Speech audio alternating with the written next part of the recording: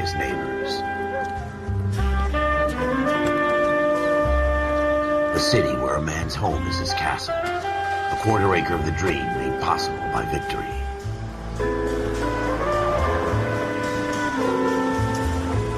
The city of opportunists.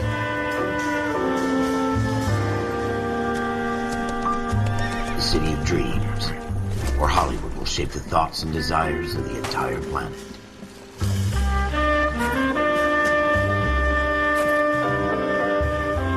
The city of pioneers.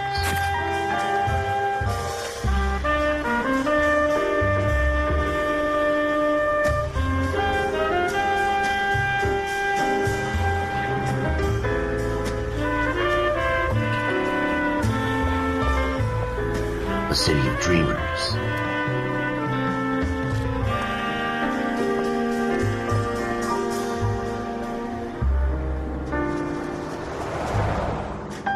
A city of undercurrents, where not everything is as it seems.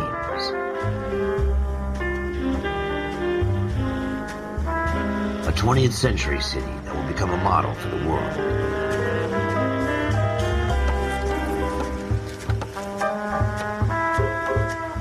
A city that has no boundaries, that will stretch as far as the eye can see.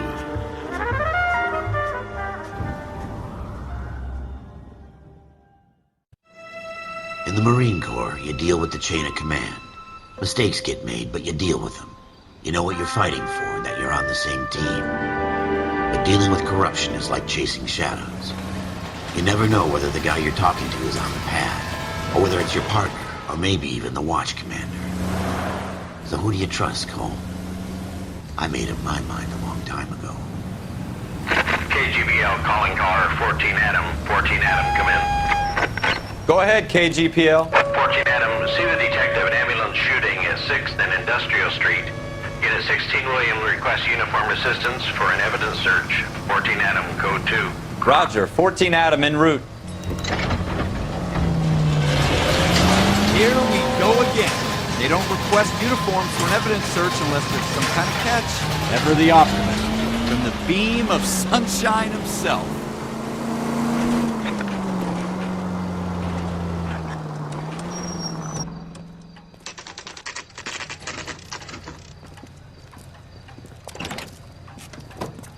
Floyd Rose, homicide. You might back up? Yes, sir.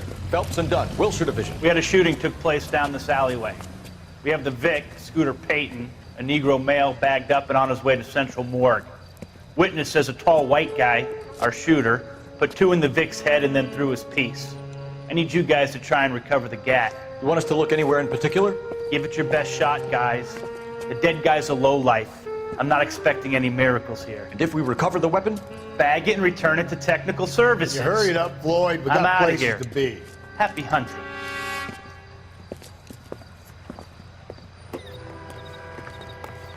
This is a fist hump. Just going through the motions. Probably right. Let's just get it over and done. All right, have it your way. We'll search right up to the back wall. If you still don't come up with anything, come find me and we'll talk it out. 2 heads are always better than 1.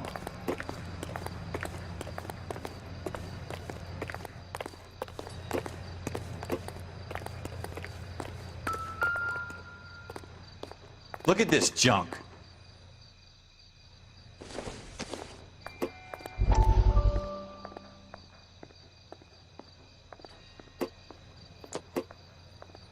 It's not my job to pick through other people's trash.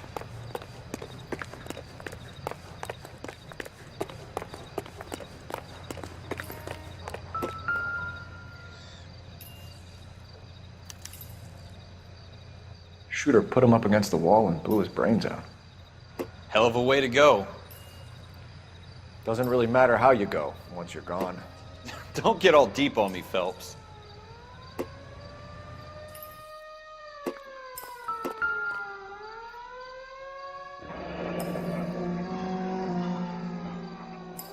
Ralph, there's something on the rooftop. How the hell did you see that? Reflection in the window. Looks like it might be our weapon. I'm gonna see if I can find a way up there. All right, don't hurt yourself. The gun's up on the roof, right? So we need to find a way up.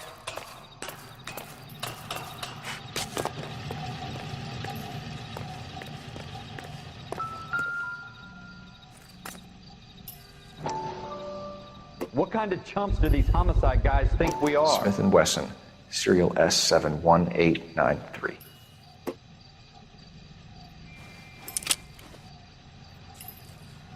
Two rounds fired, and instead of dropping it down a drain, our shooter hoists it up here. Interesting guy.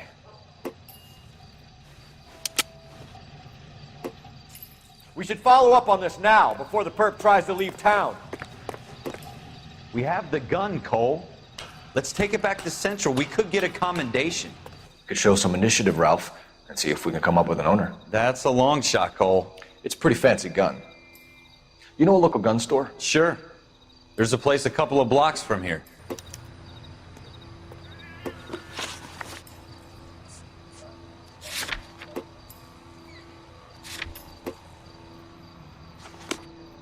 Are you sure about this? It's not really our gig.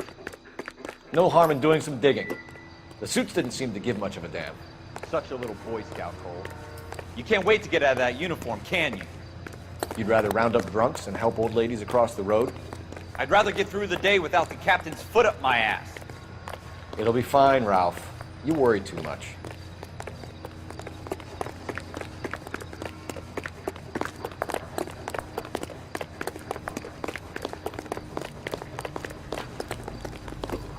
You know the way. You can drive.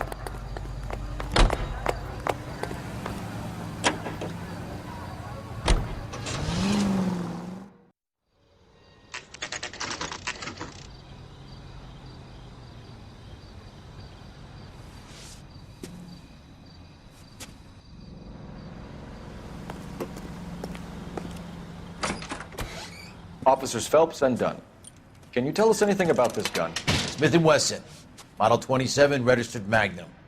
Chambered for .357, nickel-plated with pearl grips. Same gun used by General Patton. You're not suggesting he's the owner. No, I'm not. You seem to know a lot about the weapon. I ought to. I sold it. You know, this piece will stop a rhino. These babies are only available special order. Here's my Smith & Wesson order book. You mind if I take a look? Be my guest. This is about something bad, right? Model 27 with pearl grips, Cole. You see it on there?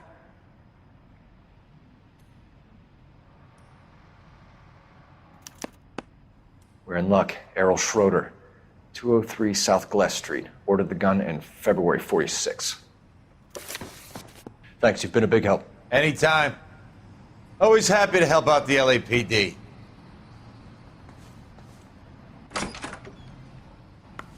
Do we call it in? Let's see if he's at home. Owning the gun doesn't prove he pulled the trigger. Okay. In for a penny, in for a pound. Lead the way, Gunga Din.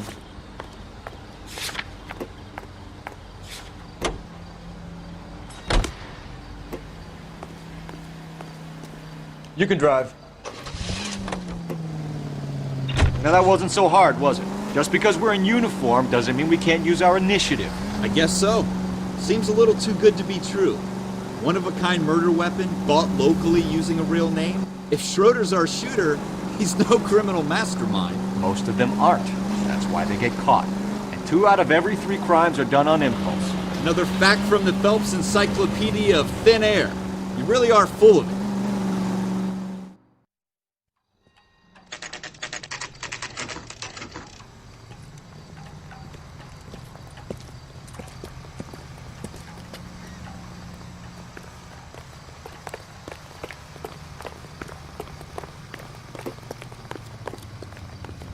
When is America going to understand?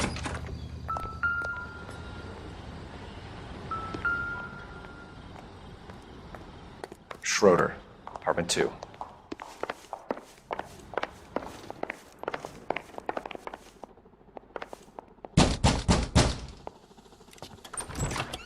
What do you guys want? I'm Officer Cole Phelps. This is Officer Dunn, Wilshire Division. You're the owner of a Smith & Wesson Model 27, nickel-plated with pearl grips? I might be. What of it? Then you'll be surprised to know that Scooter Payton was murdered tonight. with your gun. You're out of your mind. Scooter? He works for me. I have that gun here in my drawer. What the fuck is going on here? You're under arrest, Schroeder. Cuff him, Ralph. No way. You're not taking me down for this. That was a very bad move, Schroeder.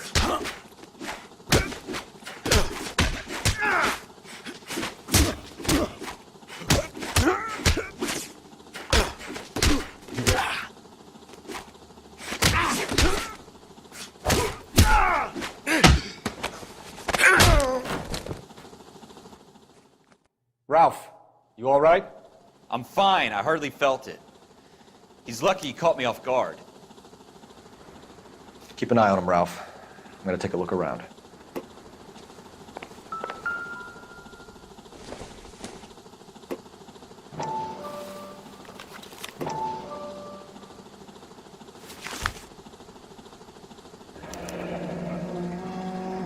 List of names and a series of numbers. Floyd Rose's name is in this book. Phelps, we can come out of this all bright and shiny with a commendation.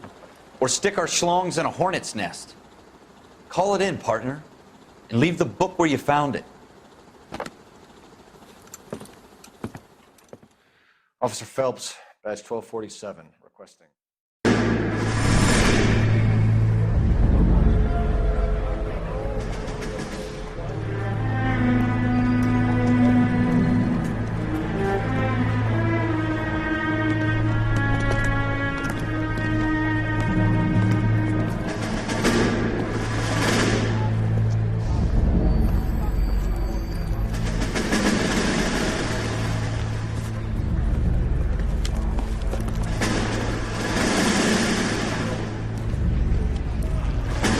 You dumb fucking sons of bitches, get in this line now before I lose my temper. Excuse me, Sergeant, but... Excuse me? Fuck you. You say another word and I'll break your fucking head and have you in the brig. Some of us are here for... I know why you're here, asswipe.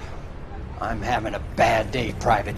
Some people don't seem to want to get on this bus. Didn't ask for your help. He didn't ask for your help. Can you believe this guy? Who are you two? Abbott and Costello? We're here for OCS, Sergeant. So it's the three fucking stooges and you're here for OCS. God help this fucking country and the USMC. The Japanese will do the world a favor and kill you quickly. All three of you are on report. What are your fucking names? Phelps. Kelso. Merrill. Any other gentlemen for OCS? OCS is at Elliott. You take the Camp Elliott bus over there. This bus is for MCRD. This bus is for men who want to fight.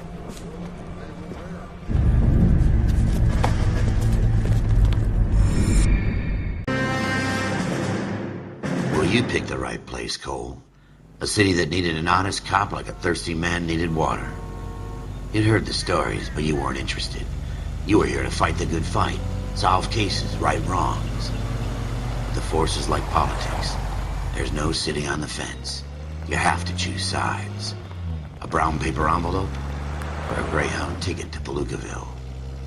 It could only ever end one way. All units to 211 in progress and shots fired at Westlake Savings and Loan, 1415 West 3rd Street. Unit to handle identify code 3. We'll take that. It's only a couple blocks from 14 Adam calling KGPL. We'll handle the 211. Roger that, 14 Adam. Be advised, suspects are armed and dangerous. Roger, KGPL. 14 Adam en route.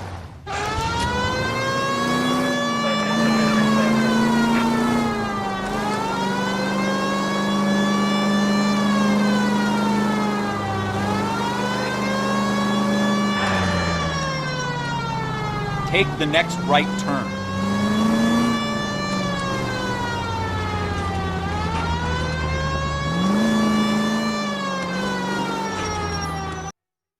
Make it quick, you guys. The cops are here. We gotta move it.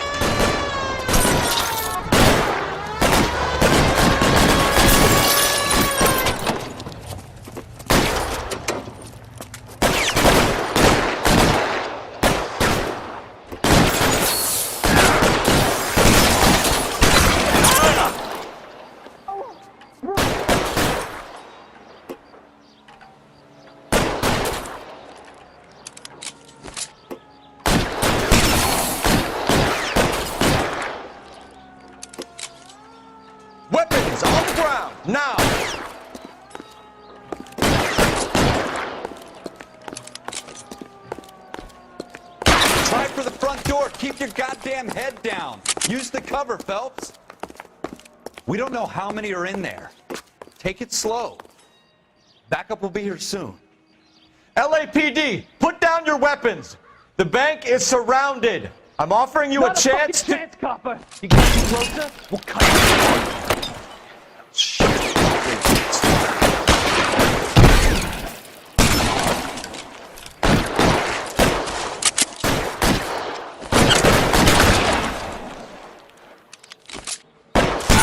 Stay down.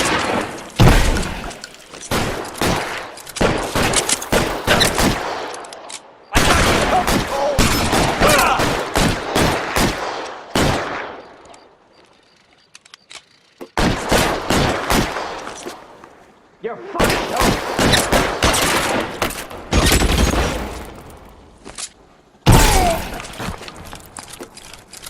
That's it? We got them all? I think we got them, Cole. Should be all clear. Lieutenant Hopkins says anytime you reach for the shotguns, you're either going to end up dead or wearing a citation. So I guess... It's okay, Ralph. You did well in there. I'm glad you had my back. Man couldn't ask for a better partner.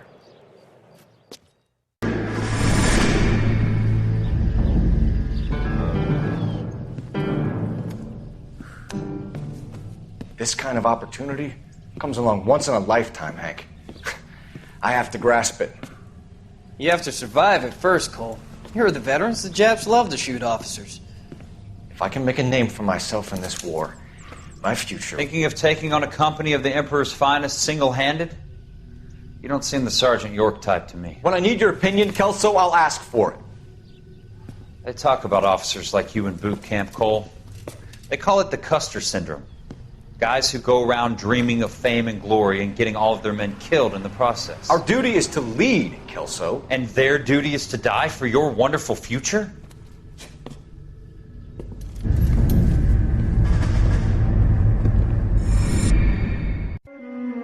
Cole Phelps and Jack Kelso.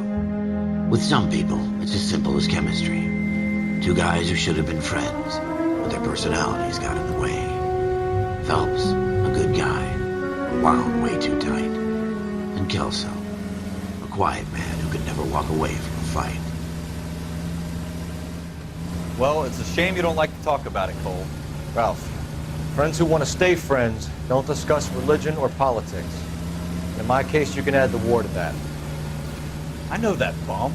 Wendell Bowers. I put him away before he jumped parole. Get after him, Phelps. I'll head him off in the car.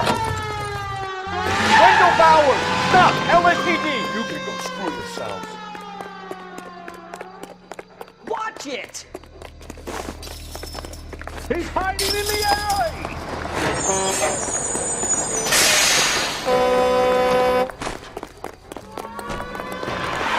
Bowers! Hold it right there! Stop now or I will shoot.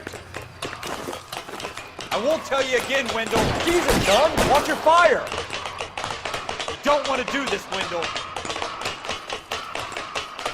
Get down from there right now. Give it up, Wendell! Stay the hell away from me! You've got to be kidding! You fucking asked for it. There's no way I'm going back inside.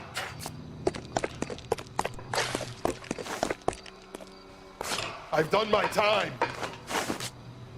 It's over, Bowers!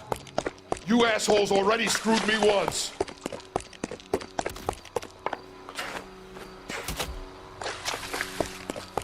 Give it up, Bowers! There's nowhere left to go! Looks like we've got the place to ourselves. Come on.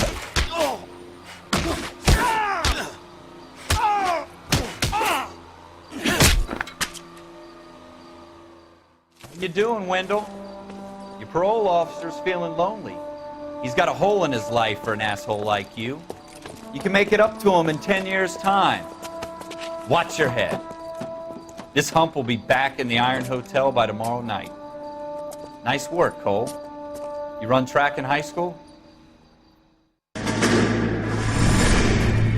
Part of the tradition of the Marine Corps and being an officer in the Marine Corps is the ability to make tough decisions. The right decision is not always the popular one. The right decision will get the men you care about killed. These ratings and your ability to give them frankly and truthfully directly affect your chances of successfully becoming a Marine officer. Candidate Phelps, you have the floor. Esprit de Corps, Merrill, 10. Franklin, 8. Weiss, 8. Donahoe, 6. Kowalski, 6. Hudson, 5. Kelso, 2. Leadership, Donahoe, 8. Franklin, 7. Merrill, 6. Kowalski, 6. Weiss, 5. Hudson, 5. Kelso, 1. Candidate Kelso! I'm sorry, Captain, but I joined the Marine Corps to fight the enemy, not get involved in this schoolboy chicken shit. Kelso, in my office, now!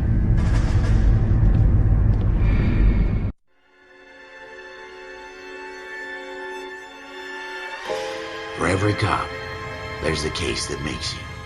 Gives you that leg up, gets you recognized as the shining new star in the squad. The case that you solve that shows that you have the gumption, the gung-ho, the get up and go to make you stand out from your average rank-and-file patrolman. This could be the one, Cole.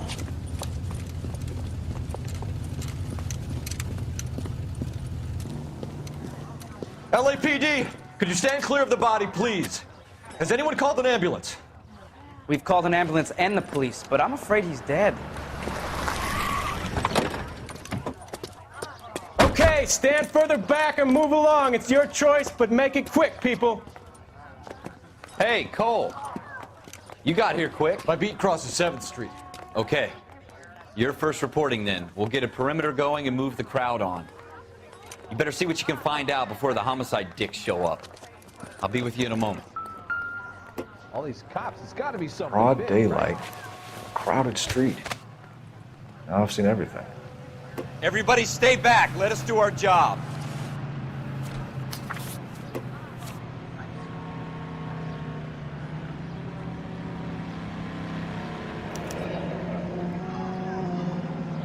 C. Galetta. Layaway receipt. Pearl earrings. Made out to Bank of Arcadia.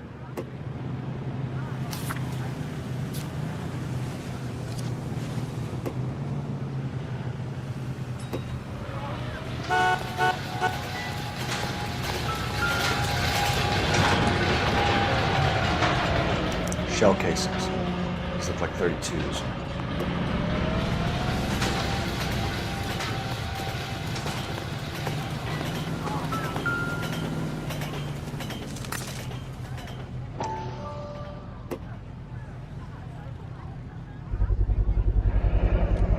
FN Browning. Serial number 01138. Might need to run it by a gun store. Eagleson's gun store's a couple blocks from here. This guy in the crowd thinks he saw something, Cole. You better take a statement. Olive oil comes from olive. What is baby? Sir, I'm Officer Phelps. What exactly did you see? I heard the shots. I thought it was a car backfiring. I saw a girl run at the shoe store. This is no battle of wits between you and me. I never pick on Speak an to the witness unarmed before man. homicide arrives, Phelps. And if you think she's lying, don't be afraid to get forceful. Verbally, of course. And don't accuse her of anything without proof. Lawyers love that shit. And if you're sure she's straight up, try the general approach. See what you can coax out of her.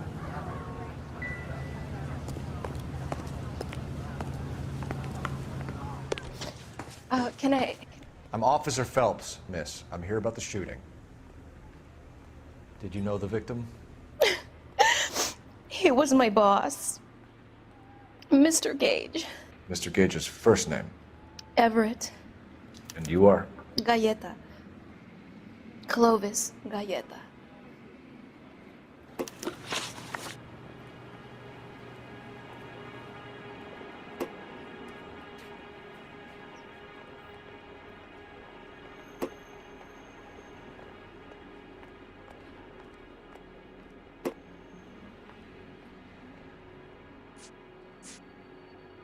Do you think you could tell me exactly what happened, miss? I look around the shops at lunch. I was in a store when Mr. Gage My boss bursts in yelling that I'm late on my lunch. And? We came back. I was angry. I walked in front. I heard shots. I turned and saw Mr. Gage fall.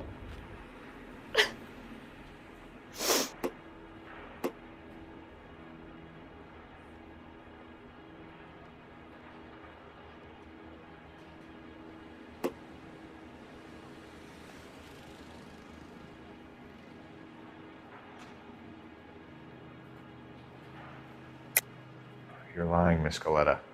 You know what happened and why. You're going to tell me. There's nothing to tell.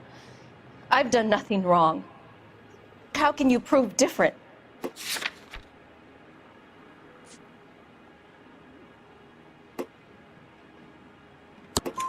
Your pearl earrings, Miss Goleta.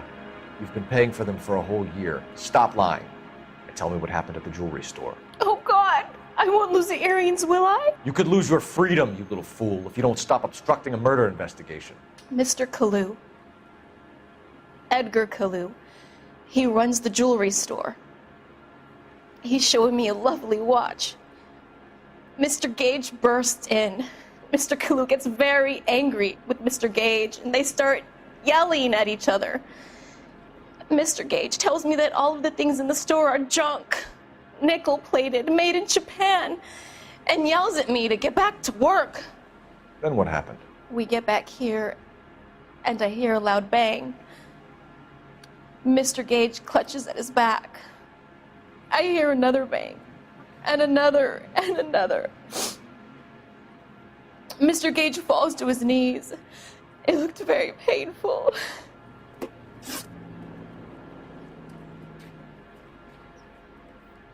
Which jewelry store? Hartfield's. Broadway, between 5th and 6th. Did you see the person who shot Mr. Gage? Of course I did. Mr. Kalu looked very angry. He kept firing the gun. He kept pulling the trigger. He threw the gun in a bin and turned and walked away.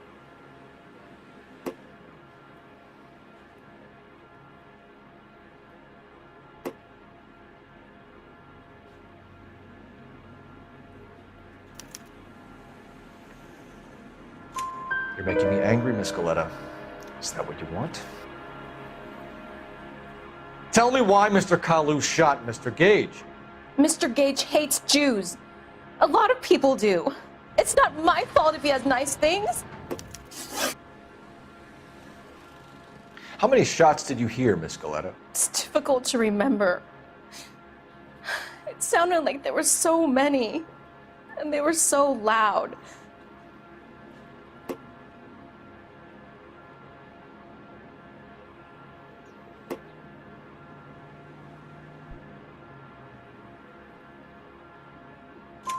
I need you to concentrate, Miss Goleta.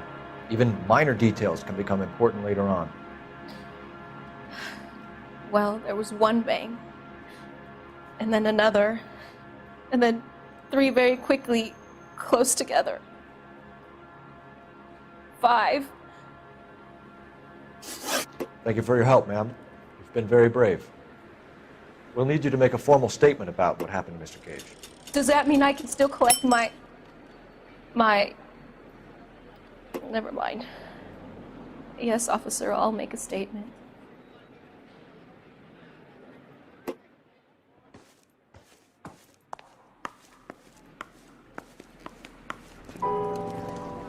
We have the murder weapon. And the murderer. The girl saw it all. Our killer works at a jewelry store called Hartfield's. That's a couple of blocks from here. You thinking what I'm thinking? Tate, maintain the perimeter. Officer, please tell me what's going on.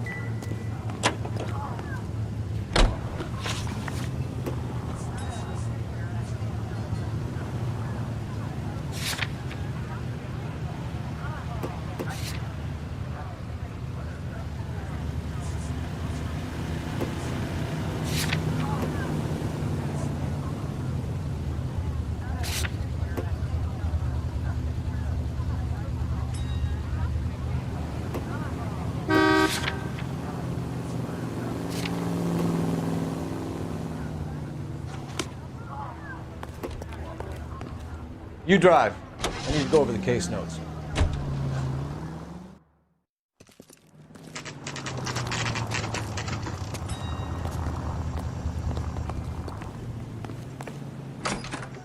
Officers, what can I do you for?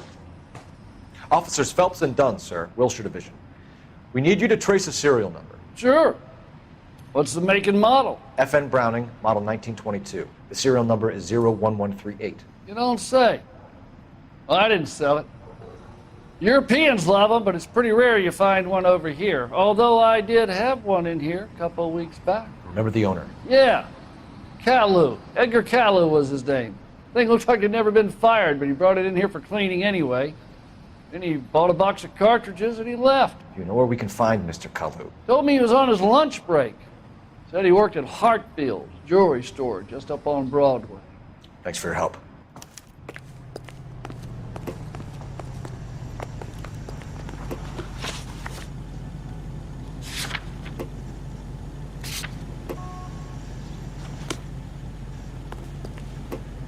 You can drive.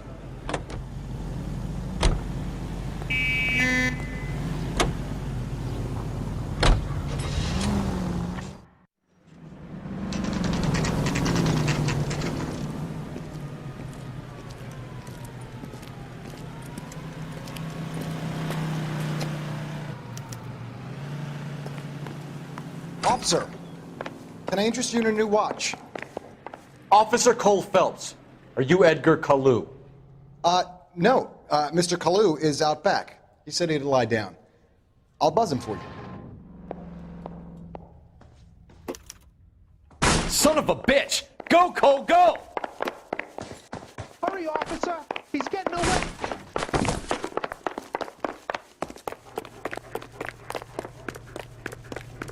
Caillou, get back here! Lord in heaven! She wants a 5-star. Goddamn. What do you think? You're a bulldozer? How shocking! Stop or I will shoot. Too late, Caillou. Oh my gosh! Edgar Caillou, you're under arrest for the murder of Everett Gage.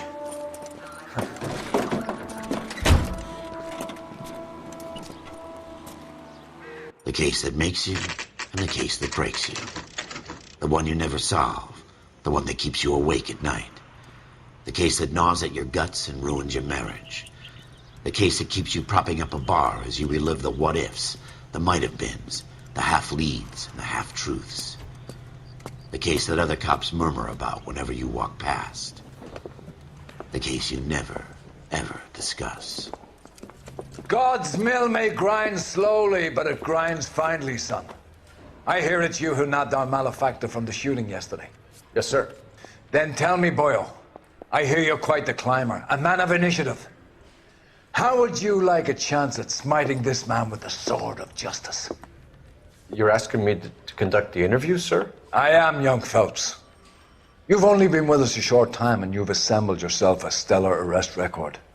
Not to mention the fine work you did in the war, sending heathens back to the hell they came from. But I'm curious as to whether you can turn your hand to interrogation. Takes a certain animal cunning, lad. Do you think you might be ready for that? Yes, sir. I think I am. Good man.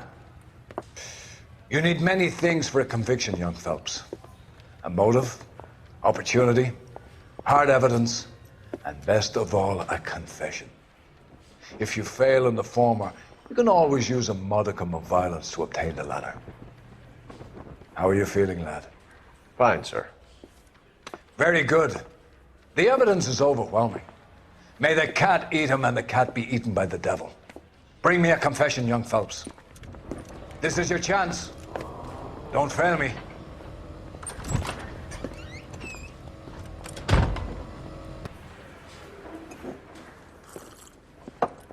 Has my lawyer arrived yet? I want to see my lawyer. A lawyer can't help you, Mr. Caillou. You shot a man dead in cold blood. You're going to have to pay for that. You followed Everett Gage and a girl back to the shoe store. You put 5 rounds in Gage's back. Gage was a bastard. Whatever he got what was coming. But it had nothing to do with me.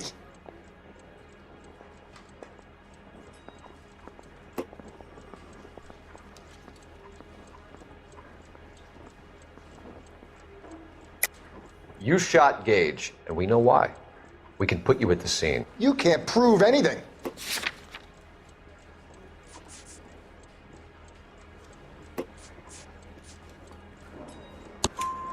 We know all about the argument. Miss Galetta made a statement. You're counting on the girl? You think her testimony is going to stand up in court? You're going to the gas chamber, Edgar. That Jew-hating fuck couldn't leave me alone. I had a sale. That girl was ready to buy. Let's change the subject. You fasting for Yom Kippur, Mr. Kalu? Yeah, let's change the subject, you going motherfucker. How about baseball? You're not denying you're a Jew, Mr. Kalu. This is America. It's not Germany. It's not a crime. Some people don't like Jews, Mr. Kalu.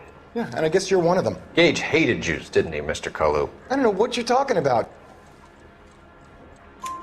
You left-wing leaning parasite. You expect me to sit here and listen to your drivel? You call me that?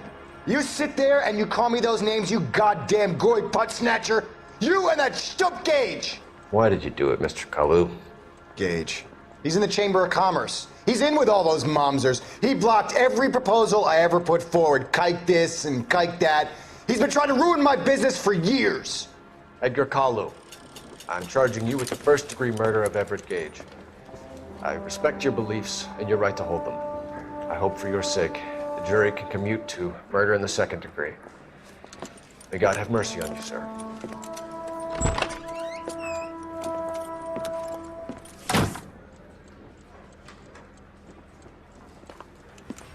Masterfully done, Officer Phelps. It is just Officer Phelps. Isn't it, lad? Yes, sir. Then let me have a word with the Chief of Police, young Phelps. The department needs heroes. A shining, honest face the public can admire. I applaud a man with your talent for unwavering justice. Back to your duties for now, boyo. But here's a piece of advice. Get yourself 2 suits, get them pressed. You'll be needing them.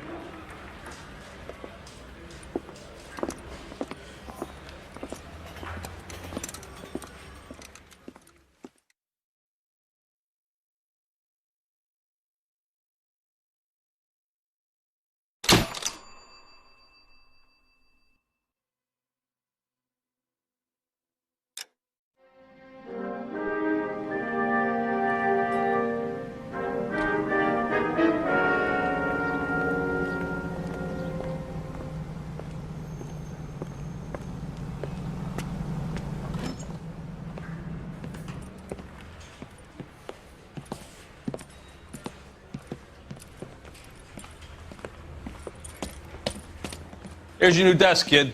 You're on traffic. The hot sheet is posted here, next to the map. What's his problem? That's Biggs. He's an institution. So this is what all the fuss is about. Why couldn't they build a freeway that goes past my place? They haven't even approved the money yet, kid. The bond issue won't be till December. It'll be years before any of this will happen. Here's your new partner, Stefan Burkowski. I've heard all about you, Phelps. You go easy on me and let me earn the odd citation, and maybe we'll get along fine. I'm here to learn, Detective. Oh, he's an intense one, isn't he, Mel? Who's intense? The newly minted detective here, Cole Phelps. Hi, Phelps. I'll be keeping an eye on you.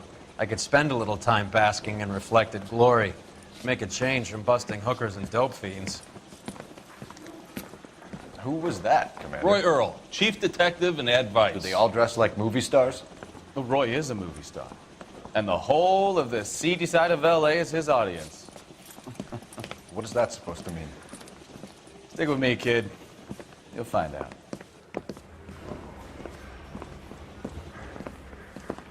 And now some housekeeping. Warm Central Division welcome for Detective Cole Phelps. Some of you guys may know Phelps. He's the cop who broke the jewelry store murder.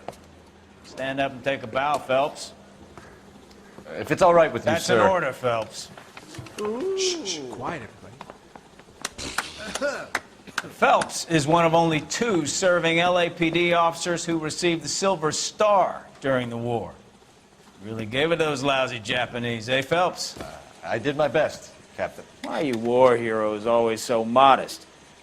I partnered Phelps with everybody's favorite Pole, Stefan Bukowski. Hope you like work, kid. Bukowski sure as hell doesn't. Well, that's why we are partners, right? Okay, can it, guys.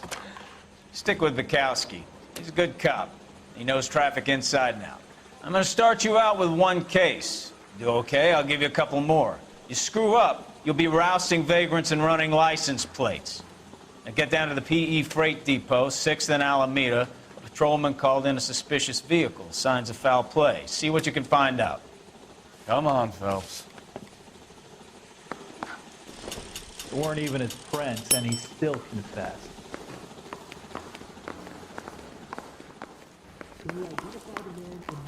Those Vice boys get any on the side? They really pushed you through quick, didn't they? 6 years on patrol before I got this desk. You were here in 5 minutes. What do you want me to say? I didn't ask for any favors. Isn't that the cop who solved the You know big this case place? and got promoted? Sure. Near the old gas works and signal depot in the warehouse district. I'll direct. So, tell me a little about yourself, Phelps. Are we friends now, Bukowski? We have to work together. Don't be so touchy. Grew up in San Francisco. My father was in shipping. Went to college at Stanford. Did 2 years ROTC before Reno CS at Camp Elliott. Shipped out in early '45 as a first lieutenant. Fought in the Okinawa campaign. I was wounded. Shipped back home. Did a year on the beat. Now I'm here. So you won the Silver Star. I don't want to talk about it. Now let me get this straight. You single-handedly killed 40 Japs on this hill in Okinawa. No. You were up there all night, draped in the flag, knife between your teeth, gun at the ready. Finished?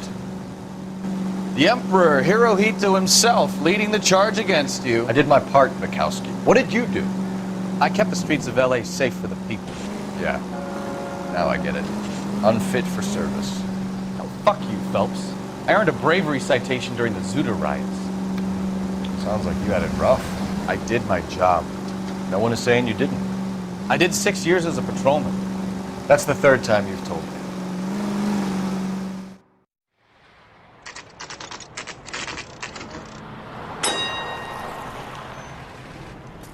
That you, Bukowski? Go on through. Parking lot straight ahead.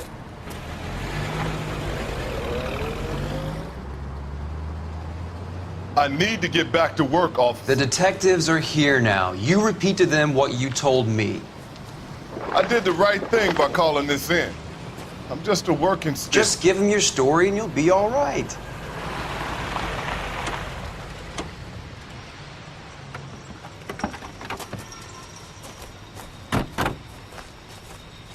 This is your first case, Phelps. It's okay to admit it if you're stumped. If you don't know what to do next, just come talk to me and we'll see what we can figure out. Thanks, Stefan. You're okay.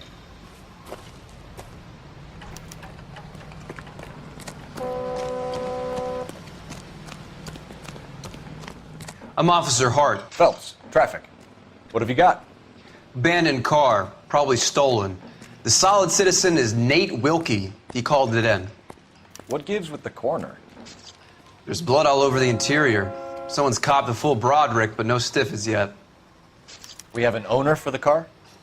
The car is registered to an Adrian Black, just north of Bunker Hill. All right, we'll take a look around. I'll keep Mr. Wilkie talking, but don't make him wait too long. He's the restless type. I better get back to work, sir.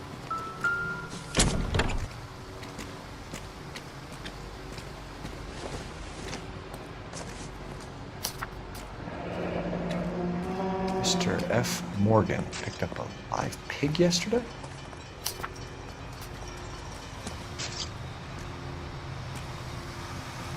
How's the world looking? Always the same two of you find. How about you? Victim looks to have lost a lot of blood. At the lab. Practical jokers say it's contaminated soil. My guess, big lump of shit. Got friends who work at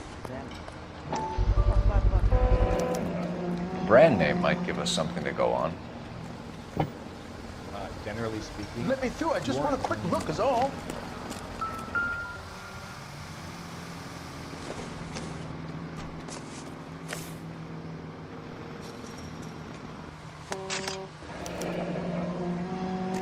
"32 years old, married.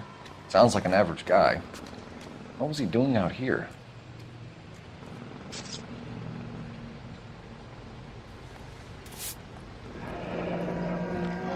Happier times, I guess.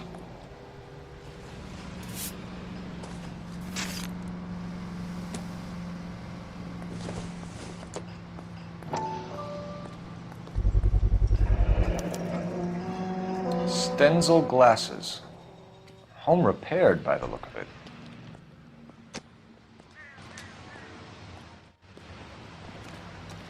How's life treating you? After this, I got 2 more jobs. Sir, I'm Detective Phelps. Name's Nate Wilkie. You found the vehicle? Sure. Saw it just sitting there. Strange place to be parking your car. Figured I'd better take a look. And then I saw all the blood. So I called the police. Mind if I ask what you were doing out here? Well, I work for the railway. I was on my way out to the switch and reckoned I'd take a shortcut. Did you see anybody else in the yard? Maybe somebody hanging around the car? Nope. I hadn't seen a soul all day till you boys turned up. Do you know Adrian Black, Mr. Wilkie? No, sir. That ain't a name I'm familiar with. You ever seen the car before? Funny enough, I did. A couple of nights ago, it was over there in the parking lot. I know most of the cars are parked here regular, so it kind of stood out.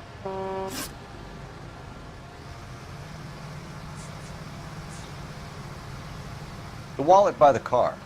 Was there anything in it when you arrived? You accusing me of something, mister? Do you want the patrolman to hold you down while we turn out your pockets, Mr. Wilkie? Maybe I checked inside that wallet. Not that I was gonna steal anything. Maybe I took a look. But there weren't no money in there. Not even change. We found a steel pipe with blood on it near the car. Do you know anything about it, Mr. Wilkie? No, sir. I went straight for the law when I saw the car was full of blood. When you saw the blood, was it wet, bright red, or darker like it is now? Darker, I'd say. Looked dry already.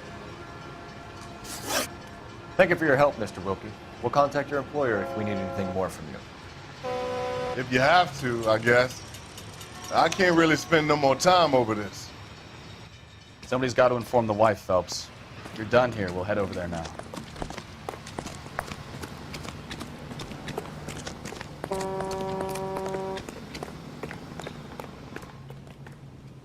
You drive. I need to go over the case notes. Do we know where we're going?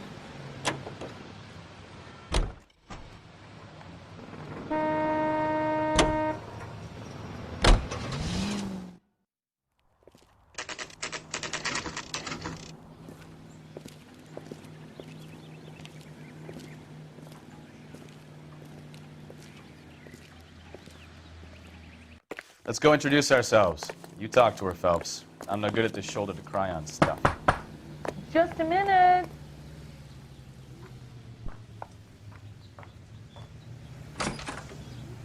LAPD, Mrs. Black.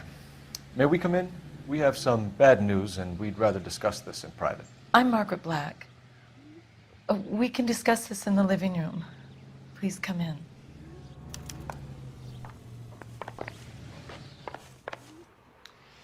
Your husband drives a blue Lincoln, Mrs. Black?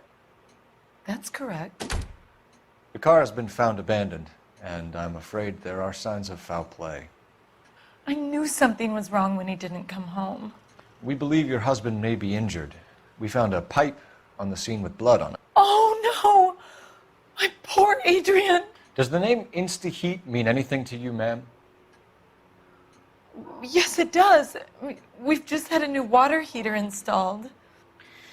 Whereabouts, Mrs. Black? Just outside the kitchen window, at the side of the house. I'd like you to try and stay calm and remember everything that you can about last night. My partner and I are going to take a look around. When you're ready, we're going to have some more questions for you. Is that okay? Of course, officer. Anything to help secure my husband's safety.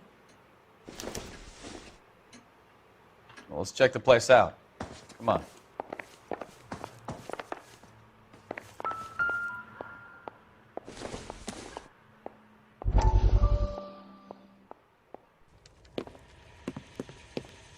Lie down, make yourself comfortable.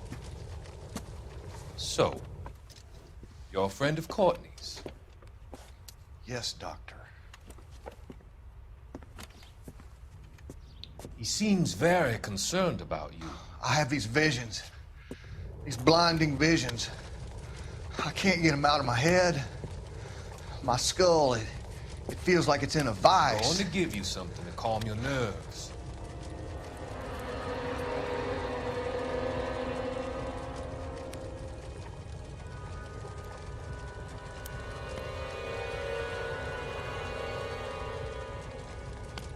I want to take you on a journey back. I want you to remember the good things about your past, occasions that made you laugh, times that made you smile.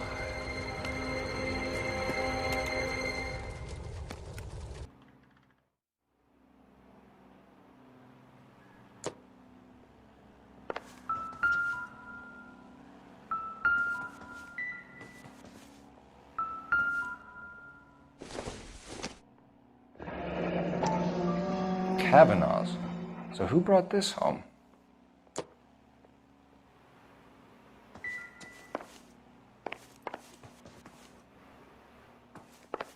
Have a good look around. There's got to be something in here to go on.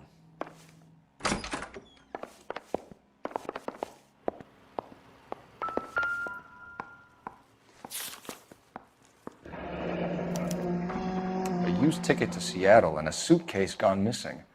Someone couldn't wait to get out of this house.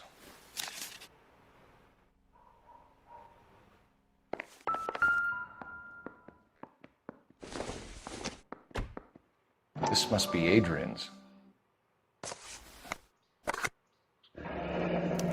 Stenzel. So the glasses are a match.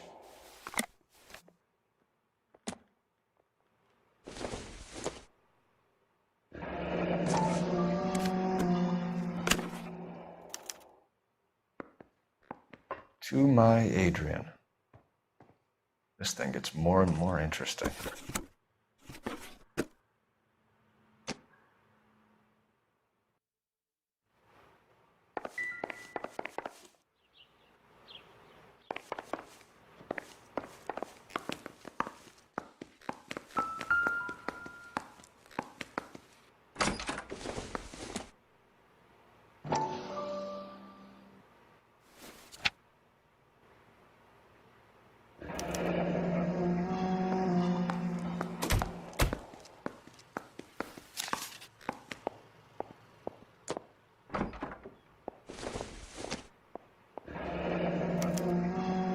This was only recently installed, not 2 days ago.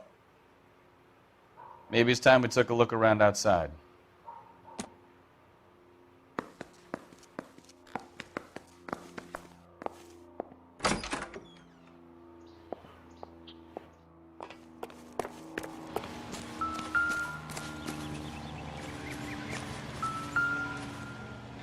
No use leaving the thing half finished.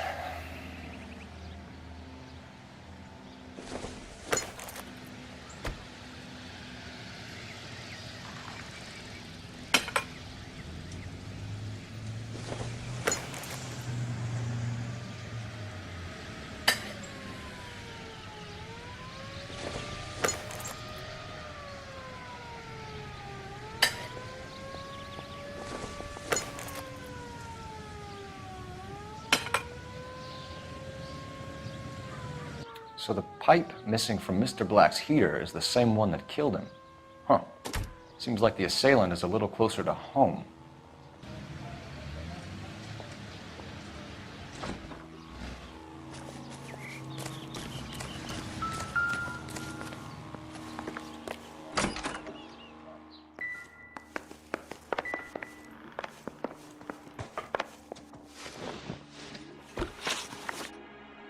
We found a receipt in the trunk of your husband's car for a live pig. This receipt was made out to an F. Morgan. A pig? Adrian runs a tool business. That would be Frank Morgan. God knows what he's up to. What makes you say that about Morgan, ma'am? He's the foreman at my husband's plant. A very shady character. I've told Adrian he needs to keep his distance from the staff. They're always out drinking together. Was your husband wearing his glasses when he left here yesterday? Yes, he just bought a new pair. Go on. I kept telling him to throw those old ones away. He tried to repair them with tape. They look terrible.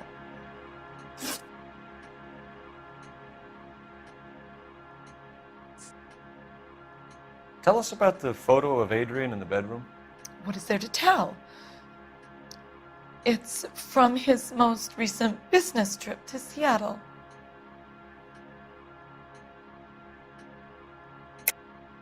There's plenty to tell. You just won't tell it. You're lying about the photograph, Mrs. Black. You're incredibly rude and insensitive. But I guess you know that. I've told you what I know about the picture.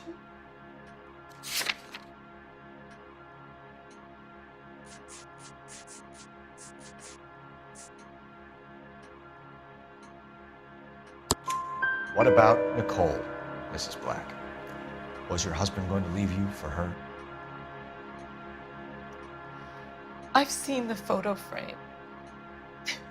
He thinks I'm stupid. But women sense these things. I don't know if he intended to leave me or if it was just a fling. God only knows. I only want to know that he's safe. Did your husband tell you where he was going last night? All he said was he was going to meet Frank for a drink. So nothing out of the usual then. Well, he came home early from work. He never comes home early. And he went out early, too. He normally never leaves for the bar till about 7.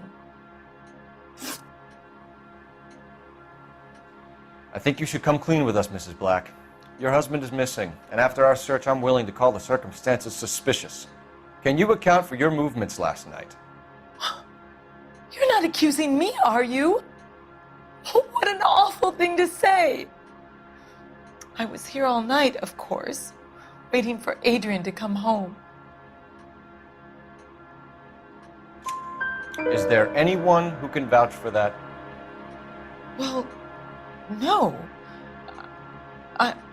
I was here alone. I cooked Adrian's dinner and waited, but he never came home.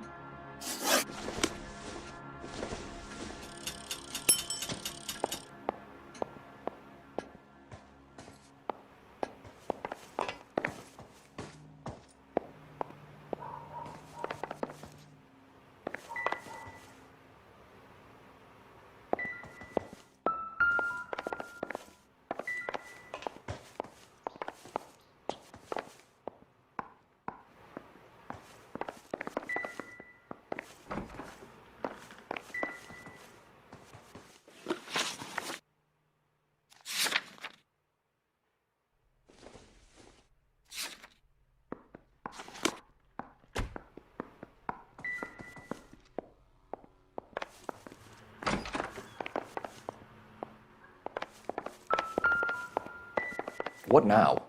Make sure you cover all the rooms. We don't want to miss anything.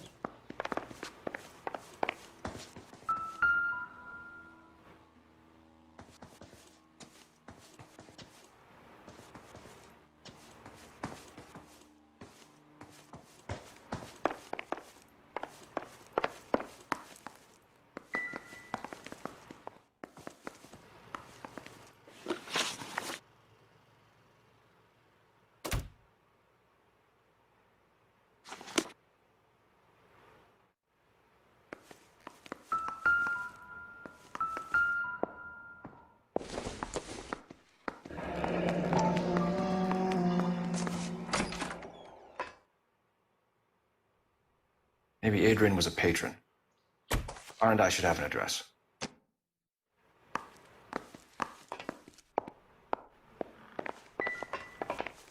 Grab the phone. R&I could run down an address for Kavanaugh's in no time. Operator, give me dispatch. Putting you through now. Phelps, badge 1247. How could I help, Detective? I need an address on a Kavanaugh's bar. Certainly, Detective. One moment. Kavanaugh's Bar, corner of Aliso and Hewitt, south side of Union Station. Thank you.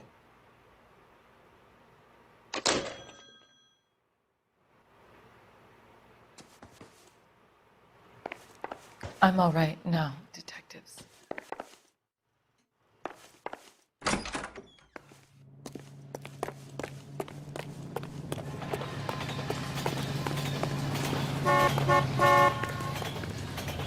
You can drive. Where are we going?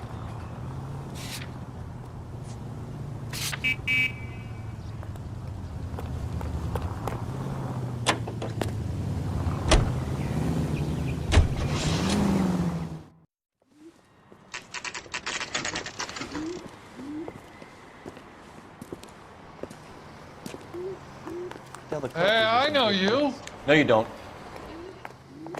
You looking for someone? That cherry pie was You know Frank Morgan? Sure. Frank's your regular. He's a loner in the back. Oh, Frank sister, Morgan? I was so Who's tight I asking? couldn't walk. Cole Phelps, LAPD. I understand you're a friend of Adrian Black. Yeah, I know. Are you aware that he's missing? No, I hadn't heard that. Tough break. We found Black's car abandoned in a freight depot, covered in blood. You know anything about that, Morgan? Hell no. I'm sorry to hear that. I like Adrian. He's a good boss. Please, don't tell me you actually believe this jerk-off, Phelps. You're lying, Morgan. You were there. And you're talking out your ass, detective. How about you prove I was out at that rail yard?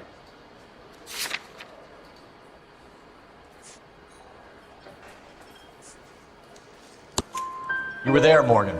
We found a receipt in the trunk of the car. It has your name on it. We can call the slaughter yard and nail you on it. All right already. That fool Adrian's fallen for some dame in Seattle. He wanted me to make it look like he'd been attacked. Where exactly is Black holed up? No idea. I think he took off for Seattle. I'm tired of your shtick, Morgan. Spill it, or we take you out in the alley and we knock it out of you. He's holed up at my place. He's waiting for some money to come through before he blows town. An address? It's an apartment house at the corner of Temple and Figueroa. Apartment number 2. I think that's all. Thanks for your help, Morgan. We appreciate it. Hey, I'm just glad I could help. I love cops. Cuff him, let him go. It's up to you, Phelps. There's no way I'm writing this idiot up. He just refuses to accompany me to church. Well, if it's all the same to you, I'll go back to my drink.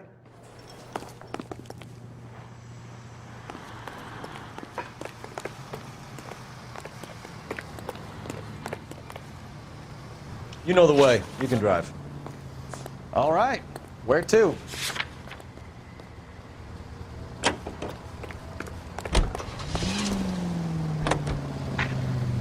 I've met some pretty good liars in my time. People who sound convincing because they actually believe their own bullshit.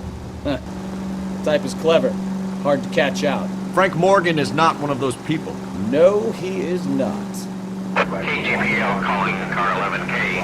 11K, come in. 11K, go ahead. Message from Technical Services. Blood found in the abandoned Lincoln at the PE Freight Depot is not human. Repeat, not human. Compositional analysis reveals swine as the most likely match. Roger, KGPL. Time to reel this guy in, Phelps.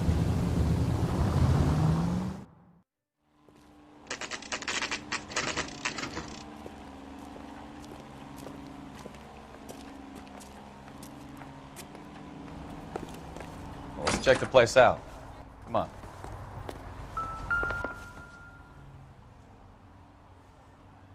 Apartment 2.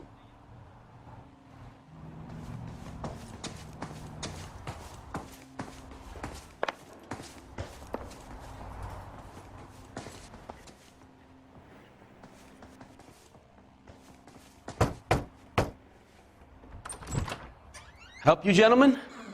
LAPD detectives, Mr. Black. You're under arrest. Look, I'm really sorry about this. I never tried to hurt anyone. I just needed to get away from LA. I won't put up a struggle. Just let me get my things. I knew it! Phelps, go after him. I'll try and head him off in the car. Remember, the gun is the last resort. There's no point running, Adrian.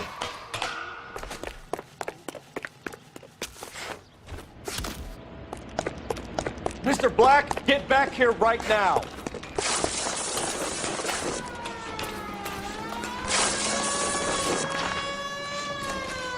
It's over, Adrian. Stop right there, Adrian.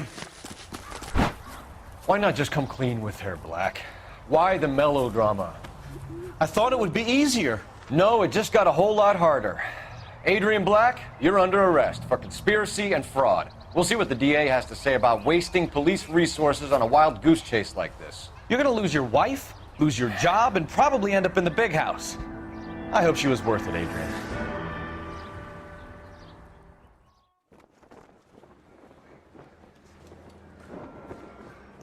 That turned out to be quite some case, huh? Adrian, what an idiot. You got an arrest and a clearance in your first case, and in fine style, too. Well done, detective. Efficient investigation technique, good public presence. You keep that up and you learn from Bukowski here, you could go a long way in this department.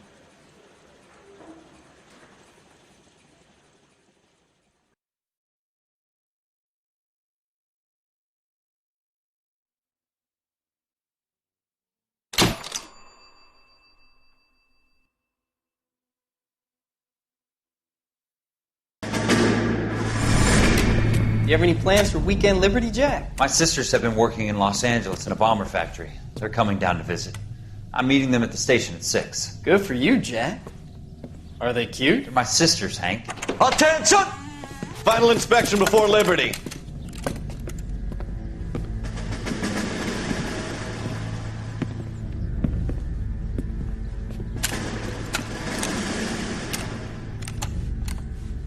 Good job, Kelso.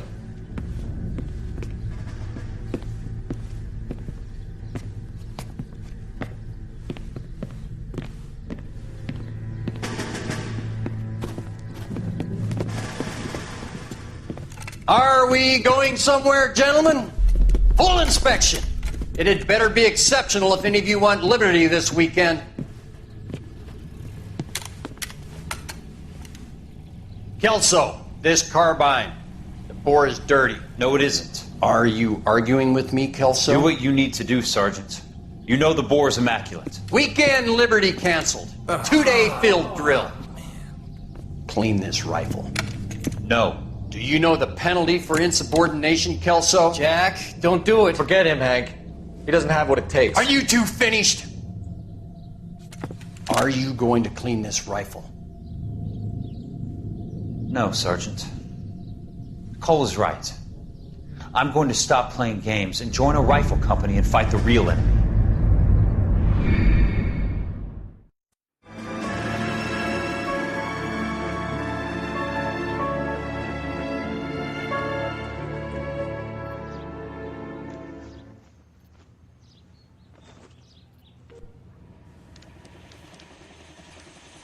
Okay, we're gonna keep this short. I'm already late for the DA. First up, Phelps, Bukowski. We got a report of a brand new Packard abandoned in an empty lot off 2nd Street between Olive and Grand.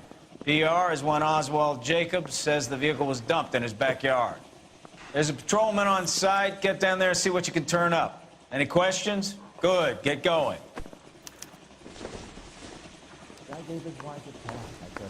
Better go. Earn our pathetic wages. Rimsky, O'Halloran, Intelligence has information on a stolen car racket. An abandoned vehicle. You catch all the good ones, huh, Phelps? Sounds like there's more to it than that. Nobody dumps a shiny new Packard unless they borrowed it without asking. You don't say. You're on fire today, Einstein. Very funny. Come on, my intense protege. Let's go save the world. You drive. I need to go over the case notes. Hey, I gave his wife a tap. He said all's fair in love and war. You hear about Adrian? Broad in Seattle threw him out. Wife says she's gonna take him back. Women generally show more compassion. What are you talking about? Adrian dumped on her. He was humping the secretary. Margaret should show some pride. Pride comes before a fall, Bukowski. Talking from experience.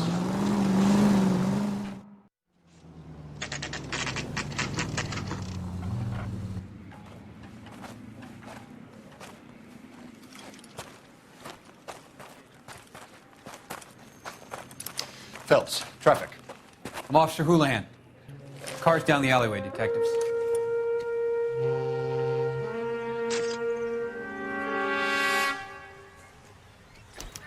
We got a call about an abandoned vehicle. Yes, sir. The car has flags.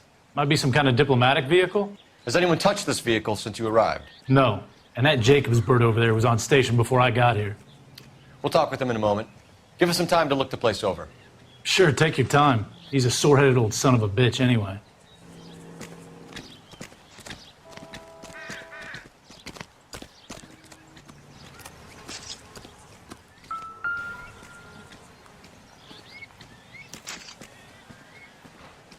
It's owned by the Argentinian embassy.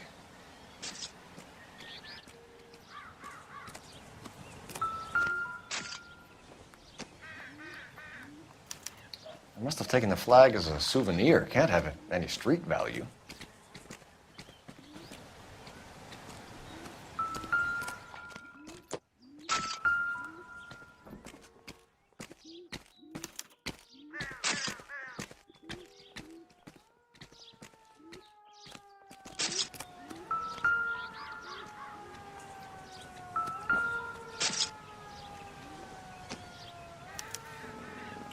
Stealing the wheels is for amateurs. Car ring would have stripped it in a warehouse.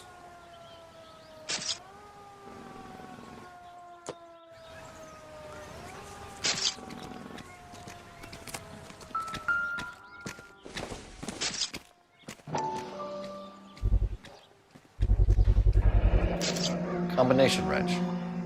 Must have used it to remove the wheel lugs.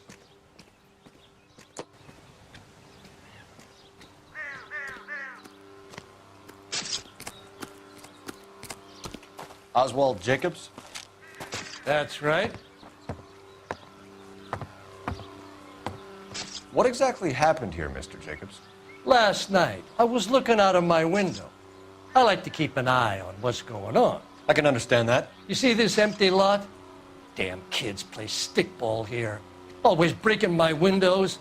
Always asking for their ball back. Can we get back to the car, Mr. Jacobs? Don't be impatient, Sonny. Anyways, last night I see this brand spanking new Packard up on bricks. Did you see who stole the Packard? Hell yes, I did. I saw 3 goddamn Mexicans going to work on it. Can you tell us what they were doing? Using the headlights of an old Ford so they could strip the thing. I yelled out to them, "I'll call the cops." So they loaded up their car and drove off, tooting and hollering and yelling obscenities at me in Mexican. You speak Spanish, sir? No, I do not. After the Mexicans left, you didn't go anywhere near the car? After I scared them off? No, I didn't go anywhere near that car. You went out to the car. Once they were gone, you had to take a look for yourself. I was curious. Ain't no law against that. So what if I took a look around that car? You can't be accusing me of nothing. Tell me about the car they were driving. It was an old Ford. I didn't catch the license number. You look like the kind of guy who notices details. You're right there. The car was old, but it looked brand new. Candy apple red paint job stands out a mile. What exactly did you see them take? They was working on the tires. That's all that was took.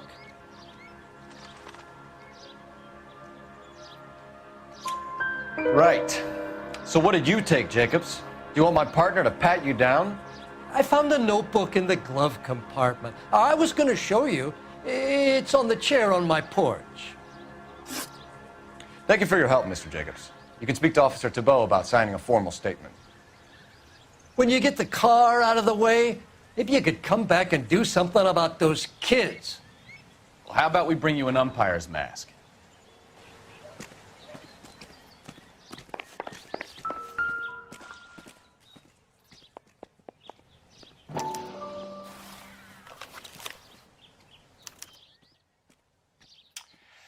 Okay, so we have the owner of the vehicle, a degenerate. I'll run John Madsen by R&I.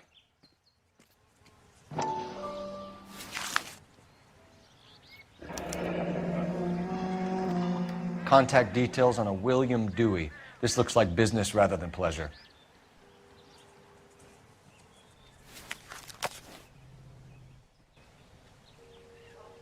I think we've wrung this place dry.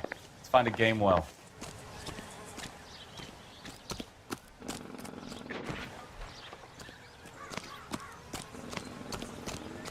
You coming? We need a game well, Phelps.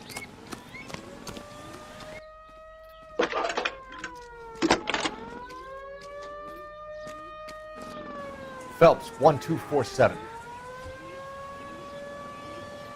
How could I help, Detective?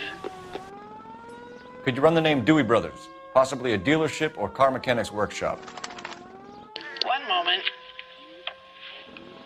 Dewey Brothers Packard Dealership, 629 Figueroa Street. Got it.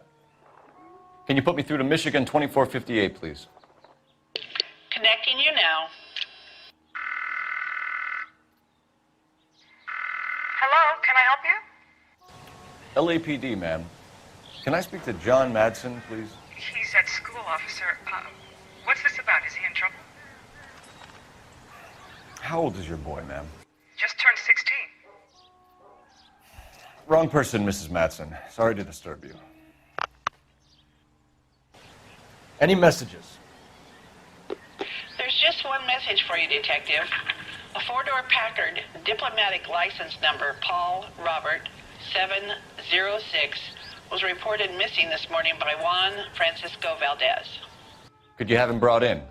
He's already here at Central, Detective. He's demanding an audience, as he calls it. Thanks. Can you get a message to Captain Leary? Tell him we'll be in as soon as we can. Thank you.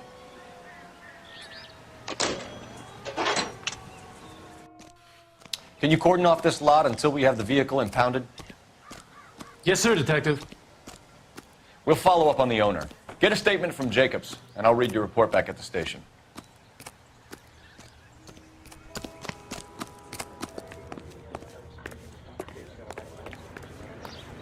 You're behind the wheel.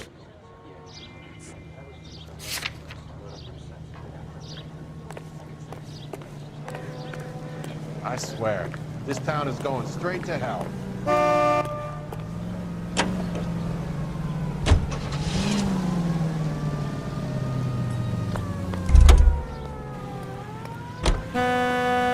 You know the way. You can drive.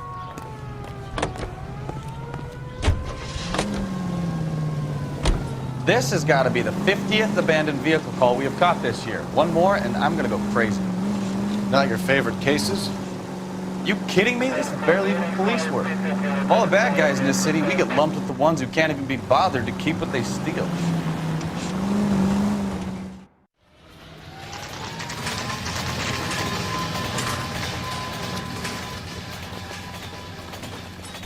Do we have a Juan Francisco Valdez in for questioning? Sure do, Phelps. Your bird's an interview, too. And get this, he's wearing gloves and doing his best not to touch anything. Can you beat that? Sounds like we don't want to keep this guy waiting. It's this way. Mouthpiece torch stripped off me at the grand jury. Case is thrown out. That was the 8th. Going to church About time. Are you the senior officer I requested? I'm Detective Phelps, and this is Detective Bukowski. Have you any idea how long I've been waiting to speak with you? I am needed back at the consulate, and you keep me here like a common criminal. All right, friend. Let's take a deep breath and start all over again. Mr. Valdez. Consul General. I insist on my full title. Where did you purchase the car? My secretary and driver arranged the purchase. A disreputable place, Dewey Brothers by name. As soon as I can have it arranged, I will have my Hispano Suiza brought up from Buenos Aires.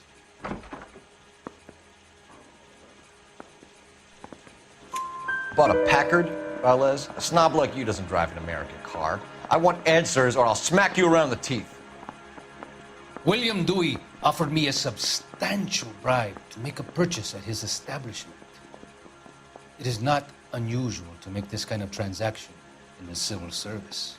Don't tell that to the Argentine taxpayers. Consul General, we have located your car. Can you tell us how it was stolen? It must have been stolen from the consular garage. Terribly inconvenient, of course. I want the perpetrator soundly flogged. Unfortunately, we don't do that here, Your Worship. You have a pretty good idea who stole the car, don't you, Consul General? Are you going to tell me, or do I shake it out of you? There's no call for violence. I suspect a disgruntled boy from the car dealership. You have a name for this kid? Gabriel, like the archangel. I have no surname. So tell us about this kid, Gabriel. You had a run-in with him? Mecánico. A presumptuous young man who did not know his place. He presumed to ask me questions. We do a lot of presuming here in the United States, Consul General. It comes with the turf. You fuck young boys, Valdez. Are you a madman? This will cause an international incident.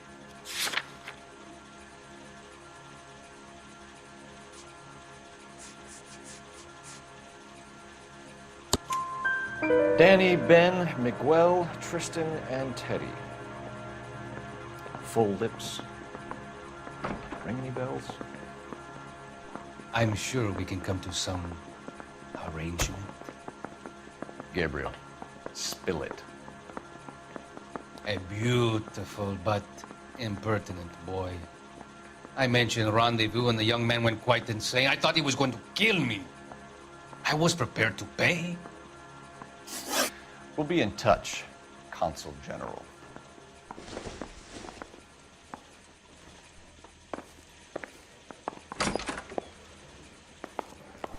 You're a real asshole. You know that?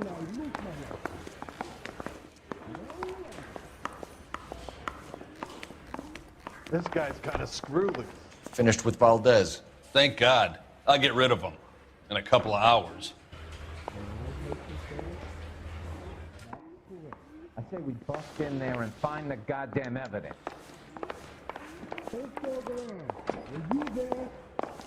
That's the cop from the newspapers. Going to church doesn't make you a Christian any more than staying in the garage makes you a car. Can you drive to this one? All right. Where to?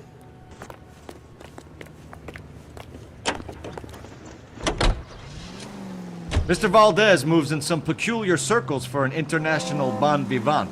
Ah, English, please. See, this is why nobody invites you out for drinks. It's just very industrious of him to be so involved in matters of consular transportation. All right, you're making it worse now. I think what you're trying to say is that lover boy in there is as full of crap as a Christmas goose. That as well.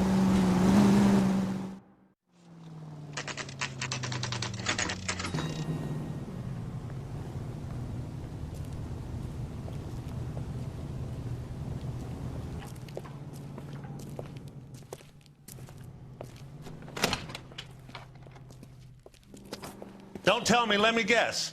You were making your way past the lot, caught sight of the new model four-door, and couldn't help yourself. You could see yourself in that car and just had to take a closer look. Well, I can't say as I blame you. LAPD, Mac. We'd like to speak with the owner. That's me, William Dewey, proprietor, at your service. We're investigating the theft of a Packard belonging to the Argentine embassy. Are you missing a combination wrench? I don't know, Detective, but I know how we can find out. Follow me.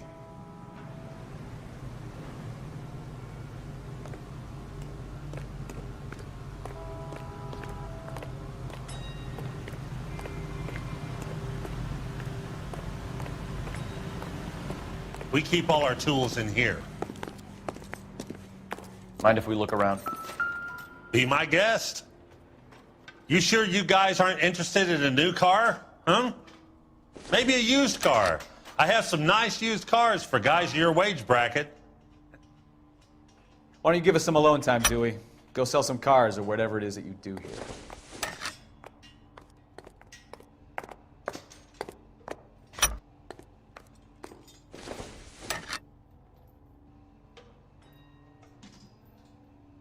That's not right.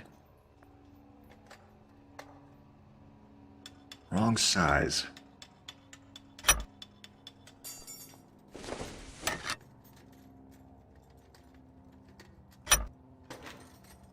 One left. No. Gabriel Delgado is missing a 3/4.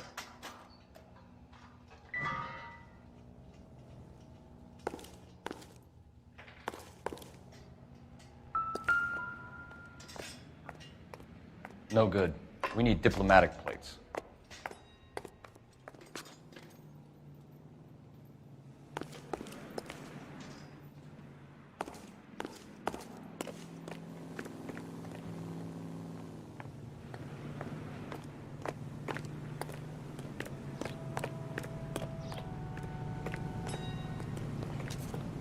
If you don't mind, we have a few questions.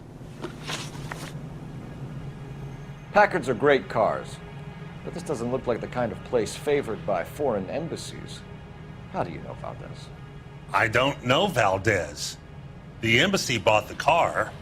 All I know is he must know a quality car when he sees one. And I know a shyster when I see one. You and Valdez are in this together. Me and Valdez? I hardly know him. Valdez wouldn't wipe his shoes with me.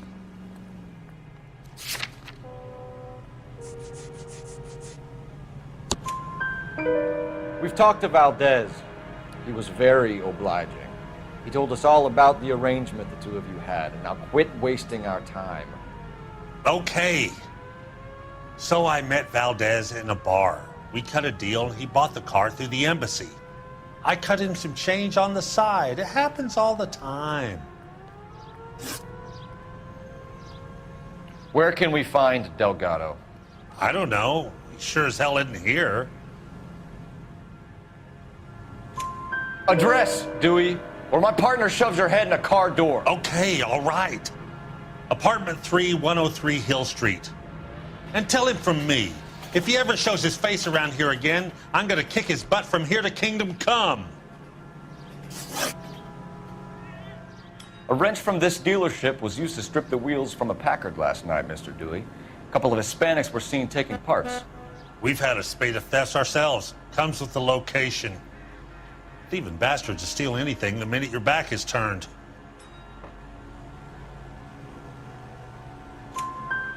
What are you hiding, Dewey? Spill it. You don't want the LAPD getting too interested in this place. So I hire a few illegals. It's cheaper than hiring returning GIs, and they have less attitude. Downside is, they're a little light-fingered. Thank you for your help, Mr. Dewey. No problem. God damn that kid. I'm just an honest car salesman. Seems like you just don't know who you can trust these days. Going to movies, Dewey. You're missing your calling. Time to visit Gabriel Delgado. See how good his excuse is.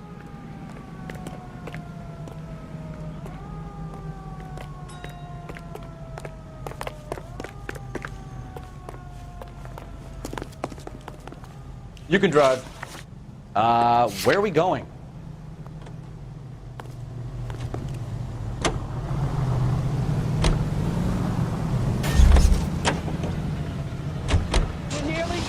You read this story in the Examiner about the Navy developing three-dimensional movies?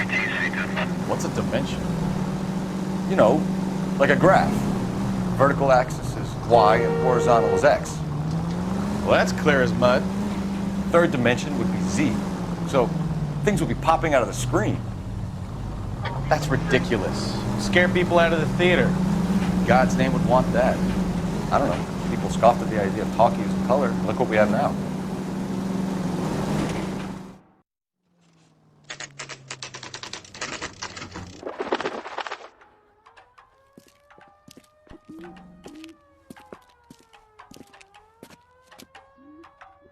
Okay, let's see what Gabriel has to say for himself. I just hope our Archangel hasn't already flown. Hey, that's that cop. Seems like a What the decent guy. hell is this guy doing?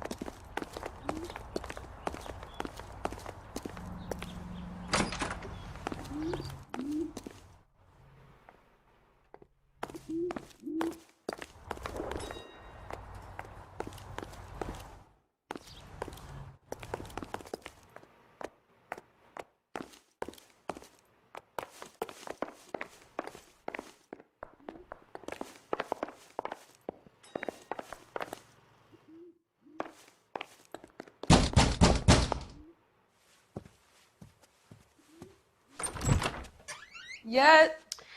LAPD, ma'am. We're looking for Gabriel Delgado. Gabriel? We're from the police. Policia, you understand? Yes, I understand. Could you come inside? What is your name? Ana Rodriguez. Is Gabriel Delgado here, Ms. Rodriguez? No. What do you want with Gabriel? Is he in trouble? Stay where you are, Ms. Rodriguez. We need to take a look around. But he is not here. I have told you. Check out the surrounds. I'll stay with the broad.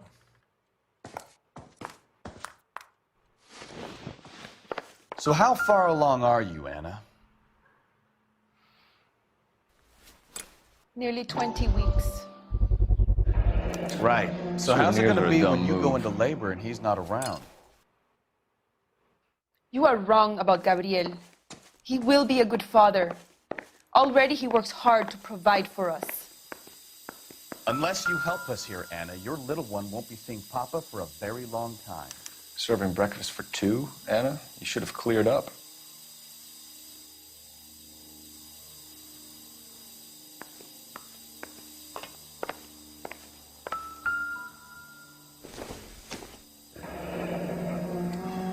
Difficult to tell whether it's the suspect vehicle from the scene. Certainly Gabriel's pride and joy.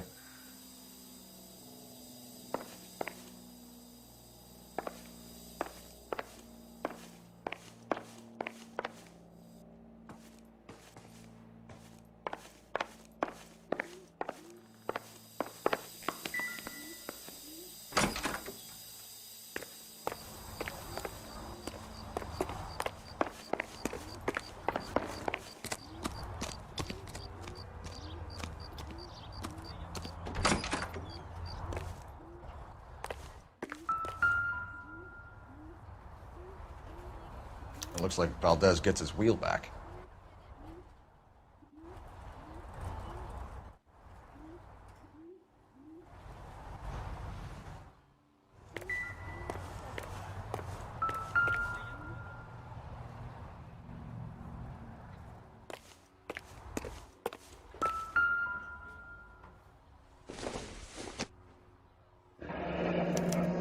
Diplomatic license plates.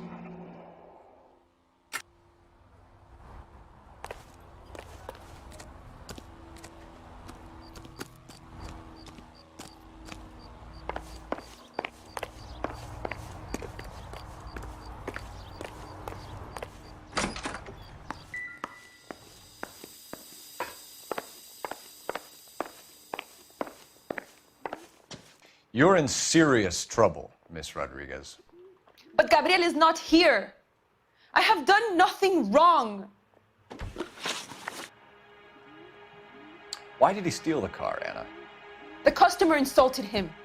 He has his honor, no? His honor, Anna? He said Dewey's friend tried to make a woman out of him. He no longer respects this man, Dewey. He took the car to show this maricón that he is a man. Tell us the truth, Anna. Has Gabriel been here? I haven't seen him for at least 3 nights. You keep lying to me, and I'll send you and your baby to jail. He lives here, but he hasn't come home. I swear it.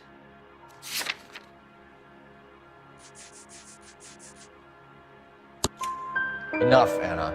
There are signs all over this place that he's been back.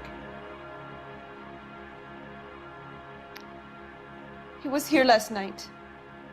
I have never seen him so angry. He went out to his shed and put some things in it. I don't know what, and I don't want to know. I love him.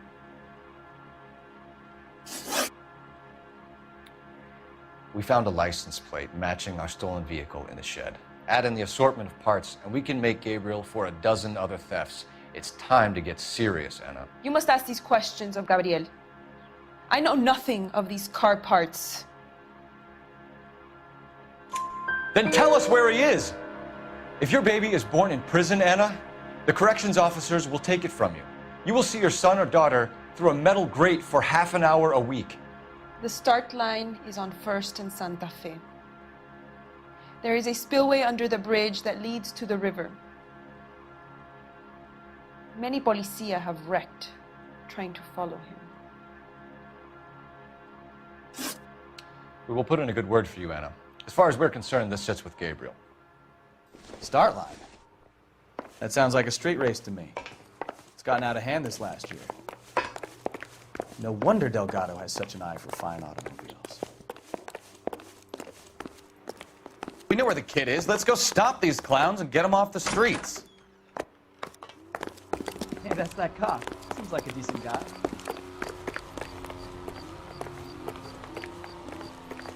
You know the way. You can drive. Fine. Where are we headed?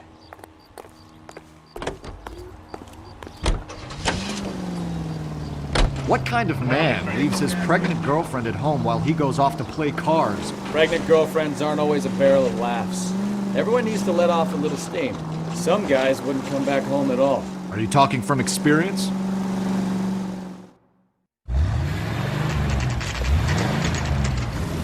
There's the red Ford. That's Delgado right there.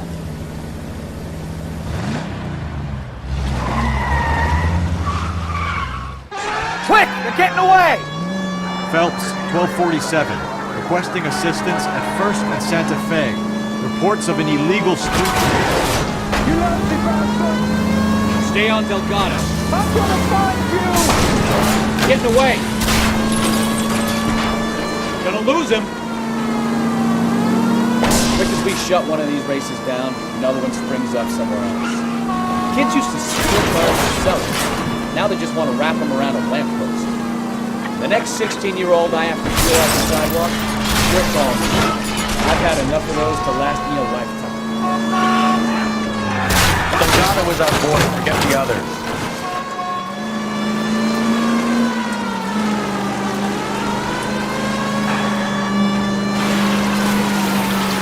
Lay into his wheel arches. Come on. Step on it, Phelps. Take him out.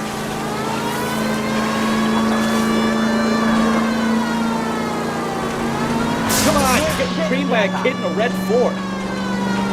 Enough games, Phelps. Take this guy out.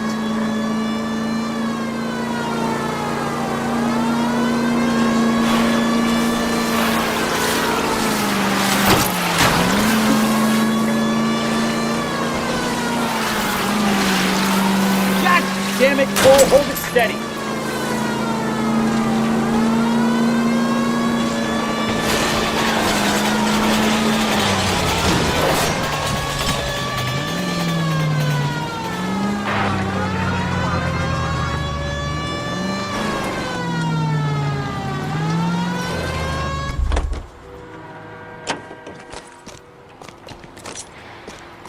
Gabriel Delgado, you're under arrest for grand theft auto. Fuck you, puto! You should speak to the maricón. Valdez, I showed him. Now who's a man? I should have burned his fucking car.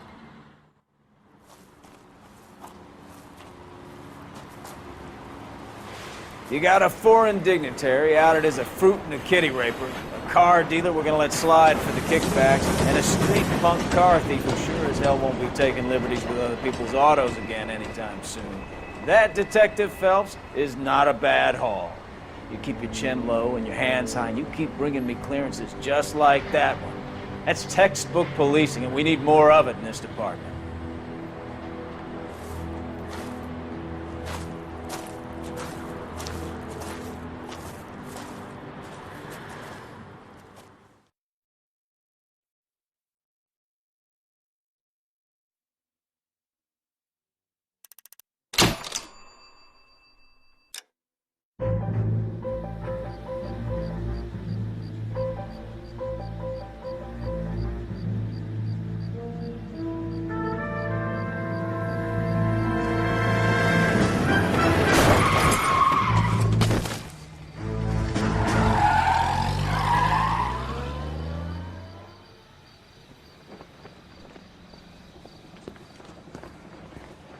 All right, gentlemen, I just got this handed to me. A hit-and-run felony at Ray's Cafe, 208 North Los Angeles.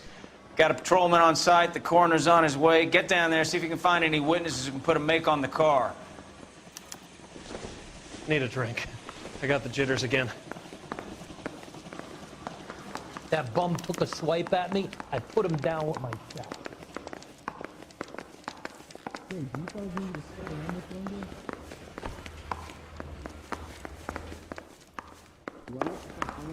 My wife is so dumb. She stares at orange juice for hours.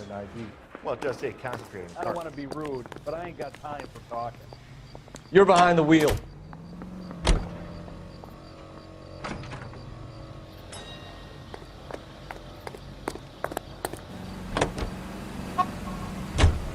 Looks like the DA is going to press charges. Anna Rodriguez might do time. I'll speak to the DA. She suffered enough. I don't know, Cole. She's an easy make, and the DA likes convictions.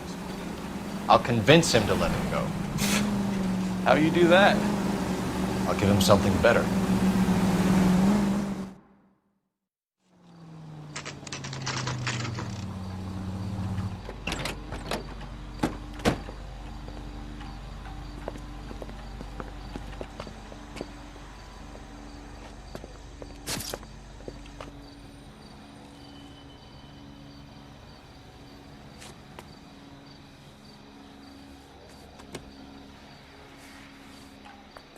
Detectives, over here.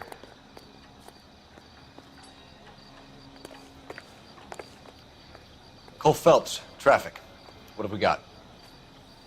Vic is a white male named Lester Patterson. Walked out of the bar and into the street. Car hit over there, and he ended up here. Dead on impact by the look of it. Have you canvassed the area? The only one with anything useful to contribute is the young lady over there. She lives above the bar. Name is Shannon Perry. No, it's not a stage name. 24 years old, she left Kansas to follow the yellow brick road. Is that so? We'll take a formal statement later. Right now, we're going to take a look around.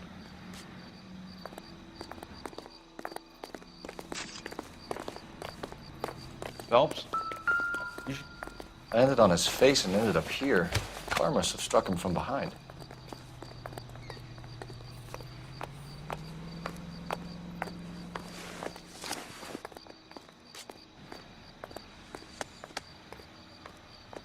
We can notify next of kin.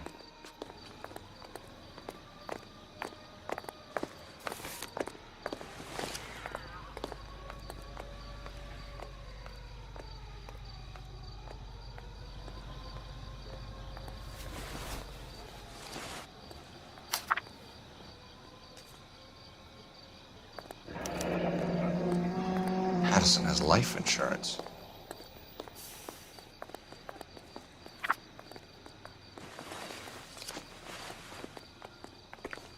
What have you got on the victim? From all reports, he was intoxicated at the time of the accident. I'll know how intoxicated once I've done the autopsy. Looking him over now, I'd say he died on impact. What about the chest wound? Isn't that inconsistent? Very common in auto injuries. Look for a car with a prominent hood ornament. Those things are killers.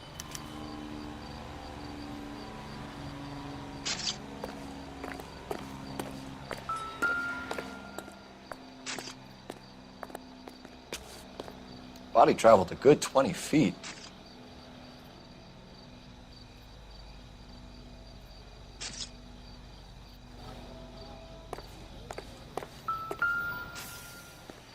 This blood is a long way from the body.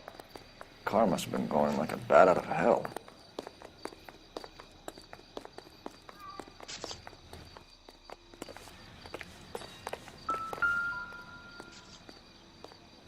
So the driver managed to brake before the impact.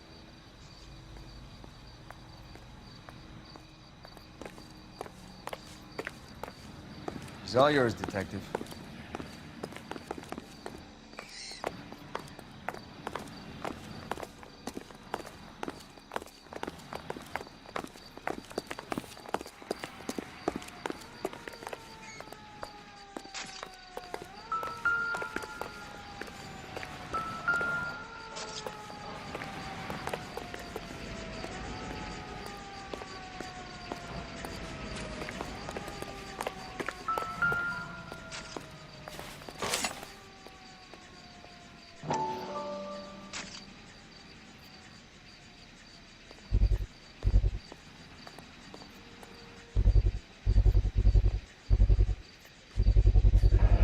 Knife covered in blood. Could be a steak knife. This is a hit-and-run case, Phelps. Anyone could have thrown away a kitchen knife. In any case, we'll want tech services to scrub the alleyway before they bag the knife.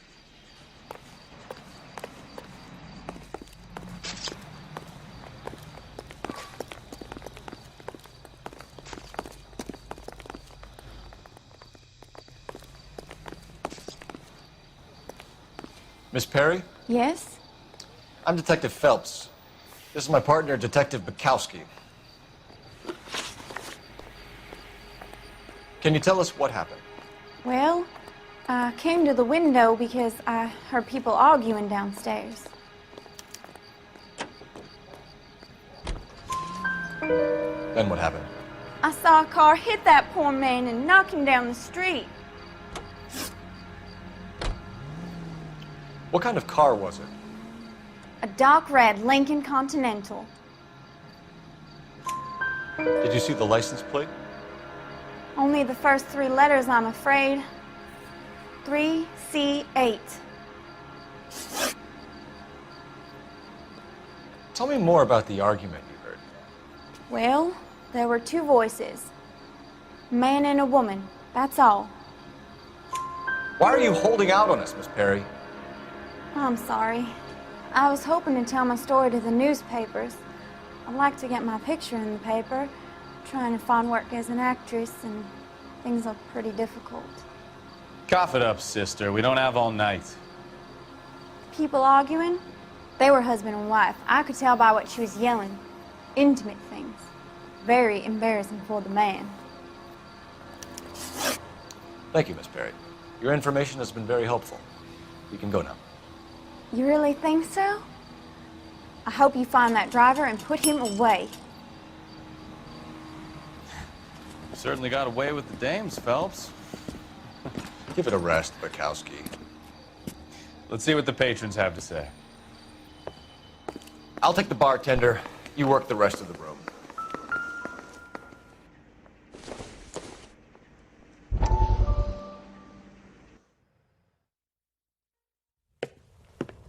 Courtney, come in. Have a seat. Thanks, Doctor. How are you finding working at the clinic? It's, fine. Are you sure? Can I be honest with you, Doctor? I would hope so, Courtney. I was hoping that the therapy would be more beneficial. Treatment can, unfortunately, be very long-term. So many of the patients here are addicts, Doctor. Many of them have been for years, Courtney. In the past, these people were condemned to sanatoriums.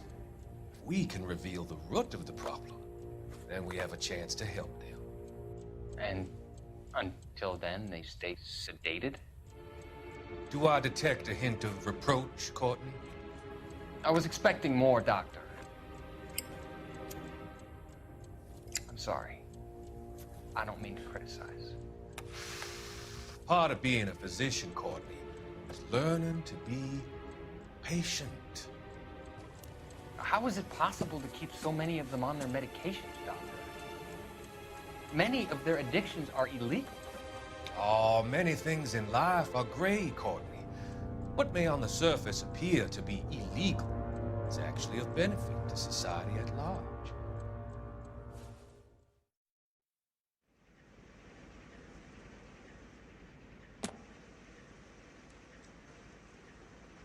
I'm Detective Phelps of the LAPD. How can I help, Detective? Your name would be a good start. Dudley Lynch. Hired help. I run the place when the owner ain't around. Where is the owner? He stepped out. Somebody had to take Lorna, Mrs. Patterson, home. What can you tell me about the accident? Not a lot. It was busy in here, and all I heard was the impact. So what was he doing outside? It's against licensing regulations to drink on the sidewalk. Lester and Lorna were having a fight. The owner made him take it outside. It was pretty ugly. Do you know the victim? Yeah. Lester Patterson. He's a regular here, or he was. Not one of your favorite customers? Lester was special, but not my kind of special.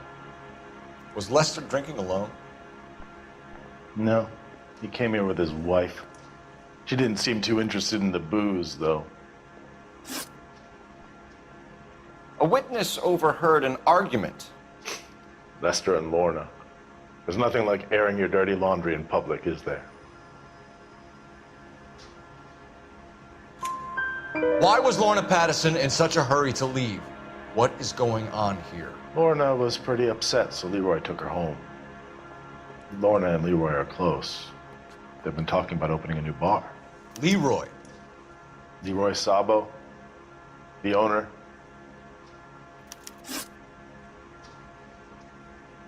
How long have Lorna and Leroy been talking about this new bar?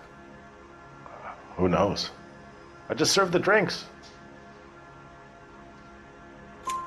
Bartenders hear all sorts of things. Are you going to tell me, or do we have to start playing rough? When Lester was drinking, he treated Lorna like dirt. He gambled away all their money. Lorna pitched Leroy about the bar. I don't know how interested he is. Is Leroy doing well? Hell no. The only thing keeping this place afloat are the poker games. Thanks for your help, Lynch. I'm going to need you to sign a statement with the patrolman. Sure, no problem. You get anything out of the regulars? They weren't giving too much away. They liked watching Lester and Lorna go a few rounds every other day. And Lester was a fan of the love tap.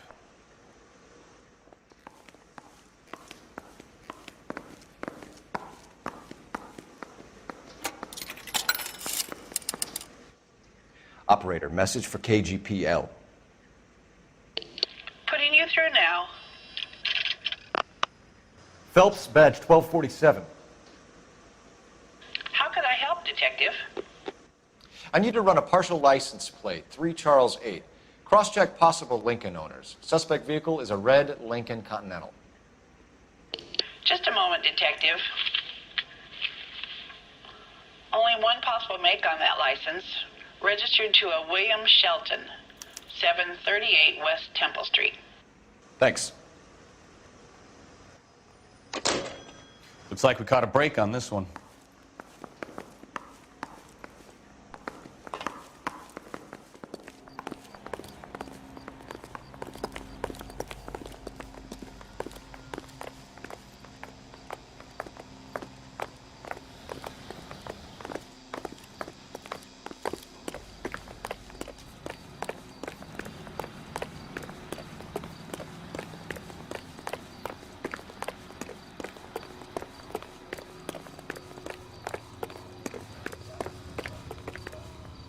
You know the way. You can drive. So where do you want to go?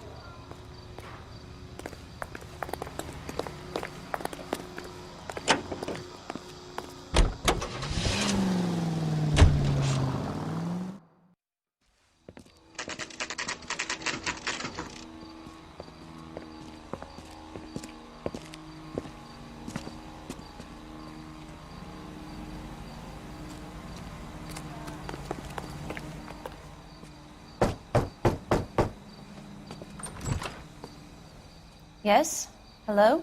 Mrs. Patterson. Is this about my husband? We're investigating the incident, ma'am. I see. Come in, won't you?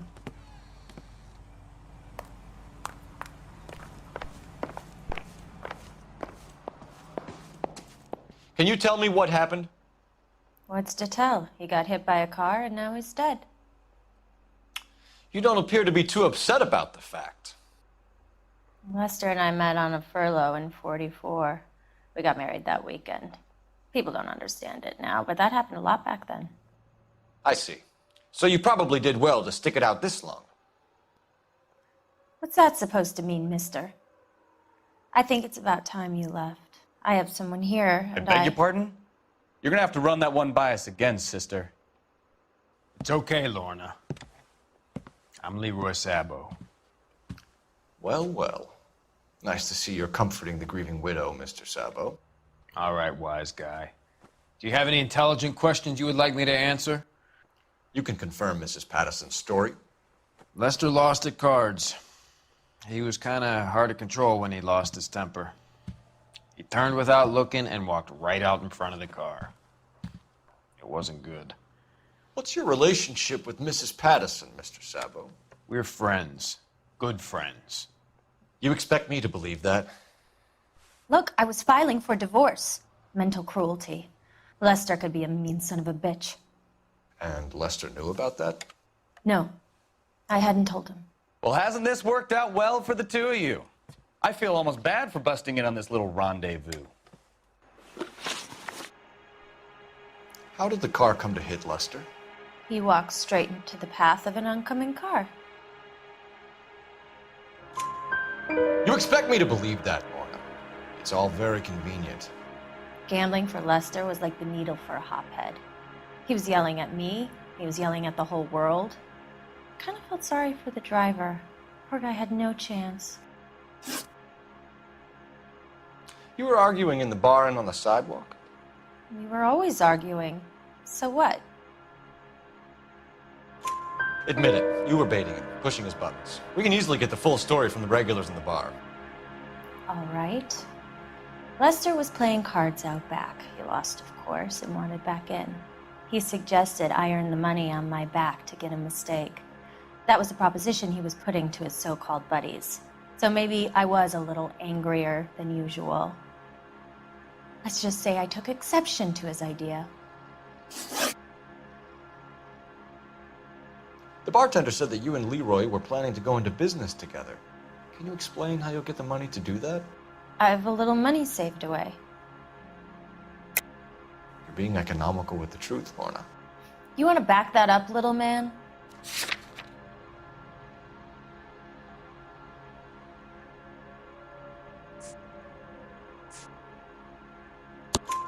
You increased the premium on Lester's life insurance. GI insurance policies have a $10,000 payout. It was Leroy's idea. Lester lived on the edge. He was always getting into fights, crap games, pinochle, you name it. Turns out it was good advice. It speaks to motive and premeditation, Lorna. You're forgetting the hit-and-run detective. You and Mr. Sabo have an interesting day. I'm sure we will, officer. Now, if you could both just leave. We're leaving, ma'am. Sorry for your loss. I can see what a tough time you're having with all this.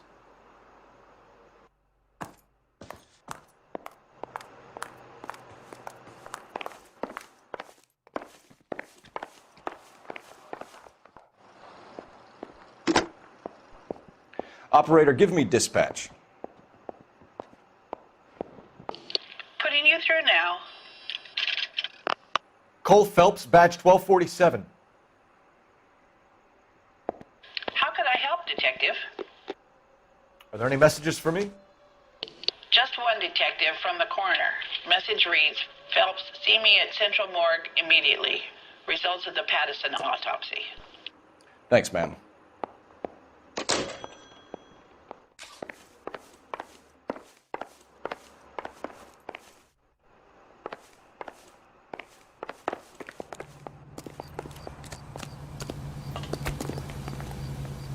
You drive. I need to go over the case notes. Do we know where we're going?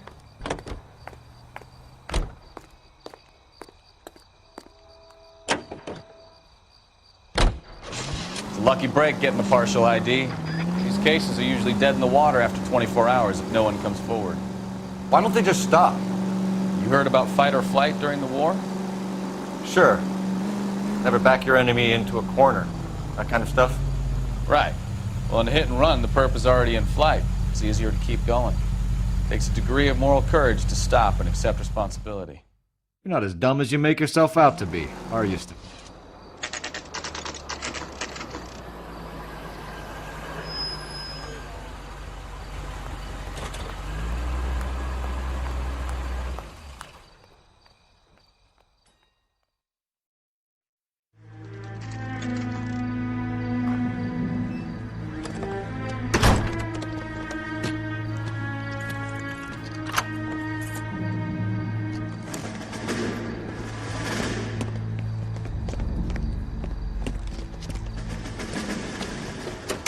That's the son of a bitch right there. William Shelton? Yes? It doesn't look good, Shelton. You packing your bags and making a run for it? You know why we're here. Yes. The accident. We've got witnesses who can put this car at the scene, not to mention the physical damage. This is open and shut, Shelton.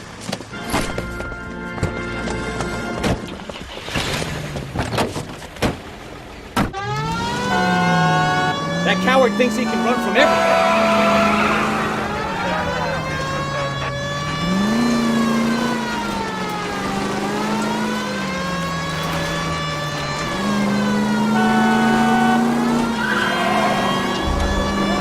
Lay into his wheel arches. Come on!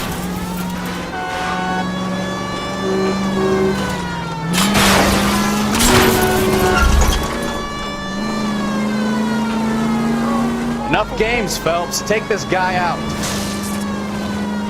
No wonder he killed someone, driving like this. Don't let that asshole get away.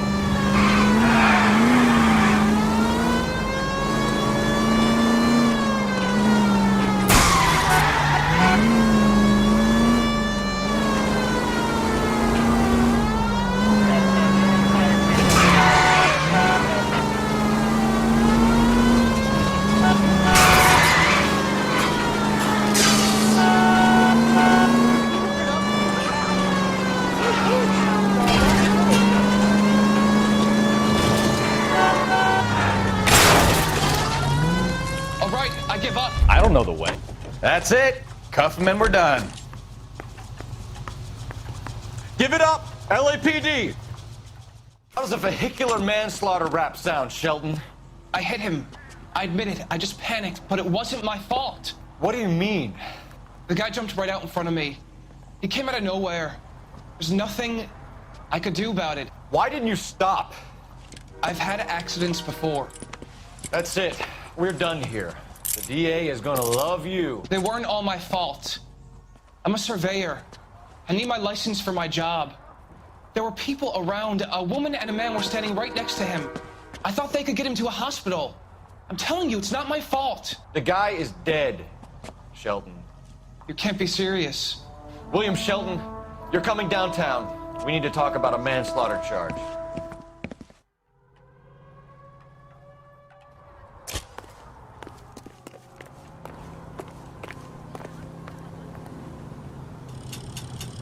Can you drive to this one? Fine. Where are we headed?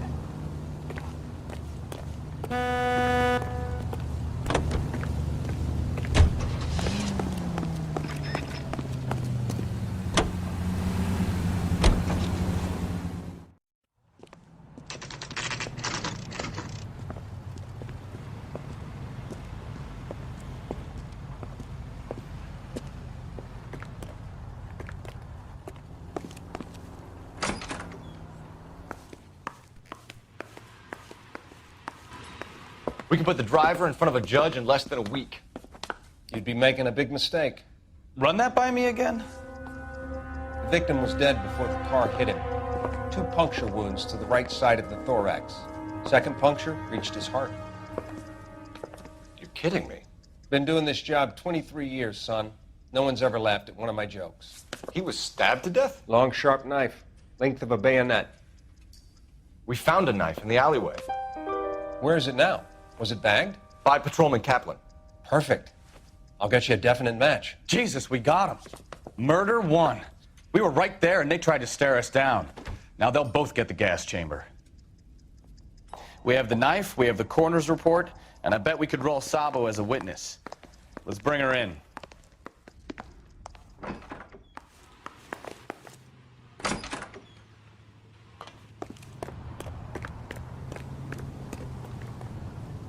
You can drive. And where exactly are we going?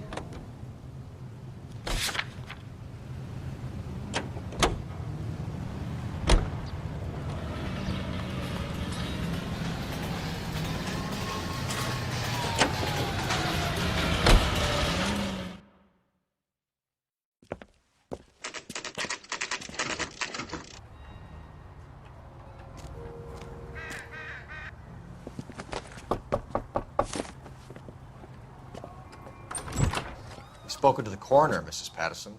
He confirmed your husband's cause of death. We'd like you to come downtown and answer some questions. It wasn't me. It was Leroy's idea. Leroy stabbed him. I had nothing to do with it. Where is Leroy now? He's in the bedroom. You're very good, Lorna. Put the gun down, Leroy. If you do something stupid now, you don't stand a chance in front of the grand jury. Nice of you to give me up, sweetheart. All that whispering in my ear, telling me how we had to get rid of him, how good it could be, all the money we could claim, all that planning, how to get him into the street, how to make it look like an accident. For God's sake, you had Leroy, all shut the up! bases covered, baby. I had nothing to do you with it. You think I'm gonna fry for you, He's Lorna? a crazy man. Shoot him. Shoot him, for God's sake! It's too late, Sabo.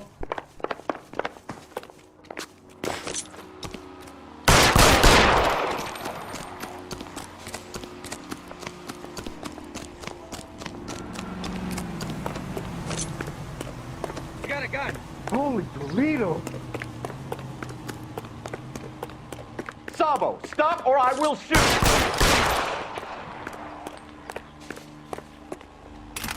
Stop or I will shoot!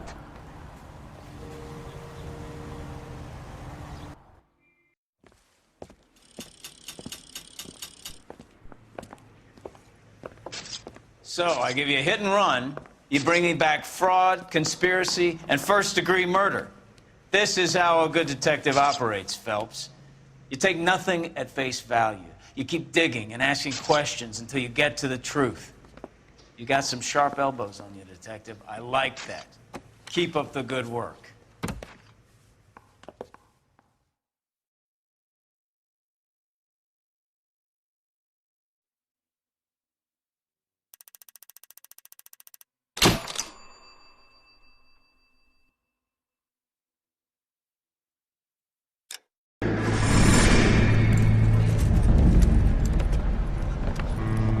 My family runs a shipping business in San Francisco. We used to have 2 ships a week to Tokyo. We've been in shipping for 2 generations, Hank. I've never been on a voyage anywhere. I feel like Odysseus in the beginning of his journey. The Odyssey took 10 years, Cole. This is the American century. America can rule the world after we win this war. We need to stay alive, Cole. These men are counting on us. Have you heard what the veterans are saying to each other? No. Golden Gate and 48. That's 4 more hard years of fighting.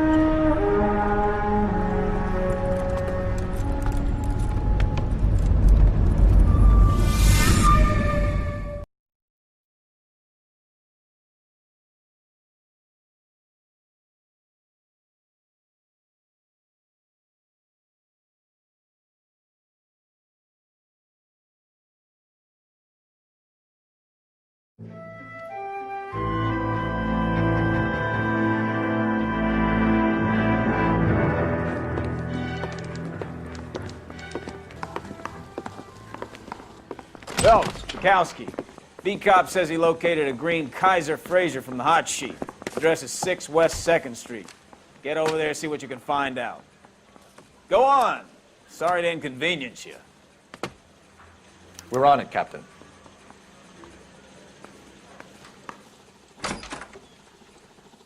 I swear the more bent cars we bring in, the longer the hot sheet gets. It pays the rent, though. Keeps Mrs. Phelps in the manner to which she's accustomed. I'm not sure she'd agree with you. Passionate, romantic type like you, Cole? I don't believe a word of it.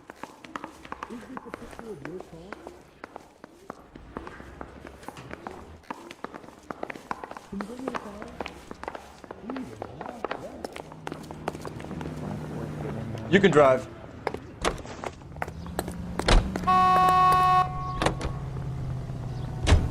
They're calling her the Dahlia now.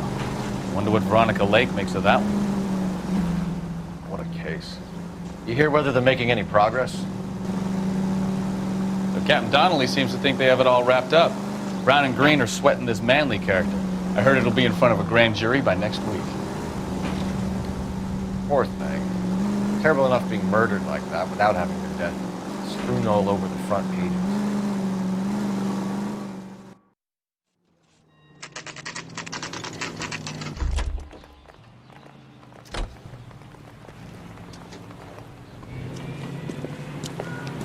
That's the car, Cole. Just pulling out of the drive. Get him. Remember, we need him healthy enough to answer questions. 1247, Detective Phelps, requesting immediate backup in pursuit of a stolen green Kaiser Frazer from 6 West 2nd Street.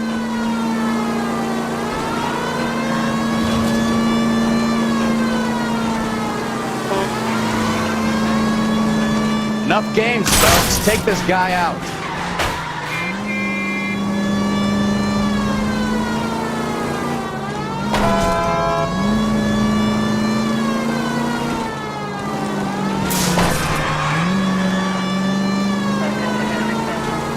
Lay into his wheel arches. Come on. All right.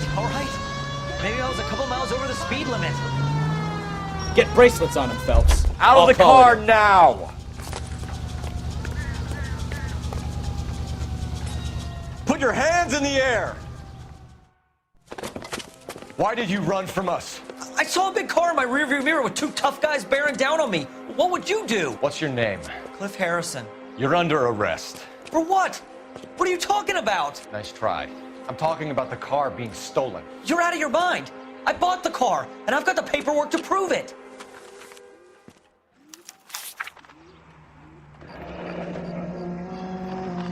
Looks like we'll have some questions for the people at Coombs Automotive.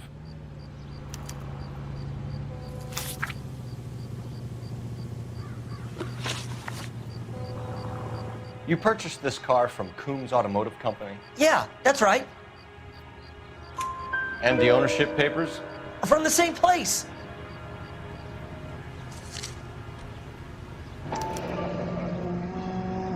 If this is a forgery, it's top-notch. This will need to be traced.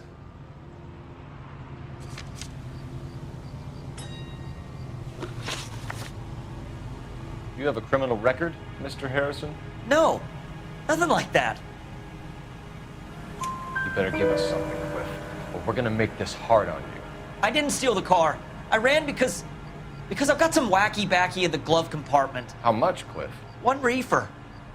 We'll let it slide. You're in enough trouble.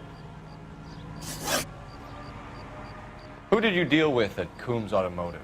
The owner, Richard Coombs. And he made out the bill of sale personally? Of course he did. He kept a facsimile for his records. Check with him.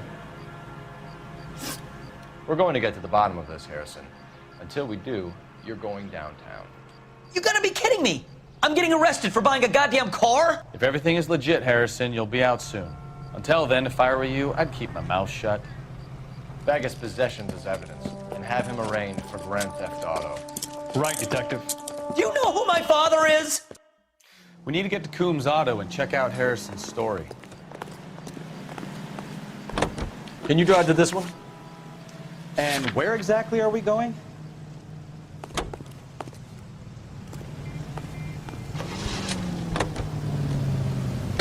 You know what? I think he's telling the truth. Some of the most convincing people you will ever listen to are born liars. Usually they're called politicians.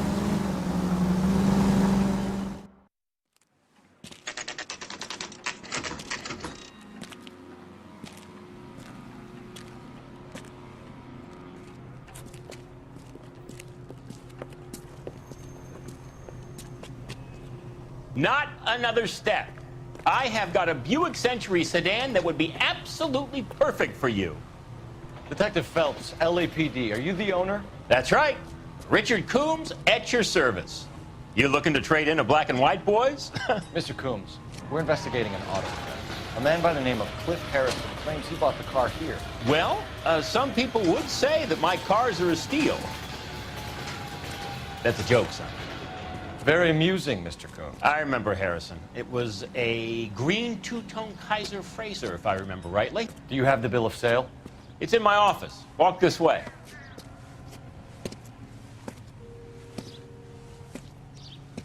That's a joke too, son.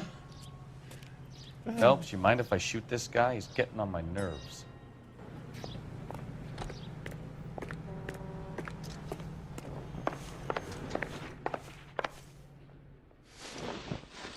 Here it is. Got the original pink slip there, too.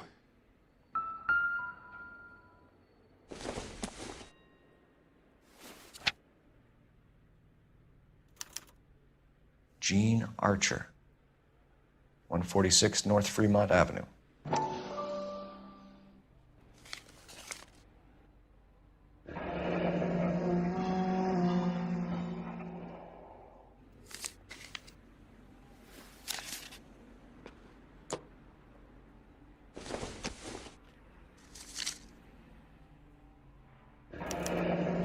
Harrison's purchase receipt was legit, at least.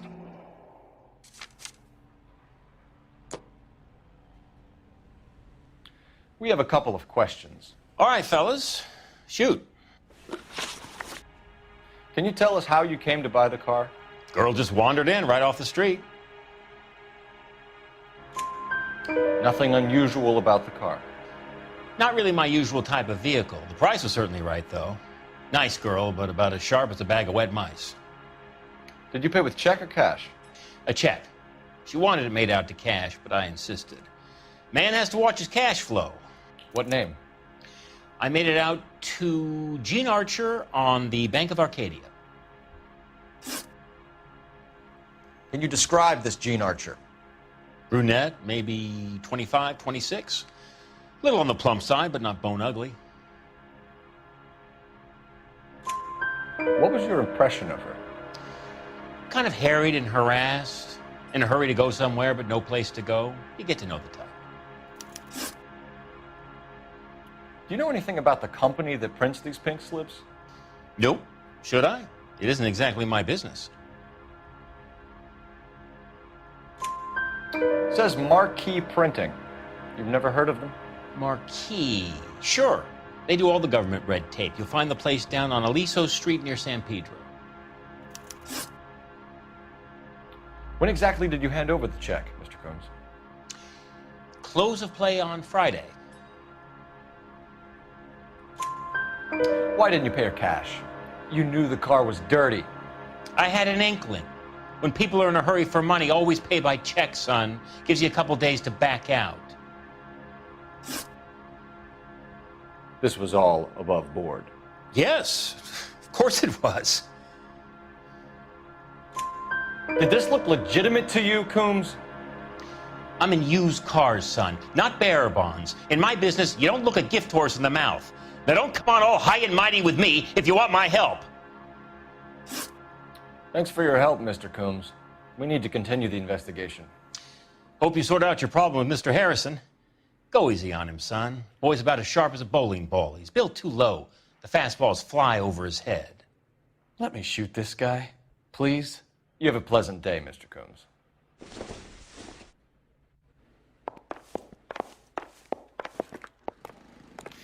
Well, Harrison might be off the hook, but we can still run an APB on Gene Archer. Get on the horn and call it in.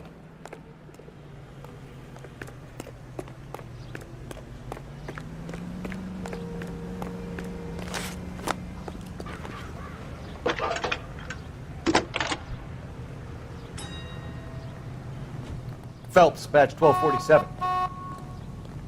How can I help, Detective? Requesting an APB on Gene Archer, age approximately 25, on suspicion of Grand Theft Auto. I'll relay the information. Messages, please. A James Velasco is being held at Central Station on suspicion of GTA. Possible link to the Harrison case. They're waiting on you to conduct the interview. Thanks.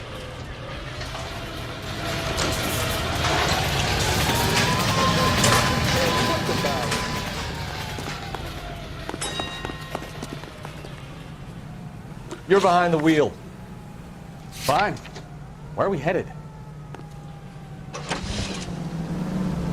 Here's a chicken and egg question for you. Do you think you have to be an asshole to sell cars? Or that selling cars turns you into an asshole? You've got it in for everyone, haven't you? I've always got it in for car sales. Doesn't matter what day it is. And why do they always think they're comedians when they're about as funny as a heart attack? Maybe the more annoying they are, the quicker you sign on the dotted line, just to get the hell out of there.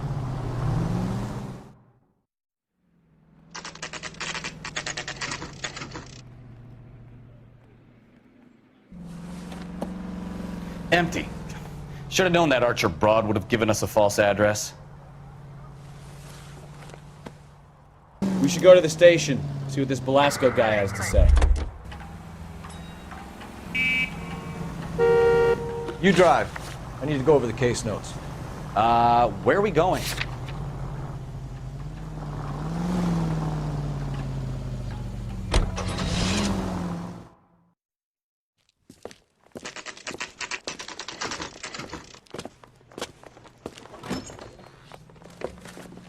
Detectives, Velasco is prepped and ready in 2.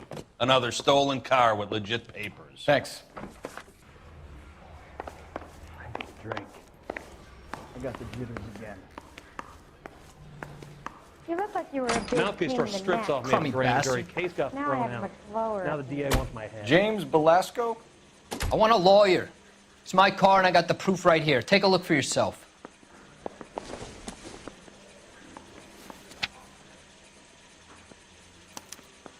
The paper is real enough, Velasco, but the car isn't yours. This pink slip is a forgery.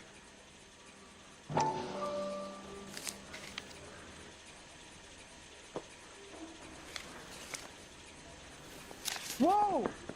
Easy! Where were you taking the car, James? Blow it off, greenhorn. You'll get nothing from me. You're a two-time loser. If you don't give me something, I'm gonna ask the DA for the maximum. You're looking at 10 years, Velasco. Kiss your youth goodbye. I want a deal. Keep talking and we'll see what sort of deal you're worth. My job is to drive the cars out of state. Nevada, Arizona, sometimes New Mexico. With the paperwork they provide, it's normally a breeze. Does the name Jean Archer mean anything to you? Nope. Never heard of her.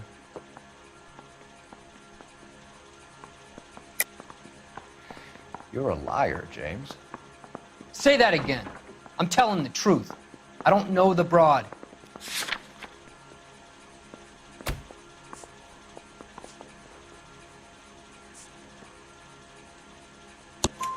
So that's why you both have the same address printed on your pink slips. She's a mule for these stolen vehicles, genius. Same as you.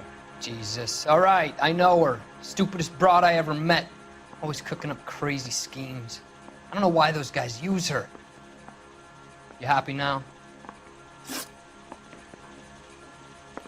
What happens to the cars once they cross over the state lines? I don't know. I just deliver them. Give me something, Velasco, or I'll take you back to the cells and tell the whole station you're a child molester. How long do you think you'll last? Okay. I hear you. The cars get sold in Chicago or back east. Sometimes I bring back cars coming the other way. Where do you pick up the cars, Velasco? Warehouses. Mainly in East downtown. An address, Velasco. You want my help with the DA? Cough it up, now. A place on Industrial Street. I don't know the number. You're gonna help me out, right? Keep talking, kid, and we'll see what we can do. All right, James. We're gonna check if this information is worth anything. And if it is, I need your help here, pal. If it is, then we'll know you're a man of your word, and so will the DA. You're Phelps, right? Yes, I am. Look, can we do this later? I'm in the middle of it. Ray Pinker. I'm with Technical Services. The pink slips are all real. Yes, we know that. There's only one company that prints them in California, the Marquee Printing Company. They've confirmed that the numbers are legitimate. You've checked them out? Sure. They're on Aliso Street, near the corner of San Pedro. The guy I spoke to was Lightval. Gordon Lightval. Here, I wrote it down. Thanks, Ray. This is a great lead. We'll get down there as soon as we can.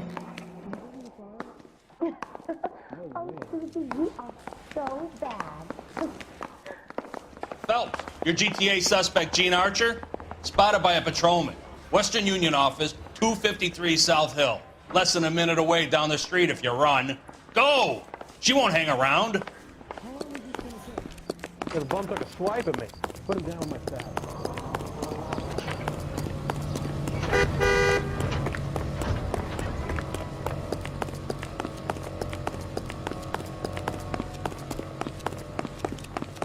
I'm going up to the lakes to watch the races on Saturday. This guy's got a screw loose. What the hell? I think his name is Phelps. I read about him in the newspaper. Doesn't he have tall Holland? Maybe it's yes.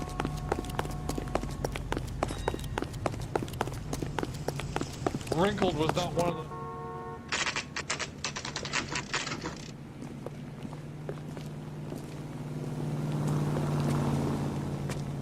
It'll only take a little while longer, madam. It's quite a lot of money. Only a rider. LAPD. Can't really help. We'll take it from here. God damn it. Everyone's against me. Look, just let me get my money and get out of here, okay? You look sweet. How about giving a girl a break? I could be very nice. I'm afraid I can't do that, Miss Archer. Stefan, call for black and white. Just my luck to get the only hair sure cop in the LAPD. The car you sold to Coombs was stolen, Miss Archer. There won't be any money. I handed over all the right paperwork when I sold it, Buster. Gene, you've blown open the whole operation because you were dumb enough to try to sell one of the cars. What do you think they're going to do to you? Give me something. I was just doing what they do. They paid me $50 to drive the car. I made $2 grand selling it. You made $0. And if they catch you, you're dead. Is that all your life's worth? Look, a girl needs things. I don't see you looking out for me. How long have you and Belasco been delivering cars? Who is James Belasco? You're lying. James Belasco. I don't remember mentioning his first name, Miss Archer. Oh, well, I think you did, didn't you? Well, I'm sure of it. Anyway, I don't know him.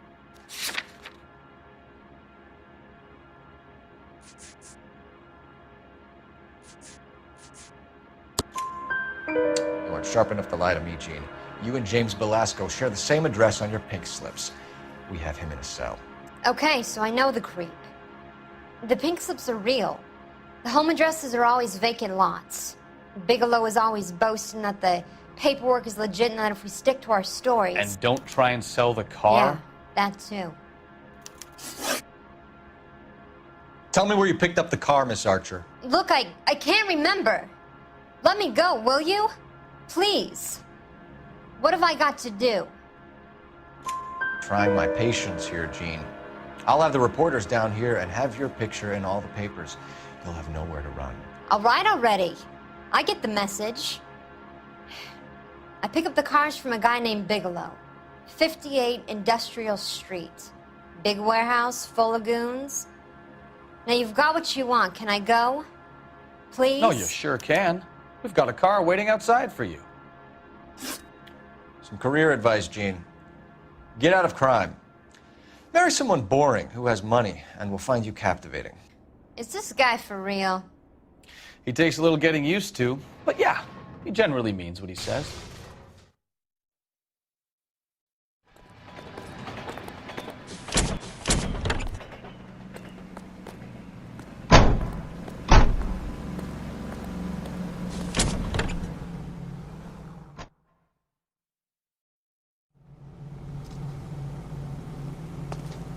If I don't get this finished, cleaning here? You know the way. You can drive. All right. Where to?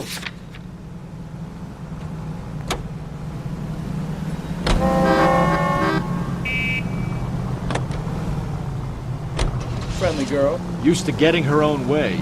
Little did she know her feminine charms were useless against the impenetrable Cole Phelps. She's not my type. And what is your type, Phelps? I'm married. I know that. But you're not blind or dead inside, are you? Wait, scrap that second half of the question. I don't know. Blondes, I guess. Hallelujah! The man is human after all. Now we're getting somewhere. Yep, I'm with you on the blondes. Brunettes are fine too. And there's nothing wrong with a good redhead. But I draw the line at gray. You know what? I might have to lift that embargo soon in the interest of maintaining a free market. A man with high standards. The standards are only as high as the last glass of whiskey.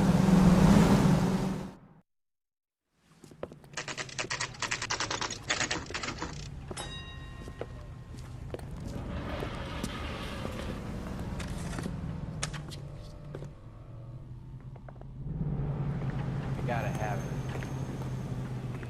That's the cop from the newspaper. And what can I do for you, gentlemen?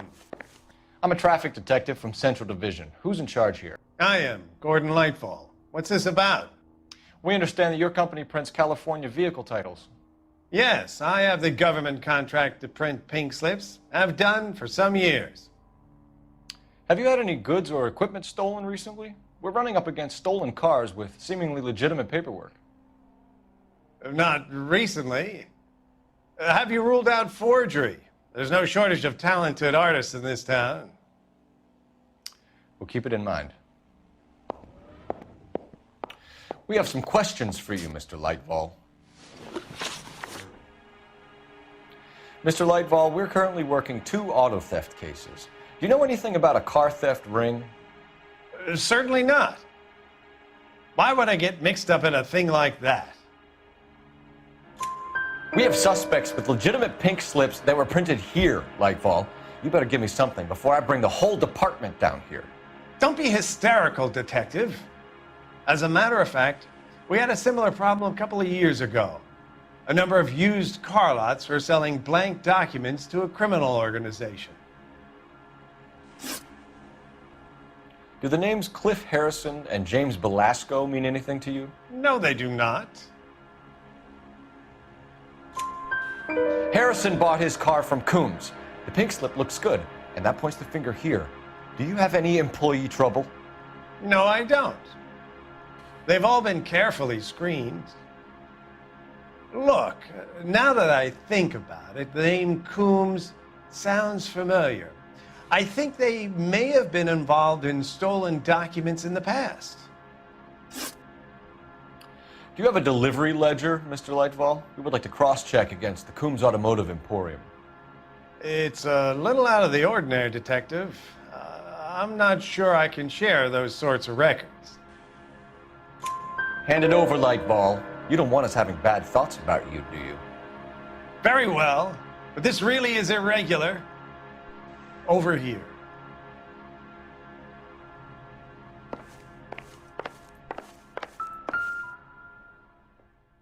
Look for patterns, recurring names, unusual addresses, anything out of the ordinary.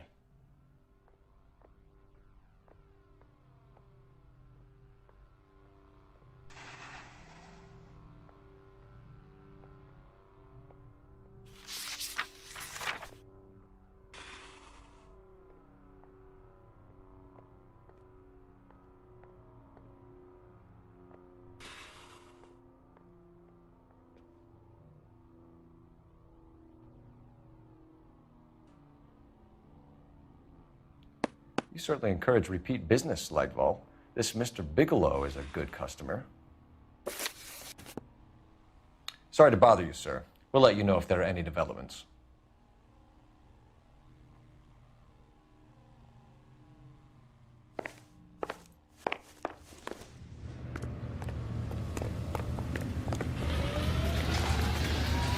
You can drive. Do we know where we're going?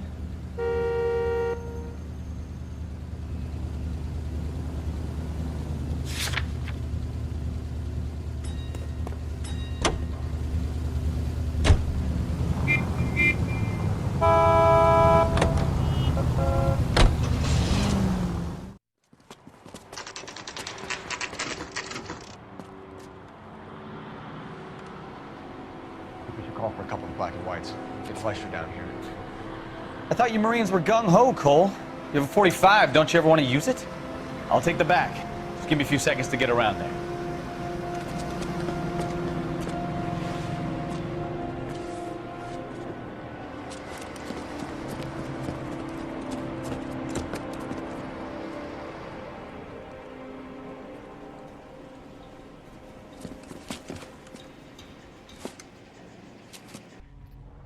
Cole Phelps, LAPD.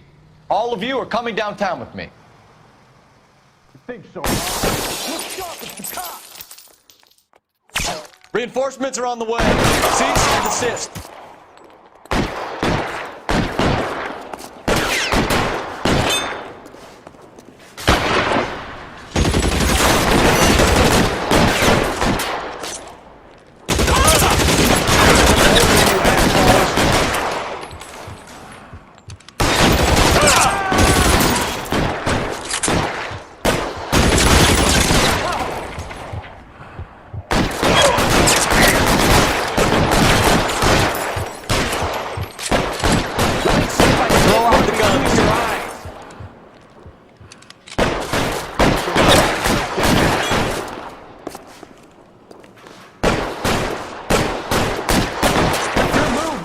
Come get me.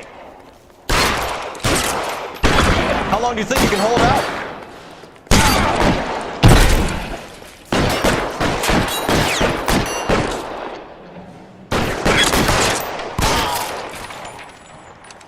I got you now, motherfucker.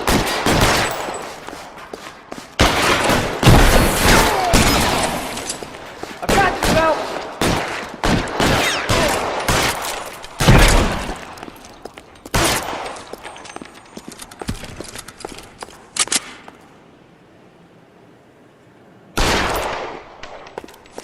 You're pretty brave for a dead man. Let's clear the top floor. I don't want to get drilled in the back on the way out.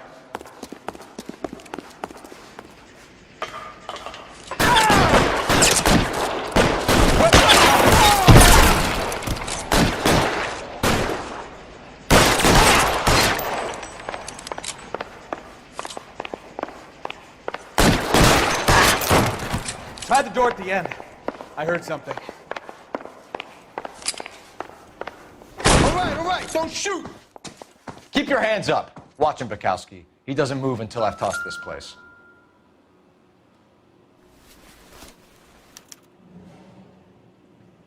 Marquee Printing Company.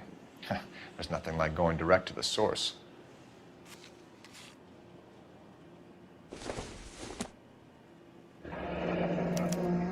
Betting slip. Looks like Mr. Lightfall has been on a losing streak.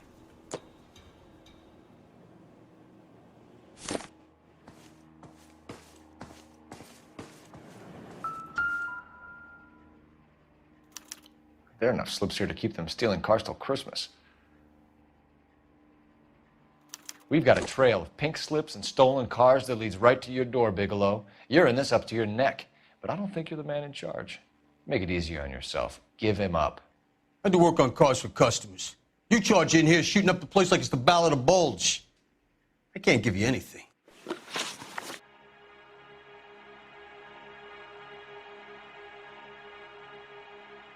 We know about marquee printing. You can make this easier on yourself by giving us your man on the inside. I sometimes repair cars and put them back on the road. I need a pink slip to resell them. There's no problem there. There are at least 4 dead men in this warehouse. A couple more. Punks won't make for that much extra paperwork. We'd be doing the legal system a favor. Okay, tough guy, I get the message. Lightfall, the guy who runs Marquee. He's the big shot. He likes to spend big at the track. He owes people. Lightfall, the guy with no luck at the track. Tell me about him. It's one of the guys lying over there. You're right. He has no luck. That's the best lie you can come up with, Bigelow? Hey, would I lie to you, detective? I'm not exactly in a good position here now, am I?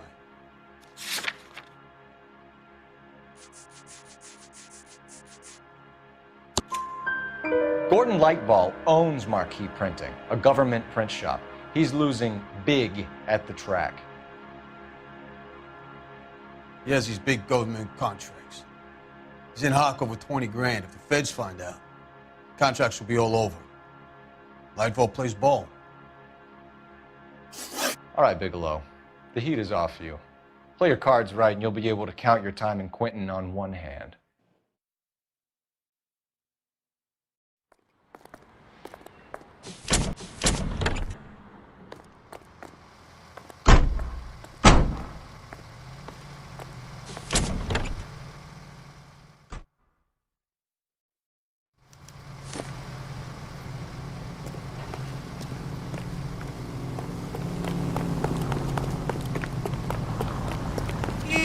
I swear, this town is going straight to hell. You're behind the wheel. So where do you want to go?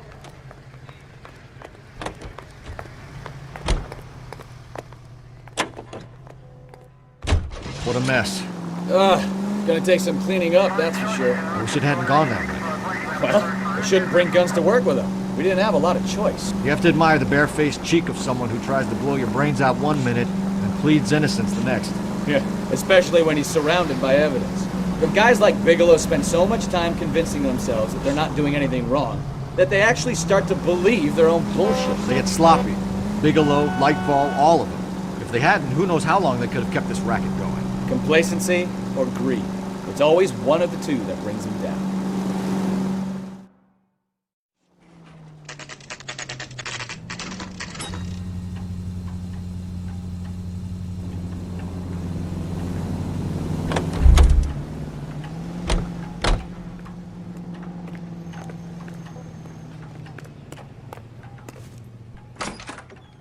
You're under arrest. You again? This harassment is starting to wear thin. We found a box of pink slips in a warehouse full of hot cars. You signed for them, Lightball. I signed for all the orders and deliveries. You'll need something better than that, cowboy.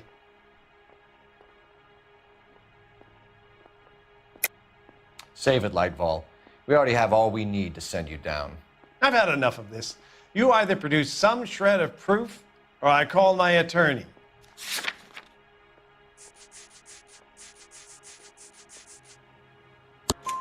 You're in the hole with the organization. We know about the debts, Lightball. I agree. I have a small problem. I'm prepared to help you in any way I can, Detective. I'll name names. I need you to keep this out of the paper. You need to shut up now, Lightball. Gordon Lightball, I'm charging you with conspiracy and fraud. Hands behind your back. The LAPD Central Traffic Division has today smashed a nationwide auto theft ring, writes crime correspondent, blah, blah, blah. Oh, here it is. Traffic squad detectives confronted a large group of armed thugs. After an exchange of gunfire, more than a dozen dead criminals were removed from the scene. The LAPD sustained no casualties. Damn fine work, Phelps. Now get out there and nail some more bad guys, will you? I want to finish reading this.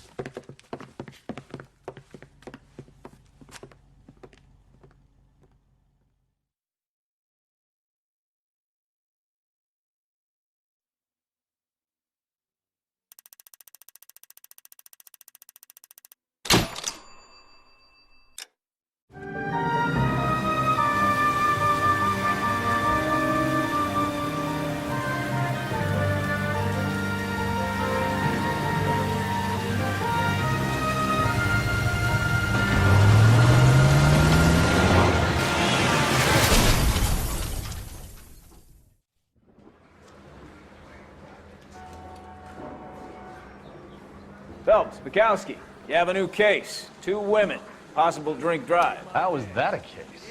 The broad says she was doped and that somebody tried to kill her. Where did this take place? That's the bit you're gonna love.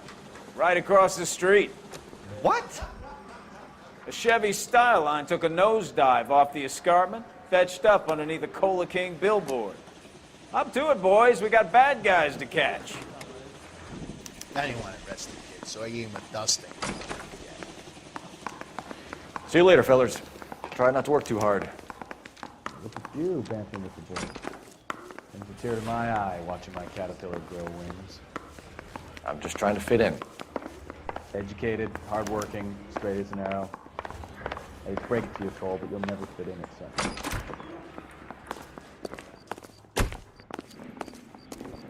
I say we bust in there and find the goddamn evidence. You drive. I need to go over the case notes.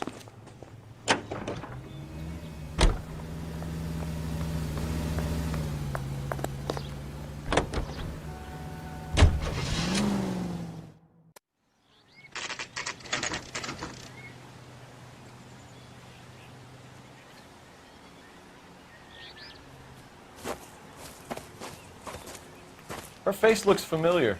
Well, that's June Ballard, Tarzan's sister, beast of the Amazon. She's married to Guy McAfee. The captain has moved to Vegas now, but the two of them still have juice. Phelps, traffic. Detective Phelps. Hey, Bukowski. Long time no see. You could have called this in by megaphone, Enrique. Phelps, this is Enrique Gonzalez. Enrique was a pretty decent middleweight. What do we have, Gonzalez? Broad drives right through the empty lot and off the side of the escarpment. Her story is that a movie producer doped her and her friend and sent the car over the cliff. Was anyone hurt? Driver's beat up. Not too bad considering. If she hadn't hit that billboard, we'd be scraping both of them off the pavement. Passengers are Jessica Hamilton. She's just a kid. She's pretty knocked around. Kid gonna be all right? I think so. They've taken her to central receiving. If you want to take a look around, stall the ambulance. Thanks. Do that. One more thing. Watch out for the driver. She cuts rough. This ain't the red carpet, so get out of my lane. If you're looking for the coroner, he's down by the crash site.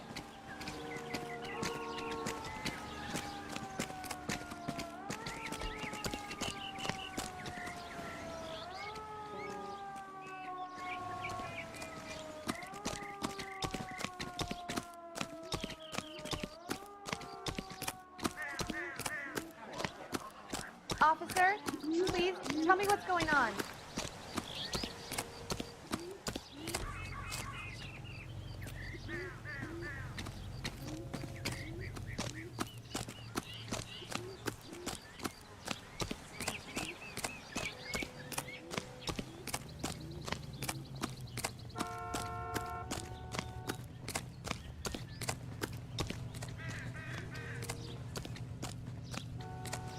You'll want to see this, Phelps. There, laid out on the trunk.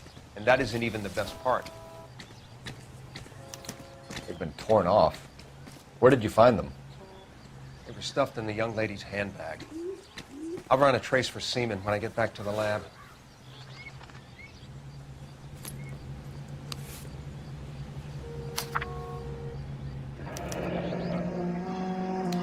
She's a long way from home.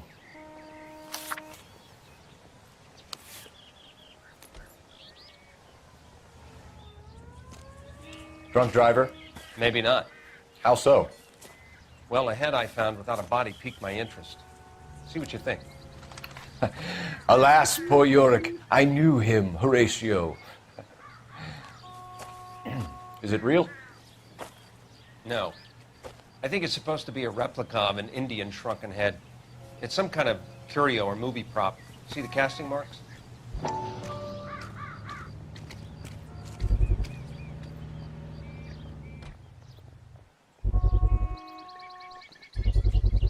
What's it made from? Plaster of Paris would be my first guess, then painted. So we can rule out the murder angle? No, you can rule that in. That thing was wedging the accelerator to the floor. Whoever did it wanted these women dead. How does someone manage to tip their ride straight off a cliff? If the driver's in a fit state, we should ask.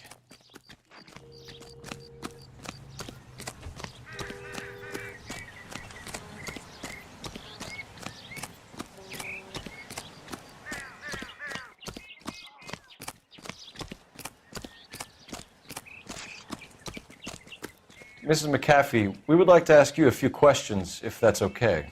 I prefer to use my maiden name, June Ballard. You might be familiar with some of my work. Can you tell us what happened here? You're kind of cute for a cop. Maybe a bit on the serious side.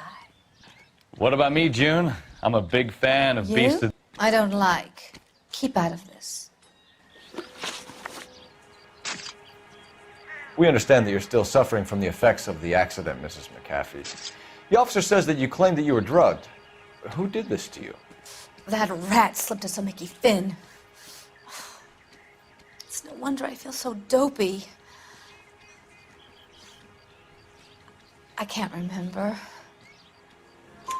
It's a serious offense to withhold information from the police during a criminal investigation, madam. I told you to call me June. You're making me feel like an old lady. And don't bother your handsome head about this. My husband will settle the score with Mark Bishop. What can you tell us about the passenger in your car? Jessica Hamilton. Poor Jessica. It's been a rough day for her. She's desperate to break into movies. What more can I say?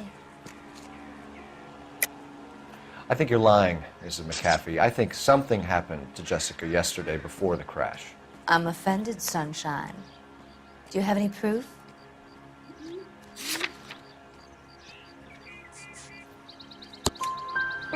Miss Hamilton's underwear were physically torn from her body. She wanted to go to a casting. I took her to a casting. Whatever happened after that is between her and Mark Bishop. We found a shrunken head. It was used to tamper with your car. You see, I normally don't drive off cliffs. The last thing I remember is getting behind the wheel. It's obviously some kind of movie prop. You must know where it came from. In case you hadn't noticed, I am the talent. And the talent doesn't deal with props or sets or any of that kind of stuff. Why don't you ask Mark Bishop which prop house he uses? You mentioned a Mark Bishop. You think he might have had something to do with this? He is a movie producer. As for his involvement, you just leave it to me and my husband to worry about. I want to know what happened between you two that made him want to commit a double murder. Bishop offered me a part in his picture. Then he withdrew it. Fact is, we had a deal. I pressed him on it, and this is where I end up. Mrs. McAfee, I think it would be in everyone's best interest if you accompanied Patrolman Gonzalez back to the receiving hospital. I'm going to be okay. These guys can take me home after my lawyer and I have talked to the news hounds. Mrs. McAfee, you are still under the influence of narcotics, and you're likely to go into shock once the drugs wear off. And I thought you were a heel. It's nice of you to be concerned. I think we're good here. Let's go see what we can shake out of the kid.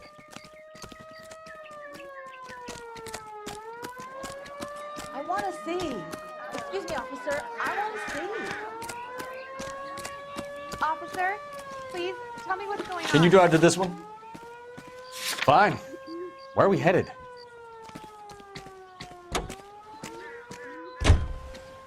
KGPL to car 11K, 11 King. The car crash victim has regained consciousness at Central Receiving Hospital.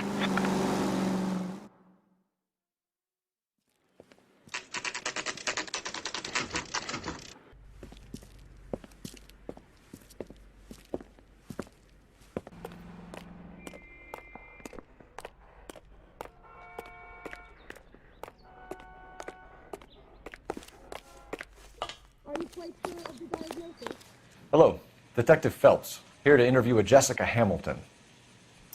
Jessica Hamilton. Oh, yes. She's in the room right behind you, Detective. You can't hold me here. No! Hello, Doctor. I'm Detective Phelps. You're attending to the young lady from the auto accident? Yes. She's conscious now, but I doubt she'll remember much. She's still feeling some of the after effects. Jessica was drugged? She certainly was. Chloral hydrate would be my guess, and there's clear evidence of abuse. She's still a minor, Detective. Someone planned a double murder to cover up a statutory rape? Swap 7 years for life and gets Guy McAfee on their case? Doesn't make much sense to me. I guess it depends on what they had to lose.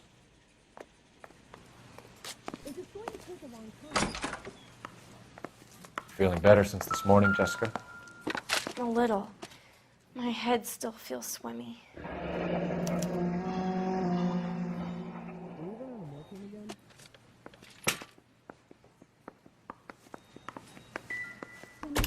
Hello, Jessica. My name is Cole Phelps. I'm a policeman. I'd like to talk to you about your accident, if that's okay. Okay. Can you tell me what you remember about the crash? It's all kind of fuzzy. I remember waking up here. Nothing happened yesterday.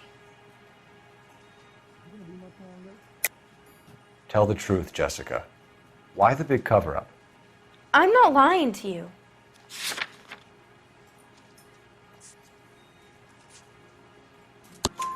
We found your underwear in your handbag, Jessica. You need to tell us what happened. The doctor told me what happened.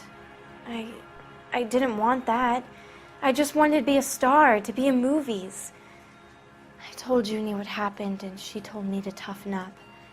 That was the price of stardom. Did she now, cold-hearted bitch? It's not Junie's fault. It's not my first time. I had a boyfriend back home, but my father found out about him. Even if you consented, Jessica, you're still underage. We need to get in touch with your parents, Jessica, to tell them what has happened. Oh, you don't need to worry them. They sent me along to stay with Aunt June. They trust her to take care of me.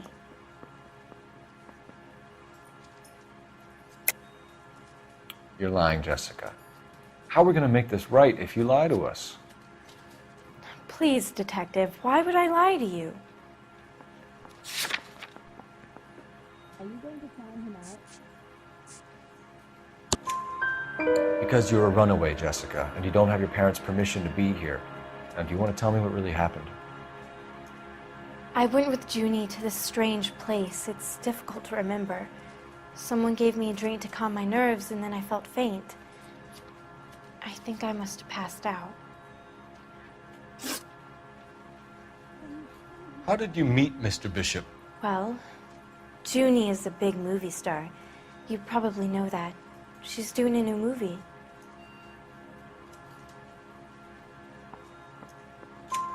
What's the story with Bishop and Mrs. McAfee? Why does he want the two of you dead? That can't be true. Mr. Bishop seemed very happy today. I mean, yesterday. And that's why he wedged a shrunken head against the accelerator pedal and punted the two of you over an escarpment?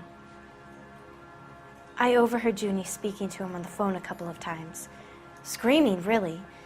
She can be very hard sometimes, Junie. But they seemed okay yesterday, like they worked it out. I know what happened to you, Jessica. Where exactly did it take place? Please, it's scary. It's really difficult to think of anything. Jessica, I really need you to help me here. I remember the mermaid. Was the mermaid in the movie too? No, it was on the front of a building. We pulled up in front of the mermaid. Thank you, Jessica. You've been a big help. Here's my card. If you think of anything or you need some help, just get in touch, okay? Okay. I think it might be a good idea if you went back home till you felt better, Jessica. I couldn't do that, officer. What if I got the part and I wasn't there? It's the tale of this town, Cole. Lambs that go willingly to slaughter. Who the hell is that? Must be her lawyer. He certainly expedited her release. I don't like it, Cole. Why is she in such a hurry? We should follow her.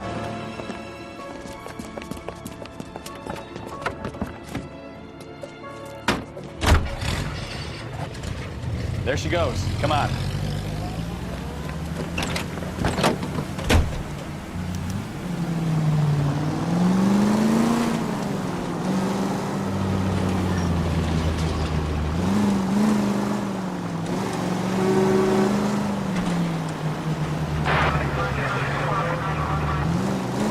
definitely up to something.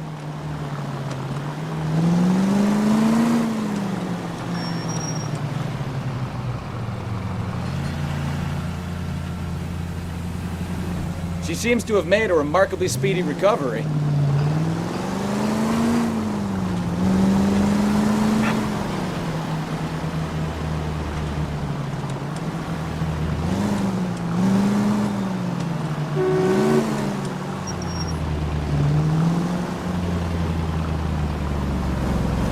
Now would be a bad time to forget how to drive, Cole.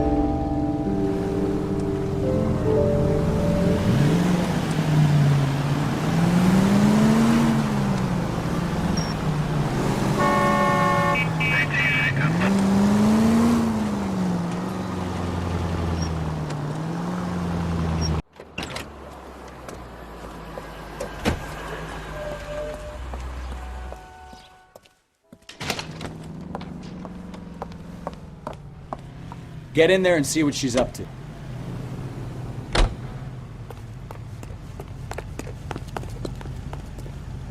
Does the chicken come with fried tomatoes?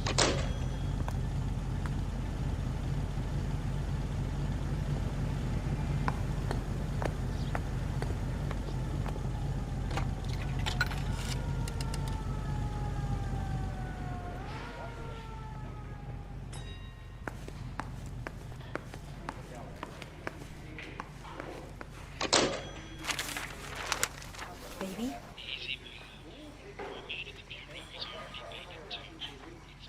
No! I don't want him taught a lesson. You know what I want. Well, then make someone else do it! You still know people out here, don't you? Then make some calls!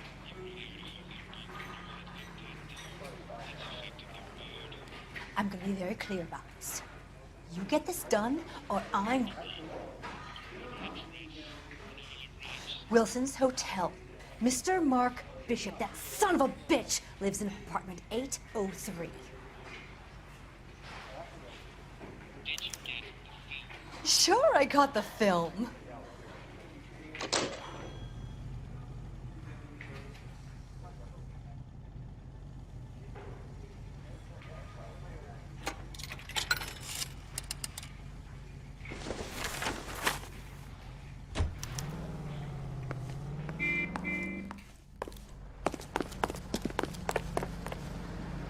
You're behind the wheel. Do we know where we're going?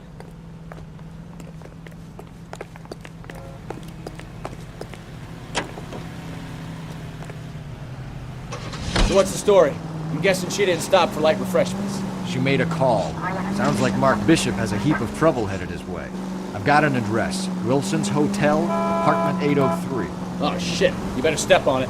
If he's got any sense, he'll be as far away from home as possible. If he had any sense, he wouldn't have tried bumping off Guy McAfee's wife in the first place.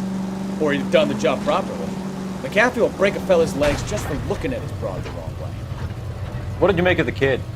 You believe her story? I think she was doped out of her tiny mind and given the casting couch. That fucking bitch Ballard sold her out. So if Ballard was doing someone a favor, why did they try to kill her? All units in the vicinity in car 11K, 11 King, a 415 in progress at apartment 803, Wilson's Apartment Hotel, 1220 West 7th Street, Westlake Park. 11K code 3, all other units code 2. KGPL clear. Roger, KGPL. 11K en route. All units in the vicinity in car 11K, 11 King, a 415 in progress at apartment 803, Wilson's Apartment Hotel, 1220 West 7th Street, Westlake Park. 11K code 3, all other units code 2. KGPL clear.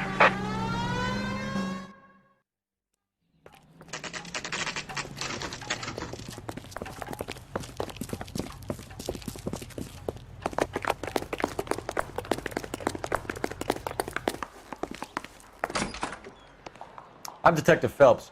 We received a call about a domestic disturbance in apartment 803. Oh, the detectives. Listen, Mrs. Bishop's pretty upset. Take the elevator and then left down the corridor. It's the last door on the right.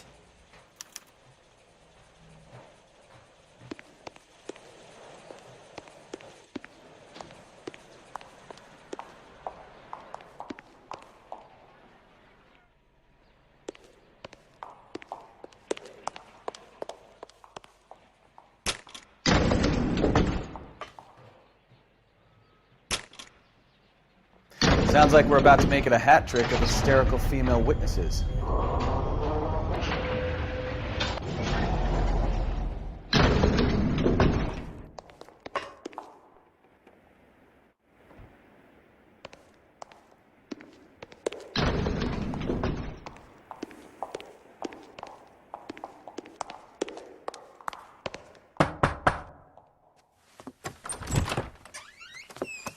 LAPD, ma'am. Are you in danger? I'm all right now. You just missed them. Horrible, awful men. Are you injured, Mrs.? Mrs. Bishop. Gloria Bishop. Please, come in, officers. I'll just need to sit down for a moment. Forgive me. That's perfectly normal, ma'am. Just look at this mess! We'll take a quick search of the premises, ma'am. You take a moment to gather your thoughts. I will. Thank you, officer.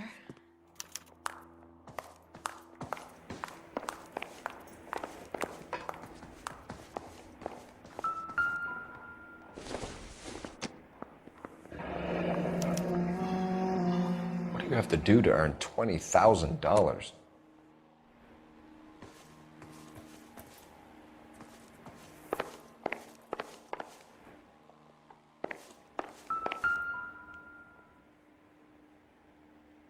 Presented to Mark.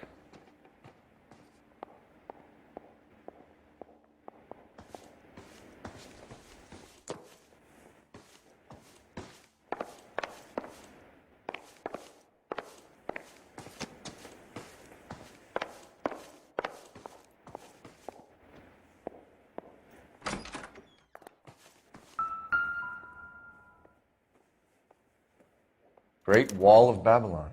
A replica of a replica.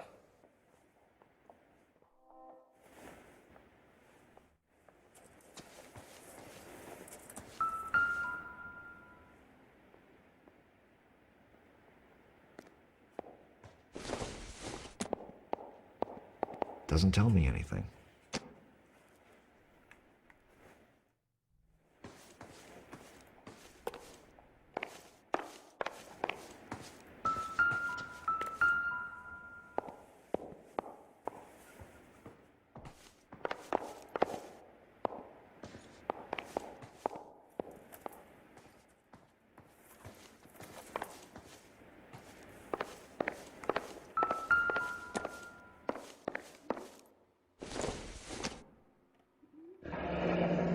Looks like we found our mermaid. Who are these men in the picture? My husband, Mark, and Marlon Hopgood. They work together on occasion. That's Hopgood's shop.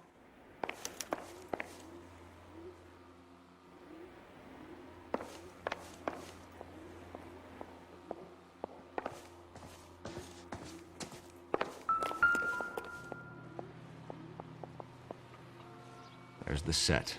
Hollywood's own little piece of Babylon.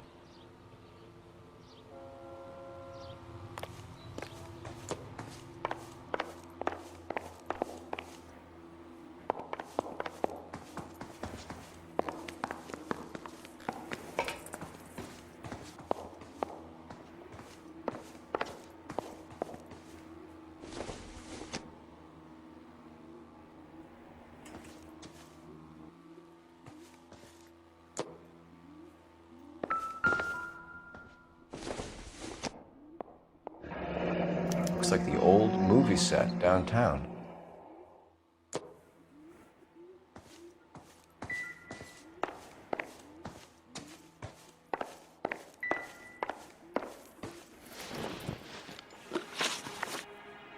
Those men, I think they work for Guy McAfee. Do you know the name? No. Why should I? June Ballard is married to Guy McAfee. Have you heard of her? That slut. She's been badgering my husband for days. Mrs. McAfee alleges that your husband tried to kill her and her friend last night. I think you should tell us what you know. My husband's a movie producer. This has something to do with his new picture. He doesn't include me in his business. June Ballard said she had a deal to be in his new picture. Mark repeatedly told her no. He had Joan Leslie lined up for the role. That's how he got the finance. June made all kinds of threats. She was very rude to me. You know June Ballard? We were both on the same picture a few years back. That's how I met my husband. Where can we find your husband, ma'am? He told me he would be on set. That's all I know. Either we find him or McAfee's people do, Mrs. Bishop. If you care for him, you should make sure that we find him first. I do care for him. But I don't really know where he'd go if he were in trouble. Hopgood might know. Why is your husband paying Lorna Hopgood $20,000? Lorna? Marlon's ex-wife? Are you sure? You're lying, Mrs. Bishop. It's some kind of payoff. You know exactly what the money is for and who it's getting paid to. Do I? Would you like to prove that, Detective?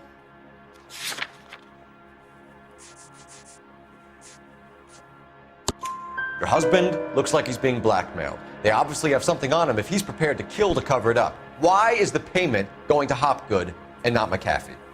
Lorna works at a check-cashing place in Hollywood. You need to ask Hopgood why he needs that much money in cash.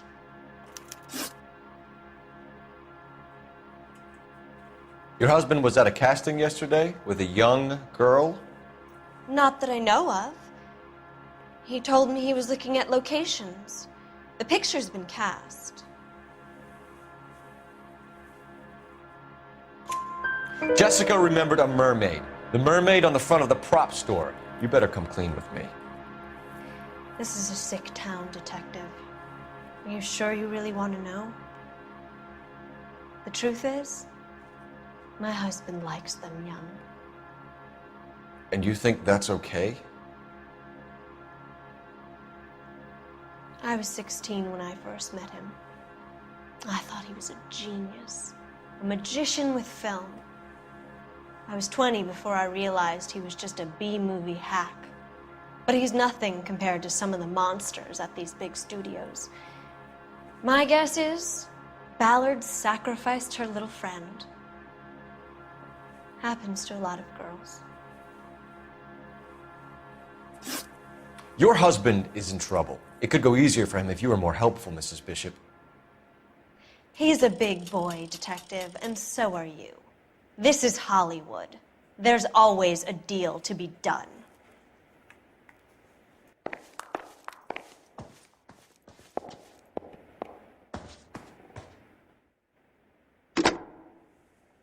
Operator, give me dispatch. Putting you through now. Phelps, 1247. How could I help, Detective? I need a location on a silver screen prop store. Just a moment. Silver Screen Props, corner 3rd and Figueroa. Thanks, ma'am.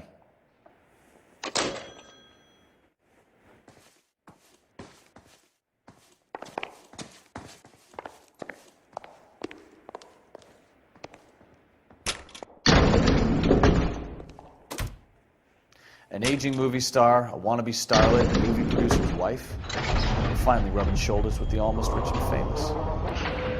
And from the stories they've given us, clearly none of them can act.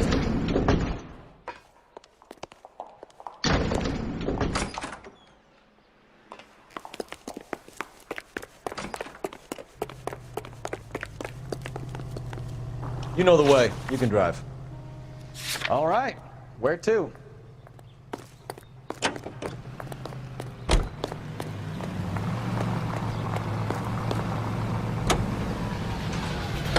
Mrs. Bishop knows more than she's letting on. She doesn't seem to realize how much trouble her husband is in. The LAPD are the least of their worries right now. You'd think she'd have gotten the hint after those hatchet men redecorated her apartment. Maybe she's just loyal. Or she's in on it. She didn't seem like your average giddy broad with nothing between the ears. Or she might just be trying to buy enough time for Bishop to put a couple of oceans between him and the cat.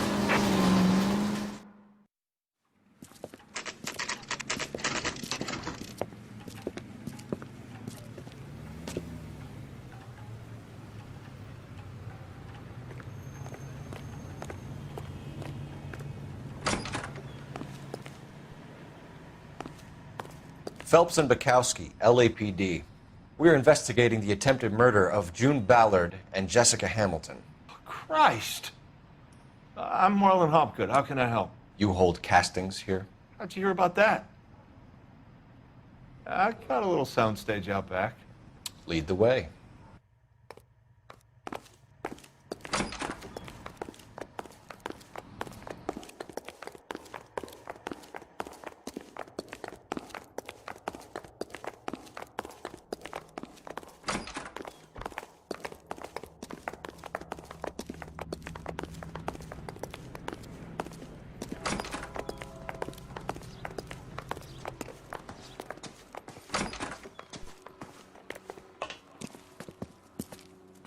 Keep him here, Stefan. I'm gonna take a look around. What's this got to do with me? Don't try my patience, knucklehead.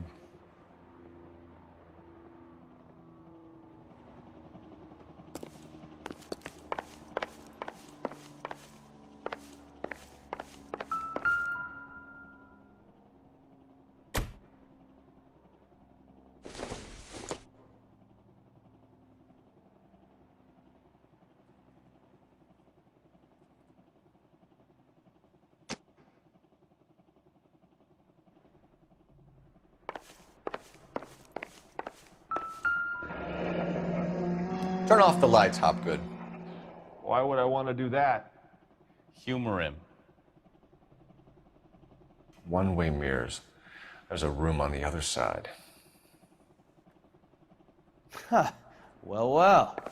Find a way into that peep den, Phelps. I'll stay here and keep our pervert company.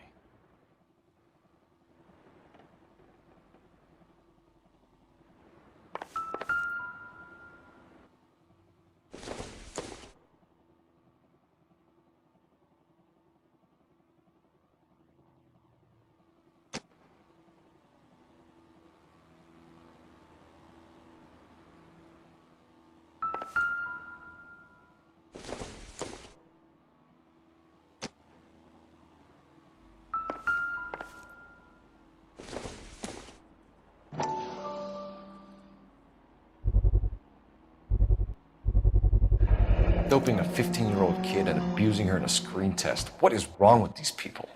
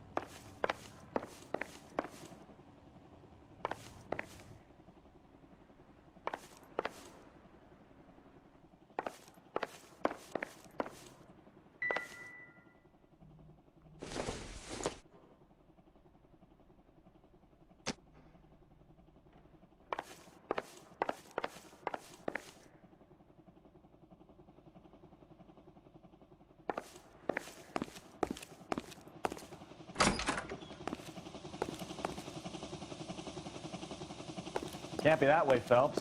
You couldn't fit a rat through there.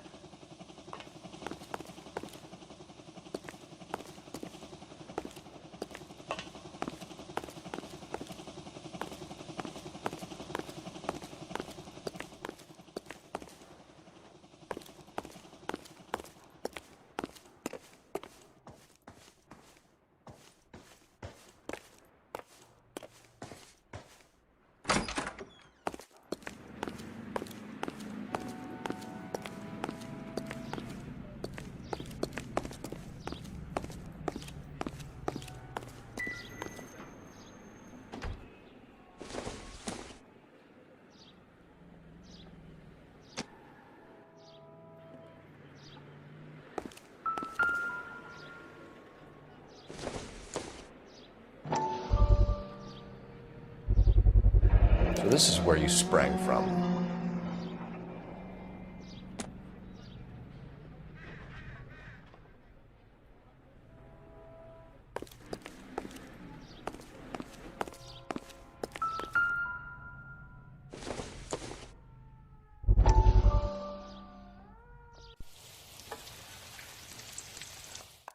Listen, I have to call you back. I got some business here. Sit down, Courtney.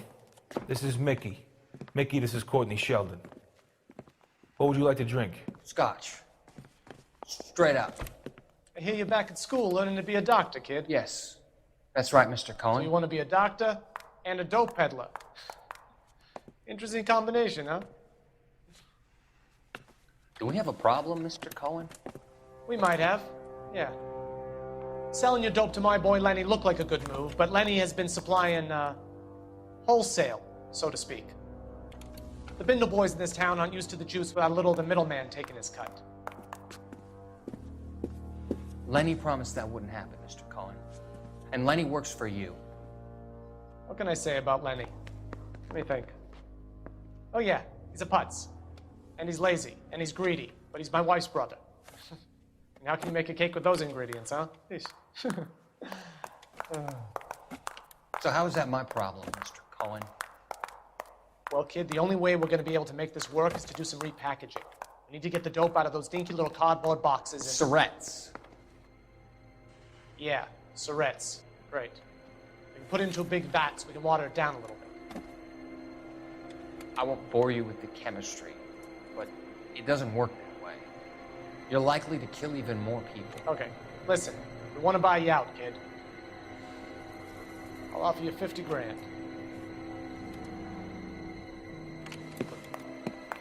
Hey, hey! You don't like my offer?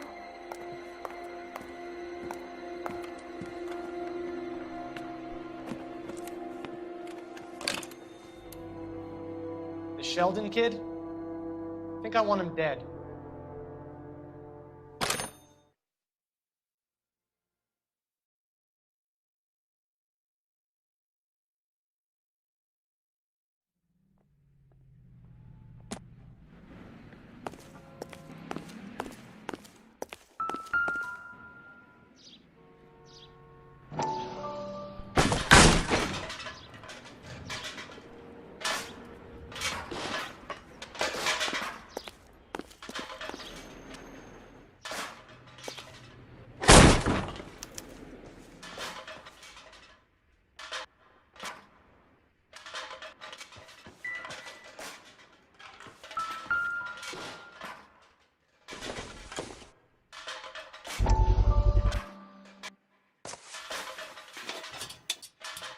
So what happened to the film of Hamilton's screen test?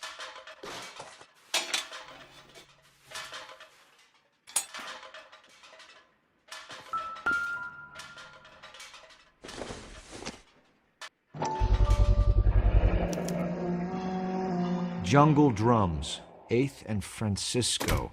Attention, Mark Bishop.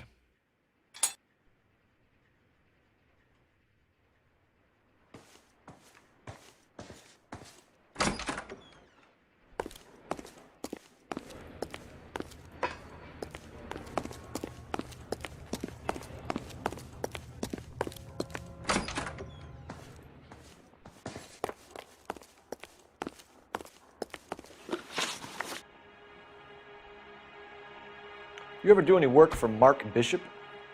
Mainly do work for the studios. RKO, Republic, Warner Brothers. So yeah, when Bishop is doing work for a studio, yes. When did you last see him? Now I'm doing work for his next picture. Still pre-production though. Haven't seen him around here in a while. I know you're lying, Hopgood. Bishop was here, and you know exactly what he was doing and what he left lying around afterwards. You come in here without a warrant, and now you start throwing your weight around?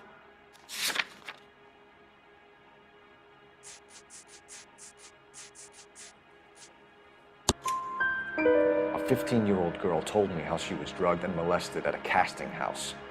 I found the chloral hydrate in your drinks cabinet. You give me something or I will break your fucking jaw, Hopgood. Bishop was here with June Ballard and the girl. A lot of producers and directors use this place. I'm not responsible for what goes on here. McAfee's men are looking for Bishop. We need to find him first. Any idea where he might have gone to ground? If he really tried to kill McAfee's wife, my advice to him would be to leave town. You're delivering props to Jungle Drums on 8th Street? Bishop is using that old rundown wreck of a set. That place is dangerous. But it might be a good spot to hide. What's the deal with you and June Ballard? Look, buddy, I make props. I hardly ever meet the talent unless it's something tailor-made for them, like a sword or something. You and Ballard are blackmailing Bishop. That's why he cracked. You got nothing on me. My hands are clean on this.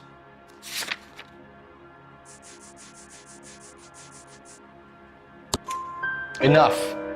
I've been in your peep room, Hopgood. I've seen your smut pictures and the camera setup. You made a movie of Jessica. I found the canister. The deal is I get to sell the movies to burlesque houses and private collectors. These movie guys love seeing their cocks on screen. But part of the arrangement is I never film their faces. June had me film Bishop, and then she kept the movie for insurance. He went apeshit when he realized his face was front and center. Who has the film now? Who else? McAfee. Ballard had what she wanted. Where does the money come into it?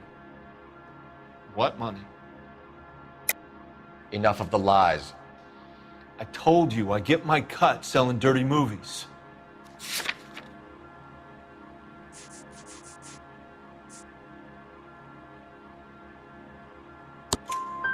Your ex was getting 20 large from Bishop. If I wanted to skim 20 from Bishop, we'd do it through the movie budget. June said she'd sell him the film once the movie had wrapped, but Guy wanted cash. He's in a cash-only business. You think I had a choice in this? That's all for now, Hopgood. We're taking you in. Phelps! Roy Earl, advice. Hold on a moment. This is clearly a vice case. You've been roughing up my informant? Hopgood is a vice informer? Yes, he is, Phelps, and a very important one. Look at that mug. Have you been upsetting these two officers, Marlin? So we just drop it? You do if you know what's good for you. You need to catch the movie producer before an angry husband does, from what I'm hearing. I'll be making a full report to the captain, Detective. You do that, kid. We're all very impressed with you. Let it slide, Cole. Let's get out of here. Detectives. Johnny Goldberg. You work for Mickey C. That's right, detectives. You wouldn't happen to know the guys who roughed up Mrs. Bishop earlier today by any chance? No, not us. We don't do that kind of thing. It's the husband we'd like to talk to. This is a police matter. You don't want to be taken in for obstruction of justice, do you, boys? You could try the obstruction rap, but it won't stick. We could beat that. You've had your 10 cents worth, gentlemen. Bishop knows how the world works. Mrs. McAfee hits him up for a movie part, happens every day. But Bishop takes it a step too far and tries to rub out Mrs. McAfee. Naturally, Guy is going to get upset. What made you think Bishop would be here? We figure he might be planning a little accident for Hopgood, too. Those two guys have got some unfinished business. You let us know if you find Bishop. Guy McAfee can be a very generous man. I'm only going to warn you once, gentlemen. Stay out of this. This is a police matter. We will be bringing Mark Bishop into custody. At least he's polite. Kind of dumb, but polite. But I'm a lot less polite, you smug son of a bitch. So let me put it in ruder terms that even a pair of blockheads like you might understand. The only reason that you don't have bars on your windows already is because you're small fry. And we don't waste our time on small fry. You stay away from Bishop, and you stay away from me. Is that clear enough for you, asshole? Now run along back to your boss so we can pat you on the head and tell you what good boys you are.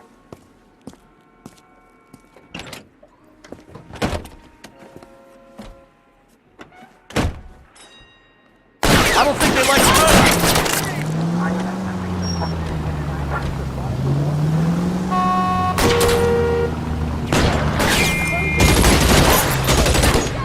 I can't take the shot from here, Cole. They really don't want anybody getting the Bishop before they do.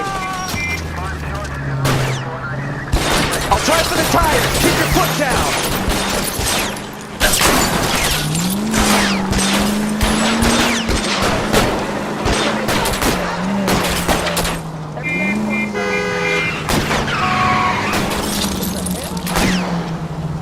To lose those fools, Phelps.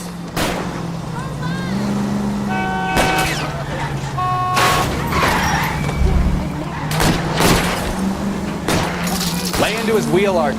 Come on. Quit horsing around, Phelps.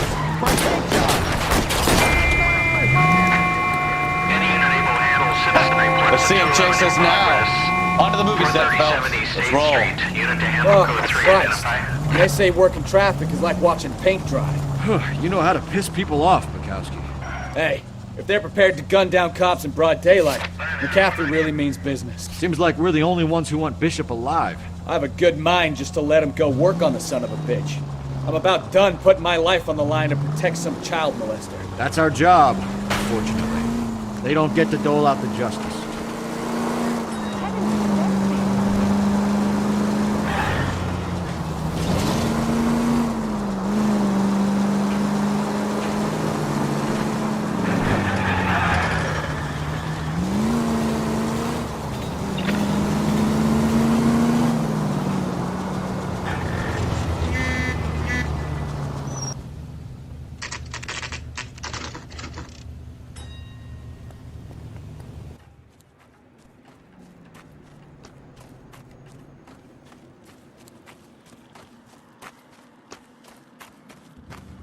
There's the slippery bastard now.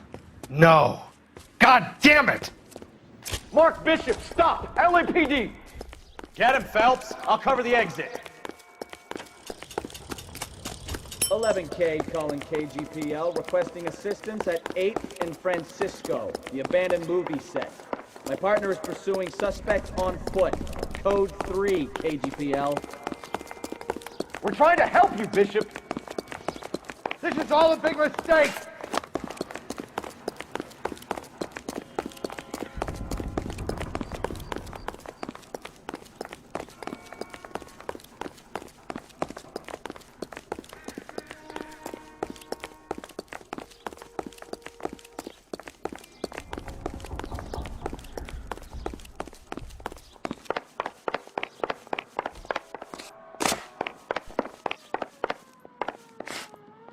It's us or McAfee's boys. Your choice.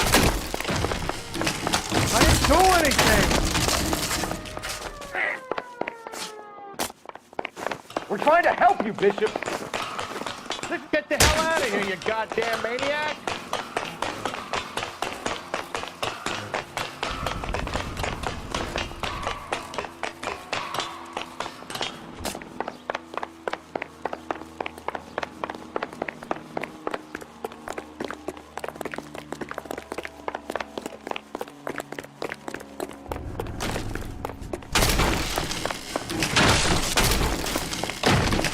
It's us or McAfee's boys. Your choice.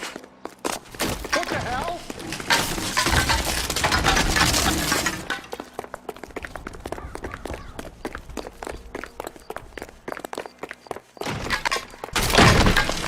Hands in the air, Bishop.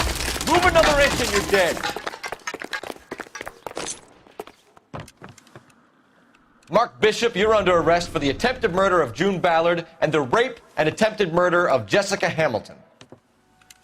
All right, I'll come quietly. Just don't kill me. If you found me, then McAfee's goons will too. Oh, we need to get out of here. All right, but you stay close. Any tricks, and I'll save McAfee's boys the trouble. Follow me. I know another way out of this place.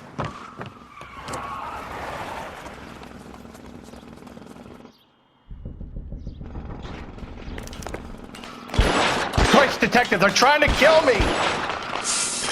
Last chance to back the hell down.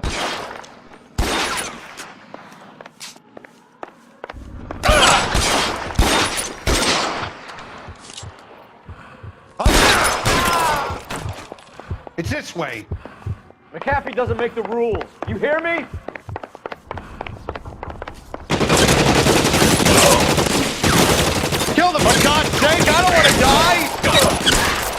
LAPD. You're making a big mistake.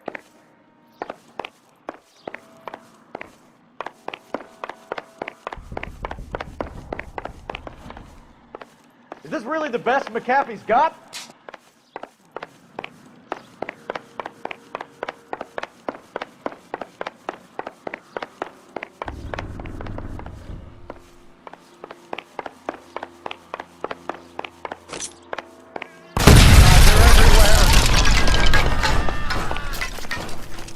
There's no way out of here. I thought you said you knew where you were going.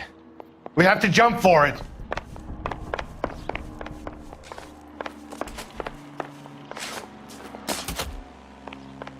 You have to get me out of here. Kill a cop, and it's the electric chair.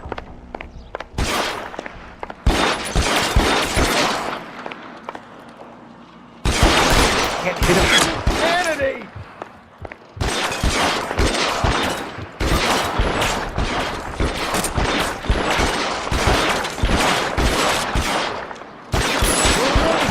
God, how many are there? Get me.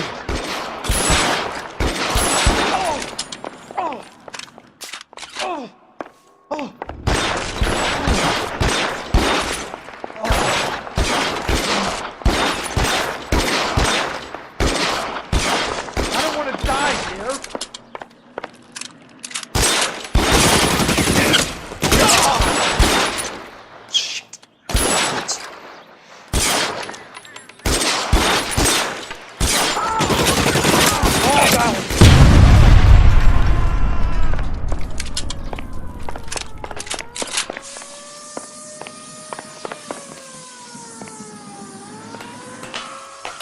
There's an army of them. We're done for.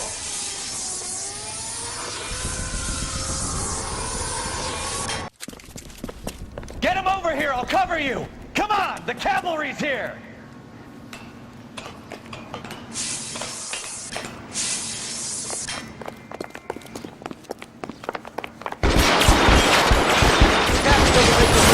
You hear me? Those barrels at the base of the elephant column. They're full of gasoline. Shoot them! Quickly! You're making a big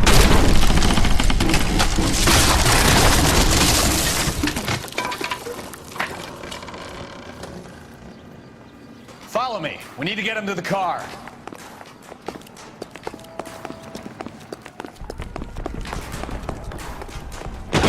Weapons! All right! Now! Is this really the best McAfee's got?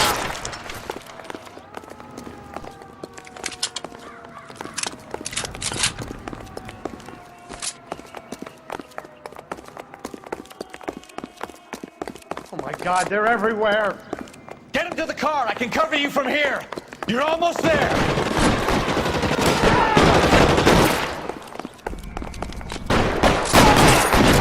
Stay down! You have to get me out of here.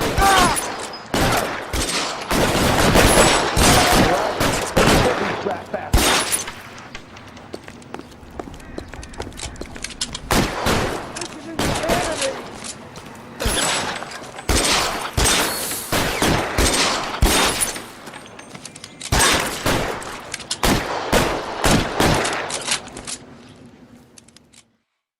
Now, this is what I call a result. Mark Bishop, erstwhile film producer, an all-around piece of shit, catches a fast ticket to Quentin for statch rape and attempted murder. So he gets to spend the next 15 years playing sissy instead of sticking it to little girls. That is justice with a capital J, Detective Phelps.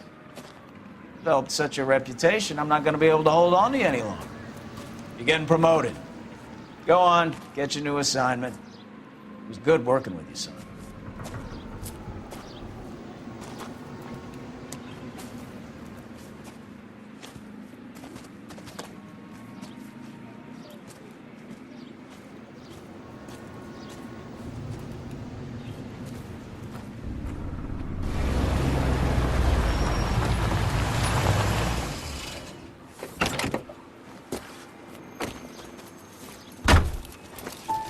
Phelps, Bukowski, this your work? Can I help you, Detective? Sorry, Cap. Didn't see you there. Yeah, I'll bet you did. This is a traffic case. You need something? I'm here to buy a drink for the 2 LAPD traffic cops who broke the back of Guy McAfee's private army. You don't have a problem with that, do you, Captain? Go right ahead. Get in. I'm buying.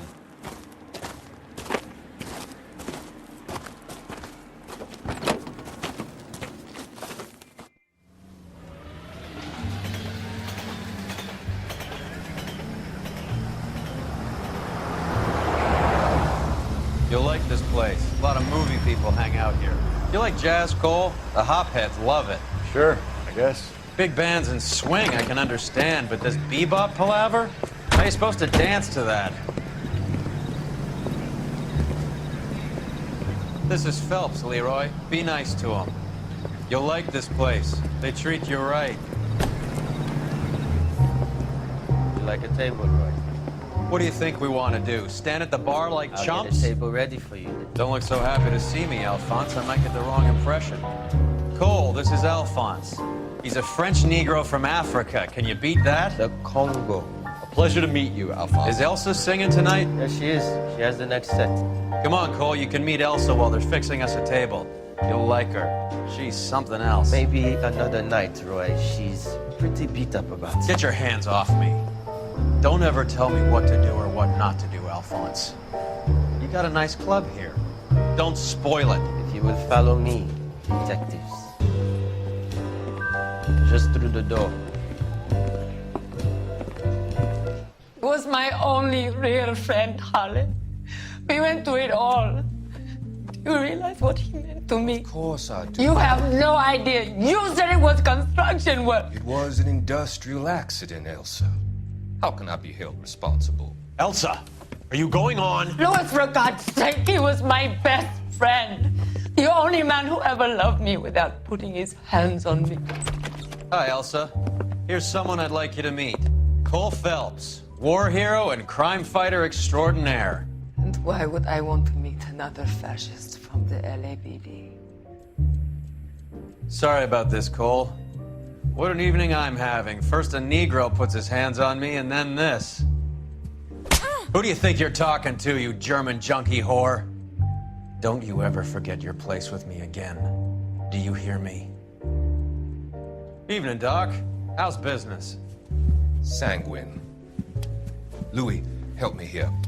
I'm gonna have to give her something before her performance. Blow it off, Cole. These artsy-fartsy types always get a little flighty. Meet Dr. Harlan Fontaine, doctor to the stars. Mr. Fix-It to the mental wreckage of Hollywood. So what about that drink, boys?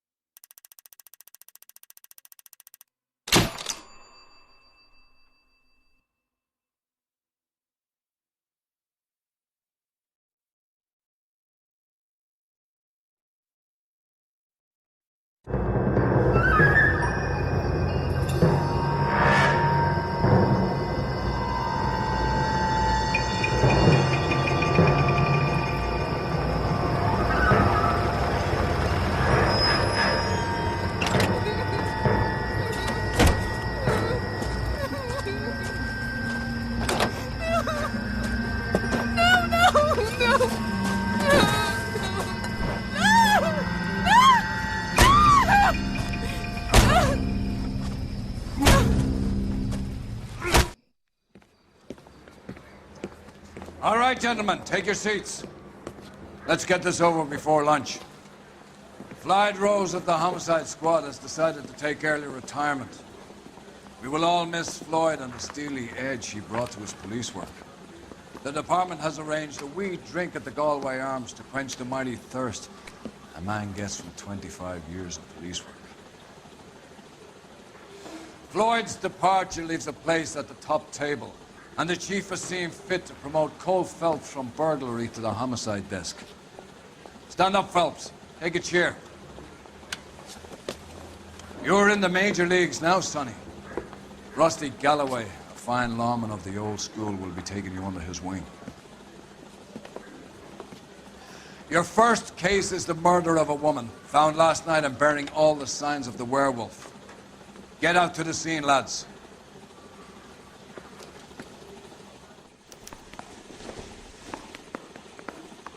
You're a real asshole. You know that?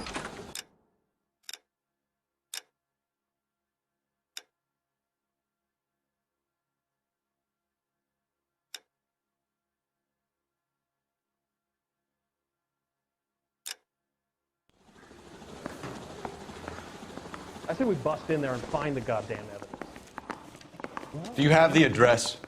It's been all over KGPL.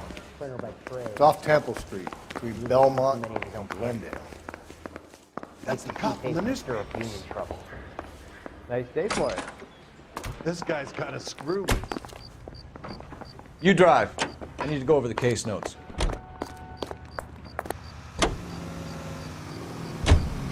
What happened to Rose? Parker wants the chief's job. Word is it's either going to be him or Thad Green. So they're both clearing the decks. So where does that leave you, Galloway? Leaves me saddled with a chump like you, Phelps. I didn't ask for you and I don't want you, so keep it to yourself. See if you can learn something about seeing how a real cop operates. What did he mean by the werewolf? Vidalia. The Daily News came out calling him the werewolf killer. The Examiner came up with the Black Dahlia. We any closer to catching him? Not a chance. 6 months and hundreds of guys running down leads and we got nothing. You don't think this has anything to do with it? No, I don't. 90% of murders are domestic, Phelps. Some guy gets into a beef with his wife, he takes it too far. This will be the same. But cutting someone in half and leaving them off the sidewalk, that's a one-off. Why so many women this year? Because of the war. You should know that. Guy gets to kill people every day in combat. Comes home, he's expected to take lip from his wife. What do you think's going to happen? It's that simple. Like I said, most of the time it is.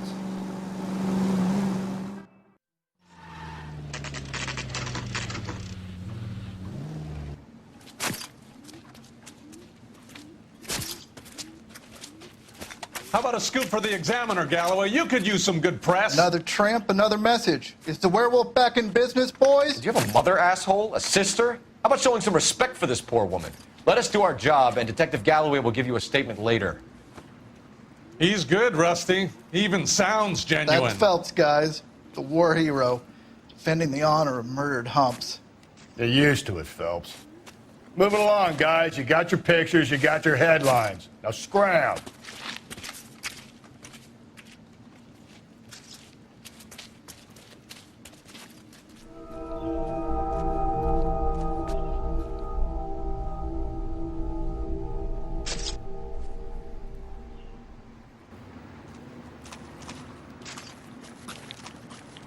Patrolman, this your beat?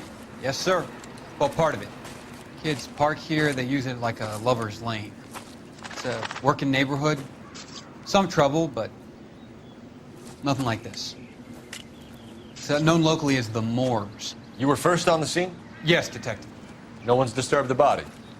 No, sir. We cleared out them vulture reporters so Pinker and the coroner could work. They're waiting to talk to you.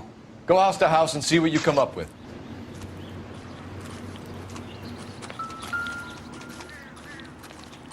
Cause of death? It could be the head injuries. She has been badly stomped. The cuts look superficial. I'll know for sure. What caused the blunt force injury to the face? Could be anything from a baseball bat to a lug wrench. I'll have more details after the autopsy.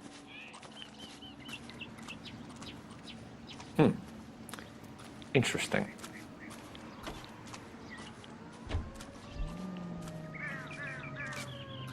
What about this wound on the finger? Something removed. A ring, most likely. I assume it was taken post-mortem.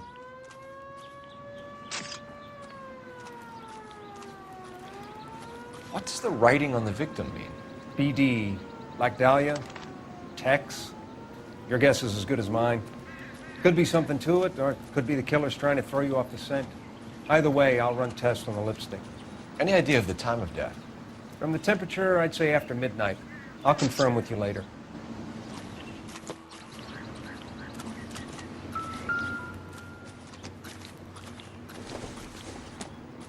The victim's bag?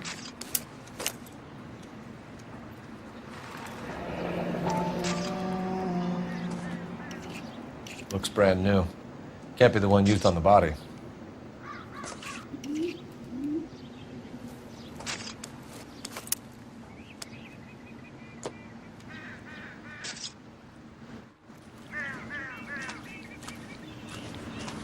Find anything interesting?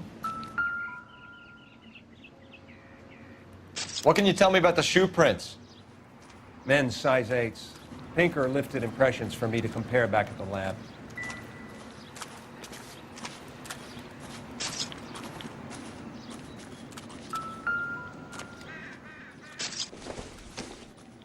Looks like some kind of puzzle or parlor game.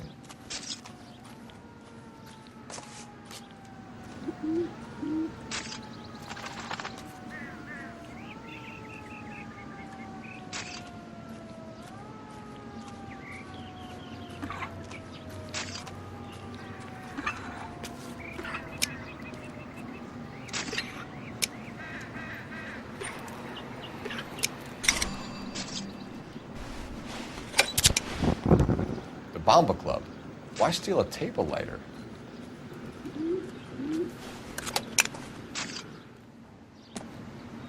Can we get to the Bomba? A man could die of thirst in a case like this.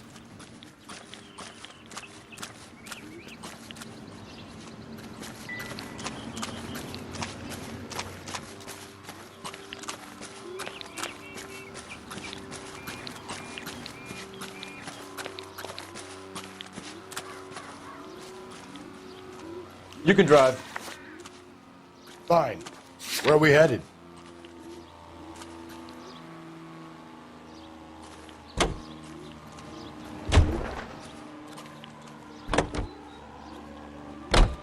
The werewolf? For my money, a copycat. We can't rule it out. We need to work the evidence.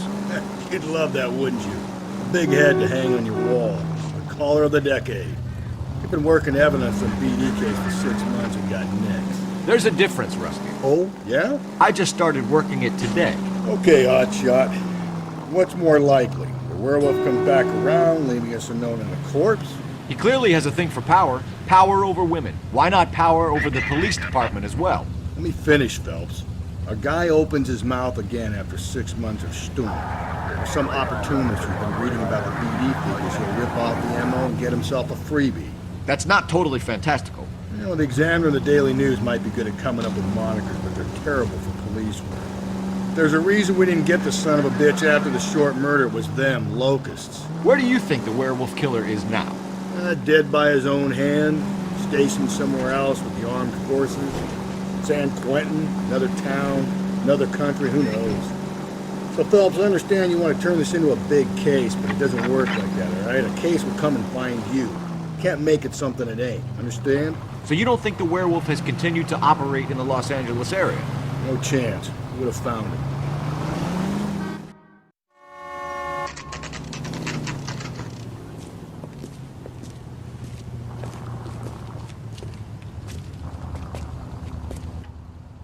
Hey, honey, what time did you get off waiting tables? Gentlemen, what can I get you? Phelps and Galloway, LAPD.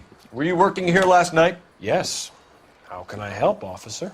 You can start with your name. Garrett Mason. You're the regular bartender on nights? I'm a temporary barman. I work for an agency. I fill in at bars across town. Do you remember a woman who came in here last night? 5'7", about 110 pounds, blonde hair, about 40 years of age. You mean Celine Henry? Yes. Do you know anything about her? I don't. But the owner, Mr. McCall, serves her most nights. Would you like to speak to him? I would. He sits at the back of the club. Wears a hibiscus. You can't miss him. Is there anything else? Fire away, Phelps. I'll stay here. I'm a little parched. Pour me 3 fingers of rye. A waitress. Can I have another spoon? Detective Phelps, LAPD. Ronnie. We're investigating the murder of Celine Henry. Do you know her? Celine? Oh, Christ. Sure I know her. She and I and Jacob, her husband, we go way back. She was here last night? The house officer. Sure, she's a regular. That's Celine is... Pour me another. was a lovely woman. Was Mrs. Henry here with anyone last night? Not at first. Celine already had quite a head start. But she attracted attention? Certainly. A few gentlemen became very enamored with her and her stories. One guy in particular. You know him? No. He's been in a couple of times. Did they leave together? Yes, at around 11. If it helps, I made the guy's license plate. Where's that goddamn waitress? I think this could be a great help, sir. Thank you.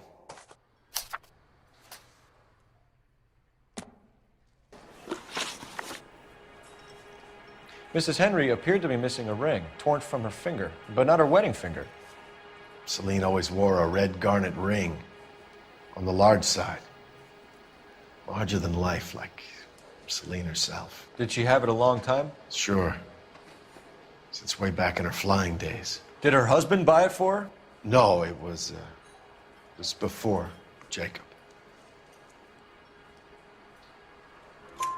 I think you know where the ring came from, and I think you're going to tell me. Okay. I bought it years ago. I carried a torch for Celine in those days. Guess I always have. Her old man never knew about it. You know the husband? Sure I know Jacob. He was in the Corps.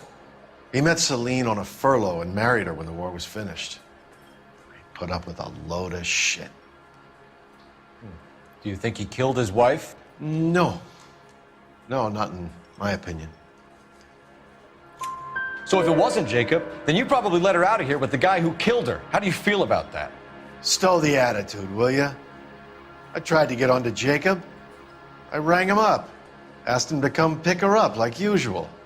But he refused. And she picked some night to push him over the edge. I rang him back around 11:30, but I got no answer. Thanks, Mr. McCole. You've been a big help. One more thing. Would you have an address for Celine? 142 North Union Avenue. God knows I had to send her home in enough cabs to remember that. My eggs were running. So, how's your tuna fish salad?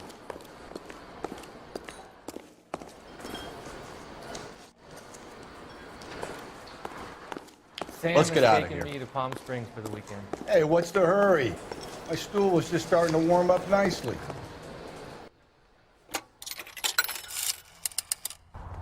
Operator, give me dispatch. Putting you through now.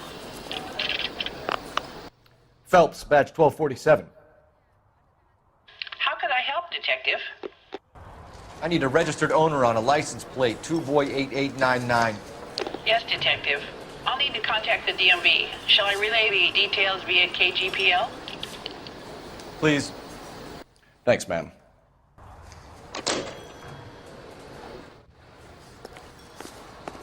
Say, honey, what time do you get off waiting tables?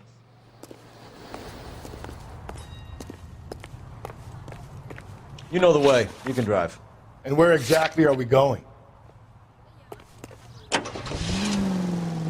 You find the booze helps you get through a working day? Sharpens my investigatory instincts, Phelps. A smart lawyer might use that to throw out anything you collect today. A smart man might know it's unwise to stand between the patient and his medicine. As long as you're not falling over, Rusty, I'll let it slide. That's mighty kind of you, Phelps. You know, you picked the wrong job if a healthy thirst offends you, Cole. We owe it to this city to do the best we can in this position. As homicide detectives, that responsibility is all the more serious. Always the politician. It's not political, it's practical. Maybe the men combing Hollywood Boulevard after the Elizabeth Short murder were more interested in sniffing out booze than the clues that would have led to her killer. Yeah, well, if only you'd been there, choir boy. Betty Short would be alive, the Japs would have spared Pearl Harbor, our ancestors wouldn't have tasted the forbidden fruit. Minor syntactical error, Detective Galloway. I never claimed to be able to prevent crimes. I only suggested a proficiency in solving them. Guess that's the drink slowing you down. Oh my God, brother, oh brother. worse than I could ever have imagined.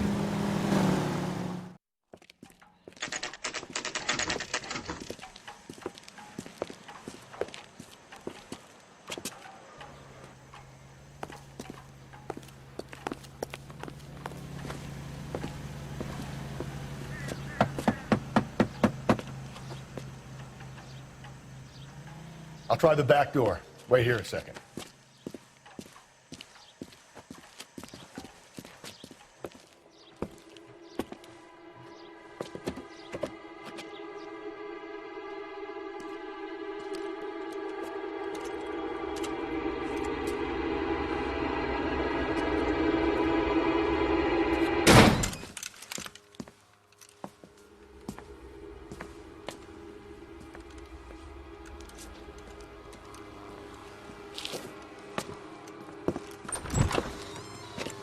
Side window's been jimmied. Looks like somebody's creeped the joint.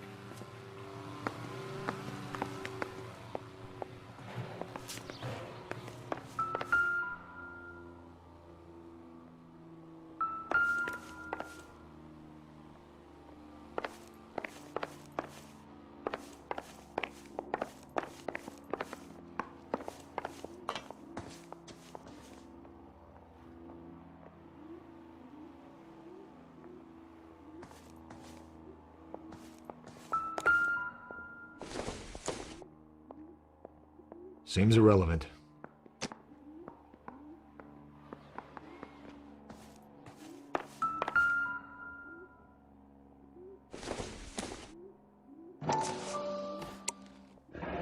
Tiffany? The rest of the stuff is junk. Might explain the missing ring.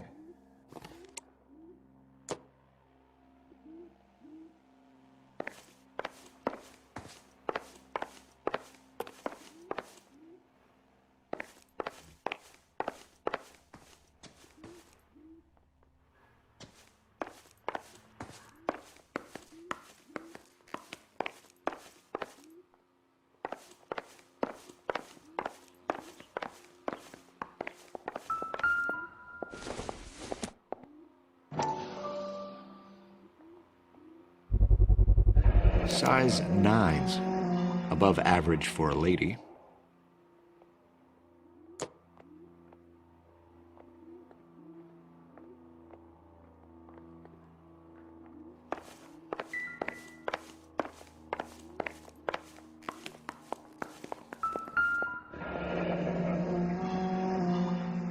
Burglar used the pry bar. Why did you kick the door in? You think I'm gonna climb through a broken window in a $30 suit? You got another thing coming, Buster.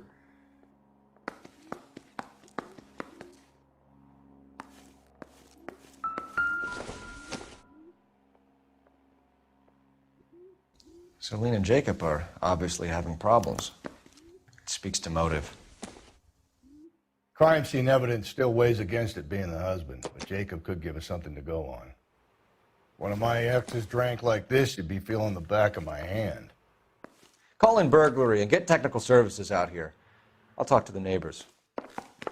Don't take all day about it, Phelps. I get nasty when I'm thirsty.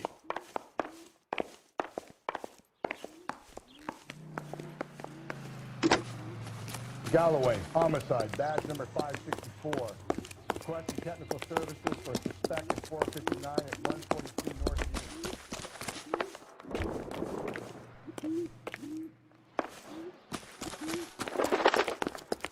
I gotta have it.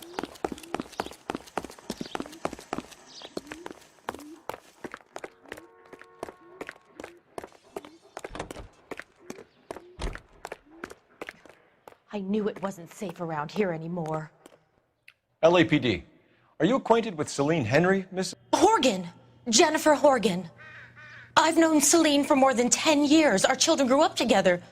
What's going on, officer? Did you see Mrs. Henry go out last night? Well, I'm no busybody, you understand, but Celine had been drinking, and she and poor, long-suffering Jacob had a terrible row. I think Jacob may have given her a black eye. He stormed out, and she went back inside. Did he come back? No. Celine was listening to music and shouting until she left around 10 p.m. She was very drunk to have been driving, but she is not the sort of person you can stop from doing something when her dander is up. What is this about, officer? Is Celine all right? I'm afraid Mrs. Henry has been murdered, ma'am. Murdered? Oh my God. I'm afraid I need to go and sit down.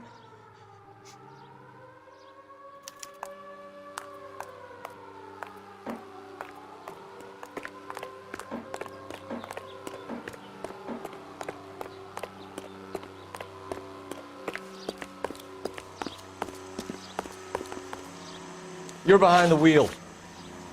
Fine. Where are we headed? Let's see what Jacob has to say for himself. I don't think Jacob is our man, but we should see what he has to say. Jacob Henry had a violent argument with his wife last night. He's looking more and more likely. Yeah, with my money, the broad keeps the house looking like that, she's probably deserved it. The skipper says bring him in. Keep the hacks off our backs for a while. Fine by me. So it ain't the werewolf killer after all. Good to see you've come to your senses, Cole. I always said work the evidence. I only stipulated a connection to the BD killer as an avenue of investigation we should leave open. And as far as I'm concerned, it still is.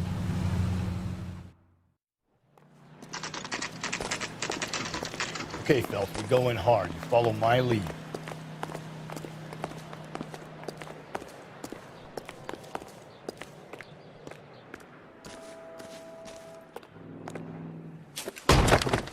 You Jacob Henry? Yeah. Who's asking? LAPD. You're under arrest for the murder of your wife, Celine Henry. Murder? Celine? Save the dramatics Oh, my for God. RKO, pal. You got bigger problems. What the hell are you talking about? You come in here, you tell me that Celine is... Take a seat, Mr. Henry. she's- We're gonna have a look around, then we'll talk. Jesus, I'm sorry.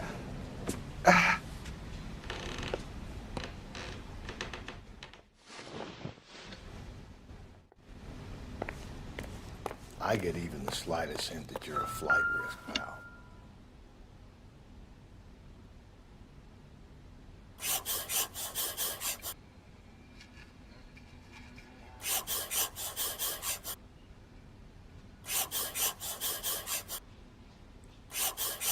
You think the atmosphere's thick in here? Wait till you try the gas chamber.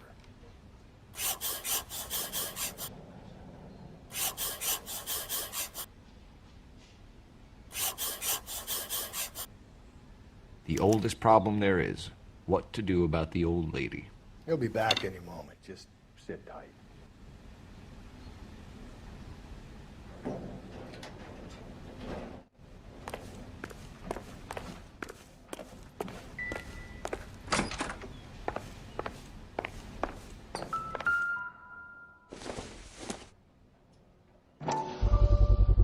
Size 11s.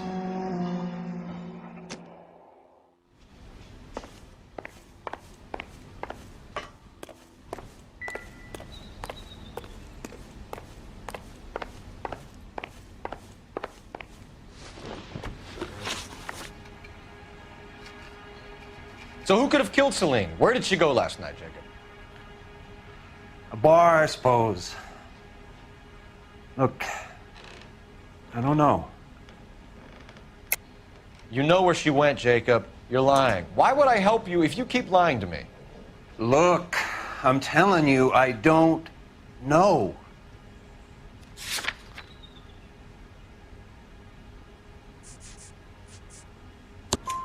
We know she went to the Bomba Club. The bartender there, he calls me if things are getting out of hand, and I go and I bring her home. He called me last night. I said no. Phone rang a couple more times after that. I ignored it. I'm gonna have to live with that. When did you last see your wife, Mr. Henry? Last night. I went to see her. We talked. Things got a little out of hand. I left. You don't remember what time you last saw your wife alive? Look, I'm sorry. I left. Maybe 9 p.m. Might have been a little later, but right around 9. Why did you kill her, Jacob? Things will go better if you come clean about it. That's a lousy thing to say. I never gave up on my wife.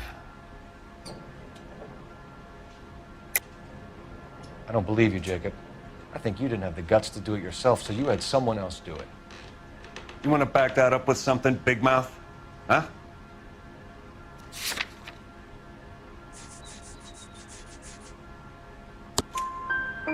The note by the phone suggests you meant her harm. You want the truth? Truth is, I was sick to death of her. I was trying to have her committed. We're still going to need you to come downtown, Mr. Henry. We can get this all down on paper, Jacob. How you got fed up with your wife and how you figured killing her would bury all your troubles. Kill my own wife? She was a lush and a tramp, and you just couldn't stand it anymore. Shut your goddamn mouth! So now you're gonna tell me you loved her? Ah, the DA goes all gooey over remorse, Jacob.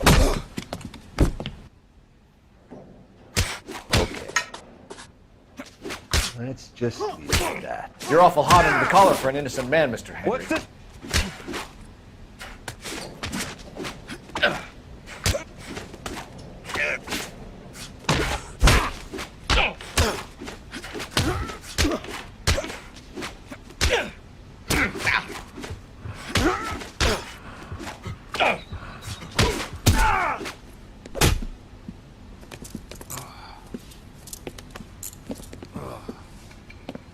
Call it in and get a squad car dispatched. And check for messages. I'll keep old Slugger here company.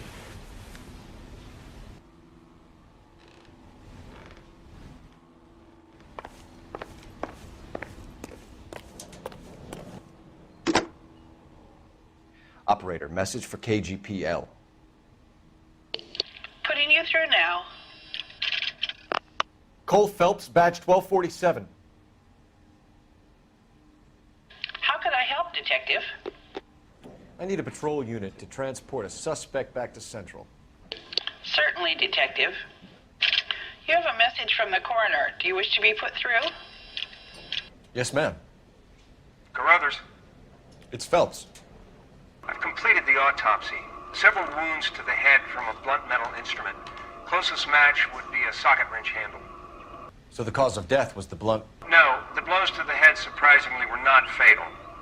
Death was from hemorrhage and shock from the fractured ribs and multiple injuries caused by the stomping. Anything else? He's some kind of sex fiend.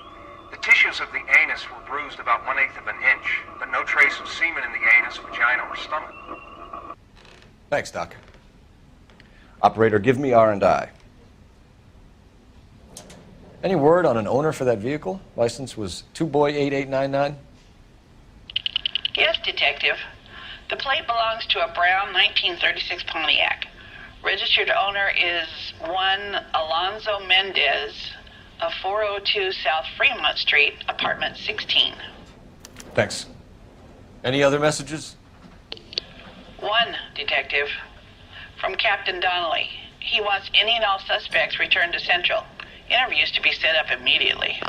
Got it. We're coming in.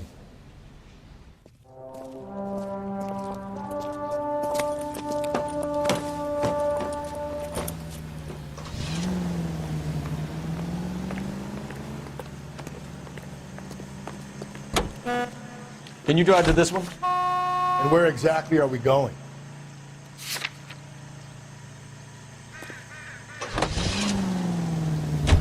Carruthers said she took a real pounding. Maybe if he had been a little firmer in the beginning, he wouldn't be in this situation now. I imagine that Neanderthal routine is a big hit with the ladies, Galloway. Women love me, Phelps. I have no complexity. They know exactly what they're going to get.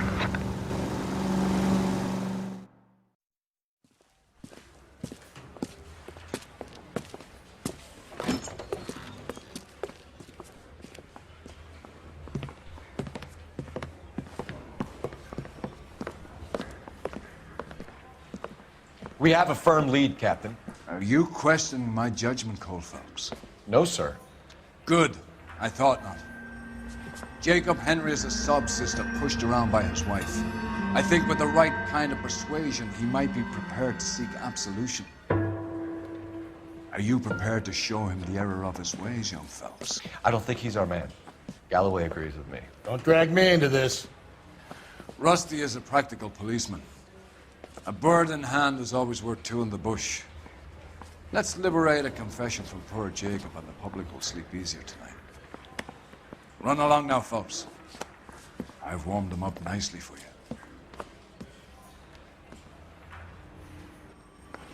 Yeah, the bum took a swipe at me.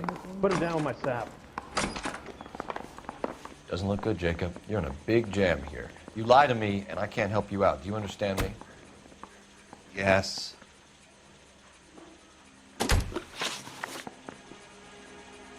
What do you do for work, Jacob? I'm a mechanic.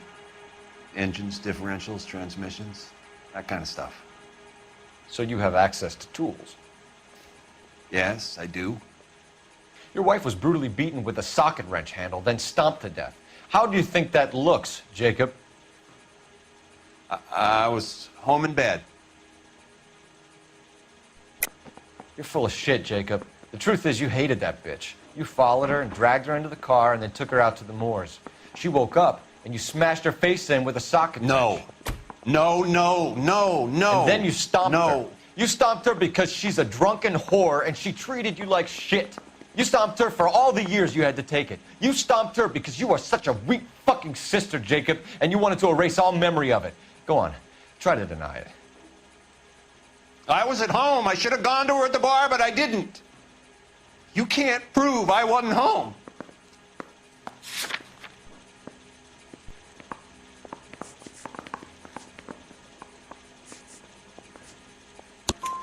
I can.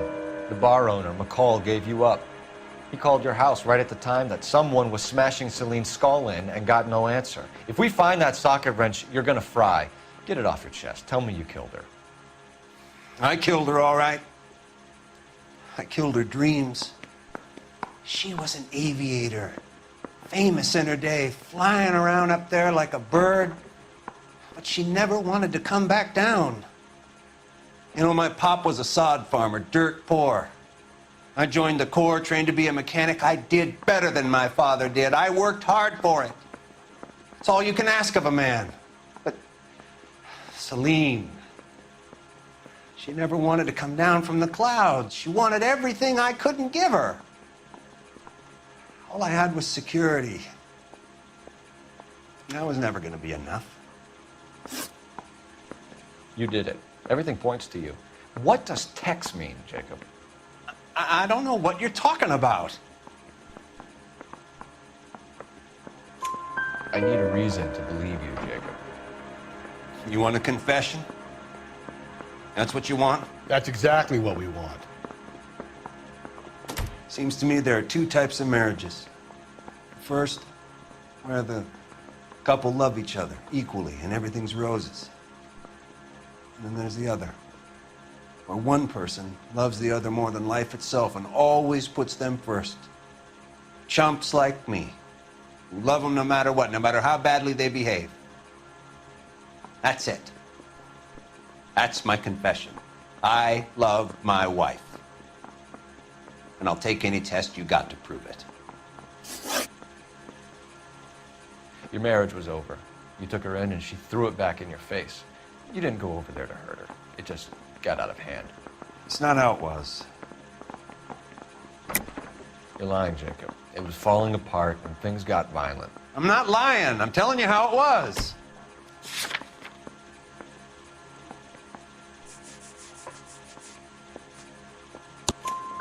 Jenny Horgan says you blackened her eye. It's all right, Jacob. The DA will understand. In your shoes, I would have done exactly the same thing. I hit her, all right? I'm not proud of it, but she was coming at me with a frying pan. What would you do? Took it for years, but sometimes a man can only take so much. Why did you break into your wife's house, Jacob? Why steal the ring? What? What are you talking about? I've got a key. Why would I need to break in? You took the ring because you found out who gave it to her. What are you talking about? Her prized garnet ring, given to her by her old boyfriend, Dick McCall. I never knew that. I lived with that woman for 3 years, and I never knew that.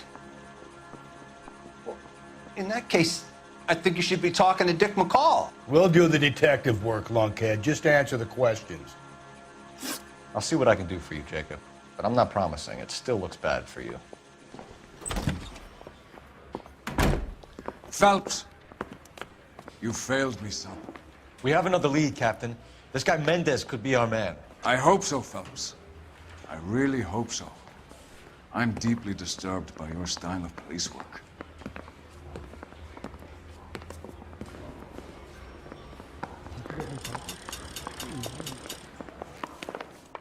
I think his name is Phelps. I read about him in the newspaper. You drive. I need to go over the case notes. Fine. Where are we headed?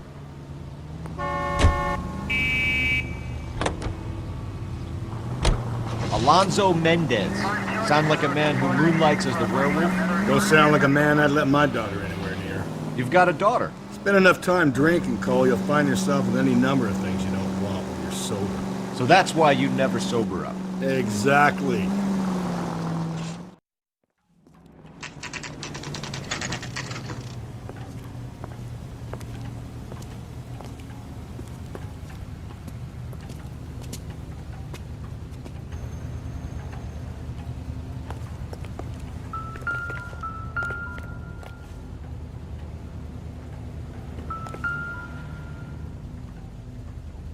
Mendez, apartment 16.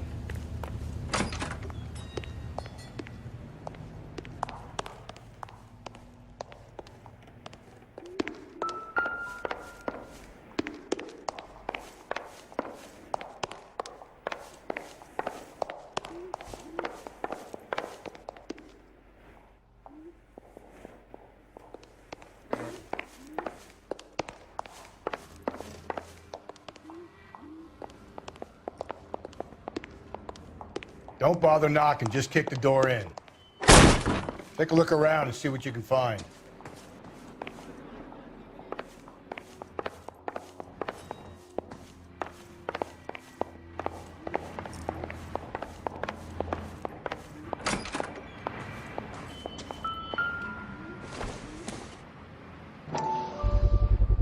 Gotta get these to Ray. Size 8s could help place Mendez at the scene.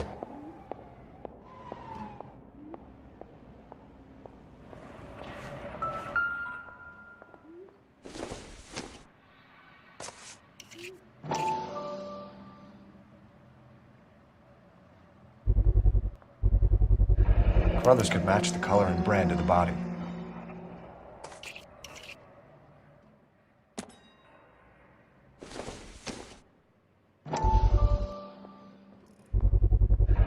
Consistent with Celine's injuries, and the blood can be typed. We have the murder weapon. We better get Pinker down here. Why keep it? Why not throw it away? Think these clowns are geniuses? Thank your stars you caught a break. Captain Donald will begin to like you. Hey! What gives? LAPD, you're under arrest. Do not lose that son of a bitch. I'll go get our wheels. Mendez, stop right there!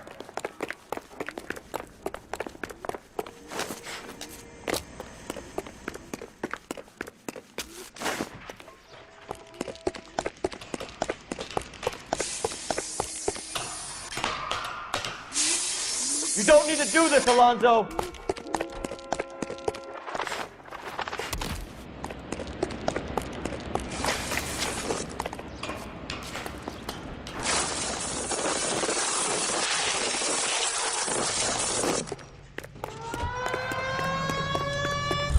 Get in and drive.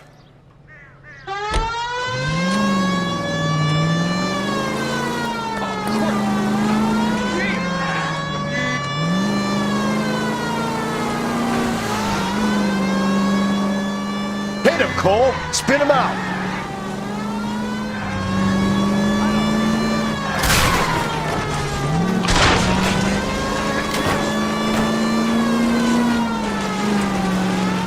an idea. Get him next to my window, Cole. Keep me alongside his vehicle, and I'll stop the son of a bitch. Hit him! Clean this asshole off the road.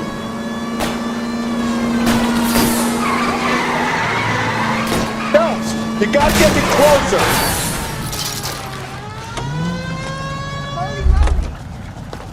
You're under arrest for the murder of Celine Henry.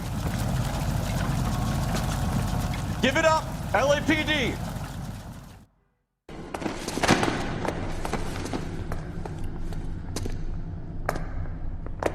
I ain't saying a goddamn thing.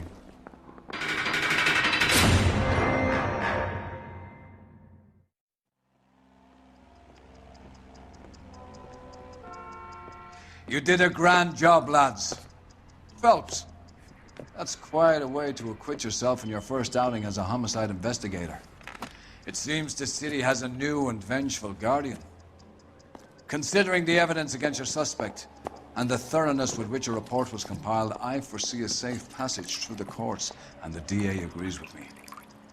Brutality on a scale such as this deserves retribution. The people and the press of this city demand it.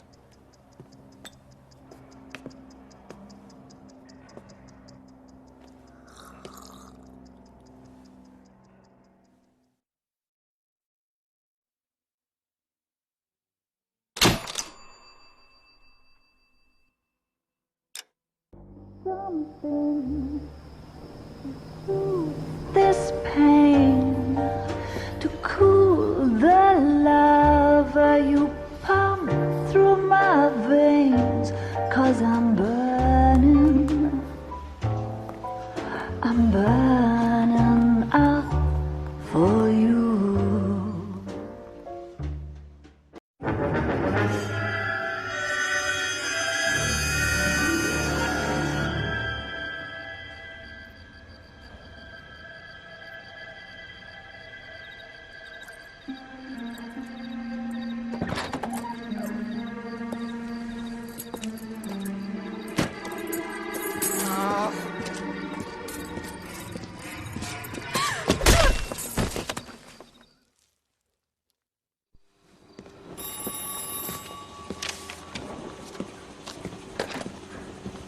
Galloway.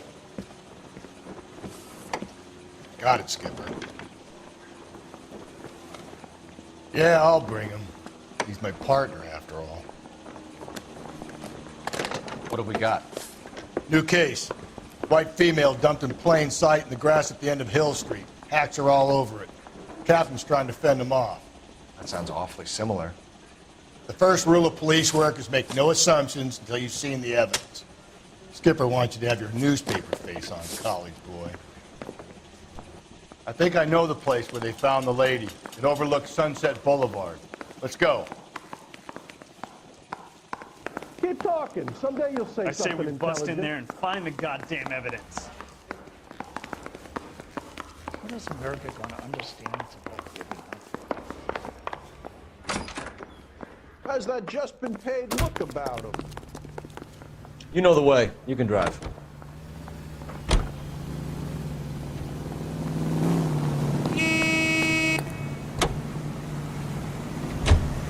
Did a decent job on the Henry case, Phelps.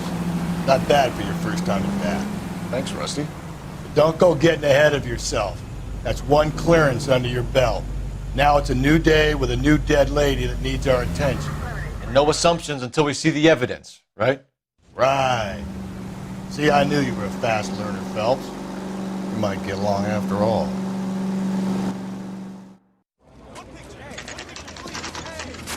Now, boys, you know as much as I do. I'll be holding a press conference once the autopsy's been completed. I have two of my finest investigators on the case, fresh from bringing down the sword of justice on the crazed sex... Captain, Alonzo aren't there Mendez. similarities between this murder and the murder of Celine Henry? And of Elizabeth Short, for that you don't matter? believe there's a crazed sex killer at large preying on women? Boys, be sensible. We had the greatest police force in all the world with the greatest scientific investigators at our disposal. How can any killer continue to be that? Be advised. We keep the gas chamber at San Quentin primed for the sons of Cain who continue to believe they can take a life in the City of Angels. Yeah, right. Any new leads in the Dahlia case? Run along, boys, and let these officers get to work. We have God's work to do here, and it can't be delayed. What do we have, Captain? Another woman sacrificed. Speak to Carruthers. I want daily reports, gentlemen. Officer, please tell me what's going on. Detective, I was first on scene. All these... You find her, Gonzalez? Not me. Family out for a stroll. I was first reporting. Can you show me the body? It's under the pepper tree, this way. All these people are vultures, officer. But you can tell me what's going on.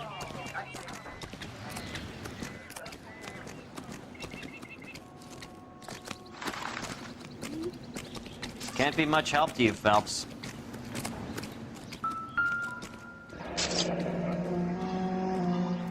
The stomping angle in the Henry case, was it reported in the press? Sure was. Every detail a copycat would want was there in the story.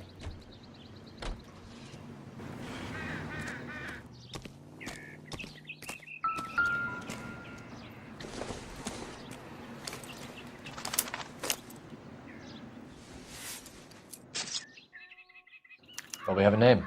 Can you run Deirdre Muller by RNI? Back in a second. If the motive was robbery, why not take the money?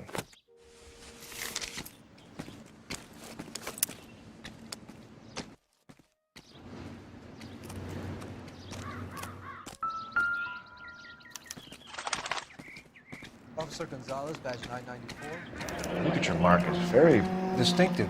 Victim of white I'll do some female, comparisons Jane back at the Doe, lab and get back to you. Possible ID of Deidre Mahler. Can you run through the name and give me the details? What's this mark? A cut on a finger. Fourth finger, left hand. A wedding or engagement ring. Violently removed. Reported by who?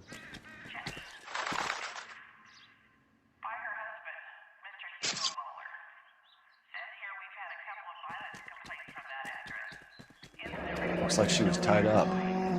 It does at first, but that would leave a mark on her other wrist, too. I think her watch might have been torn off.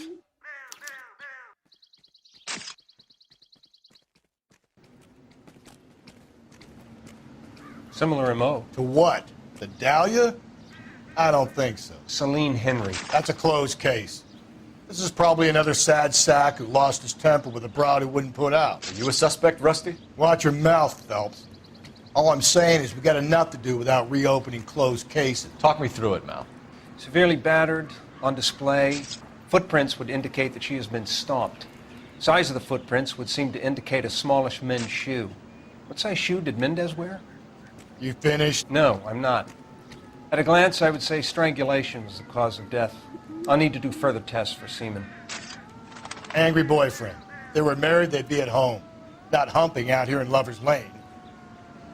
Detectives, RNI says that Deidre Mahler of 130 North Bonnie Bray was reported missing this morning by her husband, Hugo Mahler. What'd I tell you? Let's grab the husband, take him downtown, and work him over. We could have this wrapped up by lunchtime. What about not making assumptions and going on the evidence?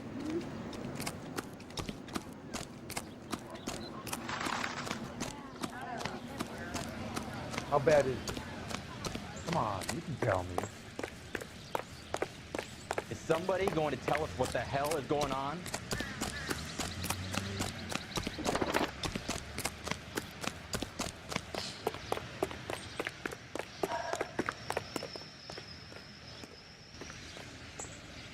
Can you drive to this one? Fine. Where are we headed?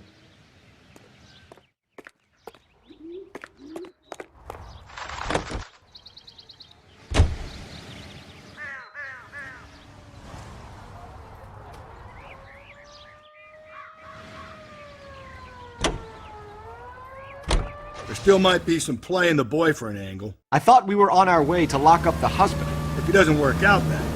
Deirdre Muller has suffered enough. More than enough. You shouldn't make disparaging comments about her without even the slightest inkling of what she was like. She was a woman, wasn't she?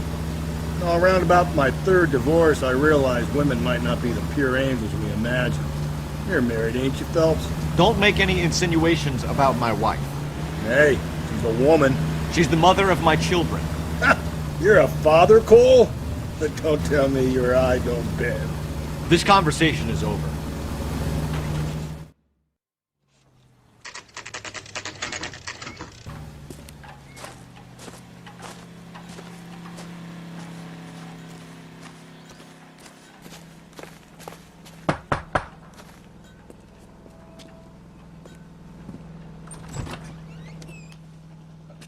Phelps and Galloway, LAPD. Is your father home? He'll be home soon. He's been out looking for Mommy. What's your name, miss? Michelle Eloise Mahler? Can we come in? I suppose so. Thank you. Could you have a seat for me, Michelle?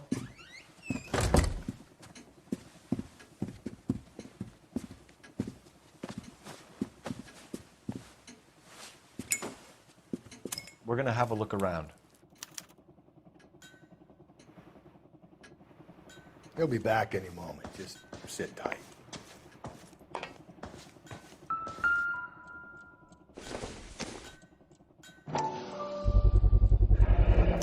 Work boots. Size 8s. My partner will explain everything when he gets back, okay? There's nothing to worry about. Elgin wristwatch.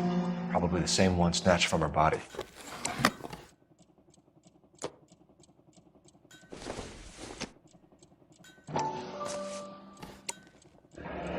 No sign of a wedding ring.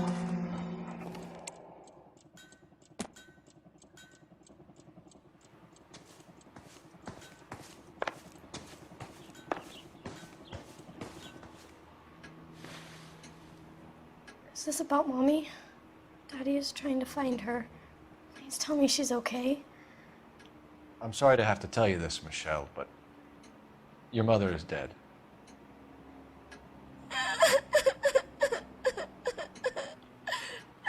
Do you think you could answer a few questions for us? Try.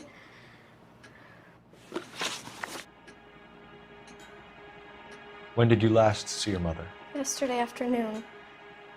I went to a dance at Belmont High. Mommy was supposed to pick me up, but she didn't show. So what did you do then? I was upset. Daddy came instead. So you were hanging around the school for quite a while. What happened with your father? I don't know. I called and finally he answered. He came straight away then. Some of your mother's jewelry was missing. Can you describe her things? A ring, a watch. I never paid much attention to that stuff. I know it's painful, Michelle, but this may be important. She wore a wedding ring? Mommy chose it herself. A rose gold wedding band and a matching diamond and ruby engagement ring.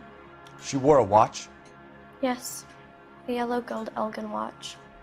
Daddy bought it for her birthday. We had a fight.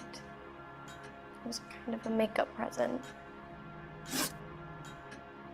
Your mom and dad are happily married? What are you saying? Of course they are. They weren't happy, were they, Michelle? Did your father ever hit your mother? Just the once. She said she would leave him if he ever did it again. He bought her a brooch pin to make up for it.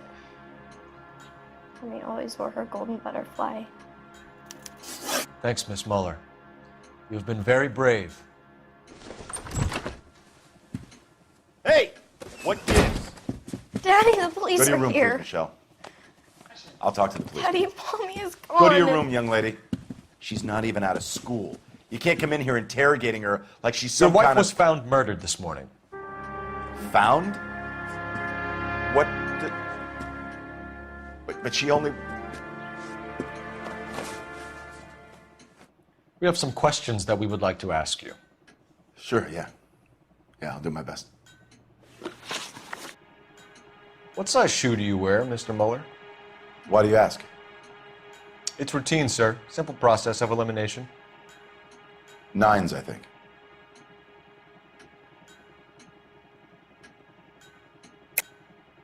Why are you lying to me, Mr. Mueller? Why would I lie to you at a time like this?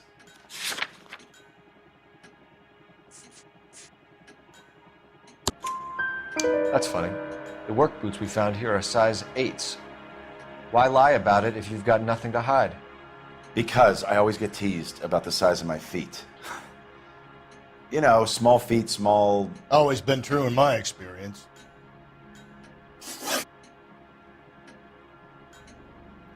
So you were here all night. You stayed in while your wife went out to pick up your daughter? Yes, that's correct. You should come clean if you're having an affair, or if there's something going on. I told you I was here. Were you saying I wasn't?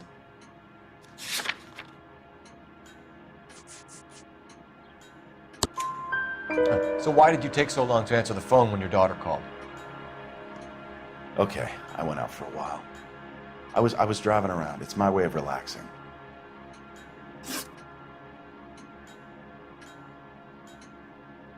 You phoned in a missing persons report this morning? Yeah, that's right. My wife didn't come home last night. She left around 9:30. Michelle was out at dance. She called me to let me know that Deidre didn't turn up. Did your wife ever go out by herself? To bars, nightclubs? No. What are you suggesting? You suggesting my wife's loose? Now is not the time for you to be pushing me, mister. Your daughter said you were having an argument. We argued about who would pick up Michelle. I worked a full day. I wanted to come home, put my feet up. Your wife was beaten and then strangled. In your case, you have no alibi and a history of violence towards your wife. That's not true, god damn it. It is true, Hugo. You're a violent man. You try to keep a lid on it at home, but sometimes you lost control. Your daughter and your wife were scared of you. You don't know anything about me.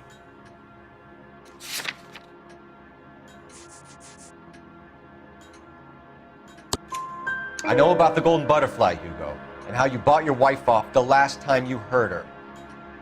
She liked to spend money, all right? Dresses, jewelry, her hair. It drove me goddamn crazy. Do I look like a Rockefeller? Nobody likes a cheapskate, Hugo. Getting hostile with us is a very bad idea, Hugo. I'm no murderer. Make some arrangements for your daughter, and then present yourself to Central Station for questioning. You gotta be kidding me, Phelps. Put the cuffs on him. This is an outrage. I didn't kill my wife. Your daughter is in the next room, Mueller, so I'm giving you a break. Don't make me change my mind, and don't make me come looking for you.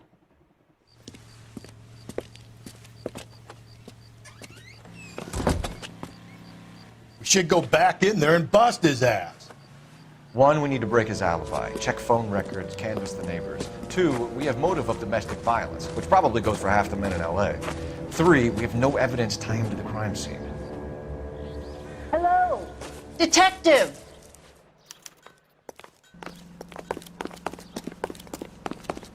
Yes, ma'am. I heard the terrible news over the radio. And you can help us with our inquiries? Yes, sir. They had a row last night.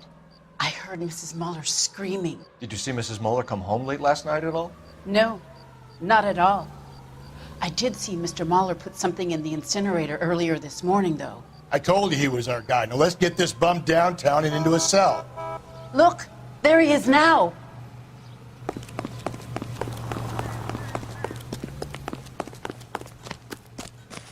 Step away from the incinerator. Don't let him get away. Okay, but no shooting. We need this guy to make the case.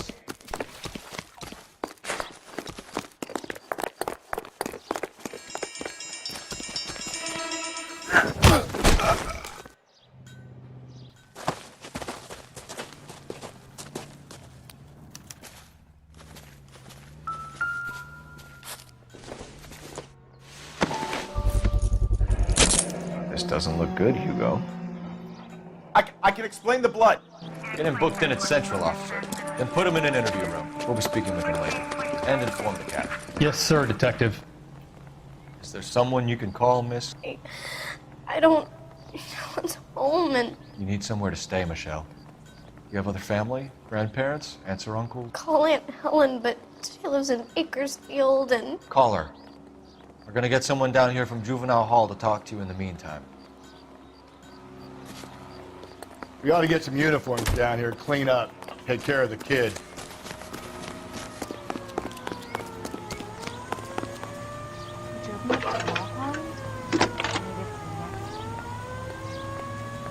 Cole Phelps, badge 1247. How could I help, Detective? I need an address on a Belmont High School. Checking for you, Detective. Belmont High, 1575 West 2nd Street. Thanks.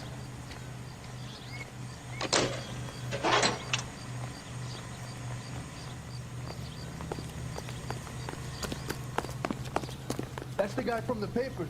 Solved that big case. Did you read about the woman who stabbed her husband and then pushed him in front You're of the behind the car? wheel. That's the cop. And where exactly are we going?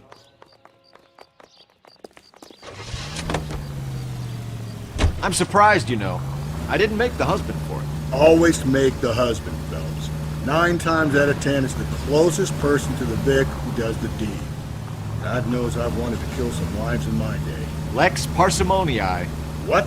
The law of parsimony. Occam's razor. The simplest explanation is most likely the correct one. You know, you could have said that without getting all liturgical on me. I'll try to dumb things down from now on. Appreciate it. And try this one on for size. Rusty's razor. How's that go? You blame the guy that's banging her. Ah, of course. The famous Lex ignoramus. Closes cases, Cole. Puts a lot of people away, that one. Saturday's the spring unveiling, Emmy. It's the first season since fabric rationing's over. We have to go. I told you I can't Saturday. I'm busy. Busy where? You're going on another drive with Davy Gardner, aren't you? So what if I am? Go, Phelps. I'll take the car and see if I can cut him off.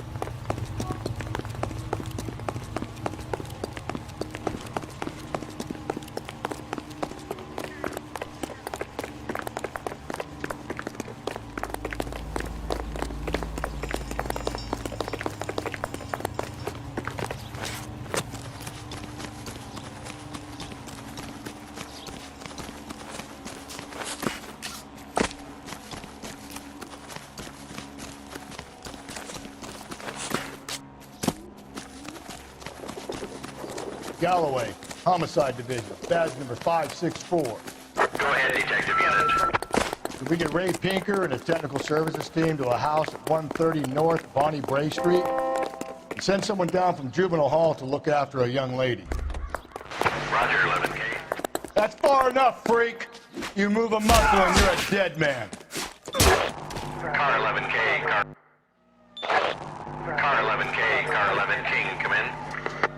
11K, go ahead. 11K, see the janitor. A green 1946 coupe registered to a Mrs. Hugo Moeller has been found in the parking lot adjoining the Belmont High School and playing fields. 11K, code 2. What's your name? Who's asking? We can do this the easy way or the hard way. Name's Eli Rooney. You've been in trouble with the law before, Eli? Some. What are you doing around here? I like to keep an eye on the children. Strictly paternal, is it, Eli? Don't sass me, boy. A woman was abducted here last night, Eli, and murdered. And I would love to make you for that, you Okie motherfucker. Well, I wouldn't know nothing about that. A woman, you say? I like them a little younger than that. Turn out your pockets, Eli. Now, why would I do that? Because I'm about to break your fucking skull, Eli. You're under arrest, Eli. You're in very deep trouble. Get some backup down here, Rusty. We need to get this one downtown and into a cell. I'll tell them we got a kitty raper coming in. They can roll out the red carpet.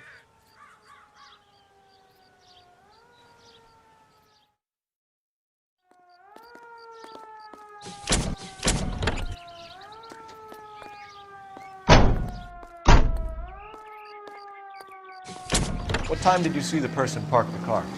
Late last night, after school social, maybe 1 a.m. I've been keeping a good eye out lately. We've had problems with the child molester. Eli Rooney. We've met him. Filthy son of a bitch. He was here yesterday before the dance. Was it him you saw park the car? I don't know, sir. I'd like to say yes, but the truth is it was pretty dark. Would you say Rooney is violent? Yes, sir. I would say so, yes. Thanks for your help.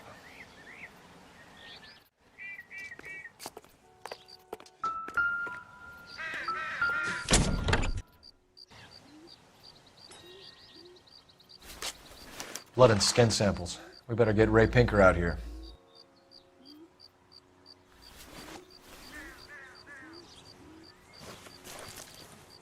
The overalls are stenciled HM. Muller is a mechanic. I wonder what Eli does for a living. It's from a Chrysler. Could be important.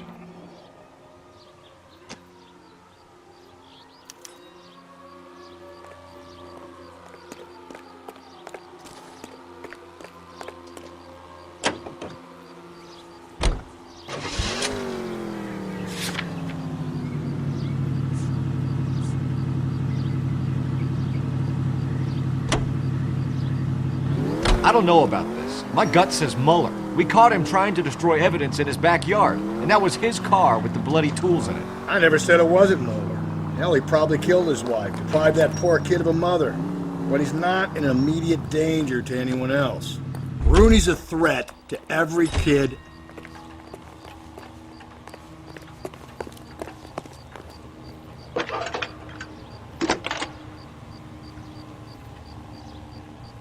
Phelps, 1247. How can I help, Detective? I need interrogation set up at Central for both suspects being held in the Muller homicide case. Certainly, Detective. I'll get in touch with the watch commander.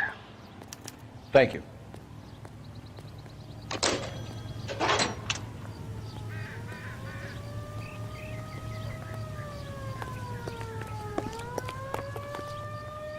You can drive.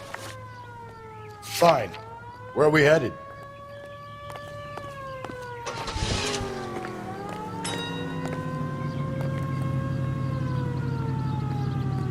You're a real asshole, you know that? You drive. I need to go over the case notes.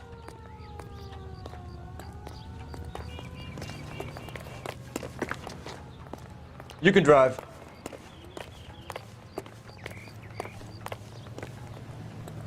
Goddamn ruins are having a season from hell.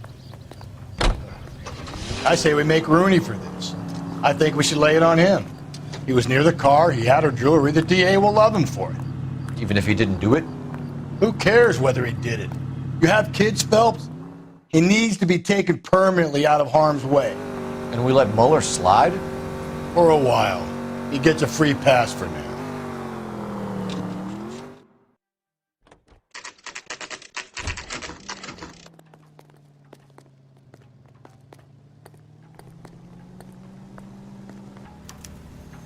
You better not go soft on me in here, Phelps. We'll work the evidence, Rusty. Let him do the rest. Are they ready? Bowler's in 2 and the pervert's in 1. Get in there and get a conviction. I say we bust in there and find the goddamn evidence. Anyone seen her Miss Rose today? Here's where we stand, Hugo. Your next-door neighbor heard screaming coming from your house. You were burning your blood-stained shoes. You have no one who can confirm your whereabouts last night. Your daughter says you're a violent man. We have everything we need to send you to death row, and all you have to say for yourself is, I didn't do it. I swear I didn't kill her. Give me that lie test. I can prove it.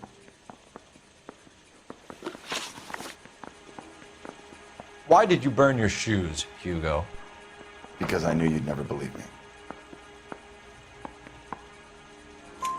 Believe what? It's rabbit's blood. A guy at work brought him in and I helped him skin them. Do you know anything about ropes, Hugo? As much as the next man. I was a scout.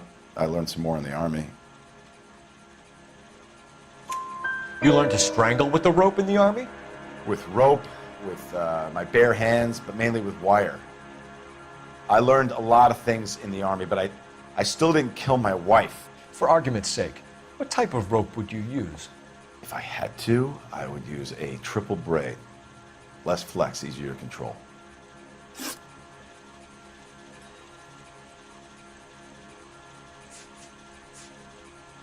Your wife was beaten with a tire iron, Hugo. An appropriate choice of tool for a mechanic. I know nothing about any tire iron.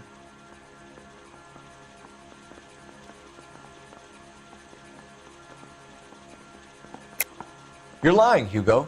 You're gonna have to come clean on this. You got no proof.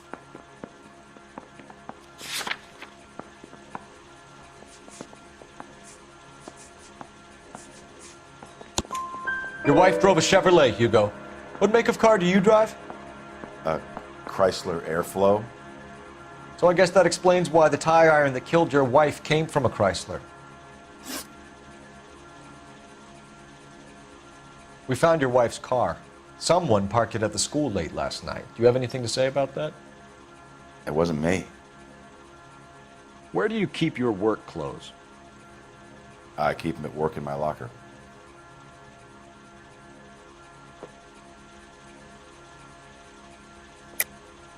Enough lies, Hugo. Your overalls put you at the scene of the crime last night. My overalls are in the laundry of my house.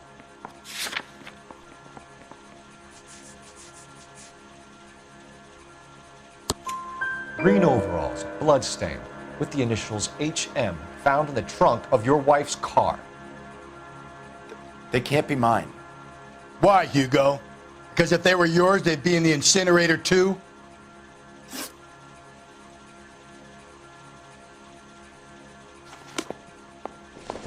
That bum took a swipe at me. Put him down in my sap. I got this gadget whiz guy putting recording devices at the place. Did you read about the woman who stabbed her husband and pushed him in front of the car? That's the cop that caught her. Captain, we were on our way to interview Eli Rooney. Yes, Phelps, I know. This particular fiend is an old acquaintance. I have tried to reaffirm his belief in a wrathful and terrible God. Whichever way it goes, I'll be dealing personally with him.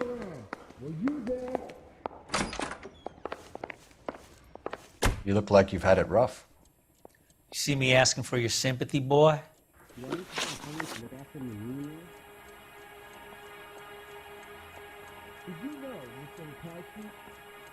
You down on your luck, Eli?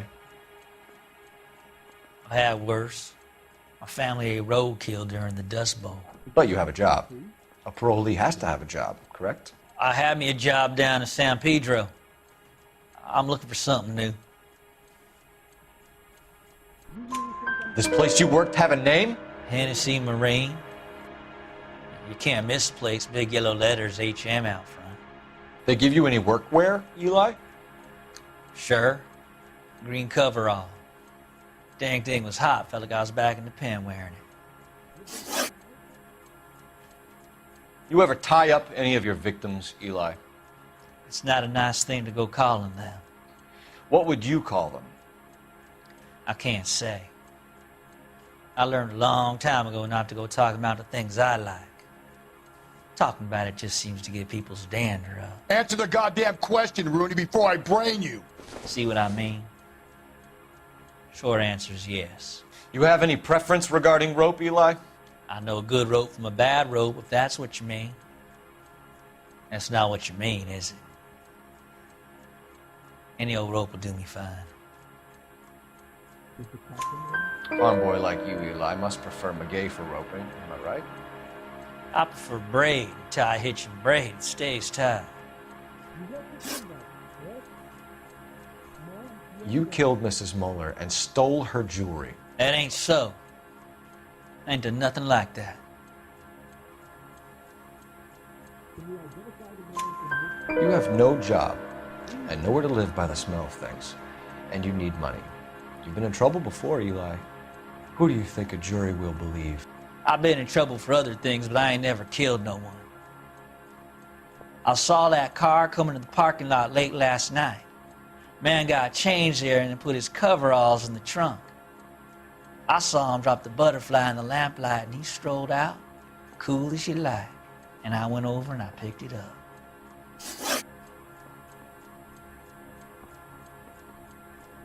Eli Rooney, I'm charging you with the first-degree murder of Deirdre Muller.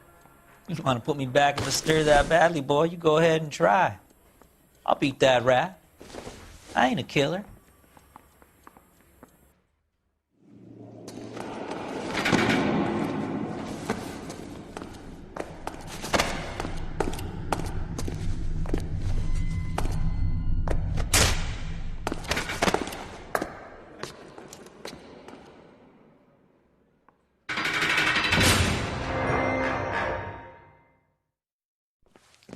Phelps, Galloway, congratulations are at hand. Drink, boys? I think you'll receive a commendation for this one, gentlemen. In the meantime, I'll speak to the DA about expediting the passage of the case. We need swift and merciless justice for poor Deirdre.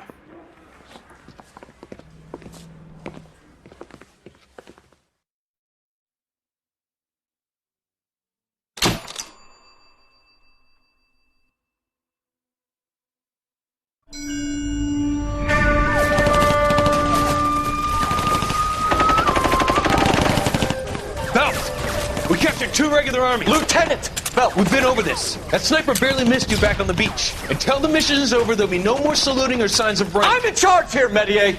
Do you wish to interrogate the prisoners? No, they're beat. Why they look so sullen? You're wondering why we haven't killed them yet. There's no greater shame than being taken prisoner. Get this, Golden Boy actually seems to know what he's doing. Namayo,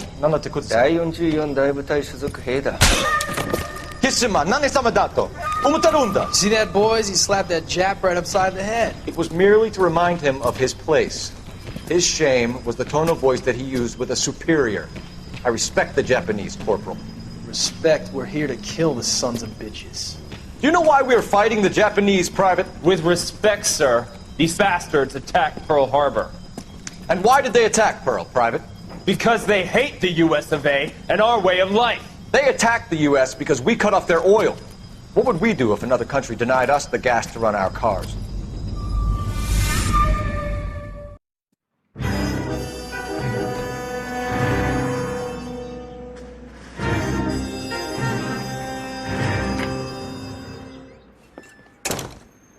Phelps. I was just discussing with Finbar here how well you were doing. Have a seat. Yeah, my real name. You can just forget all about it. You boys have a new case. A poor Hispanic woman murdered near City Hall and left lying naked in an alleyway. Another naked woman, sir? Yes. We seem to have had quite a run of them since the Dahlia fiend first struck. Phelps is politely trying to hint that he thinks the Mendez case is hokey. Well, young Phelps, you win some and you lose some in police work. You're happy with the Mueller case, sir? Over the moon, boys! The DA couldn't be more pleased with the evidence, the witness, and the lack of an alibi. Now, get out there and catch me another sinner.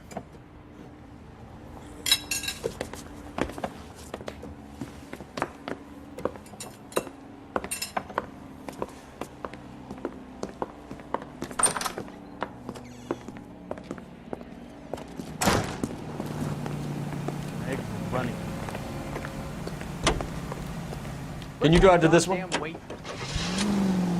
You have the address? It's the alley off Aliso between Los Angeles and Alameda. You're kidding. The next one will be opposite Central Station. Count yourself lucky, Phelps. Most guys would kill to land a case so close to their desk. Yeah. It means they can pop in to hit the office supply of hooch whenever they need it. You know, that ain't a bad idea. That is not a bad idea at all, Phelps.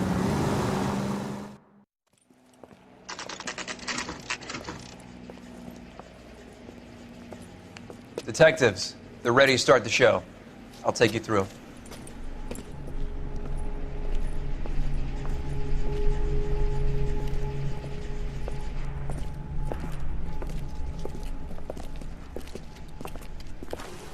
Oh, for Christ's sake. Brothers, Pinker? Cause of death is pretty apparent. We thought we'd best wait for you.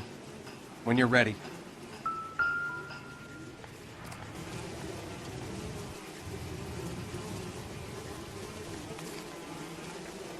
Lacerations on the neck would indicate a great deal of force.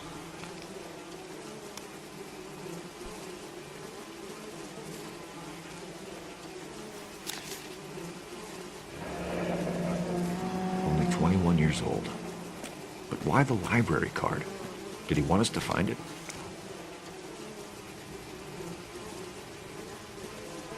Kiss the blood, BD.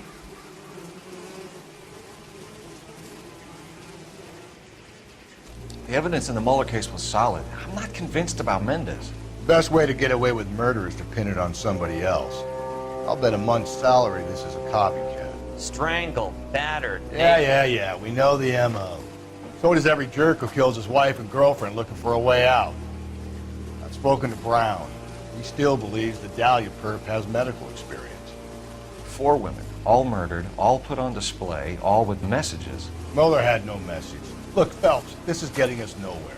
Anything for us to go on, Mal? Head injuries from contact with road, bruising from a small man's shoe, further blunt force trauma to the occipital region at the base of the skull. Could have been fatal, but clear signs of strangulation would seem to rule it out. Lipstick appears to be a similar color to the other cases. I'll see if I can nail down a brand.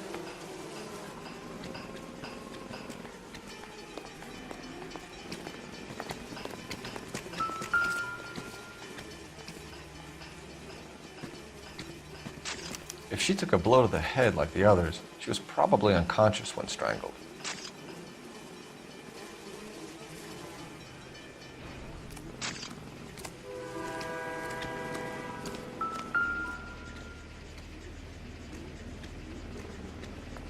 May as well follow the trail.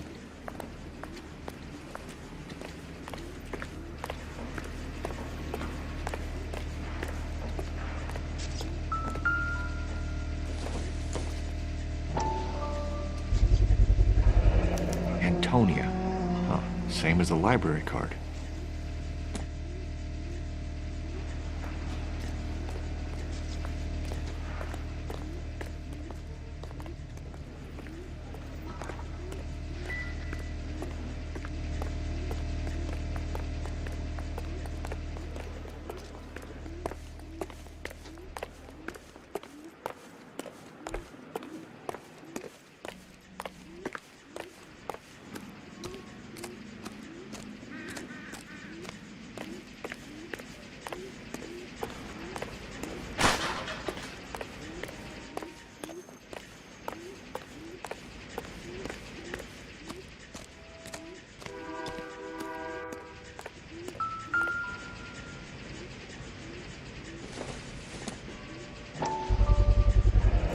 Proximity to the scene, plus the bloodstains. No way is this coincidence.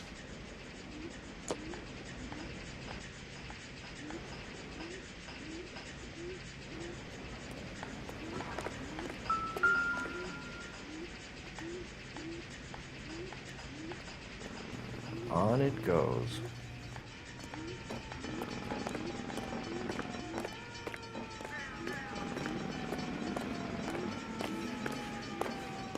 We kept the area pristine for you boys. Let's check it out.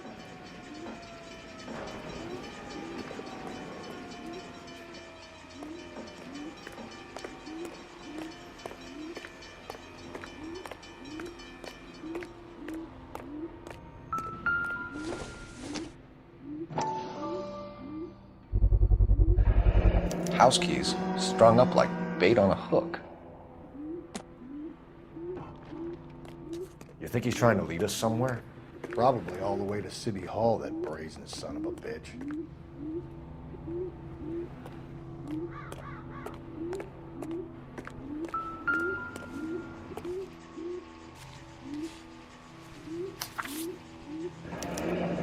That's got to be a code or a cipher.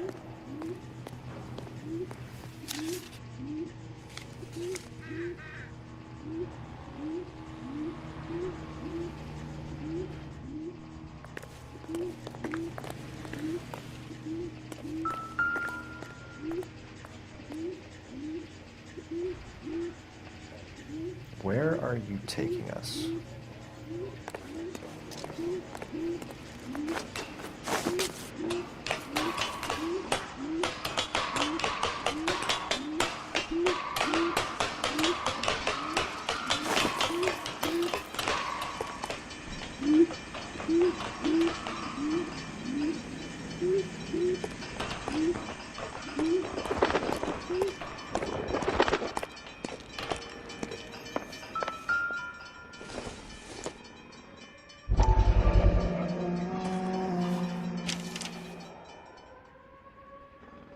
Empty. Where is all of this meant to be taking us? He clearly wants us to find these things. He's left them for us. There you go, Phelps. You got a new M.O. I told you it wasn't our guy. Or he might just be getting more confident.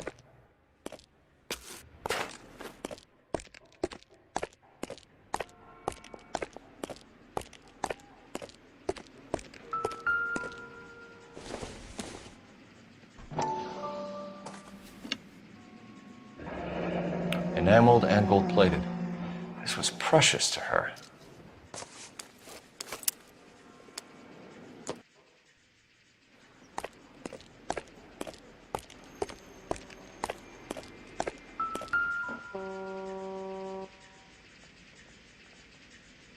The trail points up.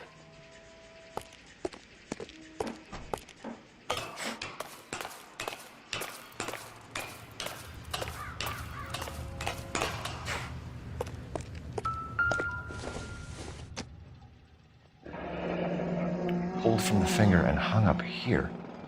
What's the significance?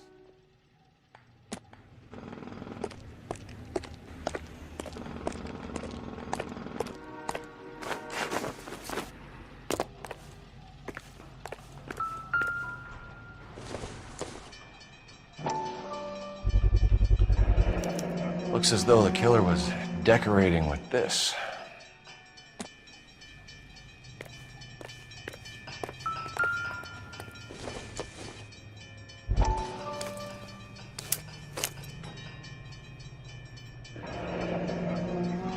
Son of a bitch wants her identified. Mrs. Antonia Maldonado, 712 North Hill Street, downtown.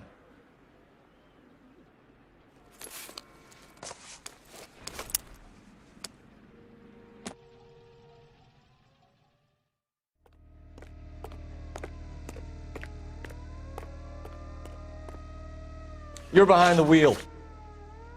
Fine. Where are we headed?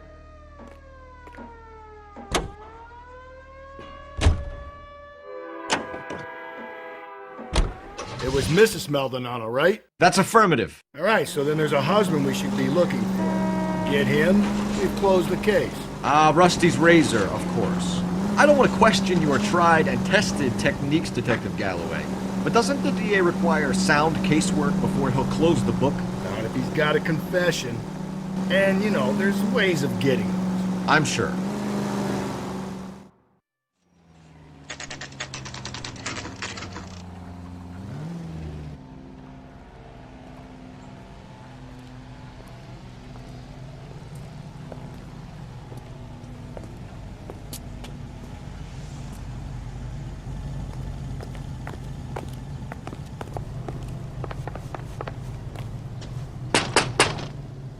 Wait just a moment!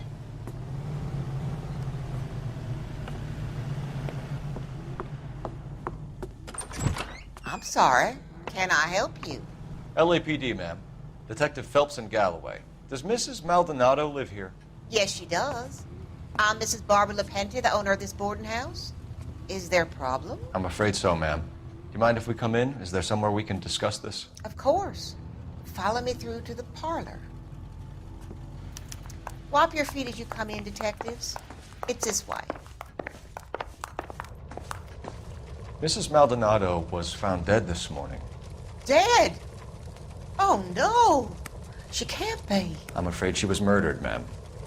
We need to take a look at her things. I can't believe it. A person seems so alive, and then they're gone. Antonia's room is upstairs, last door on the left. Thank you. We'll be back shortly. Excuse us a moment, ma'am.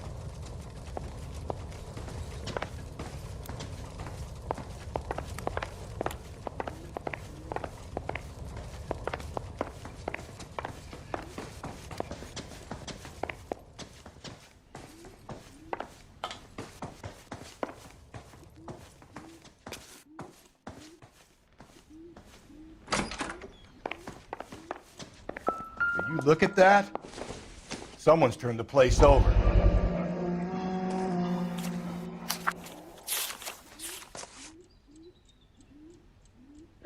Okay, we have an address.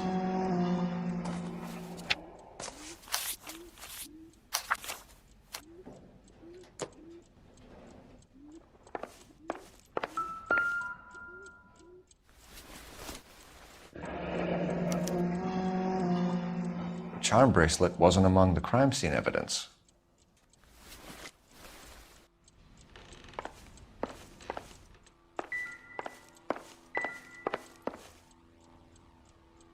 The smashed window explains why the place looks tossed. You know how I feel about windows, Phelps.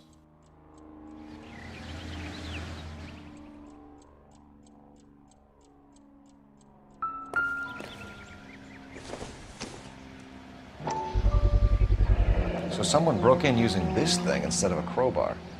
Wonder where it was taken from.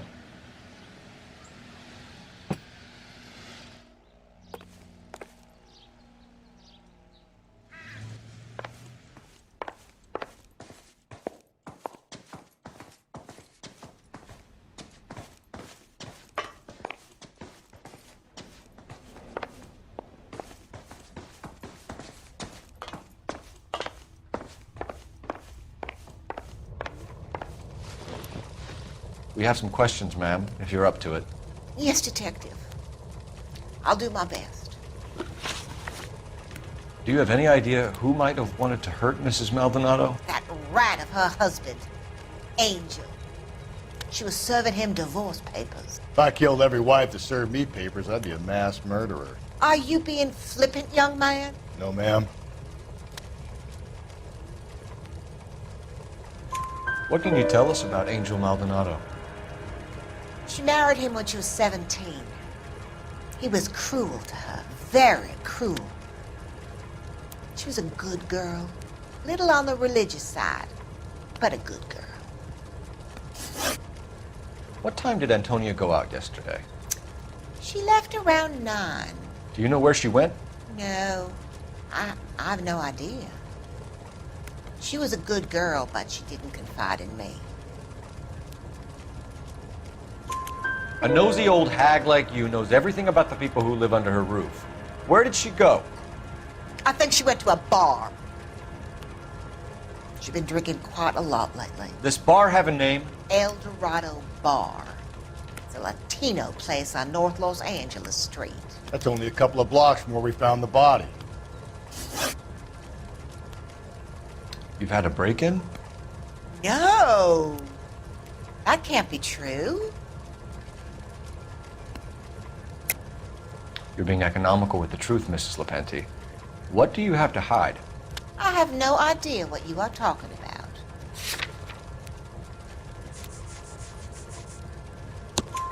about. So Antonia lost her keys and used an iron bar to jimmy the back window? I heard a noise in the early hours of the morning. I thought it might be a raccoon at the milk bottles. be very bad for business if this news got out. I have a reputation to protect. Antonia and her husband were estranged? Yes. She moved here after she separated from her husband 2 months ago. But Antonia still wore a wedding ring? She wore the wedding ring and a necklace. She always wore a religious necklace. That's about all of her jewelry. What about her bracelet? I don't know anything about a bracelet.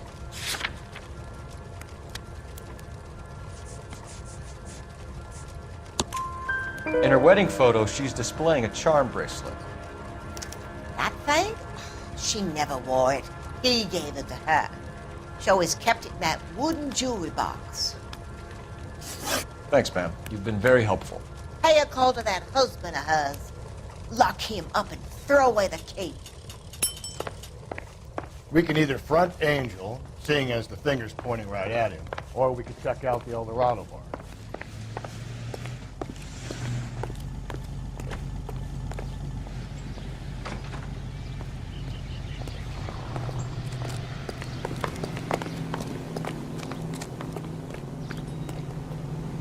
You know the way. You can drive. And where exactly are we going?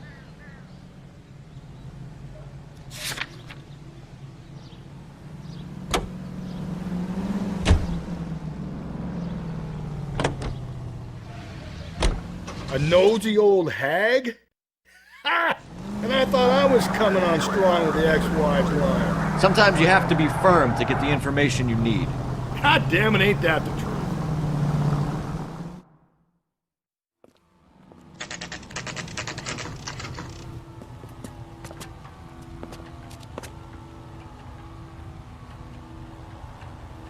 Mother's coming in tonight on the train.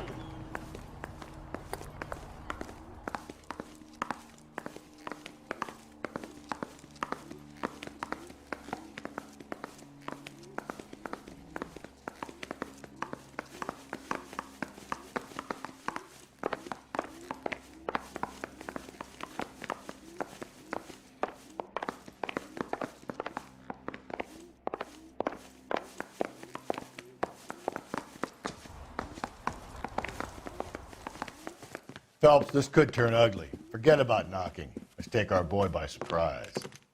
Hey, what the fuck? LAPD, motherfucker, you're under arrest.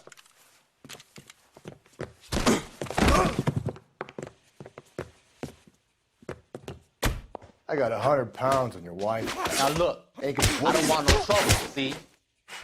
Stay back, or I'll have to put you down.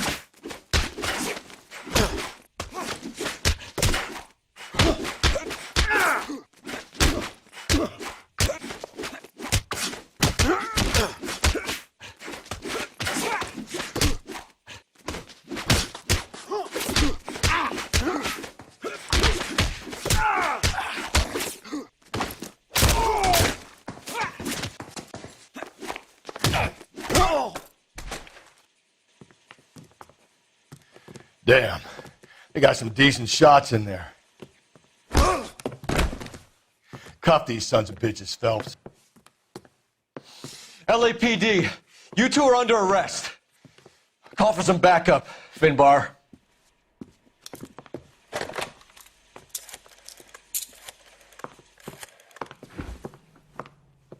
Galloway, badge number 564. I need a prowl car at the apartment building 330 North Hill Street. 2 suspects need transporting to Central. Your wife has been murdered, Angel. Antonia? Oh, God, no! Where were you last night, Angel? I was here with my brother the whole night, goddammit! You think I'd kill my own wife?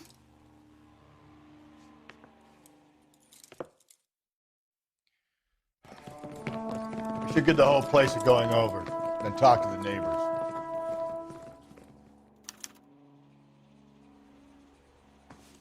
And Phelps, I don't care that you just got smacked in the head.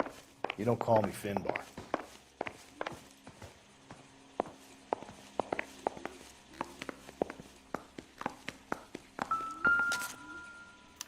Just Picked Fruit Market. I wonder if Angel gets all his groceries from this place.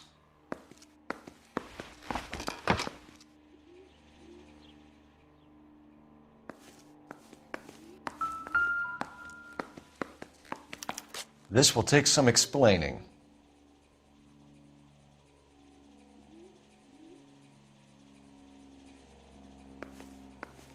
Maybe one of the neighbors took notice of Angel's movements. He's got no alibi. He's toast. The El Dorado must be a family favorite.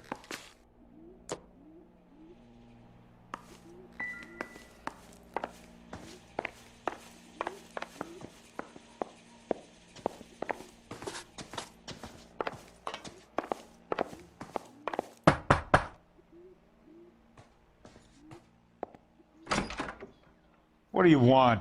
LAPD. We're making some inquiries. Make it quick. I work nights. So you weren't home last night? No, I was at work. You know nothing about Mrs. Maldonado fighting with her husband? Those two? They're always screaming the place down. Thanks.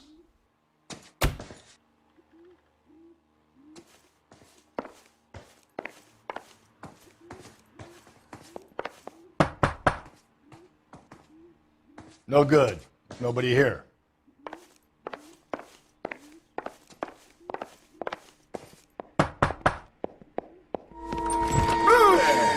Sorry about that. I'm playing with my kids. LAPD. Were you here last night? Yeah. My wife and I are separated, and I had the kids last night. I put them to bed early and went to bed myself. Thanks.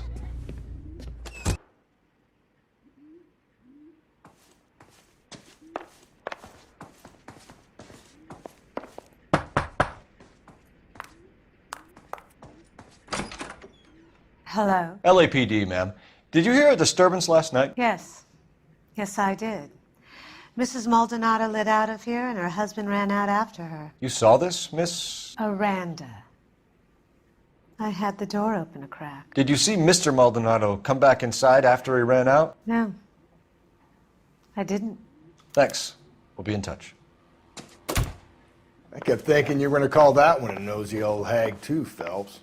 Well-executed restraint. I'm executing restraint right now, Finbar. The hired help at the El Dorado might have seen the broad the night she died. Maybe the regulars, too. We should check it out.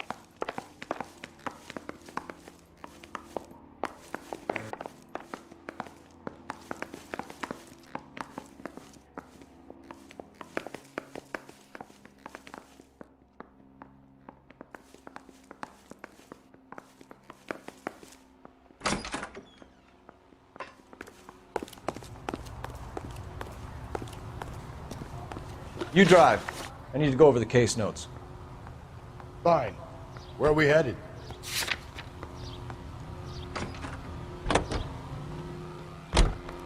Car 11K, car 11K, come in.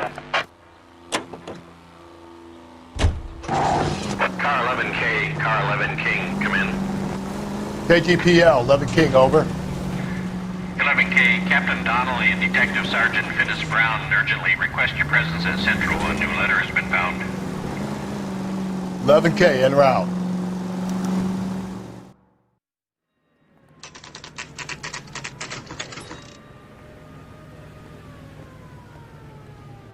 The captain is waiting for you downstairs with Pinker. I've been in this job 20 years. I never fired my job. Mouthpiece first stripped off me at the grand jury. Case got thrown out. Now the DA wants my head. Why is the word abbreviation I say we so bust long? in there and find the goddamn evidence.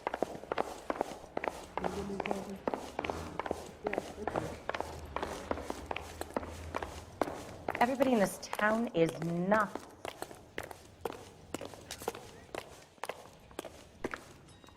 Boys, come on in. Phelps, have you met Finnis Brown? Pleased to meet you, sir.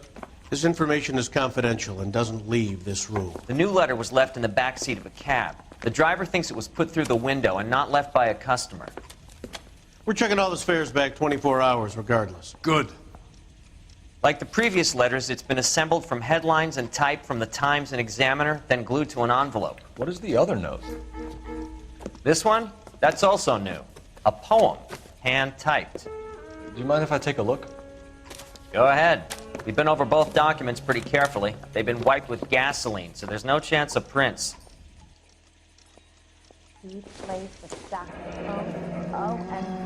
That's the message from the Celine Henry case. Okay, keep moving, lover boy.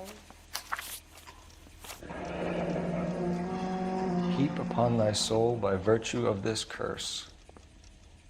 That's why we called you in. Do you think it's original? Not unless he's a genius. You like this nutjob's poem? No, I like Shelley.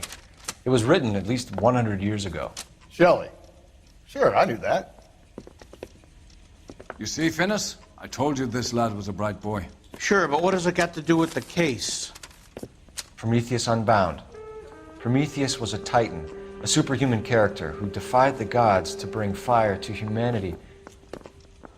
The Dahlia guy believes he's Superman. Your guess is as good as mine.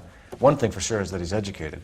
What about the link to the Henry case? He could have got the wording from the papers. As you said, he is fiendishly clever and takes pleasure in taunting us. What's happening with the Maldonado case? We have the husband in custody. We haven't interviewed him yet. Well, upstairs then, lads, and see if we can break him. Parker O'Green? I don't know who they were.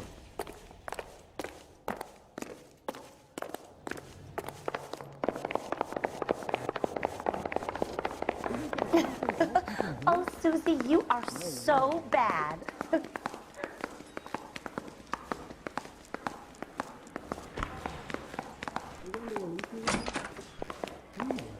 Improved your attitude, Angel? What do you want me to say? I was with Antonia the night she died, but she left the apartment, and that was the last time I saw her. So your wife paid you a visit last night. What time was that? Late, around midnight, maybe? She didn't stay long. You're lying, Angel. You went after her. I think you killed her. You're out of your mind. My brother will tell you I was at home.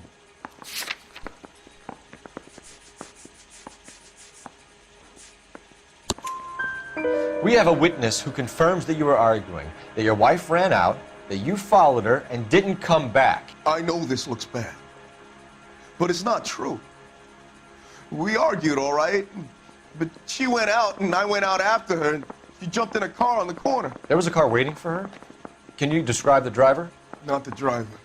It was too dark. But the car, it was a brown Ford Coupe. You and your wife weren't getting along. She was divorcing you. Is that why you killed her? We fought, yeah, but we weren't getting a divorce. I don't believe you, Angel. She'd been granted a decree nisi. She pushed you too far, and you lashed out. I told you. I wouldn't accept a divorce.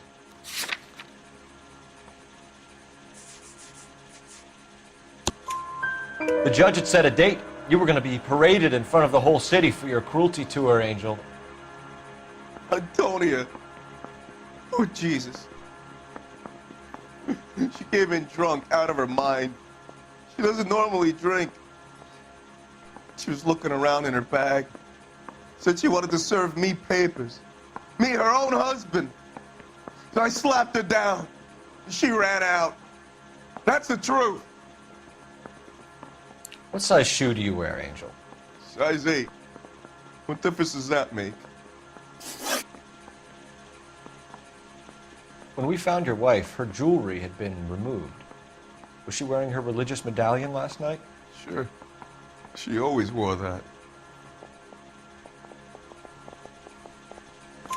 What about the charm bracelet? Was she wearing that? You know about that? She never wore it. She didn't like the message. She kept it locked up in that box of hers. Your wife has been brutally murdered. So how do you explain your shirt being covered in blood? You found that? I cut myself shaving. Angel, I'm not going to waste any more time on this. Give me something, or I'm going to have you charged. My brother, Ippolito, he said some bad things about Antonia last night. So I had to sock him one. We got into it. Keep talking. She said she came from the El Dorado bar. And? It's not one of my places. We used to buy fruit at the market down the street. But the creep there was always running his eyes all over my wife. What's the name of this fruit market? Just picked fruit. Ord Street downtown. One last question, Angel. Do the words kiss the blood mean anything to you? No. Sounds sick to me. You're not in the clear by any means, Angel. You're going back into a cell. You should think about whether you have anything else you need to share with us.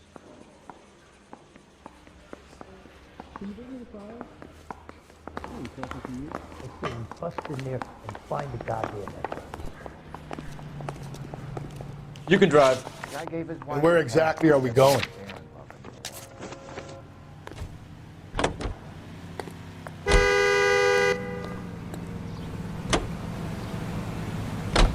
You don't think it's strange that all these murders are happening to girls who've been out drinking? No. A broad drinks, she gets a bit tight, she starts mouthing off. This leads to that, and she ends up in an alleyway. Sad story, but this town's seen it play out 1,000 times. Why don't you want to see a connection here? Because there are perfectly good real-life suspects for every one of these murders. We don't need to go looking for the monster under the bed.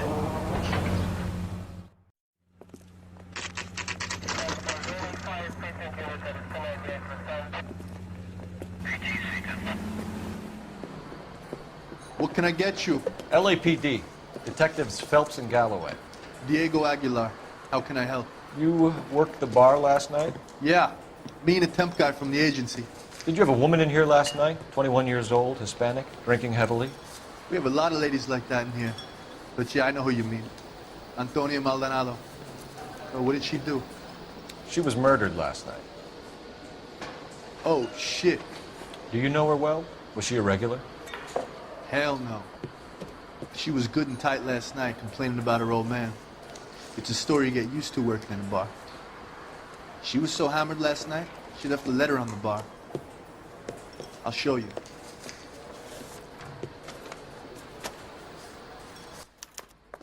Hey, honey, what time do you get off waiting table? Sam has taken me to Palm Springs for the weekend. Divorce papers? Did you open them? No need to. She was shouting about it and waving the letter around. Said she was going to show him.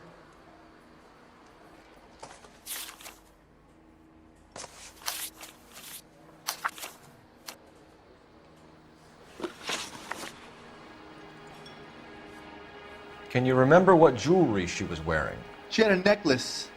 Some kind of religious thing, I think. The temp guy would have more of an idea. She took the beer he served her and cried into it all night. What time did she leave? Can't say for sure. Where did she go? Give me something or the LAPD will start getting interested in this place. Take it easy. She wanted a cab, okay? And my phone was out of order. The closest one I knew was at the fruit market across the street, so I suggested she try there. She seemed reluctant. Did Antonia say where she was going when she left? She said she was going to serve the papers on the husband. Said that would take the smile off his face. If you ask me, she was scared. And the drink was for Dutch courage. She attract any interest? An extremely drunk young woman? What do you think? She managed to scare them off, though. Thanks. You've been a big help. No problem. Hey, get the guy, will you? We'll do our best. One last question. What size shoe do you take, Mr. Aguilar? A broad 9. I have wide feet.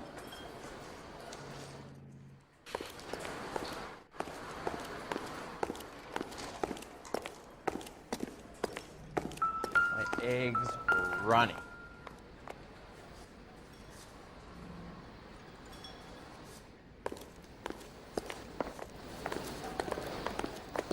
A waitress. Can I have another spoon?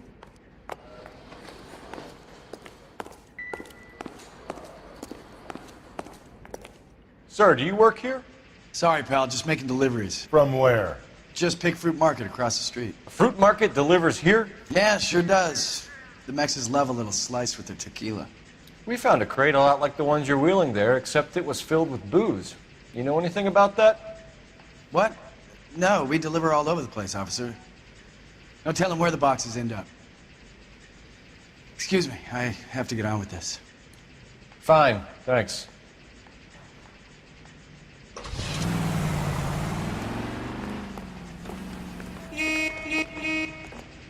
I got a call back for that Universal Tourist line.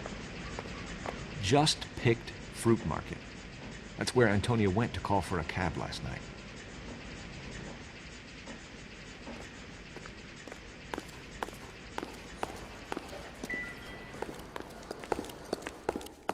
Sam has taken me to Palm Springs for the weekend. So, You're behind the wheel. Fine. Where are we headed?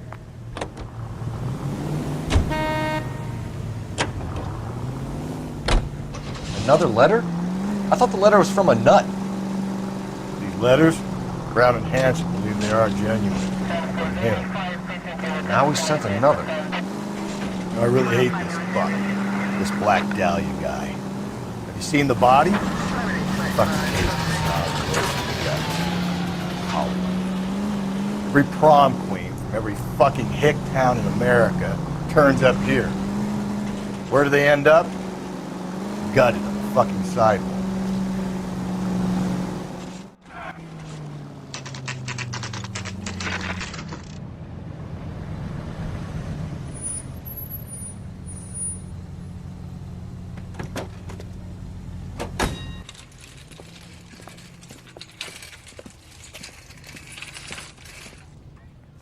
The handbag was left just up there, overlooking the market. Could have come here from the start, saved ourselves a day's legwork.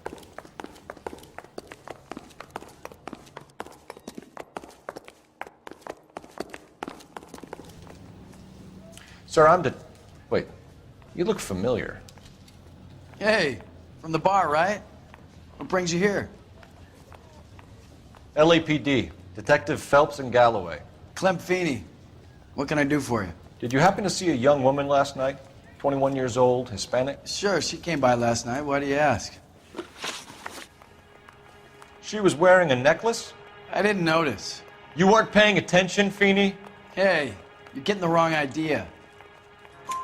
Exactly how much fruit do you sell here after midnight, Clem? Look, not much. I sell the odd bottle on the side to the after-hours crowd. Look, I don't want any trouble. I'm just trying to make a buck. The young lady arrived around midnight? Yeah, something like that. Used the phone for a cab and then left. You already knew Mrs. Maldonado, didn't you, Clem? Sure, I met her before. She seemed like a nice lady. Her husband went apeshit one day when he caught me talking to her. She hadn't been back until last night.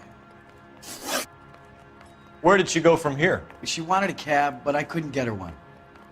I was about to offer to drive her, but a car pulled up and she got into that. Can you describe the car?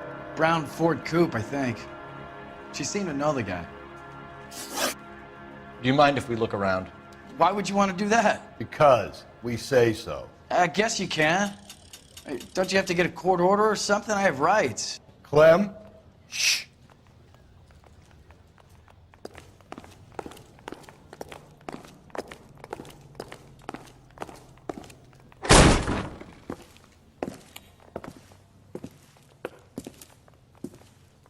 No wonder he stays open late at night. People have to get their vitamins. Check through this stuff before we get back out there.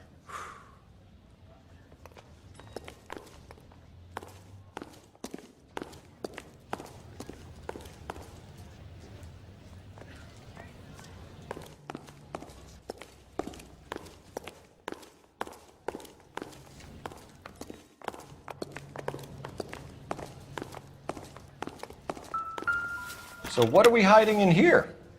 This thing needs a combination.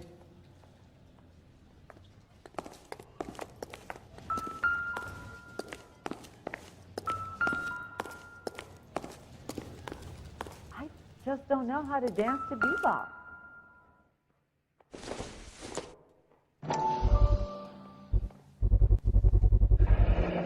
Why cut someone who was already dead? It's a typical power thing. Once the stiff is dead, the creep usually feels they can do whatever they like. You must have seen it during the war. This fruit stall punk gets about 10 seconds to explain before I pull his fucking arms off. Clem!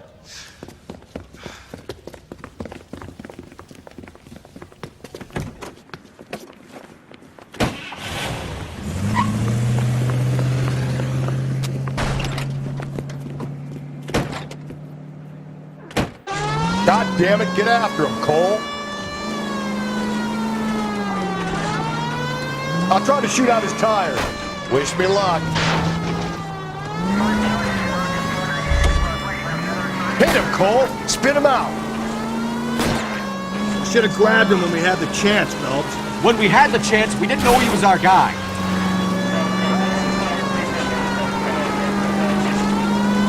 Strange that he'd leave a trail of blood right back to his own market.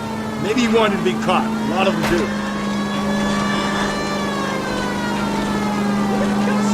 Don't go to sleep on me. Get me back in close. It's almost too perfect, isn't it? There's no such thing as too perfect. Hit him. Clean this asshole off the road.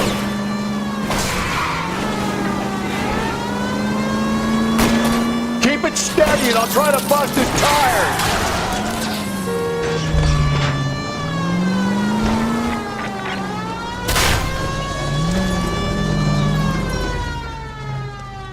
That's it.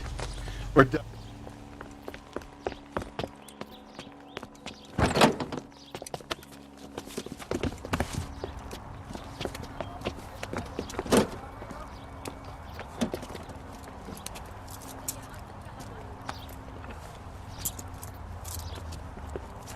You're a sick man, Clem. You need help.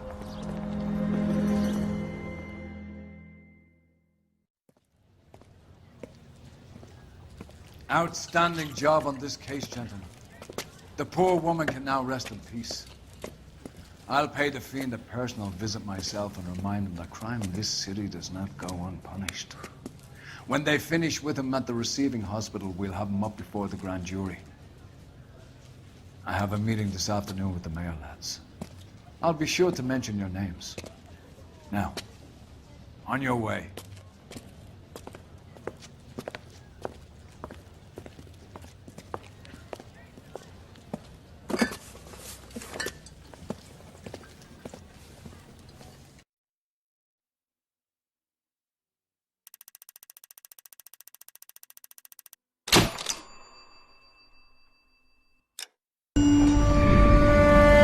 Sarge, why are the guys giving it to the doggies? They're riding in trucks, numbskull, while you're marching. They look pretty badly beat up. Yeah, they do it then. Scuttlebutt says it's pretty hard going down south. Well, we'll find out soon enough. Recon always leads. How can we fail, Skip, with the Shadow leading the show? Who the fuck is the Shadow? Lieutenant Phelps, the Shadow of Death. What the fuck are you talking about? He's a quiet fucker, Sarge. Never hear the bastard coming. You're sitting there, field stripping a cigarette, and suddenly he's there looking down on you. Why do you think we keep saluting that Jap-loving son of a bitch? He's bad juju. That's enough out of you three. Bad juju? Where were you dragged up? A swamp?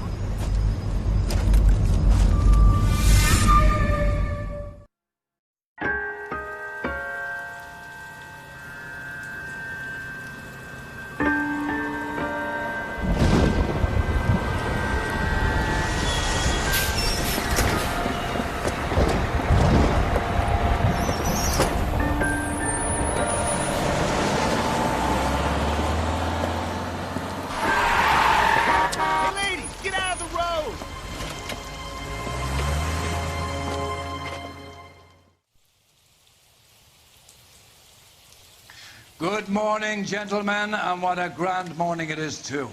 We have just cause for celebration. Galloway and Phelps are sending another fiend to San Quentin, A nice showy trial, and he'll be strapped down with gas seeping into his tiny reptile brain. Now, the fresh business. Galloway and Phelps, the task is at hand. The address is on the hill, north downtown off Fremont Avenue. I didn't come to California.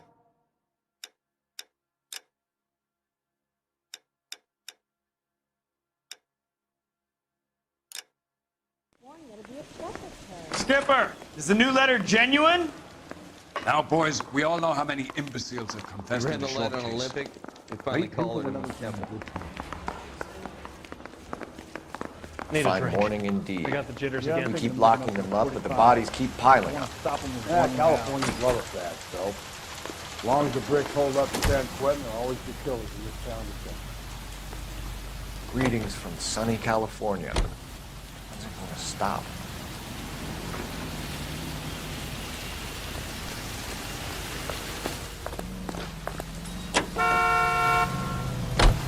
First the letter, and now another body.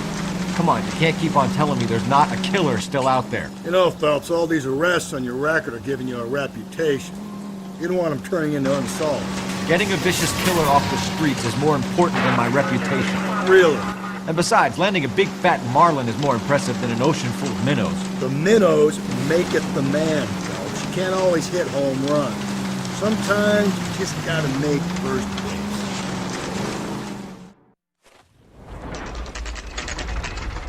Detectives? Phelps and Galloway, homicide. Scene is secure. The rest of the patrolmen are going door to door, canvassing for witnesses. Thanks. Keep me informed. Will do, Detective. This looks awfully familiar. I think that's the impression the boys from the Examiner took with them as well. There's nothing original under the sun. Why should murder be any different? What do we have so far? Not much trace evidence to speak of. Storm blew in around 10 last night, and the rain washed most of it away. And the body?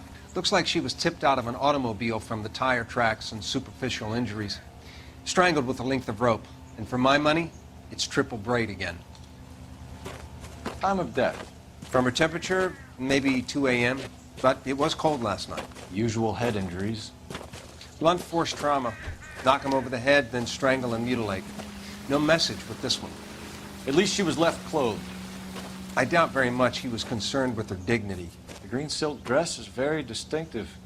Any sign of her other shoe? No. And no handbag or other personal effects.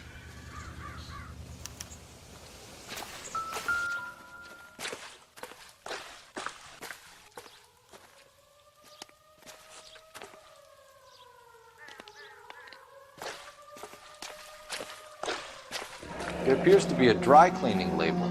Superior Laundry Services, F1363.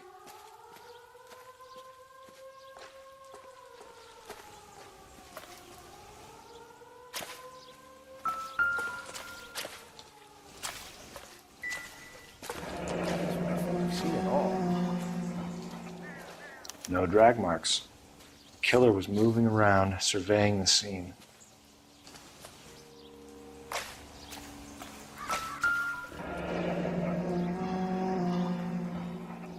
Our driver and our killer are most likely one and the same.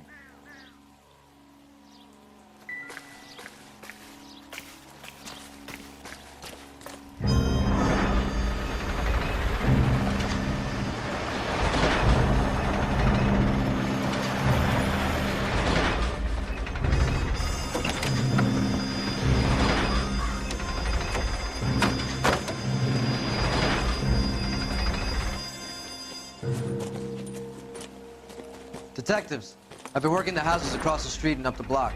This lady thinks she has something for us. Detective Phelps, LAPD. I'm Mrs. Barton, Catherine Barton. I live just across the way. Did you see anyone around here last night? Not last night, but yesterday, early evening, I saw that awful hobo. Do you have a description? Tall, gaunt, horribly disfigured. I think he may have had an accident in the war. He's a very scary, angry man. Any idea where we might find him? One of the hobo camps around here. He's some kind of hobo leader. They all follow him around. Thank you, ma'am. You've been a big help. Of course. Anything I can do to help. I'd hate to think that something so ghastly could happen right here and nothing be done about it.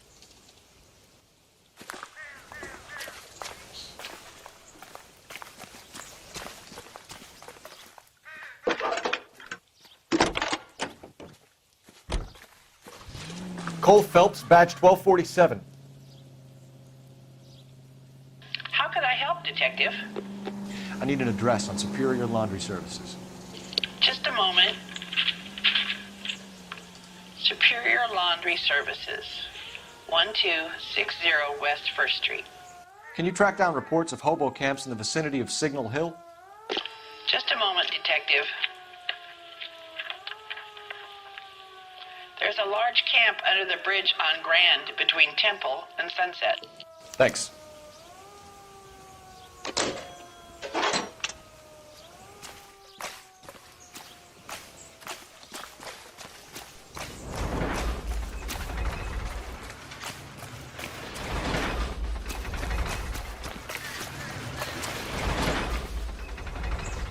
You can drive. And where exactly are we going?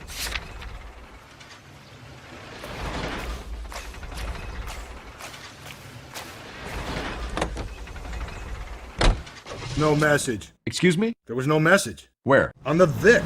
The last bodies had something written on it. This one didn't. I'm failing to follow you. Can't be the same guy is what I'm saying, right? Before you start trying to link this to Maldonado and all the others. There are more factors to consider than the messages, Rusty. This doesn't fit your pattern, Cole. End of conversation. Understand?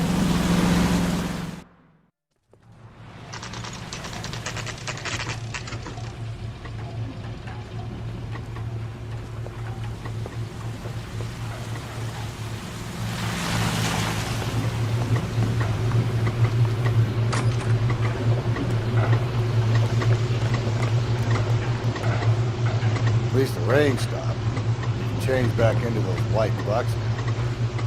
Phelps and Galloway, LAPD. We're investigating a case and one of your laundry labels came up.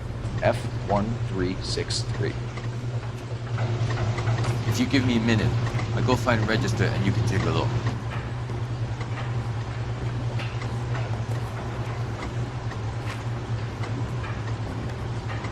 You take a look for yourself. I've got clothes that need pressing. You wrote the number down on that dress, is it there?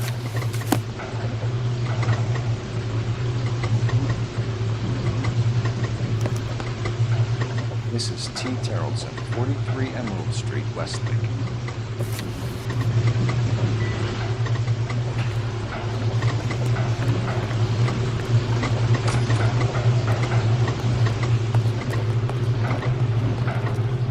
You're behind the wheel. Fine. Where are we headed?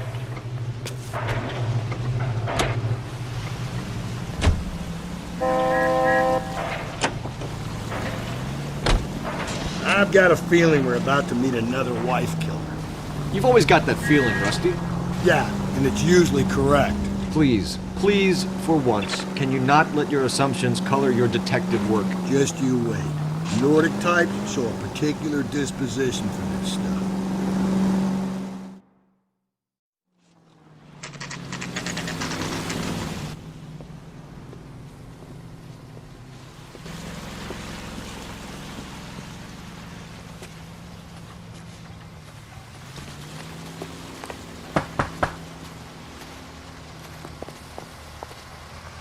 Hello? Yes? Detectives Phelps and Galloway. Is your wife home, sir? My wife went out last night and she hasn't come home. Can you describe your wife and what she was wearing? We were out at a friend's place, Bobby Ross's, for a party. She was kind of dolled up. She had her green silk dress, open-toed white shoes. Those are her favorite shoes. Can we come in, Mr. Tarleton? I'm afraid we have some rather bad news. Do you have someone who can look after your children, Mr. Tarleton? I've been trying to arrange a sitter. Look, tell me what's happened. I'm afraid your wife was murdered last night. Her body was found this morning. We're very sorry for your loss. I know this is a difficult time, Mr. Terrelson, but we are going to need you to answer some questions. First, we're going to take a look around. What for? You don't think It's that... procedure. You see to your girls.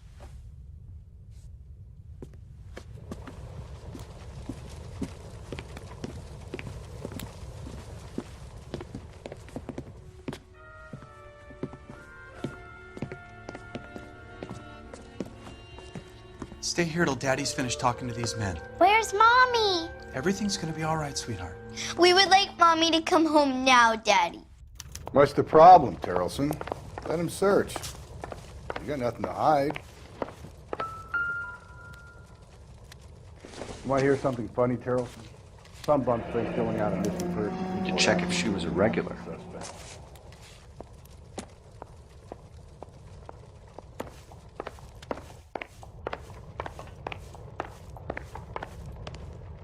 If you'd excuse me, ladies.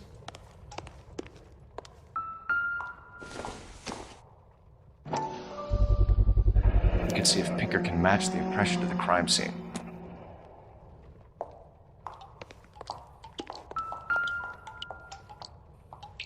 Lars was out in the rain last night.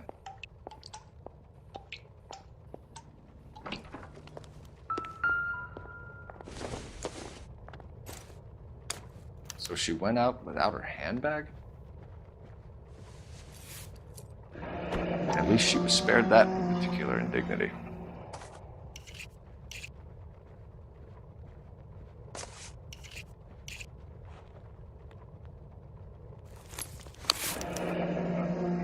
She'd have to be in quite a state to leave this behind.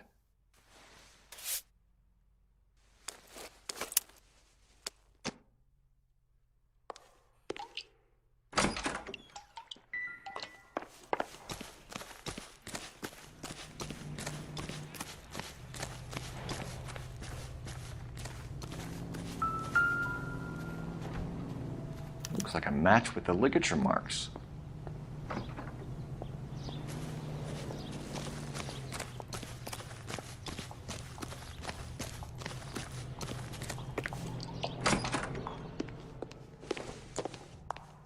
I'll be out of your way momentarily, ladies.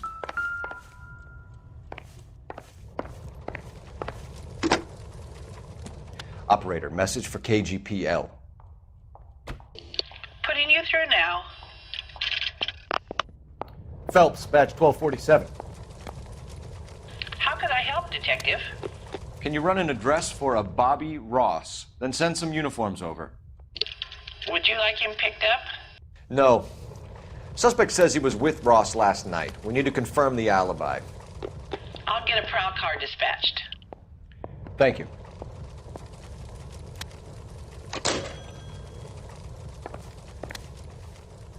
For the record, Mr. Terrelson, what is your wife's name?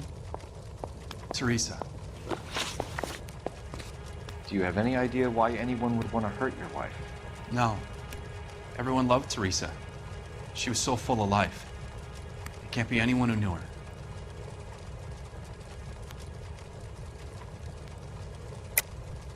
I think you're lying, Lars. I think you were mad at your wife for embarrassing you in front of your friends. I think you came back here and strangled her and then dumped her body on the hill. You think I strangled my wife? How do you expect to prove that?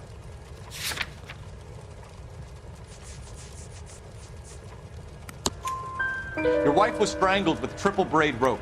The bow line from your boat is a perfect match. Look, I know this looks bad. I'm gonna have to come to terms with the fact that I let her go. You said you went to a party at Bobby Ross's place? That's right, Bobby had a bunch of people over. We were having a good time. She said she was bored and decided to leave. You let your drunk wife leave the party and go off on her own? Look, I was angry. I was having a good time. She has to go and ruin it. We always have to do what she wants to do. Last night she wanted to go dancing. Any idea where? Where she always goes. Bar down on North Beaudry Avenue. Barron's Bar. She goes there, drinks too much, gets maudlin, and calls me. I go and bring her home. Mr. Terrelson, was Teresa happy at home? Yeah, I think she was. Spill it, Terrellson. We like the look of you for this, so you better give us something. We're at the party. She has a few and says she wants to go out dancing. We only have the sitter until 9. I get mad. I tell her to go ahead, but I'm staying. She storms out. Look, I'm doing well at cards. I hardly ever do well. I married her because she was so much fun, but now she drives me fucking crazy. What time did she leave the party? About 8:30, maybe a little earlier. When was the last time you saw your wife? Around 8:30. The card game at Bobby's was wrapping up. I played out my hand and drove home here. Paid the sitter and went to bed. You're lying, Lars. You didn't come straight home, did you? And how do you figure that?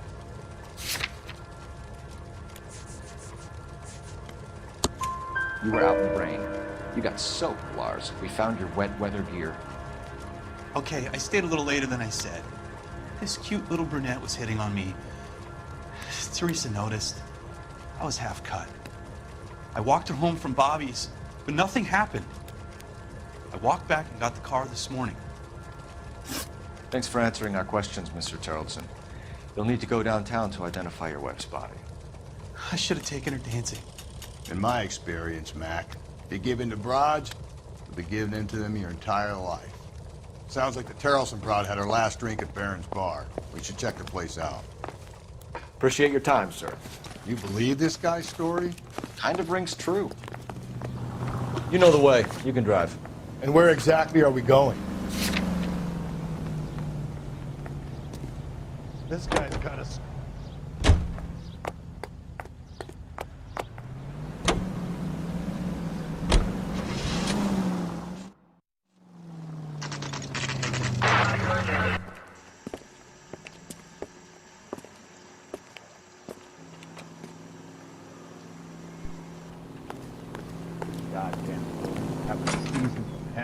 Gents, drink? Phelps and Galloway, LAPD. I'm Benny Clough. This about Teresa Terrellson? Yes, it is. I heard about it on the radio. They're saying it was that Black Dahlia freak again? God damn it. Yeah, I rang that husband of hers. The babysitter said he was out. If you don't mind, we have a few questions. What time did Teresa leave? Around 10:30, I think. On foot? In a car? By bus? How was it? She called for a cab. Did you get the number? Sure I did. I like Teresa. The only time she has a drink is when things aren't going so good at home. I was worried about her. God damn it all, I asked them to hold the mayo. That's one heck of a Sunday. Put out an APB on the cab. 3591. Should be traceable. Root beers all around. Who was she with? We've had reports about a tall, gaunt-looking hobo. He wasn't here last night? I get plenty of bums in here, but nothing to fit that description. The likelihood is that whoever she left here with killed her. Give it up, Benny. All right, 2 creeps were all over her, promising to take her dancing. You get a good look at these guys? Sure. I got a good look. One of them was a sailor in uniform. His cap said, USS Indiana. And the other man? The other guy is Richard Bates. He's sitting in the back right now. Red polo shirt.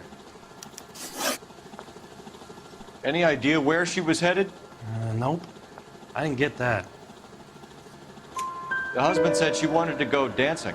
And she always wants to dance when she's been drinking.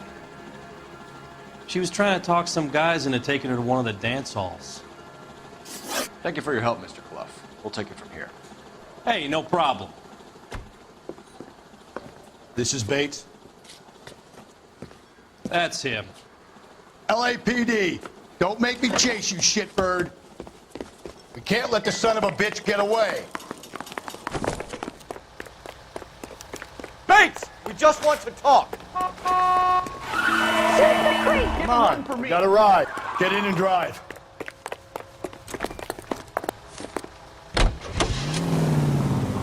I thought you were gonna leave me there. Who knows what this guy will pull when he's cornered? We could have a killer on our hands.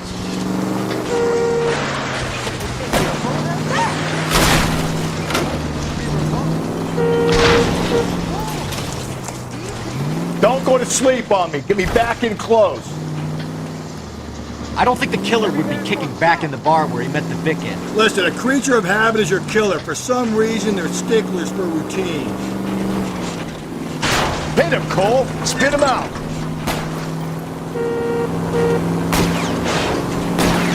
I'll try to shoot out his tires. Wish me luck. Let's end this farce. Hit him. Clean this asshole off the road. Spin him out, Cole. The road's wet. All right, you got me. I've had enough. Show me your hands. Okay, Bates. You're gonna answer some questions. I have a choice in this. Last night, you went drinking with a lady in the bar. Now she's dead, and your face is all messed up. I'm in the clear on that. She preferred a sailor. You could lay it off on him. Are we finished? Do you want my partner to sap you? Tell us what we want to know. She was okay. Drunk. Pissed off at her old man, wanting to go dancing. I thought I'd ply her with a few drinks and get my end away. Looks like your Salty had the same idea. So what happened when you left the bar? Sailor boy laid one on me. A cheap shot. After that, I don't know. You've done time, haven't you, Richard? Is that why you ran? I'm on parole. On what offense? Sexual assault. Look, I was lying there on the sidewalk. He flags a cab and jumps in with the broad. We're taking you in, Bates. How come? Just for a chat. Nice, private chat. I'll explain my theory of once a degenerate, always a degenerate. Take him to Central. He's a material witness in a murder case. Find him a cozy cell. Richard here knows the drill.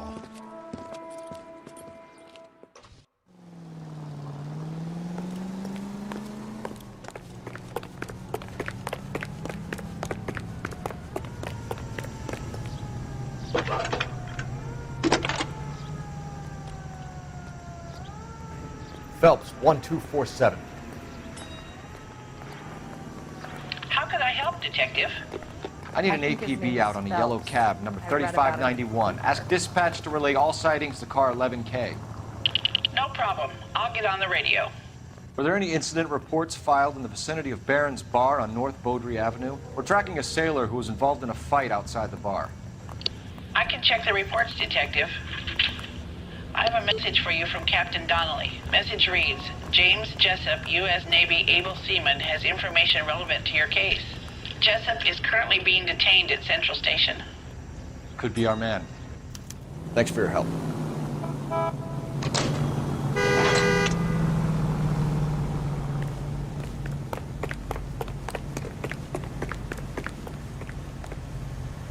Can you drive to this one? Fine. Where are we headed? Mister, you just... That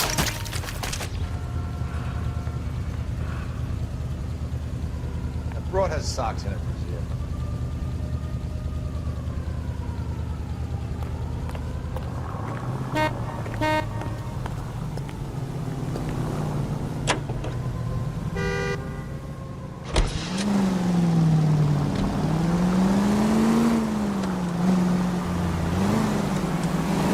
Car 11K, we have a response on your APB regarding yellow cab number 3591. The vehicle has been identified at a gas station, now heading west on 7th Street. Garage on 7th Street. Let's hit it, Phelps. The cab driver might tie this whole thing together. I hope you're right. You see our taxi anywhere?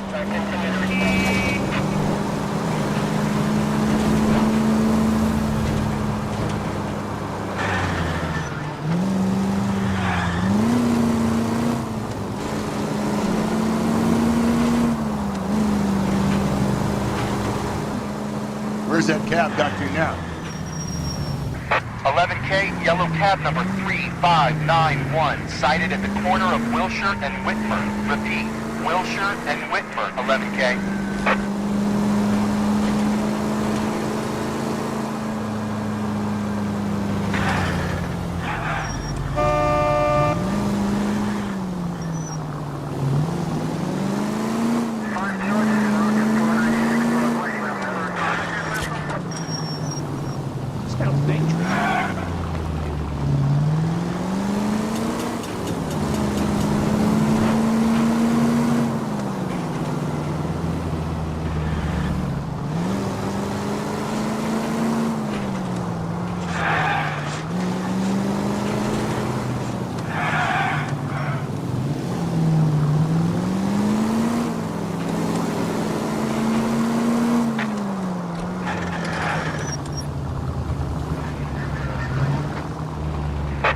11K, further on your APB on yellow cab number 3591. Vehicle identified at Reggie's Cafe, heading north on Whitmer.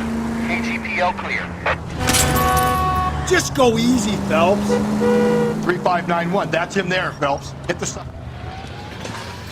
LAPD, we're investigating a murder. What's that got to do with me? The fare you picked up from Barron's bar last night. What was the woman wearing? It's a green dress. Oh, don't tell me something's happened to her. Tell me about her. She was with this sailor, and he was all over her. She wasn't having any of it. Said she just wanted to dance. But he had that look in his eye. Where did you drop them off? It's the Crystal Ballroom. What time? After midnight. 12:30? Something like that. Thanks. You've been a big help.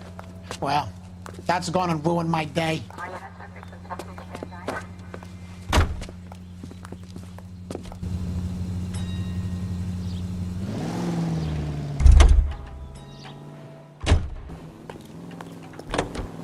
You're behind the wheel. And where exactly are we going?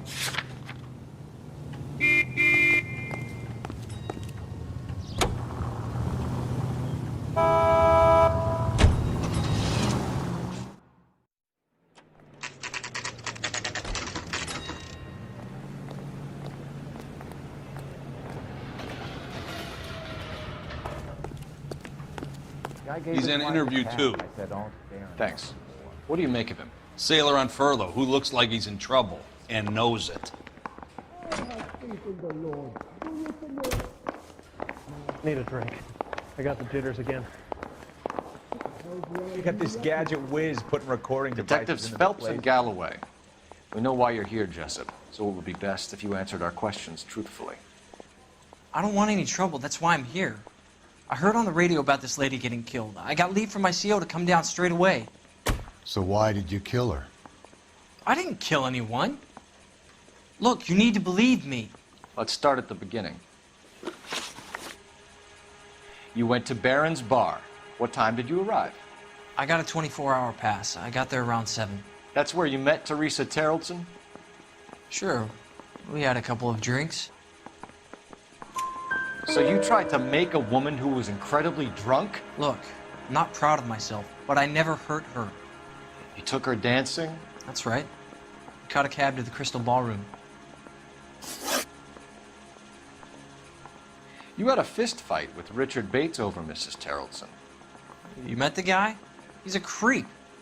You should take a look at him for this. He's pointing the finger directly at you, Jessup. I only had one night before I was back in the tub. He had all the time in the world to look for some action. I belted him. I'd do it again. She was better off with me. Sure.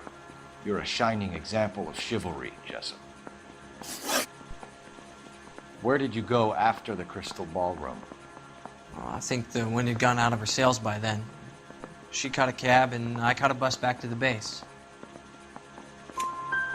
We spoke to the cab driver. Tell us what really happened at the Crystal Ballroom. I'd had enough. She was all upset about her husband bawling about her kids. She looked old. Left around closing, maybe 1:30. Got on a bus and she fell asleep on my shoulder. Which bus? An All-American, 249. I went past her place. She jumped off and I stayed on it downtown. After that, I caught another bus to San Pedro. The Indiana's down there. She's being scrapped. And that was the last you saw of Teresa? Yeah, that's right. We didn't say much. I think she was kind of embarrassed. The cab driver said that you were getting pretty familiar with Teresa. That's not how I'd put it. So the last thing you wanted was her playing hard to get. Did that make you mad, sailor? Yeah, it did. She knew what a guy's looking for. All broads do. Dancing comes second. And what happened at the Crystal Ballroom? Nothing. Not even a little hand relief. She had another couple of drinks. There was no fun left in her. Just poured her guts out to some bartender. We're holding you till we can clear this with the driver. Yeah, my CO said as much. Can you put the guy in 2 in a cell and inform the commander? Sure, Detective. Got a message for you. Sighting of your disfigured hobo on Grand between Temple and Sunset. And it looks like the Beau has a record, too. He's wanted in connection with 2 female assaults. Thanks. What now? Drive all the way to San Pedro and check his locker? Let's see if the bus story checks out. There's a depot at 1660 Beverly Boulevard. Mary says the same. Only if I guarantee he walked. I want to make homicide. I mean, you know you made it if you got that death. I say we You can drive. in there and find the goddamn evidence. Fine. Where are we headed?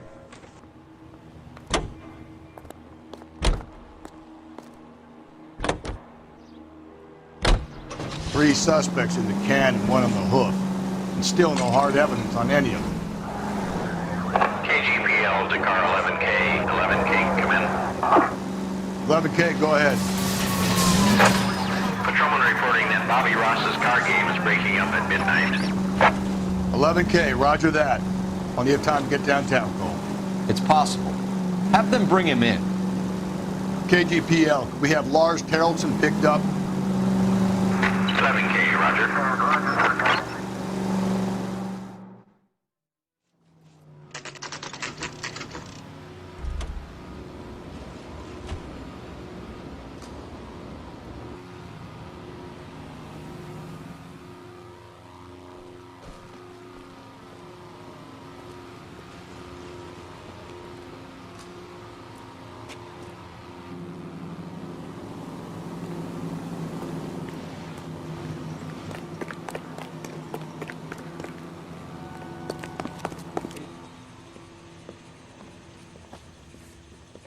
And thank you, ma'am. You have a safe trip now.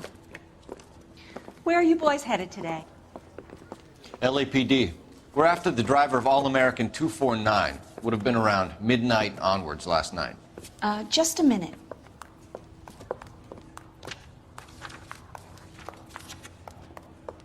Frank Zeffirelli. He's your man. Where can we find him? Frank is out on the 7-4. Can you tell us the route? Hang on. I should have it mapped out here somewhere.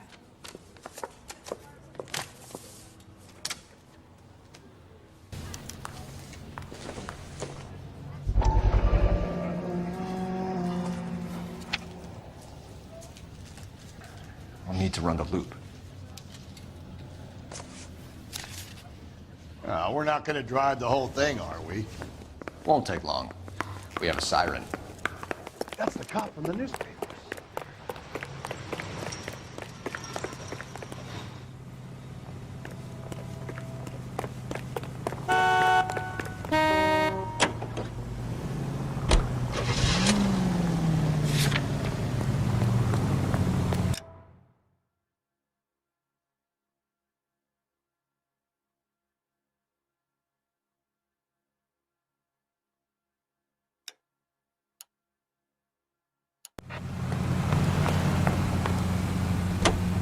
All-American 7-4, let's go get him.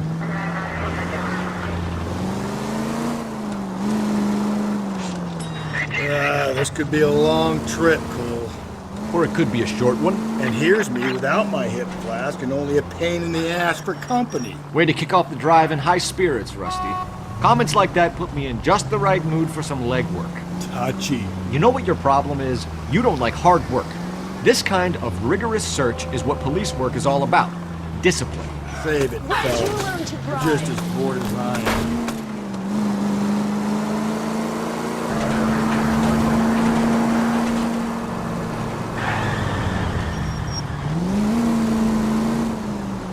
There's the bus, Cole. Turn on the siren and pull her over. It's a waste of the police force. There's the bus, Cole. Turn on the siren and pull her over. There's some kind of problem, buddy? LAPD. We're investigating a murder. You had a sailor and a woman in a green dress on your bus late last night? That's correct. And the woman got off first, around 2 a.m.? Yeah, that's right. And the sailor stayed on all the way to downtown. Can you tell us where you let the woman off? On California Street. To tell you the truth, she looked a little lost, like she got off on the wrong stop or something. I didn't like dropping her off near that hobo camp. You've been a big help, Mr. Zeffirelli.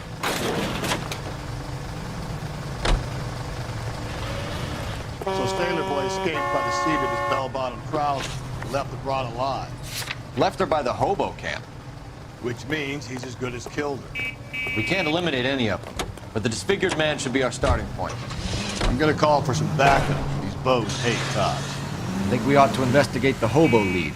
Well, if you think we ought to, then I guess we ought.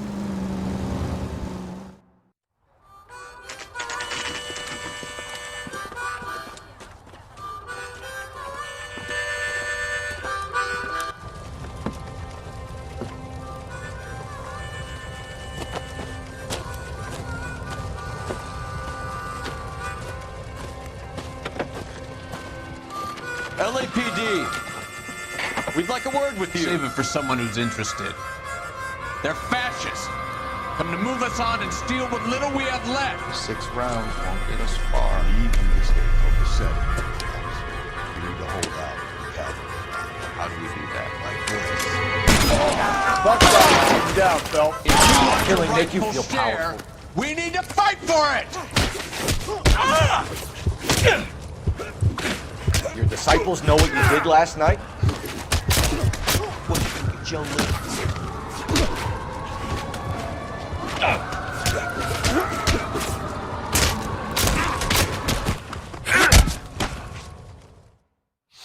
What's your name? Comrade Stalin. Very funny. We'll find out from your personal effects. Stuart Ackerman. You're under suspicion for murder, Ackerman. We're taking you downtown. You can't do anything more to me than what the Japanese have already done.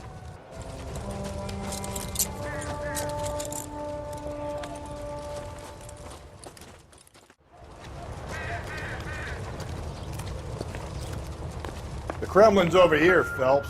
Toss it, see what you find.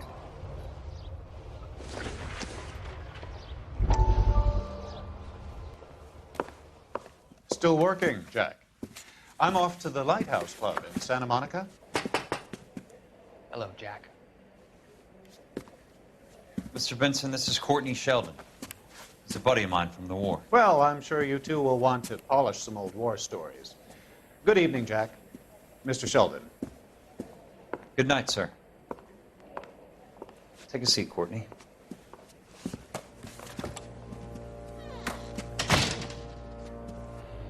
We need your help, Jack. I told you I would have nothing to do with that. I'm fine too, Jack. Medical school's going well. I got a part-time job. Do dope peddlers need part-time jobs? We made a mistake and we're in trouble, Jack.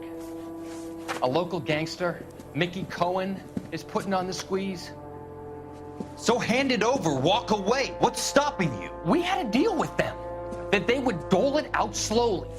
They said they would supply abortion clinics and doctors, but they've been moving it on to addicts, and they can't cope with the purity. So your problem is with gangsters being dishonest. My problem is that people are dying, and that if this gets back to us, we'll all end up in jail.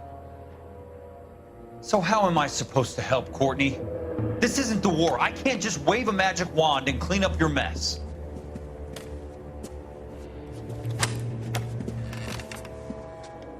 We want you to negotiate, Jack.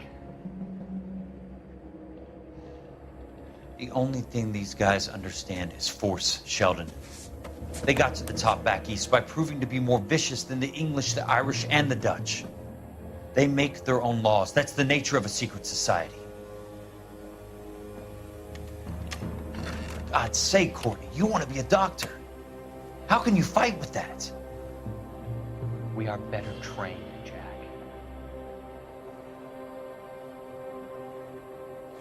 I didn't make it through the war to come back to this kind of shit, Sheldon.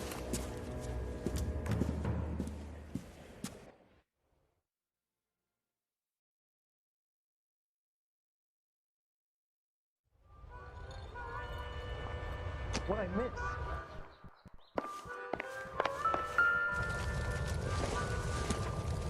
Not sure this means much.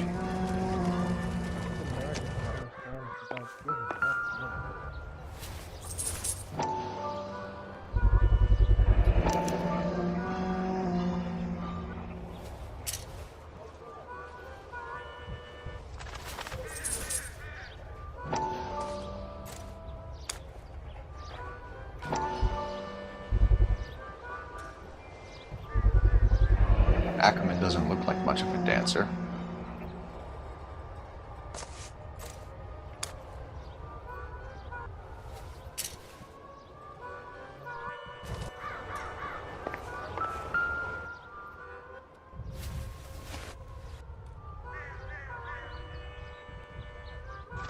Looks familiar. Safe bet it'll match the mark under Teresa Terreldson's chin.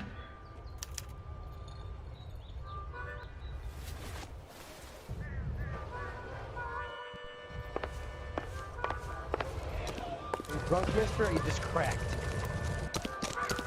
You can't do this! I'm out of here. You know the way. You can drive. And where exactly are we going?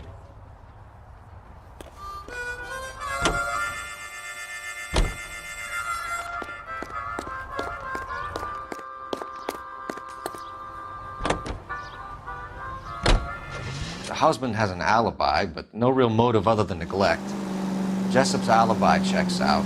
Bates is a recidivist. He'll be pulling the same shtick until we put him away for good. Ackerman has history, opportunity, hard evidence. What motive? We have the evidence. We know she was here. All we need is a confession, and we can charge the bum with murder.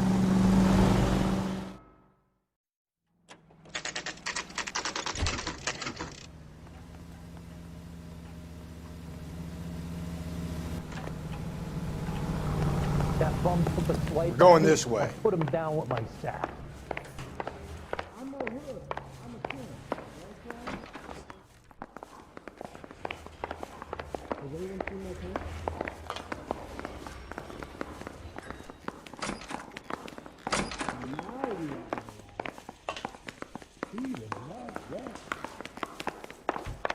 Mouthpiece were stripped off me at the grand jury. Case got thrown out.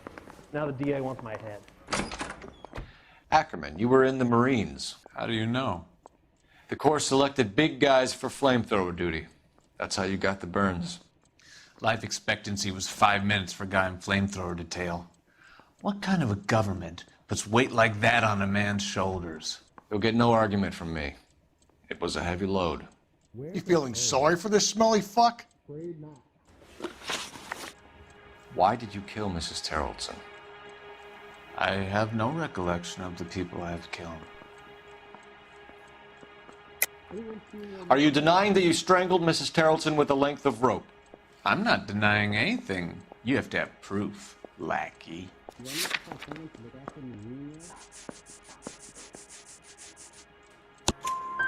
We found a matching piece of rope in your lean-to. I think we'll find the blood will match too. I own no property. How could it belong to me? A bus driver dropped Mrs. Terreldson near your camp around 2 a.m. Why did you take her up to the hill? Which hill? I have many places. I go where I please. You are clearly insane, Ackerman. The state of California does not execute mental patients. I don't know the names of the women I've killed, but I've killed many of them. Their necks are so fragile. Where were you around 2 a.m. last night? At the camp. You were up on the hill. You were seen during the day. We have a witness. We have evidence. Come clean with me, Ackerman, and I'll see what I can do for you. I despise your pity. You have nothing that links me to this woman.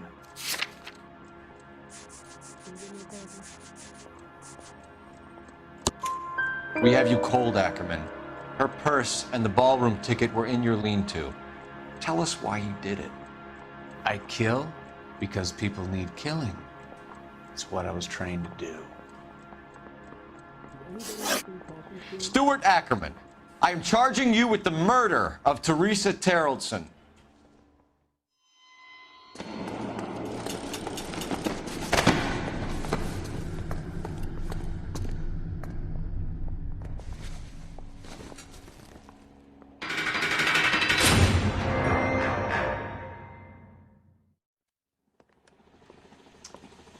A man down on his luck I can abide. But a filthy red who chooses to live outside the rules of society I cannot stomach. Maybe poor Teresa Terreldson will provide the catalyst we need. I've spoken to the chief and the mayor, and I think it's time we send some men in to remove the godless and send them on their way over the county line. A grand day that will be, gentlemen. And a grand result you have brought me. You two are fast becoming my finest crusaders.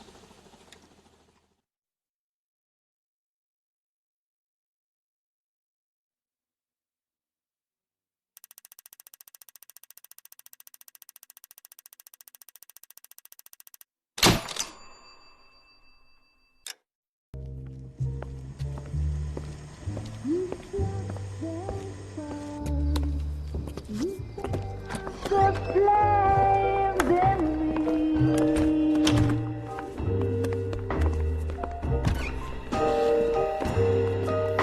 And now my heart's a blazing ruin. You say that you were only fooling. Don't walk away. Don't do me wrong. Don't leave me singing this torched song when I'm burning.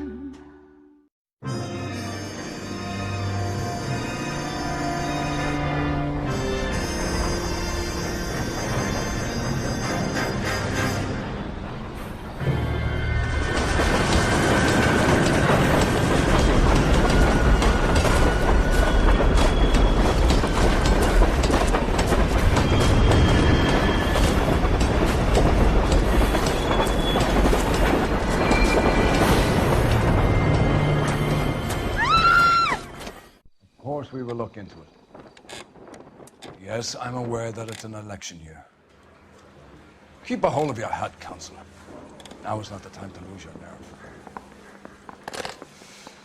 It would appear that someone has hocked a rose gold wedding ring and matching engagement ring. Sound familiar? Deirdre Muller.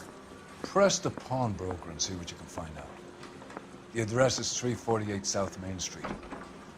The Muller case goes before the grand jury next week, and the DA does not want any egg on his face. Then get out to the railroad depot on Santa Fe Avenue. We have another poor unfortunate found this morning beside a railroad line. 40-year-old white woman.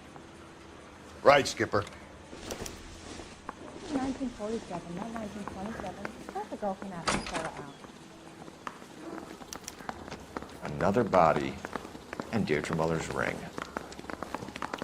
The Emperor may soon have to come to terms with the fact that he's wearing no clothes. When exactly did you get that book of riddles shoved up your ass, Phelps? Is that what your old man paid college tuition for? Heavens!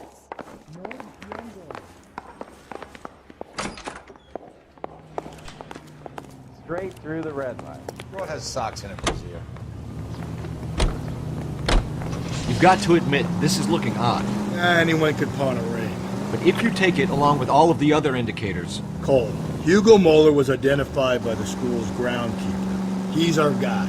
Witnesses have fingered the wrong guy before. He ran, for God's sakes. And he always maintained he was set up.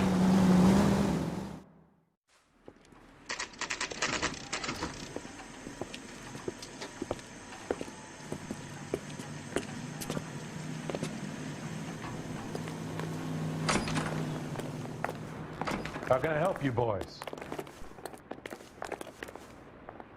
Detectives Phelps and Galloway, LAPD. You have a rose gold wedding and engagement ring? David Bremner. Am I gonna get something for this pledge? Gave that bum money, now you guys are gonna leave me short. How much did you give him?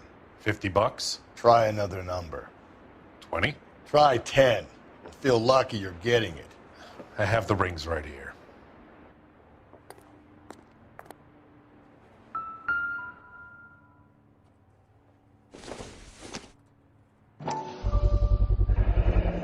What's this mark here? Maker's mark. Usually traceable. That one came from Hartfield's Jewelry down on Broadway. Thanks for the tip.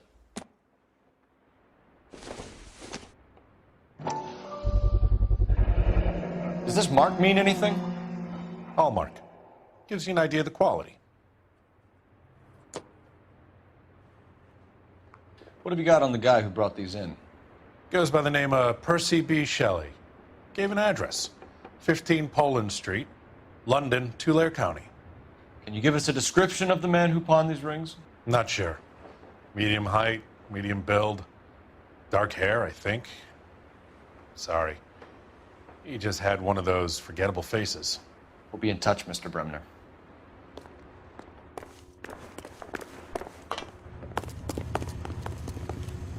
Can you drive to this one? And where exactly are we going?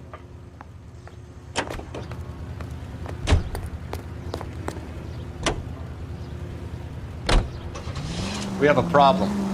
We could have the local troopers check out the Tulare County address. The address is bogus. Purpose having fun with us. The guy who's been sending the Dahlia letters is also the guy who pawned these rings. How do you figure that one? Percy Bysshe Shelley wrote the poem that came with the Dahlia letter. The Dahlia letters are genuine. The man who killed Elizabeth Short may have also killed Deirdre Mullen. And how do we prove that, Phelps? Skipper ain't gonna like this one bit. We're gonna have to rely on this guy tripping up on his own vanity.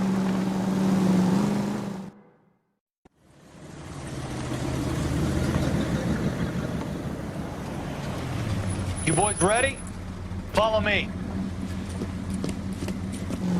We should keep this development with the rings under our hat. We're all on the same team, Rusty.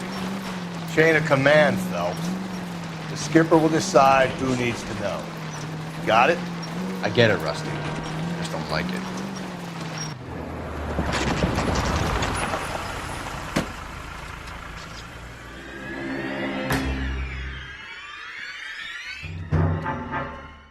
Hard, isn't it? Yeah.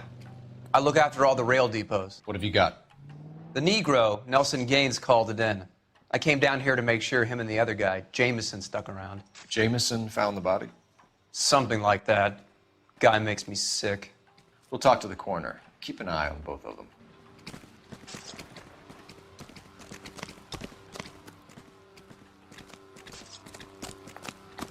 Nice day, gentlemen. What are you thinking, Ray? The city keeps tossing us dead bodies. We're just running to catch up.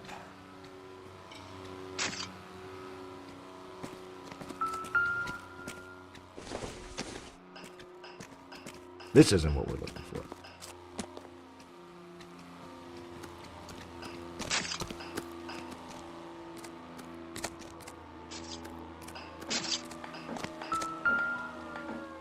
What have we got here?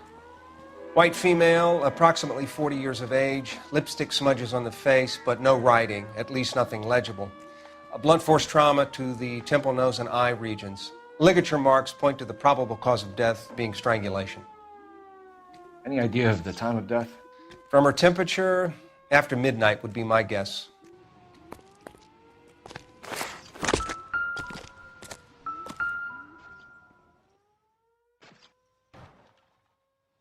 Blood splatter on the carriage. She must have been struck while standing up.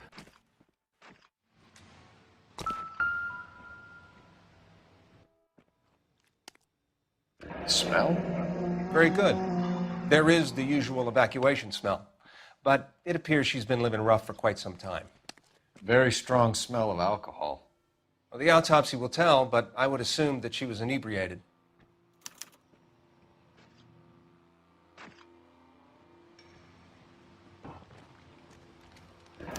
Another missing ring. Certainly seems I've been swabbing a lot of bare fingers recently. Can you be more exact about the time of death? No later than 2 a.m.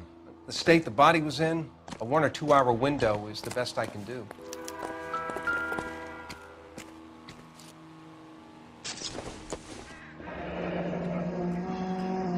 This is a chit for personal items, not booze.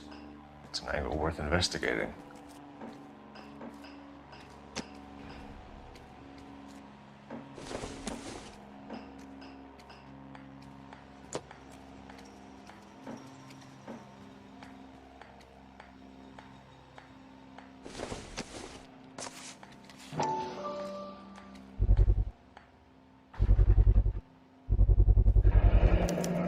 Maybe someone at Mensch's will remember her.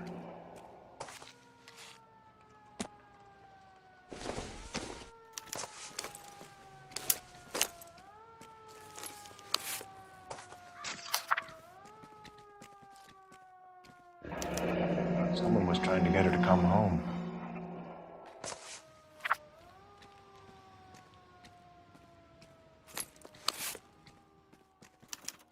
We could go over to the lot and see what they know about her. That's going to be difficult, Cole.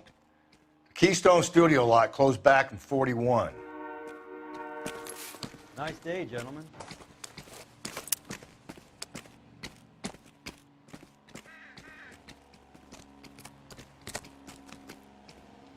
Detective Phelps, LAPD homicide. John Ferdinand Jameson. We need you to answer some questions, John. If you don't mind, I prefer Ferdinand. Don't push your luck, knucklehead. What were you doing to the body, Ferdinand? Are you sure you won't be upset? Try me, Ferdinand. I was kissing her. It's not against the law. Shut up. There's no Take law your against beating it. like a man. Turn out your pockets, Ferdinand.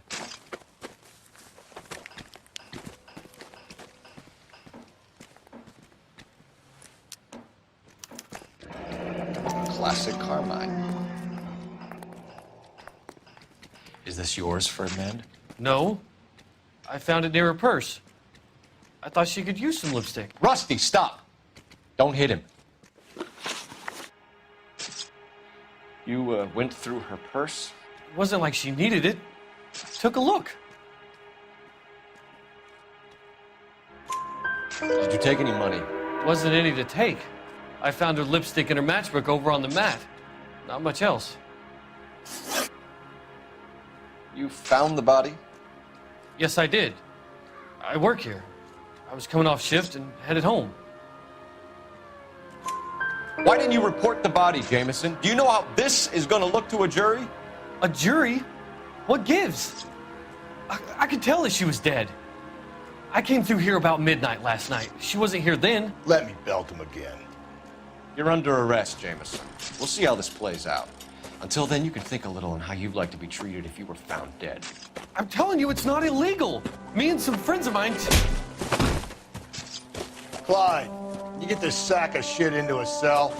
I'll deal with him later. Sure, Rusty.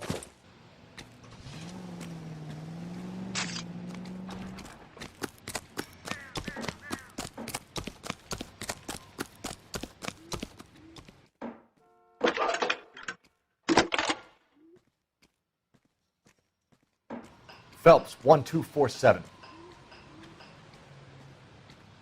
How can I help, Detective? I need an address on Levine's Liquor, closest store to the Santa Fe Avenue rail yard, if possible. Just a moment, Detective. Closest store would be the one at 939 South Hope Street. Thank you.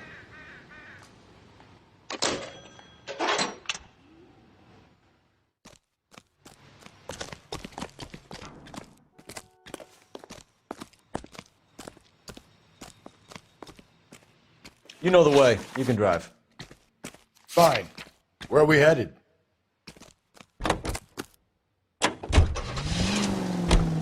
You read that those goddamn Chinese want to sell the relief food that we're sending them? Yeah. Yeah, I read about that. These people are starving. They can't do that. They want to sell the food to fund the civil war against the communists. Really? Guess that's okay then. Armies can't fight without food. You spend all your money on weapons, but you still have to have the will to fight. Fortunately, the Reds will win in China. Watch your mouth. You know what you're saying? The people of this country overthrew a king. You think the Chinese will balk at an emperor if they are starving?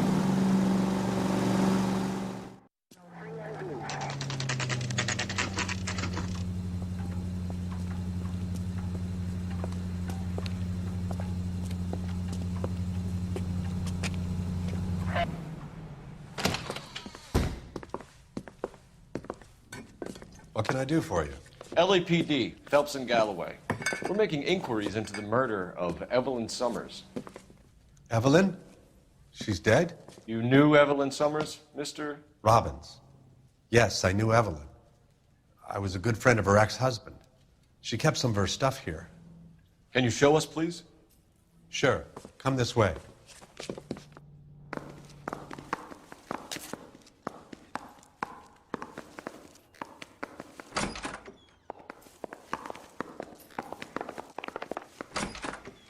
got some fine stock here, Mr. Robbins.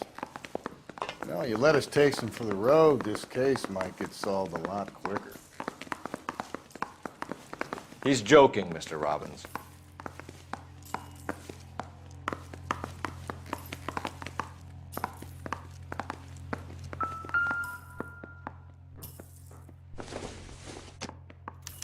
Evelyn was reading Aristotle? Evelyn wasn't stupid. The only stupid thing about her was her need to drink. And she was borrowing books from Grosvenor McCaffrey.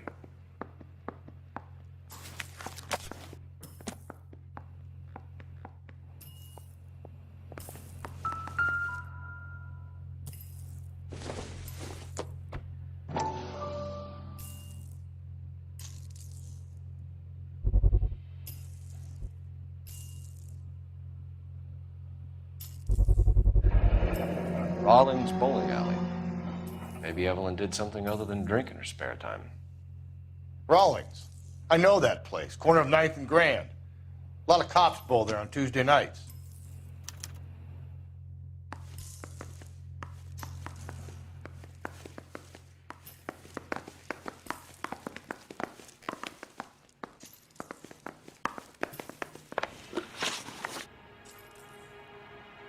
We're trying to account for Evelyn's movements yesterday. She came by in the morning. A social visit? To pick up some of her things? She had a couple of bucks and bought a quart of rye. Any idea where the money came from? She didn't mention it, but she did say the booze was a present for a boy. She said they had been fighting and she had to make it up to him. Were you and Evelyn close, Mr. Robbins? Not many people will be sad she's gone. I'll be one of the few. We got the impression that Evelyn had been sleeping rough of late. It became difficult for me to have her staying here. Her mother was trying to get her back on the straight and narrow. She's old now. And to be honest, you have to have a good reason to want to get back on. Do you know a friend of Evelyn's by the name of McCaffrey? Not personally. We're struggling for leads, Robbins. Did she know McCaffrey? She idolized him. From what I gather, the feeling was far from mutual. He seems to peddle a revolutionary stance, fixing the ills of society. You could see how it would appeal to down-and-outs like Evelyn. Thanks for your help, Mr. Robbins. No problem. Hey, I'd like to make arrangements for the funeral. You think I could get in touch with Evelyn's mother? Put in a call to the watch commander at Central Station, Mr. Robbins. He'll be trying to reach the next of kin. Thanks. Get the guy, huh? Evelyn never hurt anybody.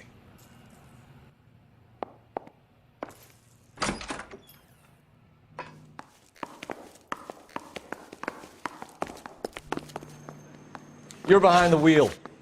And where exactly are we going?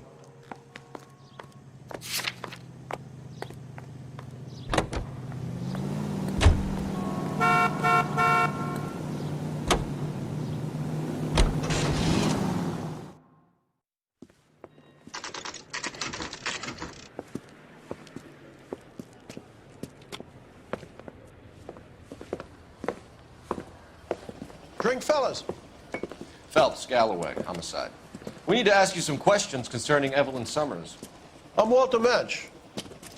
Evelyn Summers, what is it now? You knew Evelyn?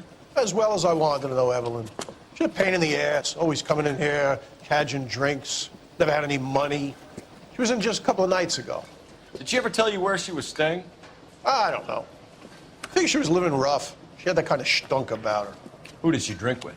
A bunch of these guys. Ask around. What's your name? Grosvenor McCaffrey. Mind if I ask you some questions, Mr. McCaffrey? I'm just a starving writer, Detective. What do you want to ask about? Evelyn Summers, and why she was found beaten and strangled in the rail depot on Santa Fe. Okay. I see your point. How well did you know her? I can't say that I knew her. It was more like I was aware of her.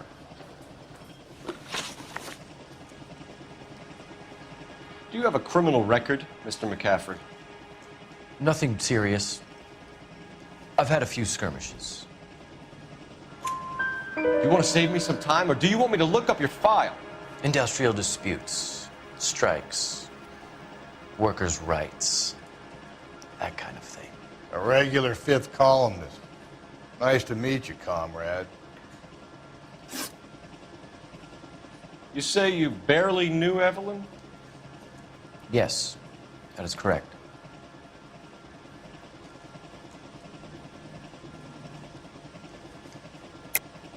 You're lying, McCaffrey. You looked down your nose at Evelyn, but you knew her, and you have some idea of what happened. I hope you're holding aces. I'm telling you again, I barely knew the woman.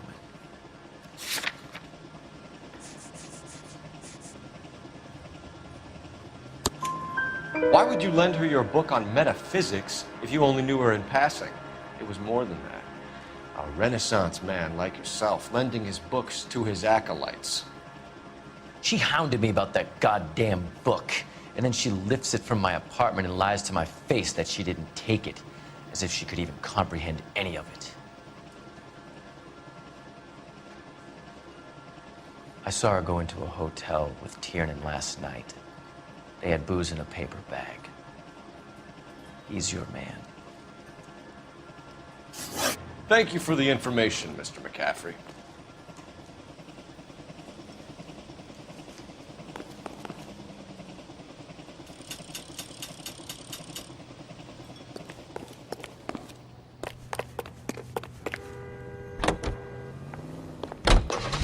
Car 11K, Car 11 King, come in. Car 11K, Car 11 King, KGB.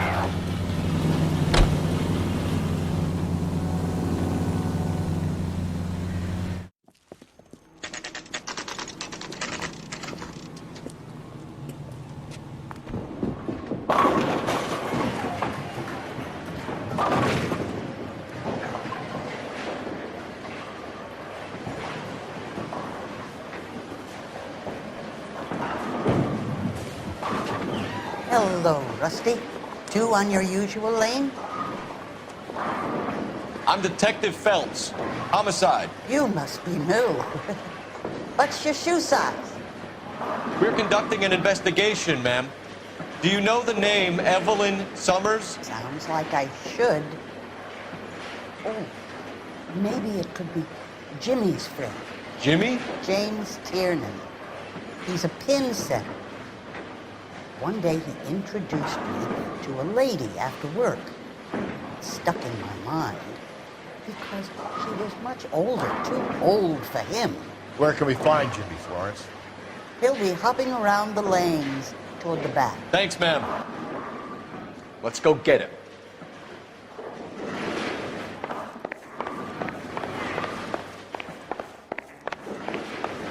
Tiernan! LAPD!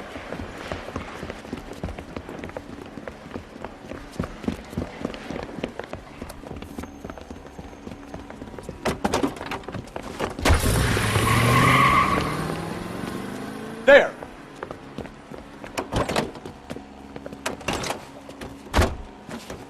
What are you waiting for? Get after him! We might go faster if we weren't carrying the extra weight. These are flashy cars to be parked outside a bowling alley. The lanes attract a fast-living individual with money to burn. Or a middle-aged individual with the need to feel virile. Phelps, you gotta get me closer!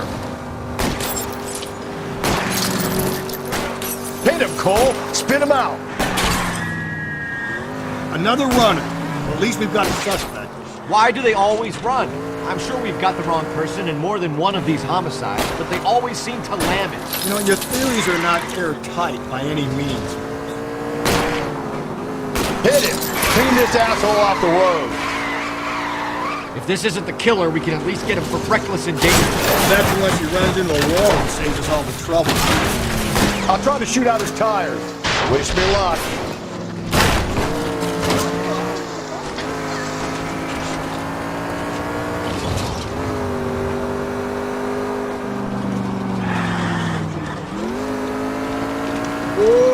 like we're going into the tunnels. God damn it, he'll kill himself. All right, as long as he doesn't kill us, I'm okay with it. Oh, God, this kid's crazy. He's gonna kill us. That is the end of that. It's about fucking time.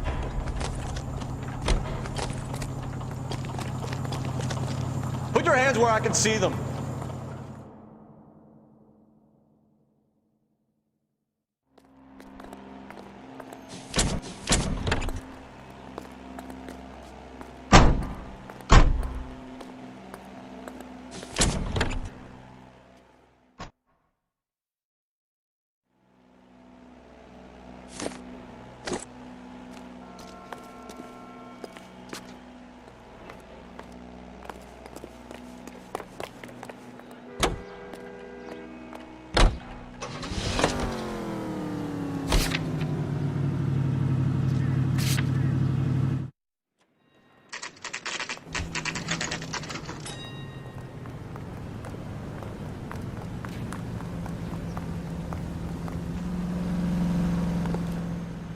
This guy's got a screw. Captain is downstairs with Ray Pinker and Carruthers.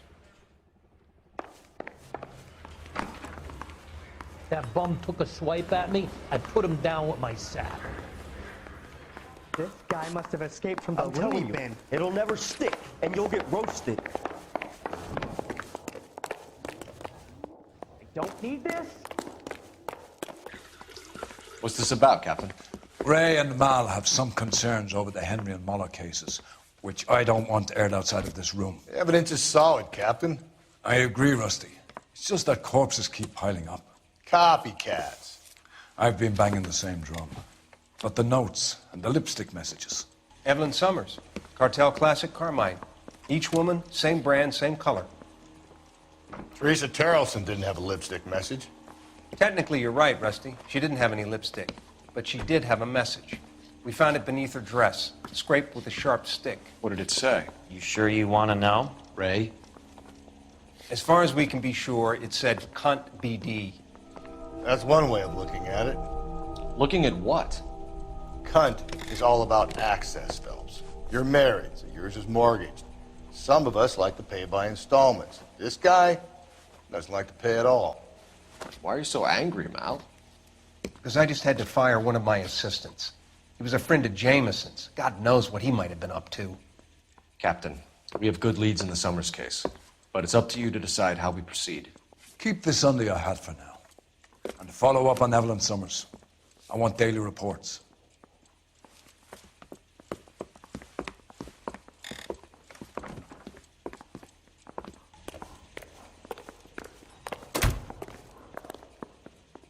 We got our orders. Back to the Summers case. Get an address for McCaffrey. He'll have blown the bar. I'll meet you outside. That's the guy from the papers. Solve that big case. I'm praying that those prints come through so I can nail that son of a bitch.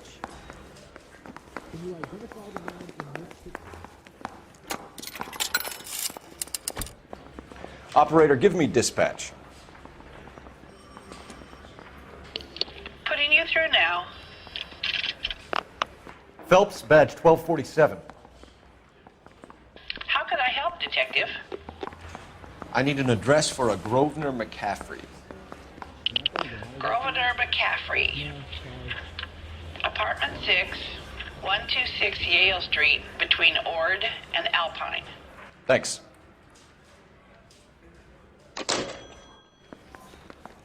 I don't care. I don't go in for letting gangsters off scot-free. You know the way. You can drive. Fine. Where are we headed? The bump in the flight over there. Put him down with my saddle. Let me pose a question. Depends. What you got to do with it? Morals. Would it bother you to put the wrong person away? Depends. On what? On whether anyone except the poor son of a bitch in the slammer ever found out.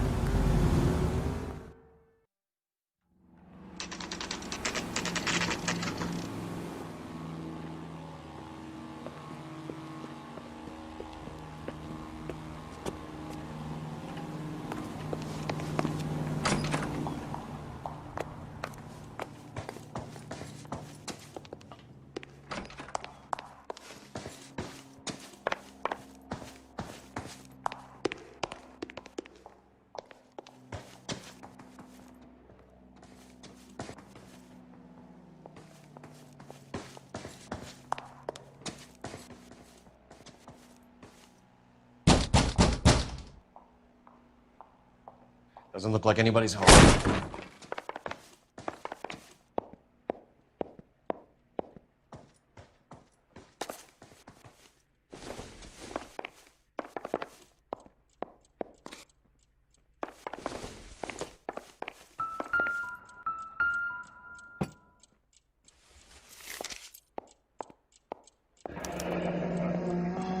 Torn from the letter we found beside the body.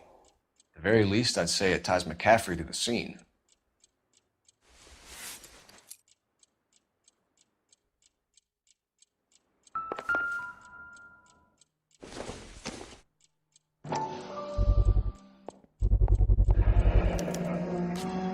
He said he was at home. He said he didn't know her. And we have the book. Let's see Carruthers argue his way out of this one. Is that you, Grosvenor? Who are you guys? What are you doing in here? We're from the LAPD, ma'am. Do you know where we might find McCaffrey? I'm his neighbor.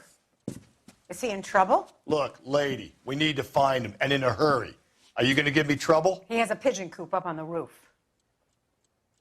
He spends his mornings up there when he's been drinking. How do we get up there? Down the hall and up the stairs. Drunk and in command of a carrier pigeon. Surely we can write him up for that. A citation, at least. That's the one. About a week ago, this guy murdered his wife and dumped the body. But that's the cop who put him away.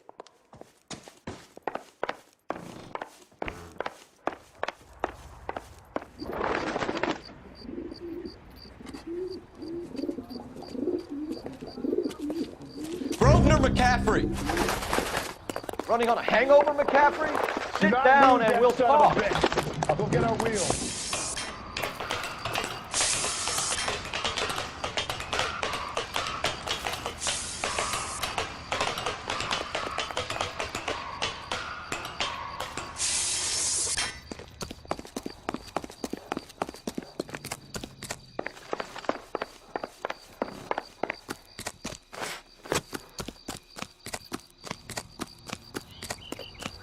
Lock him up and throw away the key. You a runner, McCaffrey? Stay and fight the good fight. Shoot the creep!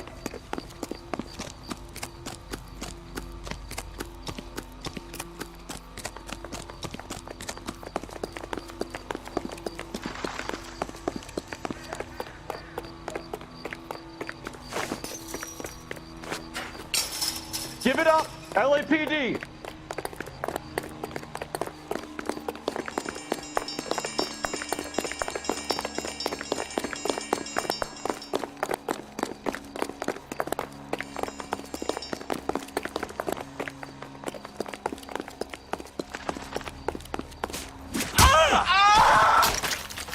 Can't we talk about this? Can't we talk about this?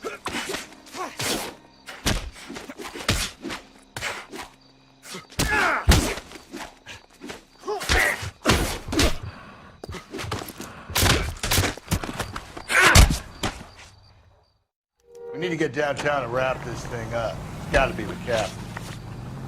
Unless Tiernan set him up. I don't think that asshole Jameson could have done it, do you? Whoever did it. This was that Dahlia fuck. How do you know that McCaffrey didn't do the Dahlia? We have a list of over 200 suspects. His name was never on it. If you think the list is exhaustive, Rusty, who am I to argue? Listen, let's just work the case at hand, shall we? Then we can sit down and put all the puzzle pieces together at a later date. I'll hold you to that.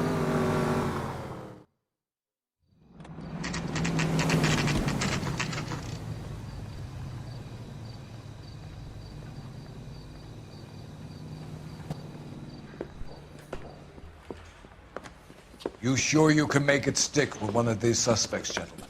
It's either McCaffrey or Tiernan, sir. I think Jameson is an aberration. All right. I'll deal with that degraded lunatic myself. He's got some fearful retribution coming.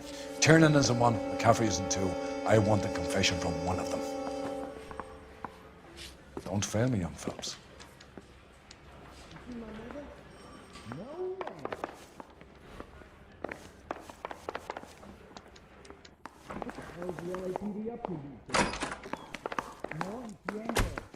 Why did you run, Tiernan? I was the last one to see Evelyn that night. I knew you would think it was me. Can you describe your relationship with Evelyn? I barely knew Evelyn. Keep lying to me and I'll have you charged and in front of a grand jury before your feet touch the ground. How can you possibly prove Evelyn and I were more than friends? Anyone seen where Miss Wells went?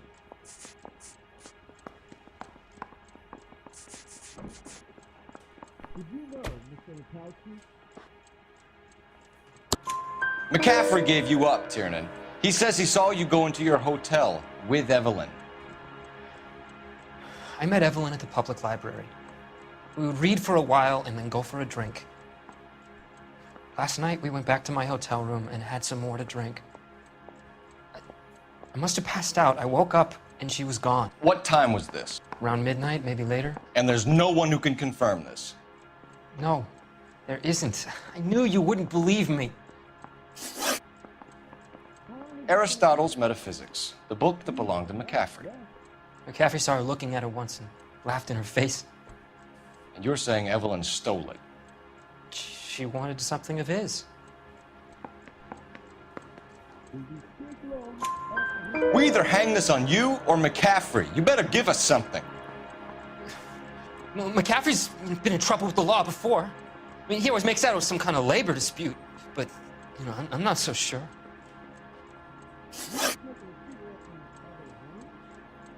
You and Evelyn were drinking together last night, and she had no other place to stay. I don't know what happened last night. I don't remember. You're lying, Tiernan. You'd been fighting with her. You fought, and... I'm not lying! She got up and left! That was it!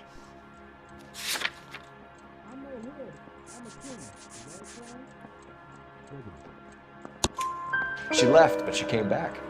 She bought you a quart of whiskey to make it up to you. She told the liquor store owner. You're in deep trouble, buddy. She said she loved me. She wanted to care for me. But she would never stop talking about McCaffrey.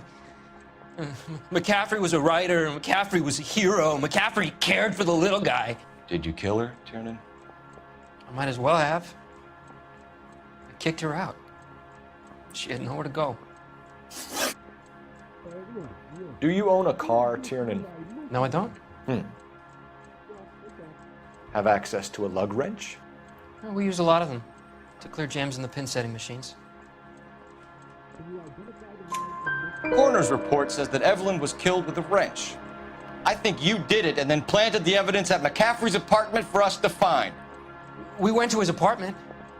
McCaffrey was up on the roof. Evelyn stole the book. McCaffrey went crazy when he found out. He said he would put her out of her misery. He can be very cruel. Evelyn was missing a ring from her right hand. That's strange. She always wore it.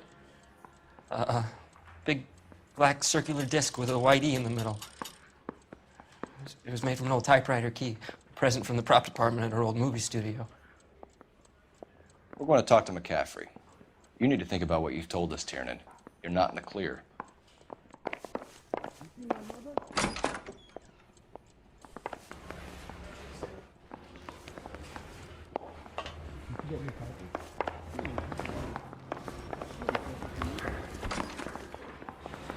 I say we bust in there and find the goddamn evidence. You ready to answer some questions? You think I have all the answers? People who run from the police usually have something to hide. Touché, detective. Let's see where this takes us. Evelyn died sometime around midnight. Remind me, where were you? I was at home, writing. I'm working on a manuscript. You're lying, McCaffrey. You were out at the rail yard. And what do you have that proves I was there?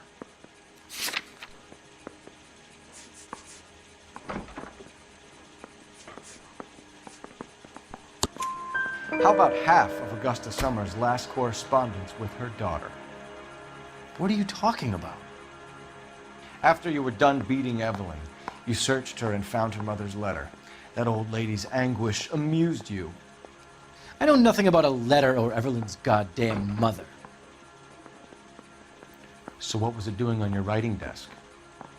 I don't know, but if I didn't put it there, somebody else did.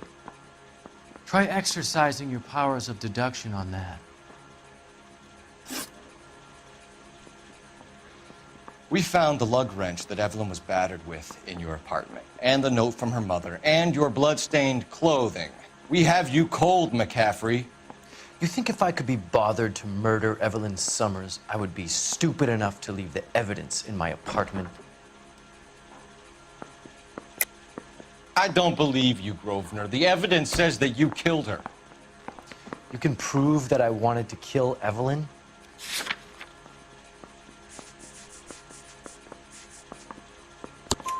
Tiernan is prepared to testify that you threatened Evelyn's life in his presence.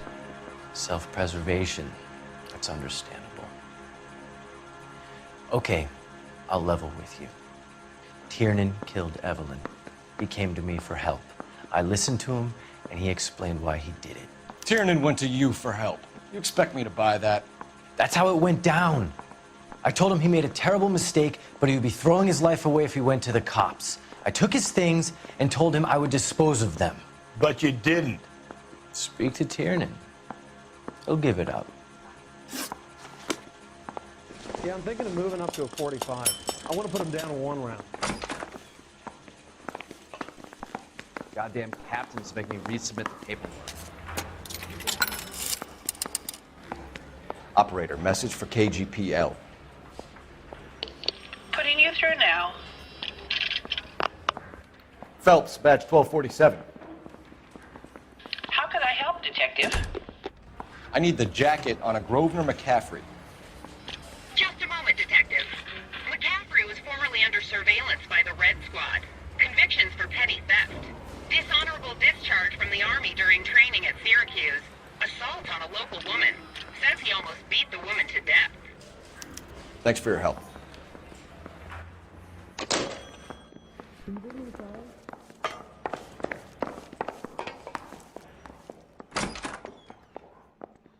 You spoken to McCaffrey? I can go? It's all been cleared up? Not quite. We have one more question we need to ask, James. Then I think we will be done. Sure. Go ahead. So Evelyn passed out, and you walked out. What happened next? I woke up in the morning, very hungover. I thought Evelyn would have come back. I know you're lying, James. You went out looking for her. Tell me what really happened. I don't know what you're talking about. How can you say I wasn't in that hotel room?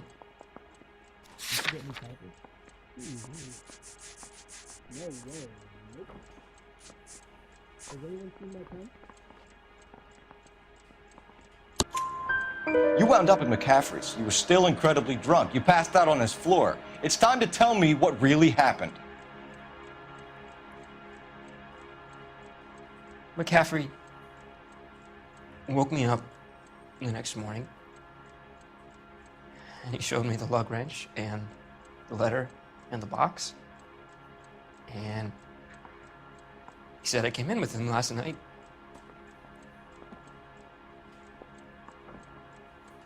He said that I killed Evelyn,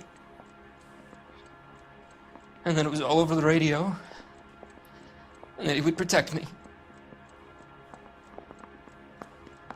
And I don't know, Detective, for the life of me, I can't remember a goddamn thing. And I was angry with her. Really angry. I could have done it.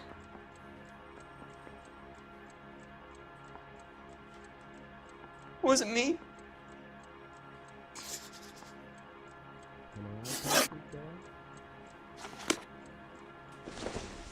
Wait here. You didn't know about the insurance money last week. No.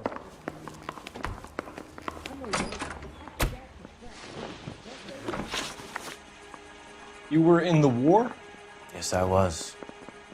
Seeing the things that I saw, it changes a man.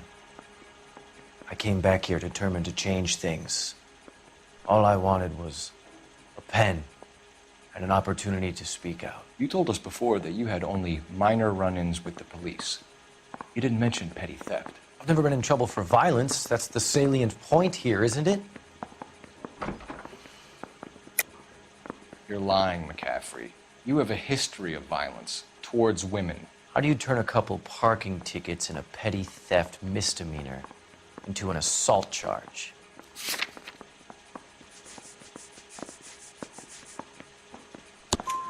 We know all about you and your dishonorable discharge, beating some poor woman near to death in Syracuse. You've never been in combat, McCaffrey. Your whole life is a fraud. She was a goddamn peasant whore! She tried to steal from my wallet. I could have fought for this country. I could have... You beat her because she stole from you, because she tried to outsmart you. The ignorant audacity of the bitch. What is a man supposed to do? Sit there and take it? How is a man supposed to call himself a man? And Evelyn Summers, a poor, drunken nobody, stole your book. And she got what was coming to her. Grosvenor McCaffrey, I'm charging you with the murder of Evelyn Summers. She was a sad lady who never hurt anyone except herself. I hope God finds a way to forgive you. Congratulations, boys. You bagged the fine catch. Another red to boot. Grand. Now, I want you to put this business about a repeat offender out of your mind. This McCaffrey creature shows no remorse, and neither will the grand jury. You would have to walk a long mile to find a better candidate for an unmarked plot at a prison graveyard.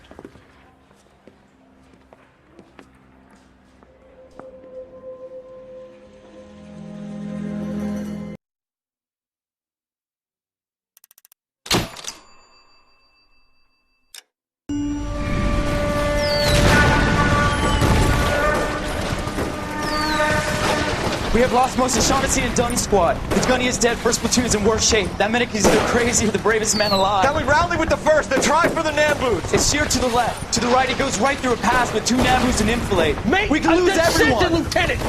Get back off this fucking bridge! They'll start walking the mortars back to their own positions! We only have minutes! I'm in charge here, Sergeant! Get your men off the bridge, Lieutenant! What's your unit, Sergeant? We don't have time for this, Lieutenant! What's your unit, Sergeant? I company 22nd Marines, Lieutenant, and we just saved your ass by fording the river. My orders are to reconnoiter the... I think that point is now moot! You have 10 men left! My orders are to save what's left! Move out!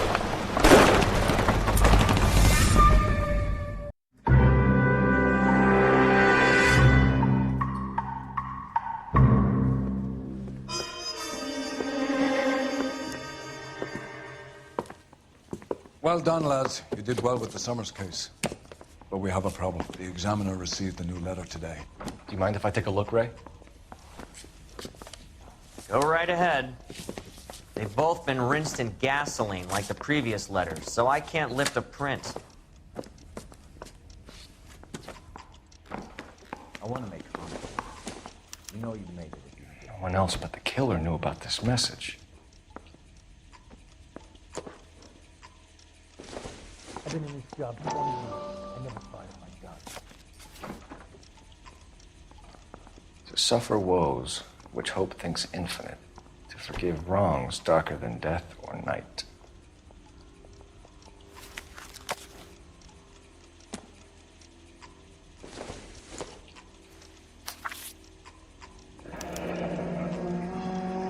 Another snippet from the Shelley poem.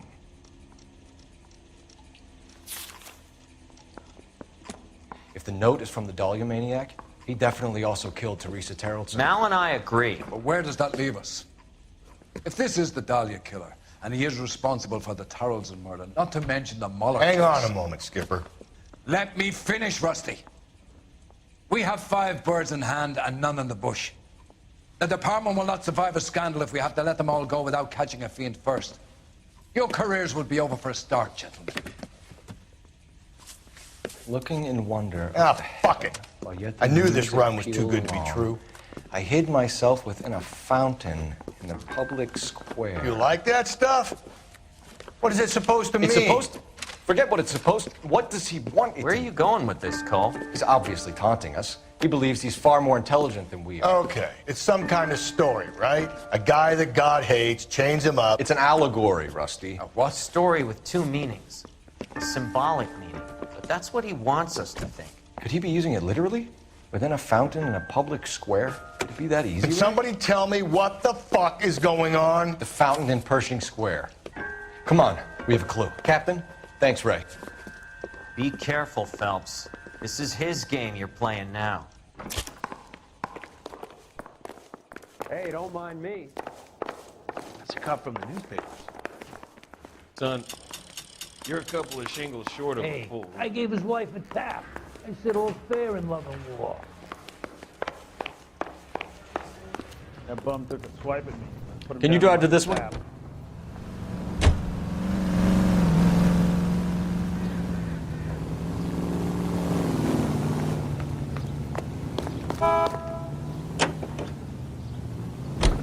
All those cases, Rusty. What have I been telling you all along? You gotta get this guy. I know. Enough women have died. Yeah, and it's our asses on the line too, Phelps. You heard what the captain said. The department is not gonna take responsibility for all those bad convictions. Success is a double-edged sword. Let's just get this sick pervert and have it done with.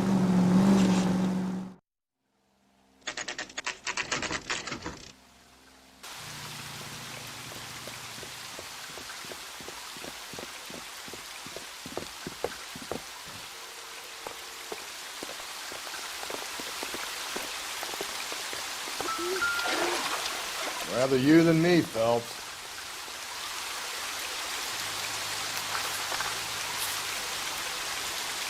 You know the local hobos use that as a drink. There is a cave, all overgrown with trailing, odorous plants which curtain out the day. Where next?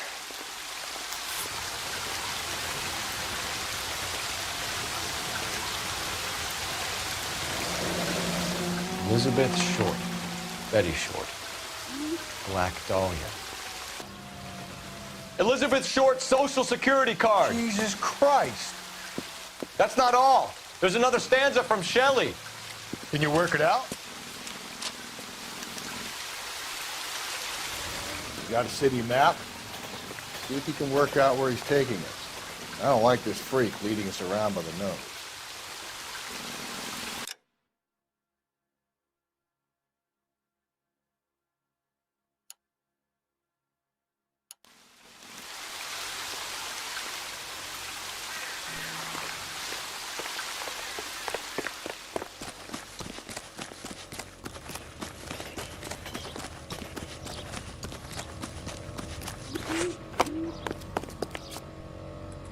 You drive. I need to go over the case notes.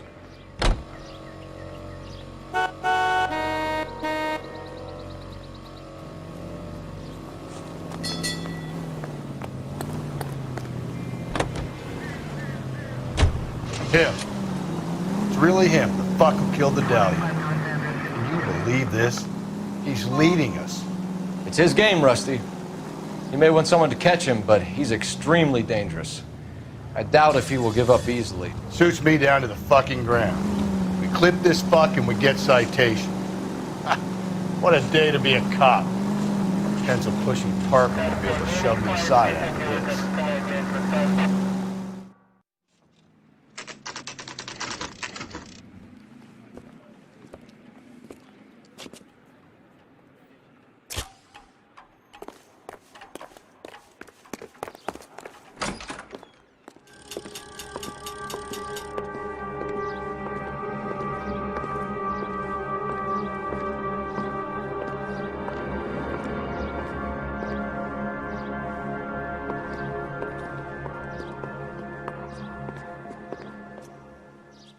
Can I help you, sir? Detectives, LAPD. This is very important, sir. How do we get to the top of the chandelier? You what? Have a little faith, pal. We're in a real hurry. Head up to the top floor.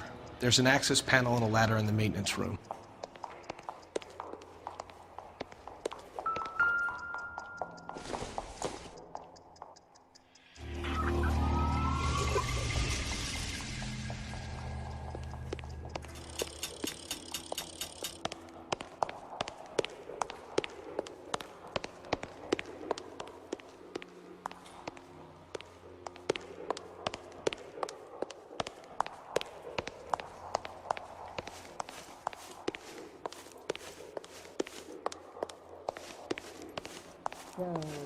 You gonna see a married man again?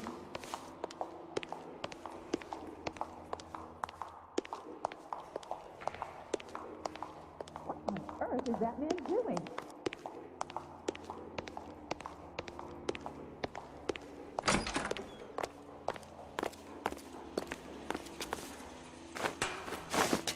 Let's go.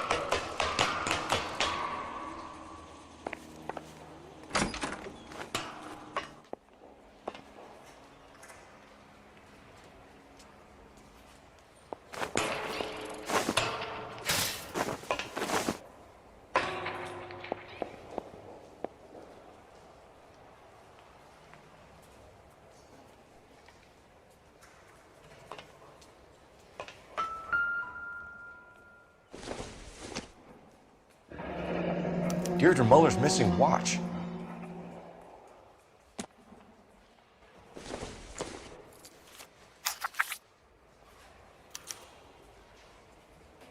From the temples high of man's ear and eye, roofed over sculptures and poesy.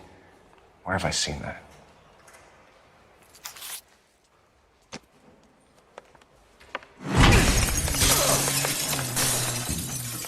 Jesus Christ, Cole, get off that goddamn thing. Find a rope, Rusty. There isn't time. See if you can swing that thing from side to side. Get it over the edge, then jump for it. Wait.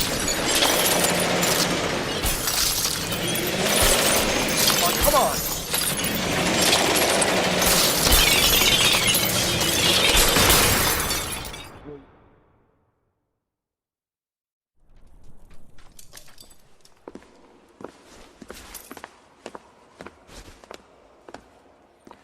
That was too close. Yeah, well, the higher you climb, the further you fall. Let's get out of here. Another Dahlia clue? No. A yellow gold wristwatch. The Mulder dame. Yes. And a scrap of the poem.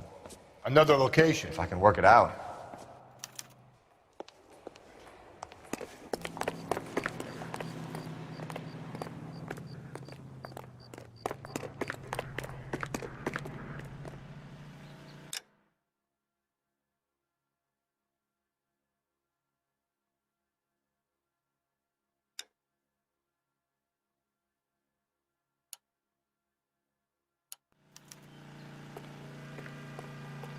You can drive.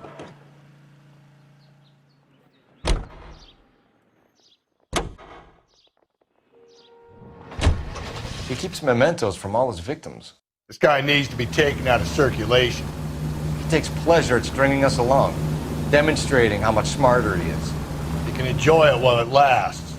We got you now, genius. We're coming for you.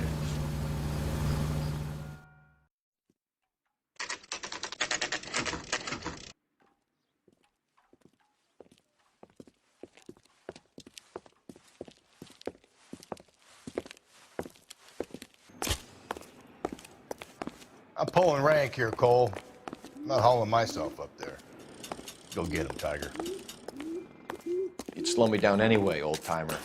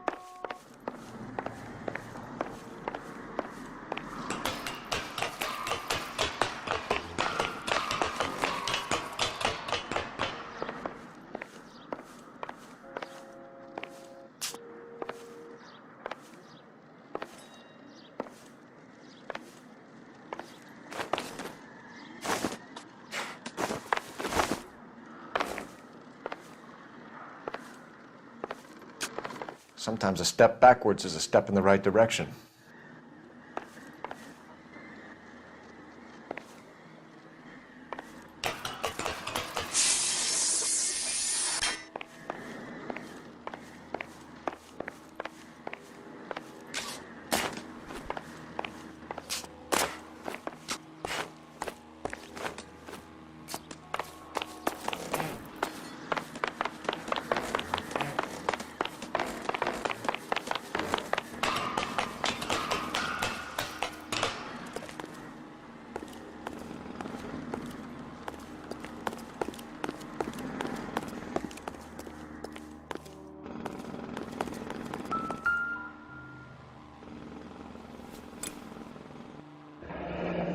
Our Lady of Guadalupe, ripped from Antonia's necklace.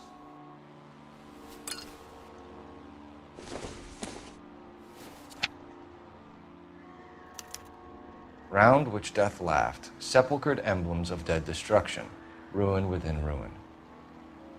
So this is a treasure hunt.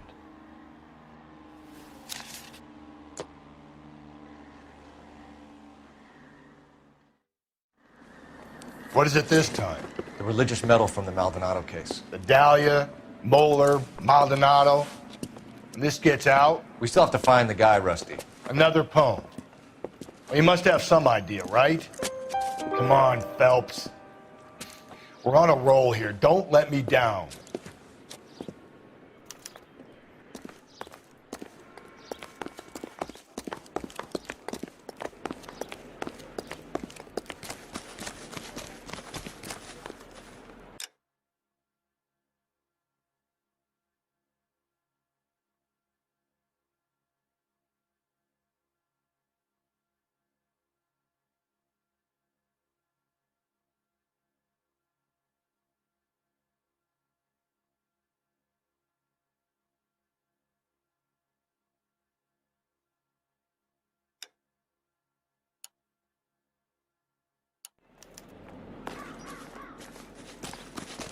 That's that cop. Seems like a decent guy.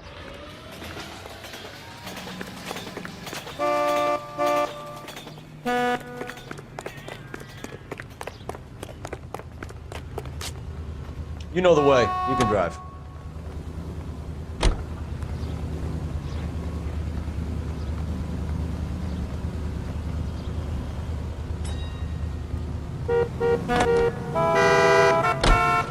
We're gonna catch hell for this. Banging up innocent men. The newspapers will crucify the guy. They won't have time to wonder about our mistakes. We'll be okay, Rusty, as long as we catch the guy. I hope you're right, Cole. We'll be famous if we make this case.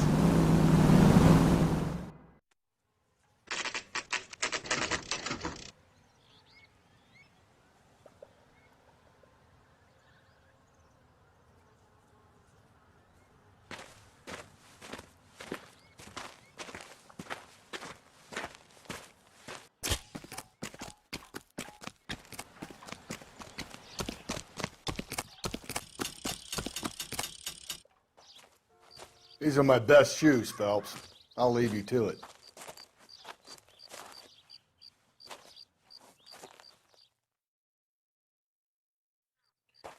Very funny.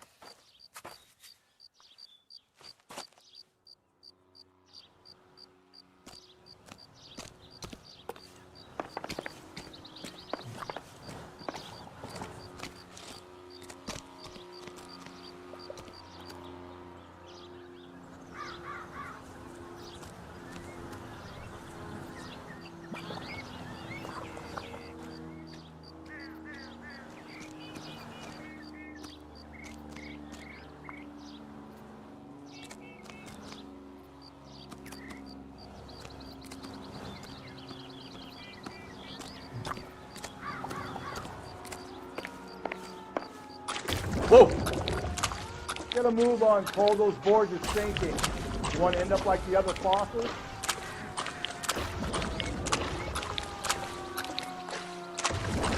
Gangway snakes around, Phelps. Can you see it through the car? Steady. How you doing out there? I'd be doing better if you were the one trying to get across this thing.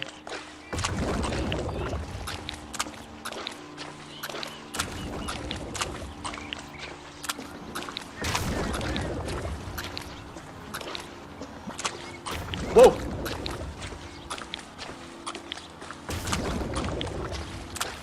You don't want to fall in now, Phelps. That's at the forefront of my thinking. Easy.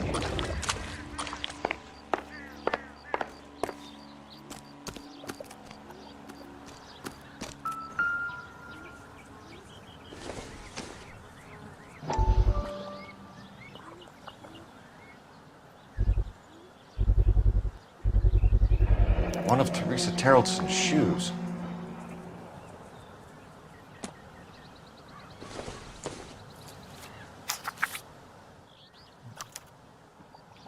A sphere which is as many thousand spheres. Okay, where to now?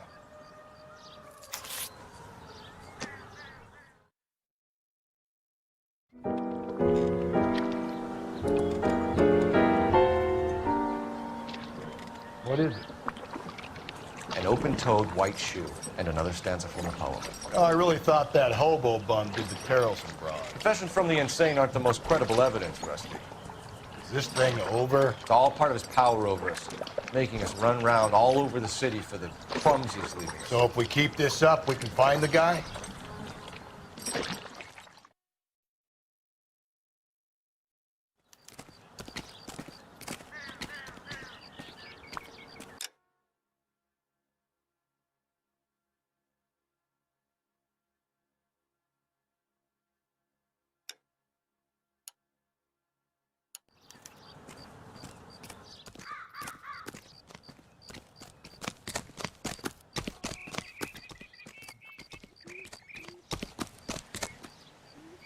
You're behind the wheel.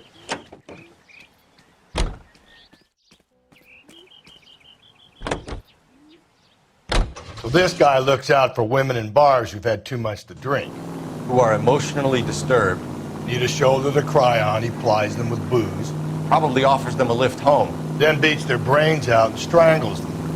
Could be any schmo hanging out in the bar. No, not anyone. He displays the bodies, leaves us messages. For all the violence, it's very controlled behavior.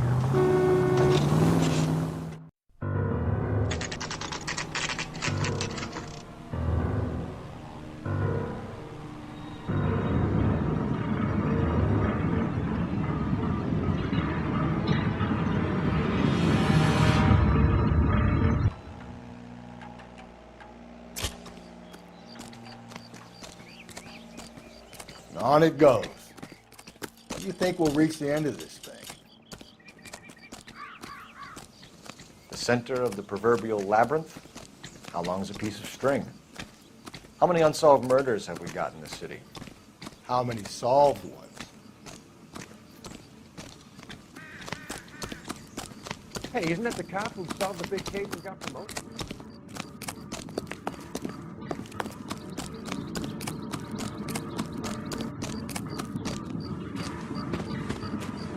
You ever been in here, Gavin? No. I have no intention of going in. I heard that thing's tricky.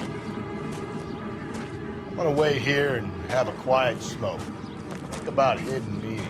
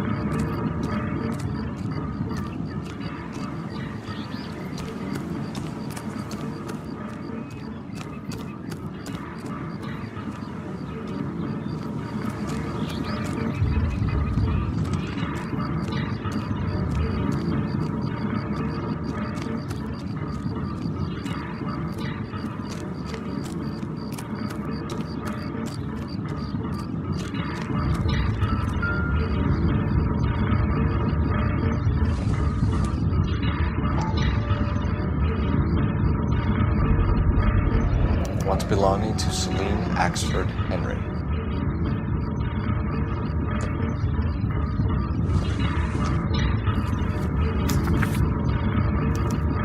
Thrones, altars, judgment seats, and prisons. No, it couldn't be.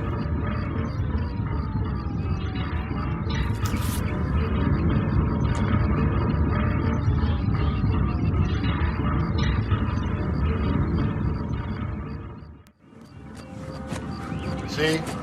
That was easy. I found Celine Henry's ring. How far does this thing go? How did we not catch this nut job?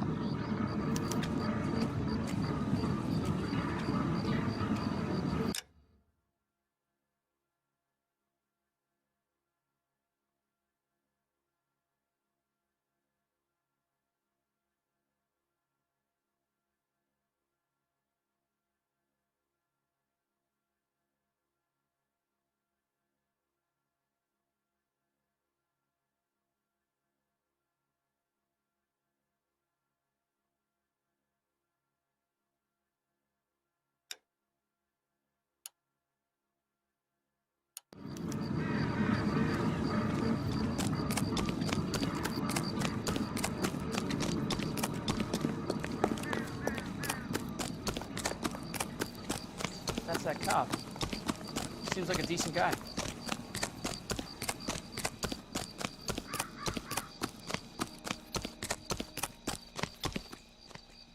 You drive.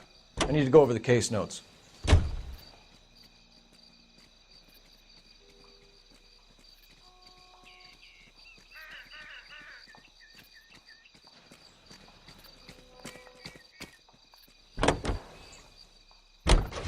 He's leaving us this trail of evidence. Why? Vanity. He wants to see if there's anyone out there smart enough to catch him. He leaves us evidence at every location he's tracked. He's testing us, physically and mentally, to see whether we are worthy of him. The Titan guy, who had the stoush with God. Very good. You thinking about reading some Shelley? All that egghead stuff? I'm sticking to the funny papers and the form guide. You sleep better at night.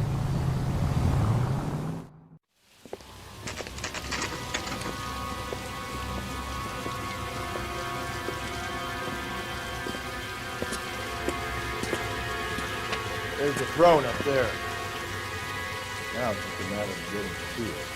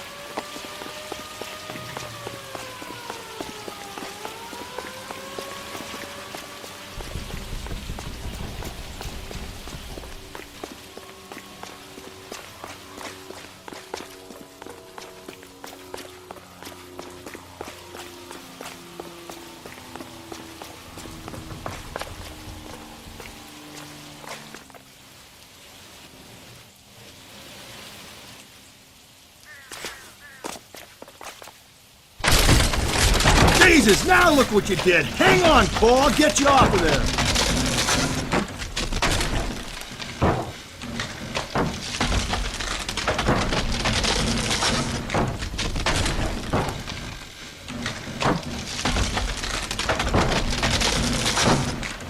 You gotta make it to the next platform. Get that thing as close as you can, then jump.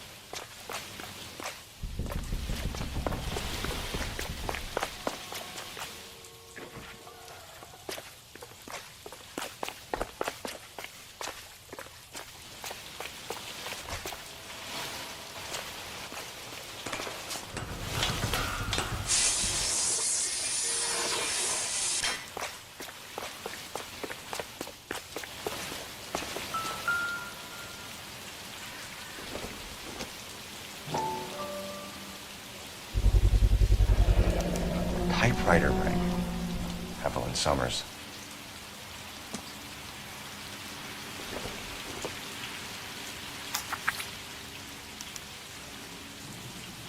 Place he calls home. End of the line.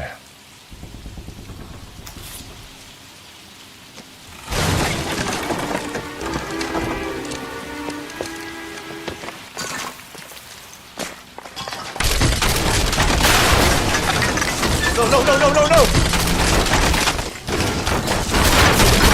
Come on! Ah, no!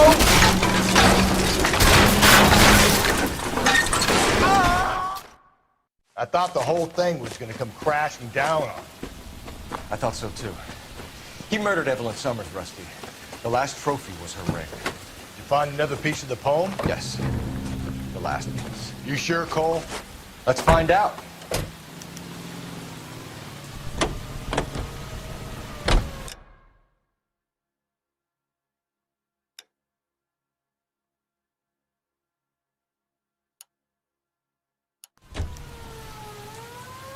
You can drive.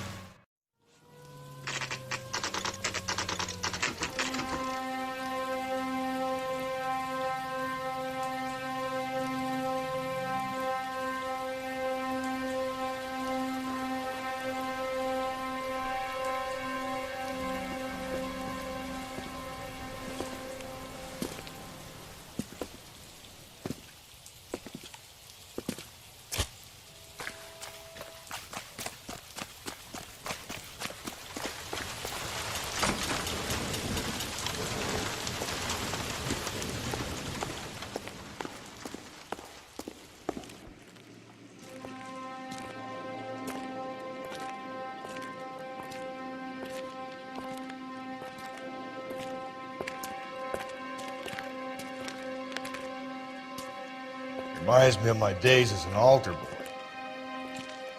There's a light coming from the house. Nothing hasty, gentlemen. Keep your hands where I can see them, or I'll be forced to redecorate the stucco with your entrails. We're from the LAPD, sir. I'm gonna tell you only once to lower your weapon. The LAPD, you say? Is it really possible you could have found me after all this time? How interesting. Put down the gun, shitbird. Last warning. This boorish ignoramus could never have found me. It was you, wasn't it? Do you remember me, detective? The temp bartender. Yes, you found me. You know what I'm capable of, and yet you walk in here like lambs dressed for the slaughter. We'll see about that.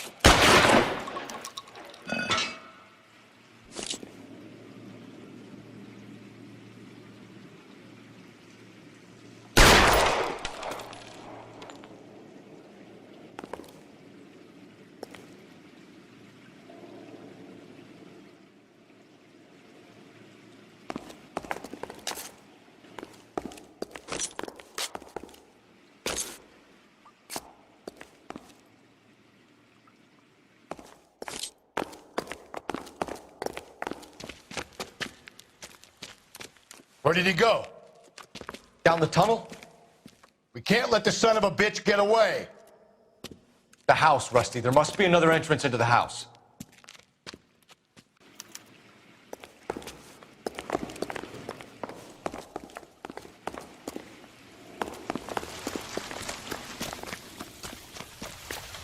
LAPD, give yourself up.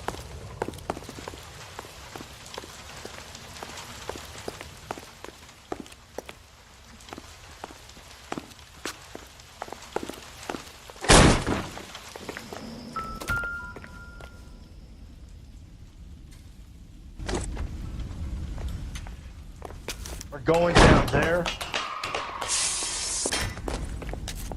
I'll go. Call for backup and keep an eye out of the...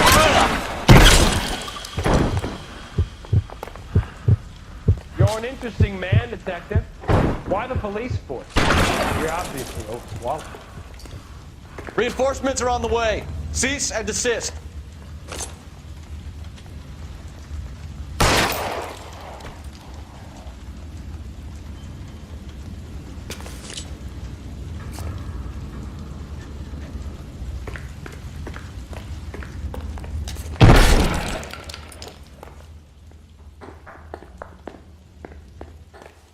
Do I get a sense you're looking for personal redemption? Do you think we have something in common?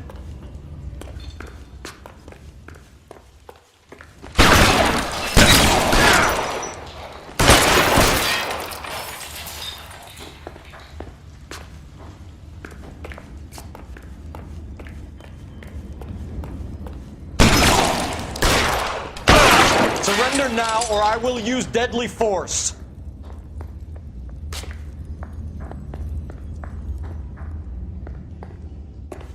Are you acquainted with slaughter? Have you felt the fear? Understood the power? Are you comfortable out of the light, officer? Are you comfortable here? This thing has come to an end. You know that.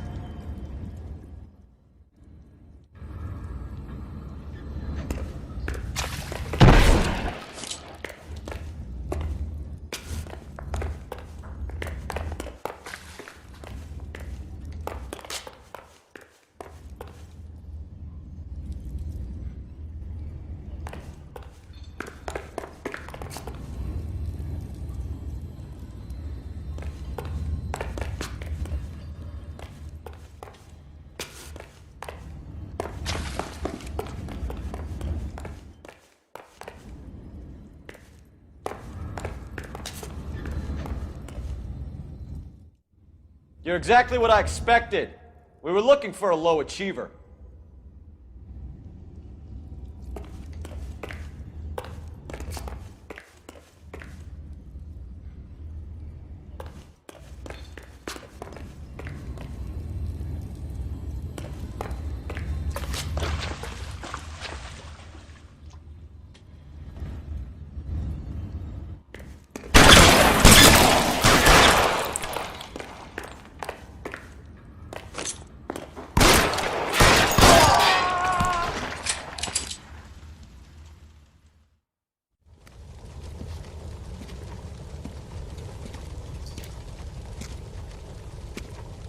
Where's the press, Cap?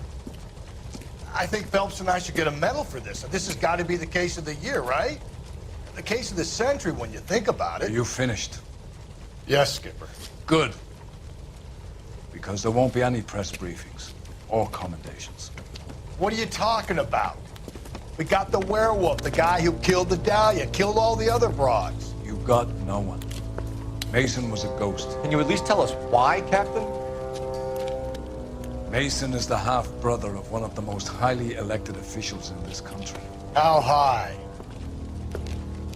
Beyond the moon for mere mortals like us, Rusty. There'll be no more mention of him. The city owes you both, but there'll be no mileage in ever bringing this up again. What's going to happen to the suspects in the cases, Captain? I won't be a part of that. A bit of missing evidence at the grand jury. A procedural error here, a mistake there. They'll all be quietly let go. The DA knows how we'll have to play it. That's it? I'm afraid it is. And I have some news for you, Phelps. No more rooting around in the entrails of cadavers and corpses for you. The head of Vice has asked the chief for you. I'm reluctant to see you go to the glory boys of Vice, but my hands are tied. Go home to that lovely wife of yours. Celebrate your promotion.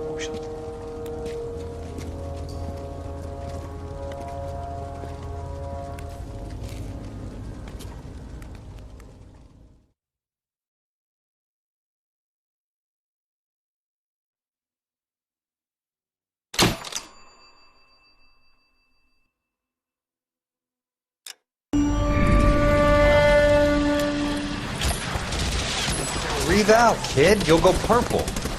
I'm scared, Sarge. Everybody's scared, kid. Anyone who says he isn't is a damn liar. How many times have you been in combat, Sarge?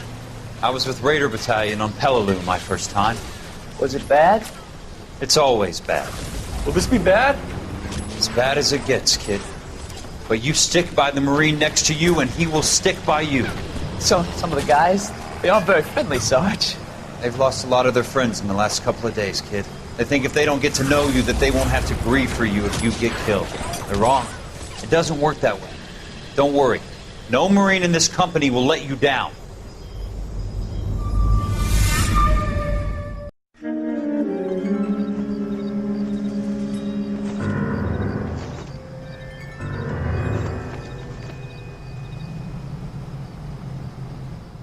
Phelps, welcome to Vice. This is your new partner, Roy Earl. Take a seat. A special request was made to transfer you to Ad Vice. We need a man with your kind of starch on this desk, son. We have 2 dead Negroes found in an apartment this morning on Yucca Street. Number 6358, apartment 5. We got better things to be doing than wasting our time on 2 dead junkies. Did I ask your opinion, detective? 2 men dead on U.S. Army issue morphine. That makes it an Ad Vice case. Beat it! Yes, sir.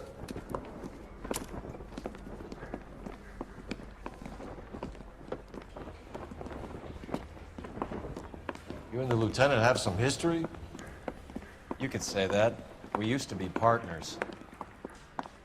So, you're working with the big boys now, Cole? I guess so, Roy. I thought homicide was the primo assignment.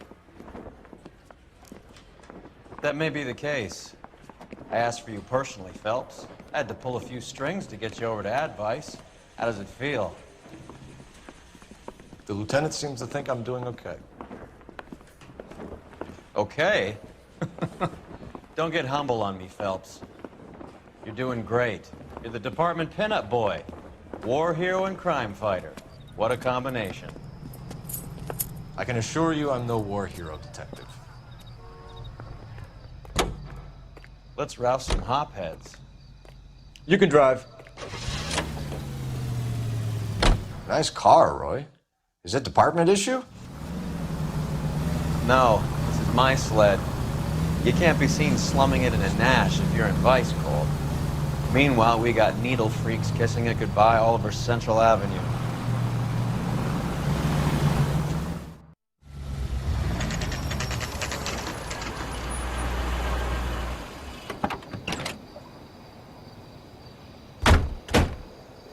They really picked a prize shithole for our first date. It's up the stairs, detectives. Around the corner, last door on the left.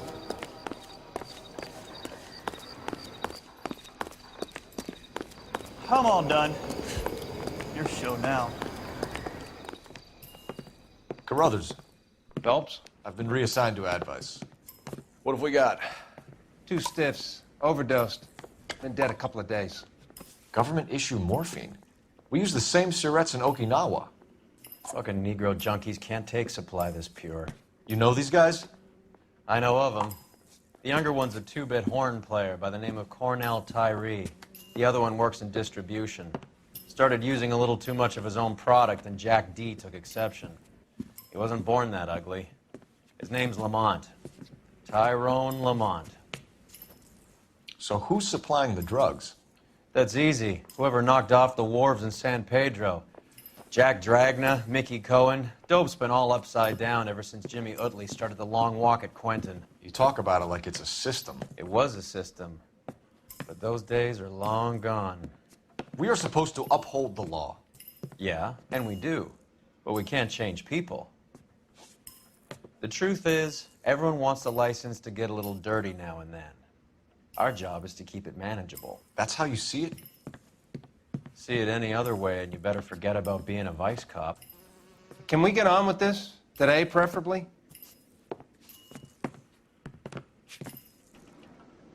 You lend someone $20 and never see that person again? Hell. Took his jolt and drifted off. And I suppose his friend wasn't in any condition to notice that he had stopped breathing. These clowns lived on popcorn? Must have been messy eaters. It's all over the floor.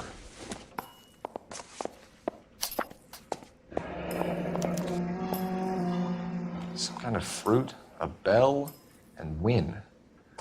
Strange doodle.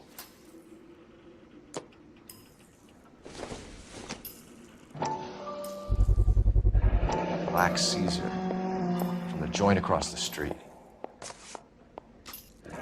Looks like something was taped to the bottom of the cup.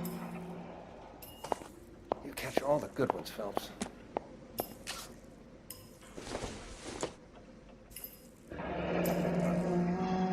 wonder what's the correlation between love of the needle and love of the music.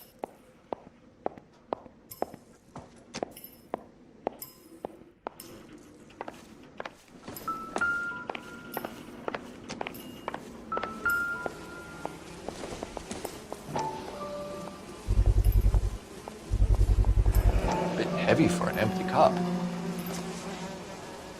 They're getting their fix right over the counter in broad daylight.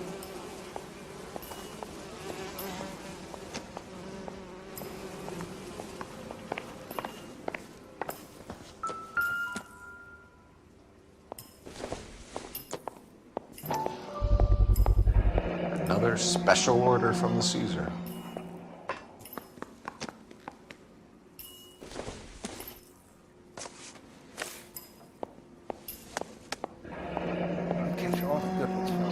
Lamont, not even 23 years old.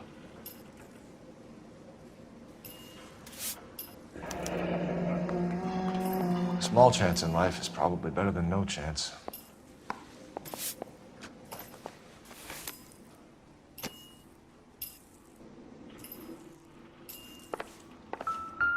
One cigarette is enough to knock you out for combat trauma. 2 of them will stop your heart.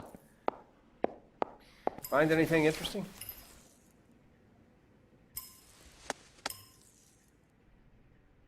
They say only the good die young. I hope it was true in your case.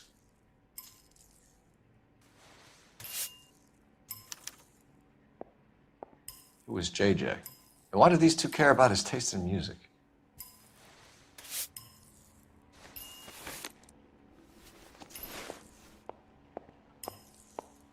The Emperor across the street appears to shift a lot of popcorn. Let's shake him down.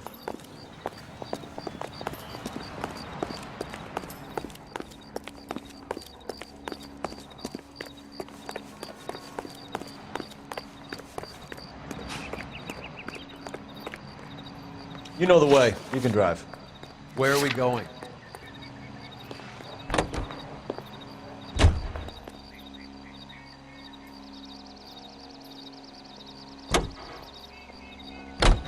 Right.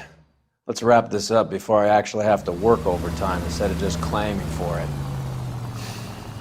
You're a true inspiration to us all, Roy.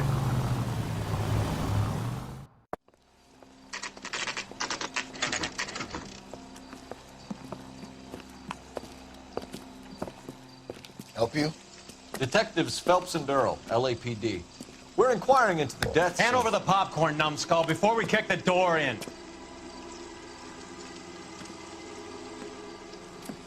Get that son of a bitch! Officer, please tell me what's going on.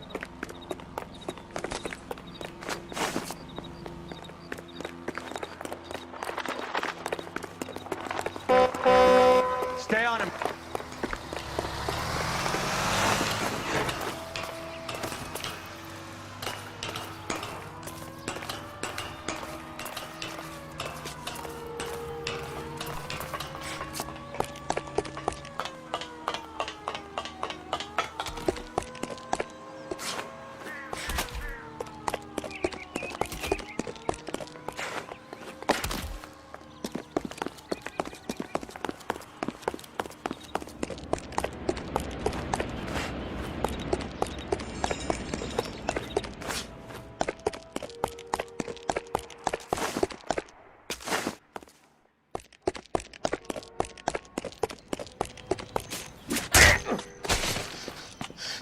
Eddie, help me out, man. They're trying to kill me. You gotta help me out.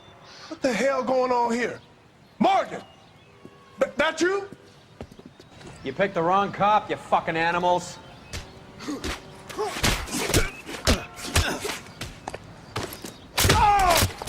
I'll knock your ear.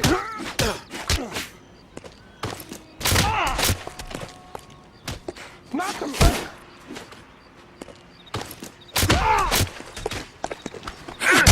You freak of nature. What's your name? Morgan. Half an answer is no answer to me, asshole. Fleetwood Morgan.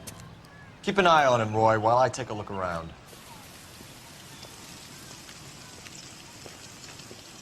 Keep very still, Fleetwood. Don't give me an excuse to shoot you.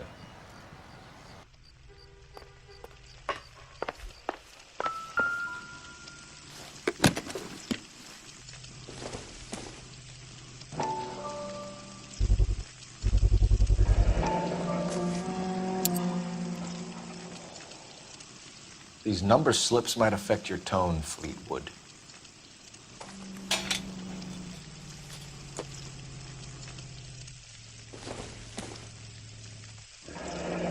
Should be stamped on the reverse by the issuer.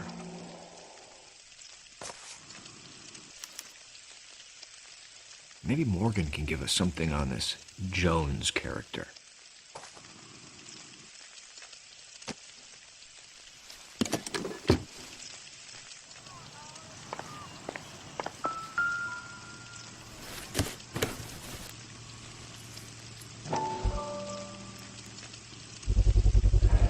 Morphine.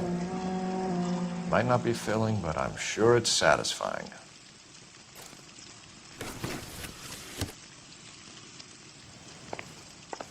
About time we heard what Fleetwood here has to say, Cole. What do you think? Get the kid's story. He's a small fry, but he could give us someone. We're inquiring about the deaths of two men in an apartment across the street, Fleetwood. We want answers. Of course. I'll do my best, mister. You sold the drugs to Cornell Tyree and Tyrone Lamont. Oh, I sell fried steaks and black-eyed peas. You're lying, Fleetwood. We know that you supplied them. I don't know nothing about no drugs. All I do is my 10 hair flipping burgers. Can you prove any different? Flipping burgers and strapping jolts of morphine to the bottom of popcorn cups, Fleetwood. Now, I want the truth. Who supplies the drugs? Cat by the name of Armstrong Edwards. All right, brings the stuff around about once a day. I know Armstrong. He's a two-bounce, strictly small time. Who's he working for, Fleetwood? Jermaine Jones. We have you for the hop and resisting arrest. Tell us about the numbers if you want our help. Look, the numbers are the white man's tax on poor folk.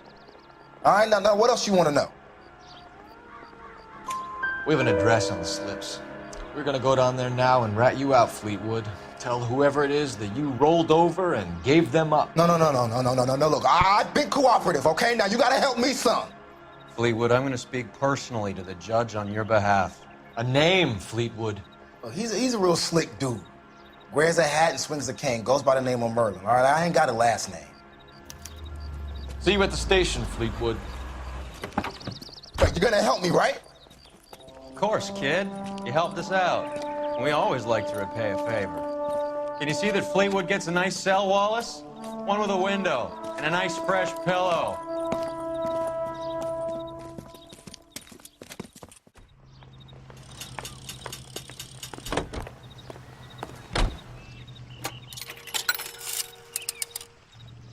Operator, message for KGPL.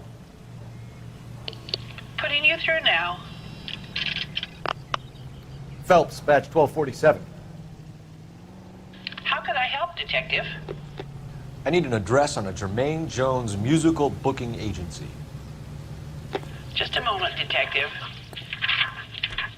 Jermaine Jones. The office is listed as 5528 Santa Monica Boulevard. Thank you. That's that guy from the paper. Solved that big case. You can drive. Do we know where we're going?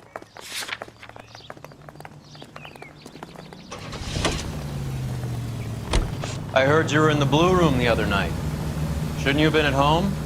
Tucked in bed with the wife and kids? Where I go is your business? It couldn't have had anything to do with a certain delightful but damaged German girl, could it? I don't know what you're talking about, Roy.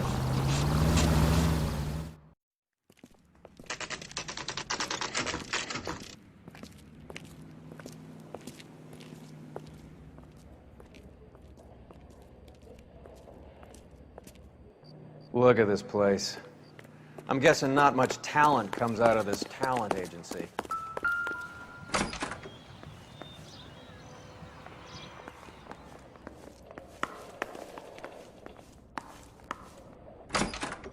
Hey, who let you in?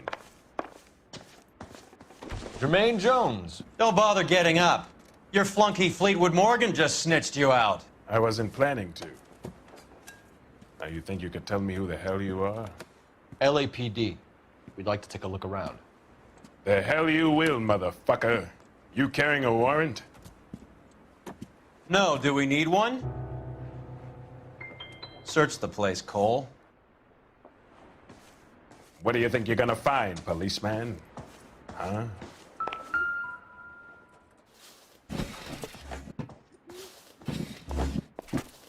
I hope none of this stuff is purloined, Mr. Jones. I have a receipt for that thing. Somewhere. You ain't allowed to do this. I got rights.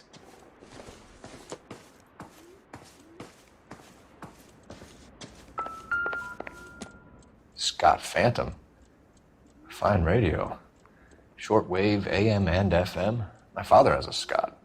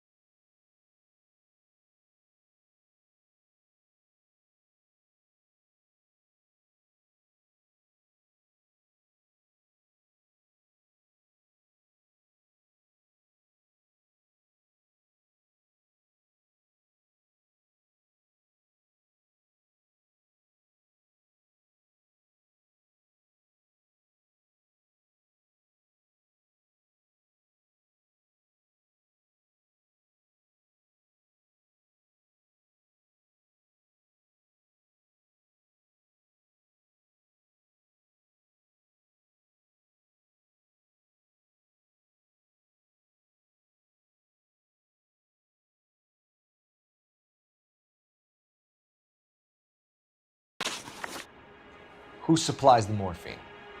I don't know nothing about that.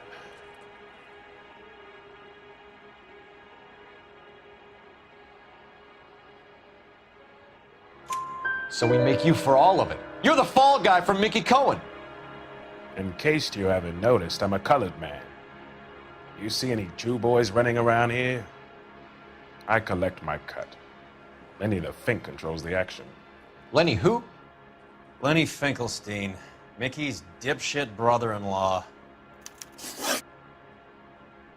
What is the link between the morphine and the numbers slips? There is no link. You're wasting your time here. You're lying to me, Jones. Tell me about Merlin. Who? I don't know anyone named Merlin.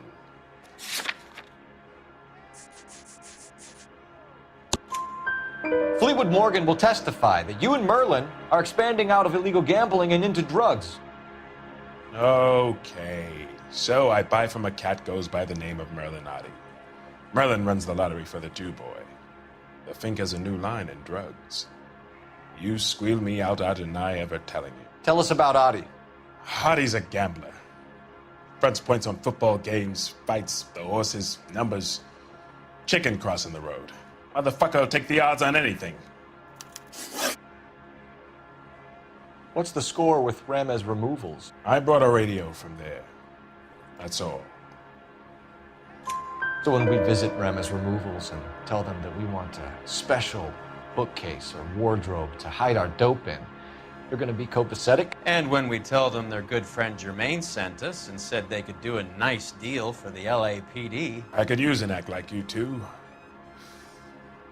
Those fucks Abbott and Costello are on the slide. Hollywood could use another couple of deeply unfunny white bread humps like you. Very good, Jermaine. You have character. Now cough it up. Ramez is a good friend of Lenny the Fink. You getting the picture? Take them all in. We have a deal, right? We're after the morphine. I'll speak to the DA on your behalf. You have my word.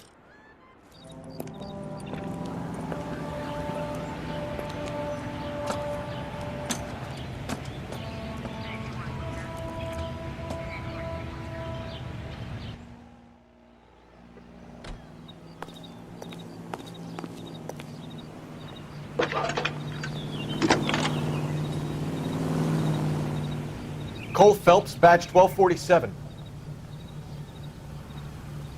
How could I help, Detective? I need an address for Ramez Removals. That's Ramez, R-A-M-E-Z. Just checking.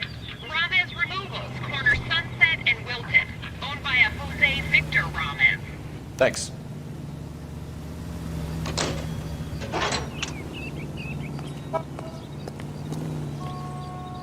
You're behind the wheel. All right, where to?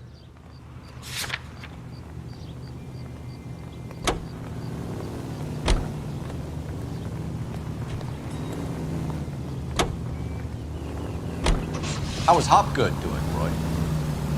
Who? Marlon Hopgood, your informer. He was my corroborating witness in the Bishop case. Oh, right. Marlon. You're not still sore about that, are you? You made the case without him. He was an accessory to the abuse of the girl, Roy. As long as Hollywood exists, it's going to be chewing up starry-eyed little girls. Marlon was small time. You caught the big fish. And look how much good it did your career.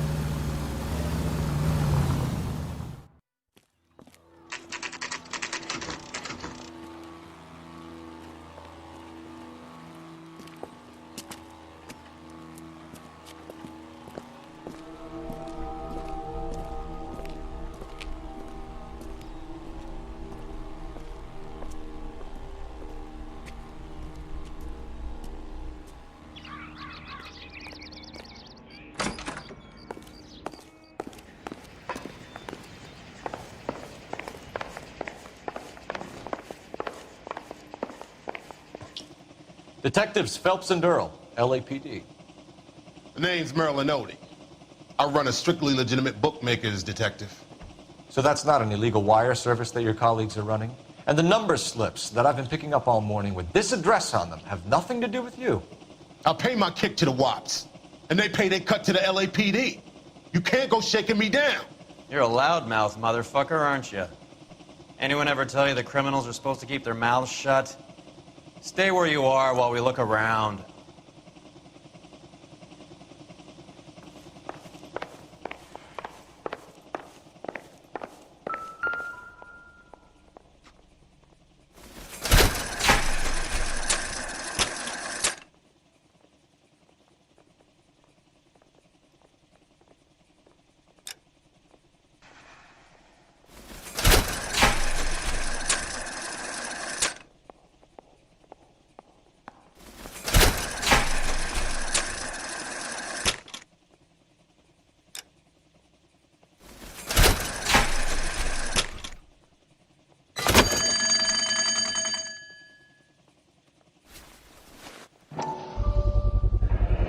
This quantity, we're looking at a high-level trafficking charge.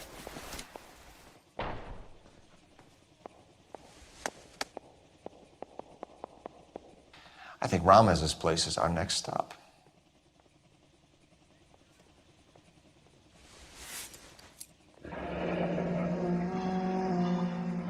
Thanks for the paper trail, Merlin.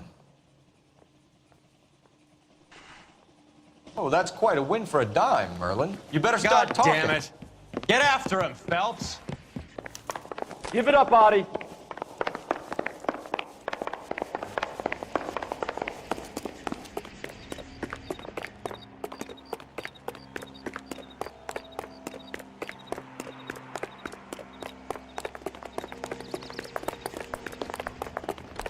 Tell the cook these are some good grits.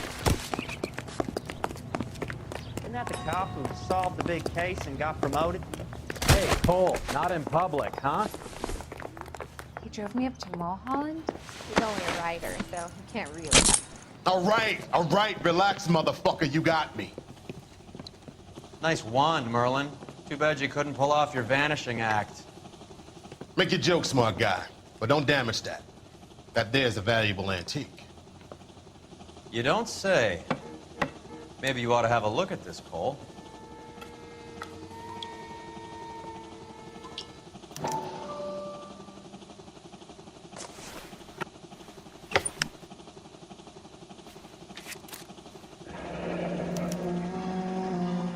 Adi has Jose Ramez in his pocket. Ramez must have forgotten his lucky numbers.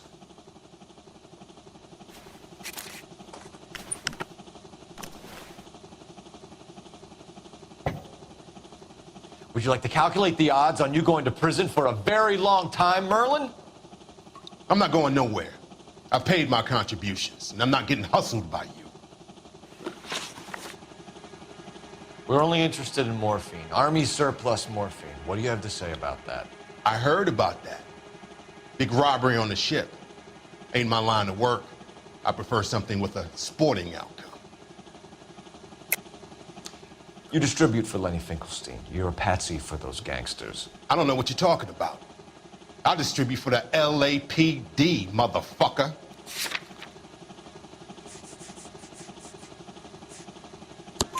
Jermaine Jones gave you up as a supplier. He says that you're Lenny's sissy, and that you'll do whatever Lenny tells you. Me? That nigga's a dead man. I move the dope Jose brings me. Jose Ramez? I ran a clean numbers racket until those two motherfuckers went into the dope business. Ramez seems to owe you a lot of money. We all owe somebody. So it has nothing to do with the proceeds of the morphine shipment? It's a gambling debt. The Heaps took over the wire service and screwed me. Now I just do what I'm told. Run numbers and shift dope. Jose's no different. He just thinks he's the big man that can run up tabs. You're not the guy we want, Merlin, but we're taking you in. Maybe some time in a cell will help you remember something worthwhile. Fuck you, and fuck you. You'll never put a charge on me. Take this bum in. Take the long way around. And don't be gentle with him. You got that? Yes, sir.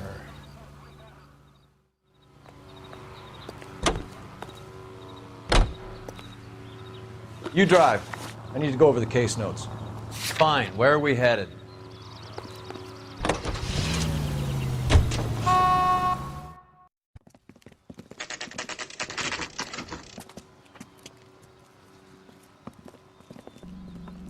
LAPD. We're here to see Jose Ramez. What's it about? Routine inquiries, sir. Can you tell us where we can find him? You missed him. He was in the delivery truck, just went out. God damn it. 11K calling KGPL. Go ahead, 11K. 11K requesting assistance in pursuit of narcotic suspects aboard a GM delivery truck. Commercial license David Charles 457. Roger, 11K. Get in close and steer him off the tar. What does this lunatic think he's doing? We're not playing around here. Take this clown off the road.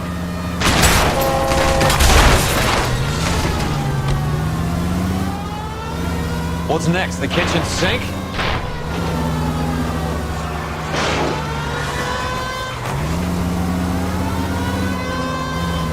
It's no good. We need to get closer. Hit him. Clear this asshole off the road. He's going left onto Hollywood. Get alongside him and take him out.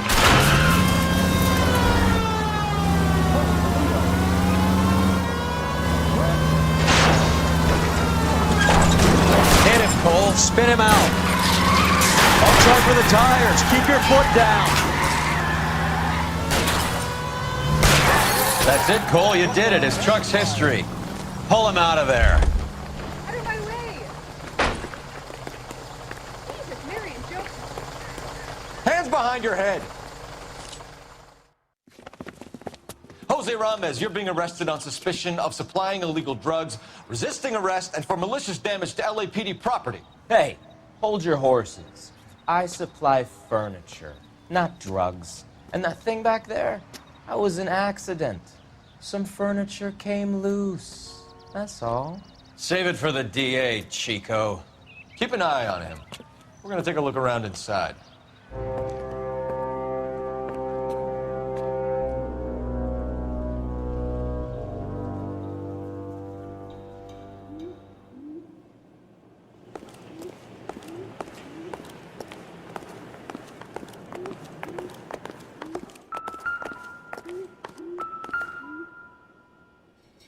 Where's he been delivering? And who's been delivering here? Any repeat business in the ledger, Cole? Why is Ramos buying so much ice?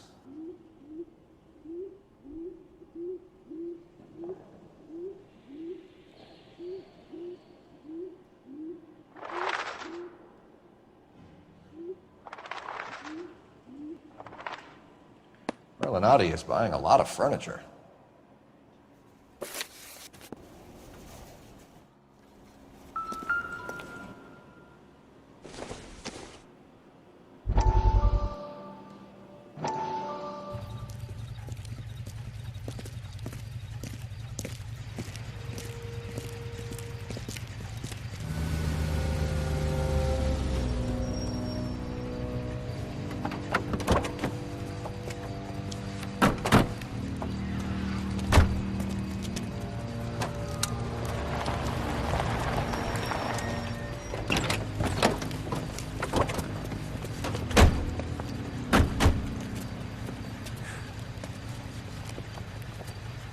Couldn't you think anywhere else to meet, kid? We like to choose our ground. What is that supposed to mean?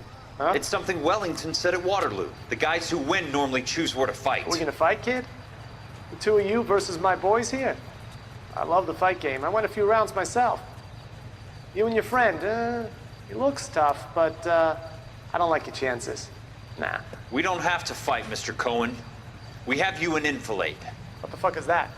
Some kind of steak? It means my men are in cover, but that they can still shoot you.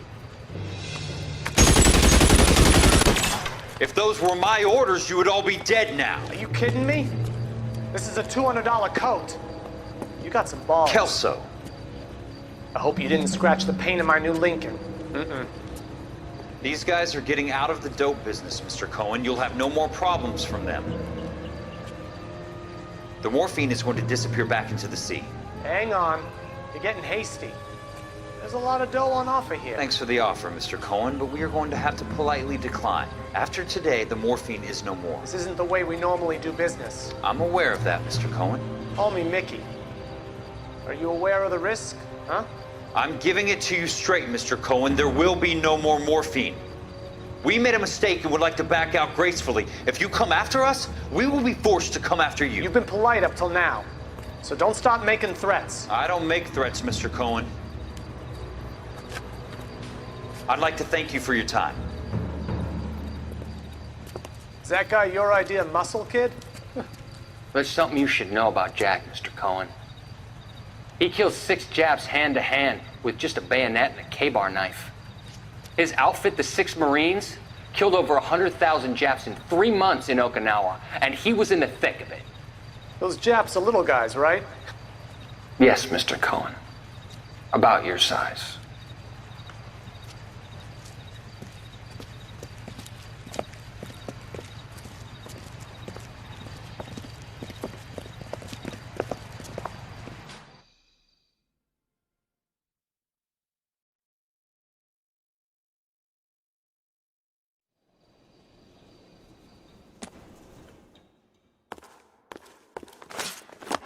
What's with the puddle? Where's that trail of water coming from, Cole? There must be a way through the back.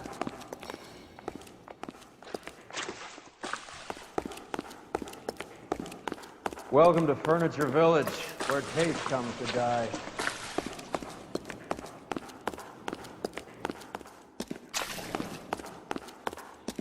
What a pile of junk. My mother would be in heaven.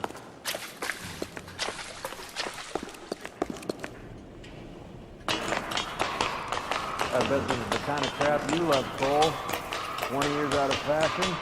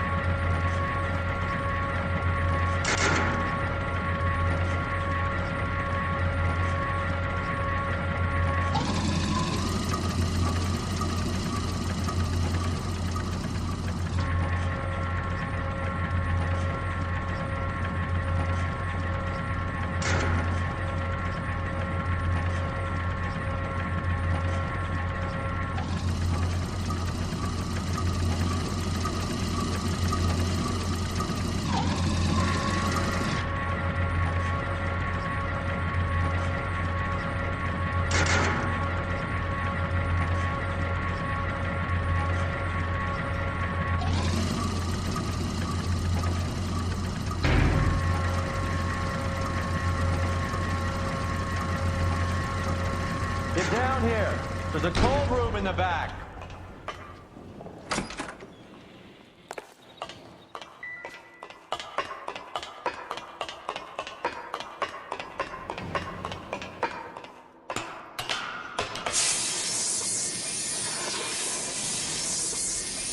I think we know where the water's coming from. You're gonna want to see this.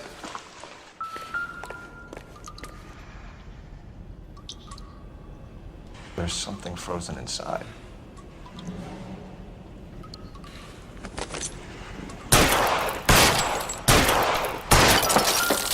Well, I'll be damned.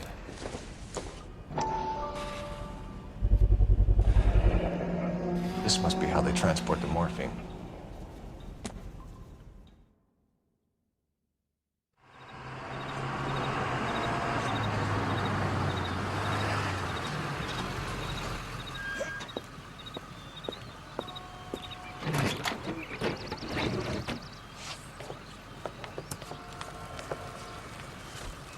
LAPD, leave it right there. Everyone out of the vehicle and put your hands up. There's something in the ice. He's making a run for it. Let him have it.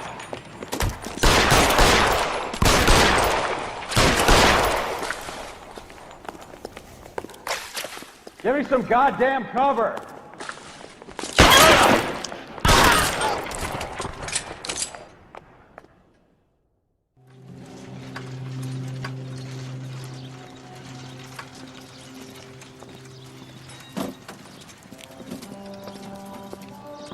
Take them all to Hollywood Station. Have the ME and tech services go over this place. Where will you be? Hunting polar bear.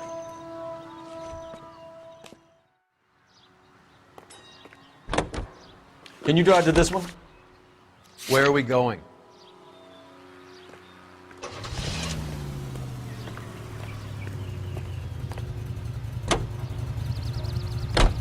Is Audie serious? Is the LAPD turning a blind eye to narcotics? Keep your shirt on, Phelps. Drugs are prohibited. Doesn't mean people don't want to take them. Limiting supply doesn't mean that we have limited demand. I understand that. I know that the average Joe needs to unwind a little, let his hair down at the end of the week, but morphine? Heroin? It's important to demonize hop, Phelps. Looks good in the papers. But when all is said and done, it's just another chemical like booze. A lot of people in high places think we're doing the city a favor by keeping the dope rolling into Central Avenue. Donnelly certainly believes we need to keep them anesthetized. Better jobs and opportunities would go a lot further. Will you listen to yourself?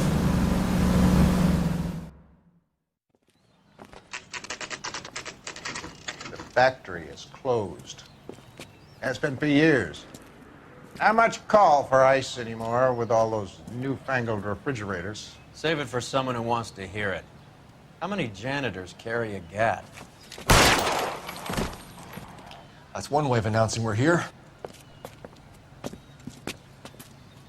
Give it up, Finkelstein. Your brother-in-law will get you a good lawyer. My brother-in-law hates my guts.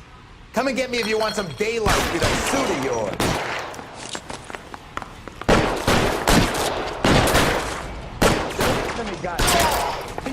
Cannot leave this building alive. Eyes open. He's around here somewhere. Throw out the guns. This one. What the hell is that? Open. Can someone He's around here somewhere. These assholes already? Weapons on the ground now. Push forward.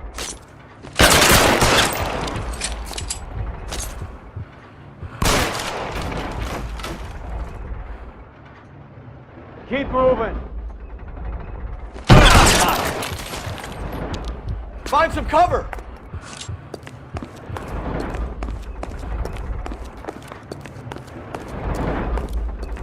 I ain't running out of friends or guns in here anytime soon. Let's move.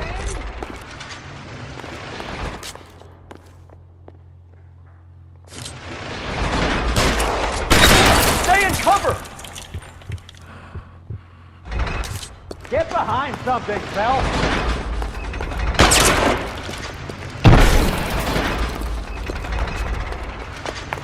You're pretty gross for a second.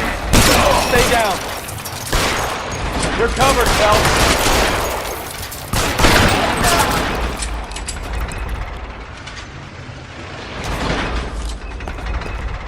Let's see if I can't put one right between your Stay in eyes. cover. Move, I gotcha.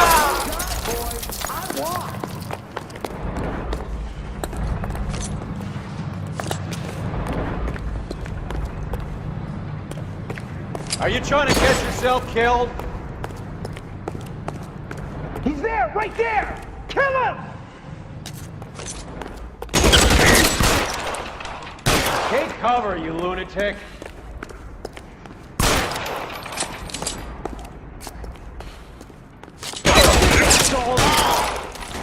Get in cover.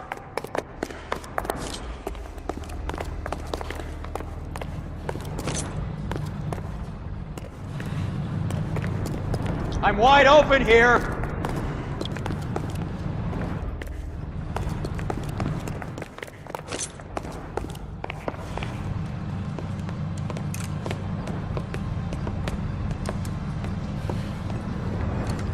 They're all dead, Finkelstein. Leave the weapon and put your hands up now. Put my hands up. Sure.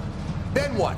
Cop to peddling the dope, cut a deal, ship me off to the queue? As soon as I get locked up, some old friend puts an ice pick above my ear? No thanks. Only one other way out, shitheel.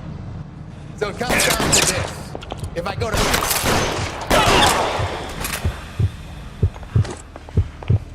Let's have a look around. Now that we've finally got some peace and quiet. I think I've had enough ice for one day. This stuff has got to be worth at least 100 grand. So Finkelstein robbed the ship? My guess is Lenny took it off their hands. This is big. This is gonna make the papers, Phelps. As senior investigator, I'll do the talking.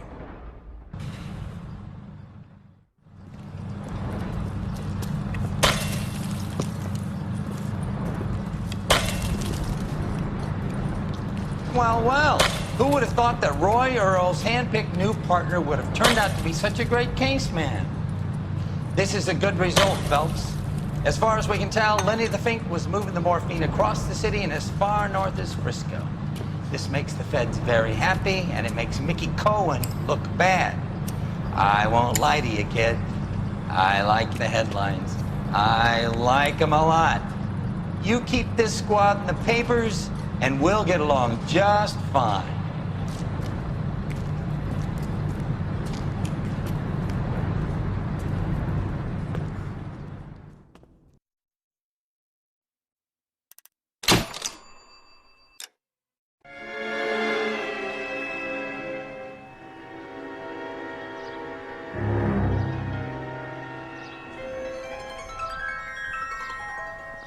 You know a Freddie Calhoun? Sure, I know Freddie Freddie. needs money to get out of town. Says he's prepared to blow the whistle on a primo reefer distribution ring. Says he Has can... he said how much it's going to cost? $50. And the department will front me the 50? You can put in an expense claim. He's over at Mike Lyman's on Hollywood Boulevard. See what you can find out.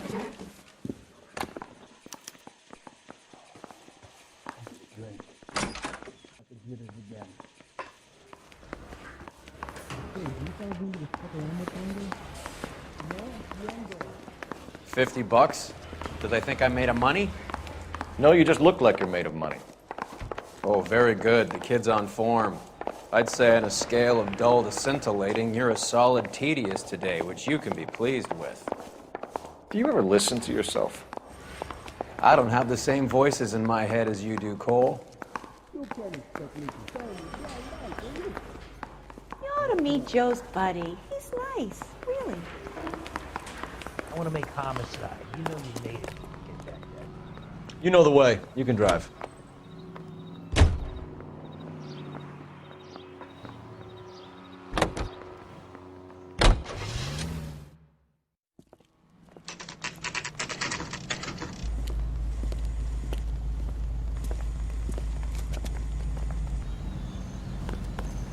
Want a tip?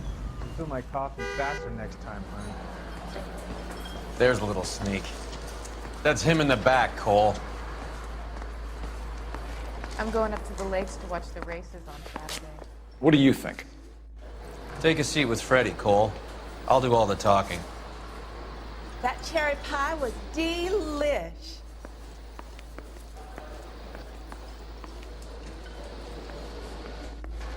This is a tasty burger. Where's that goddamn waitress? Can I get a bowl of that chili? Freddie, you're looking good. You're gonna help me, right? That's what I'm here for. You got the money? The 20? Sure, right here. 20? I said... You want the money or the alternative? Tell us about the reefer, Freddie. Who's he? Another good Samaritan. Answer the question. Grass comes from Tijuana. They bring in 50 pounds a week. 50 pounds? Are you hallucinating, Freddie? Gets stashed at a house at 1452 North Las Palmas. Names, Freddie. The guy at the house is a spick that goes by the name Juan Garcia Cruz. Be careful. He likes guns. How do I get my money? Do me a favor, Freddie. Spend the money on a bus ticket. You can't last forever on a snitch jacket. Let's go visit this Cruz character. 50 pounds of dope. Crazy.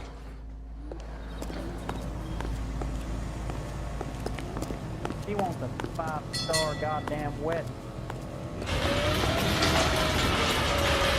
You drive. I need to go over the case notes. All right, where to?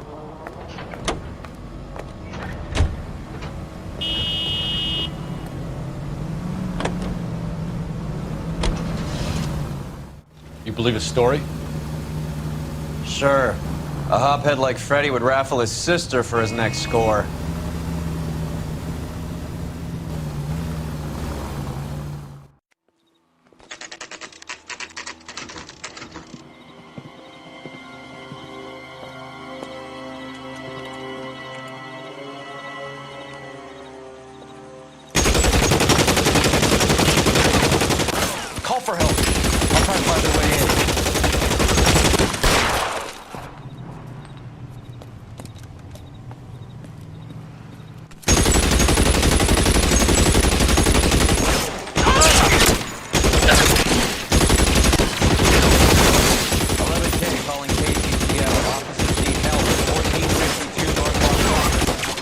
fired and officers need help at 1452 North Las Palmas. Roger, 11K. All units, officers need help at 1452 North Las Palmas. Officers need help at 1452 North Las Palmas. Shots fired. Units to handle, identify code 3.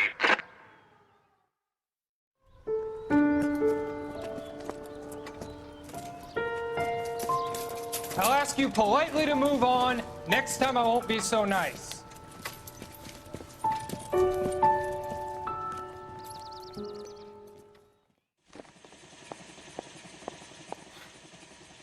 You guys don't have to leave a mess. What happened? Dope peddler, Juan Cruz. He opened fire and, well, the rest of the story tells itself.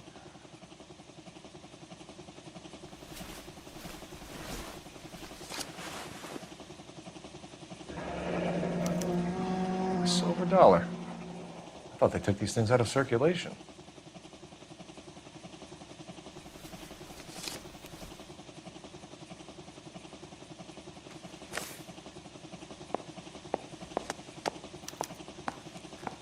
Juan Garcia Cruz. This is his address, but this place looks like a front.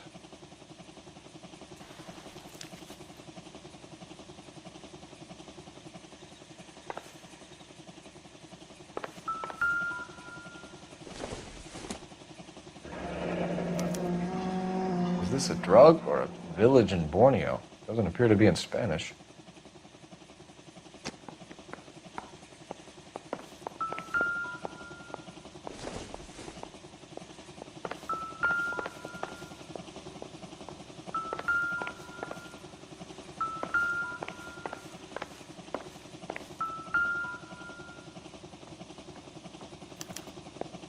Doesn't anyone eat regular meals anymore? Junkies feeding on popcorn and grasshoppers living on soup.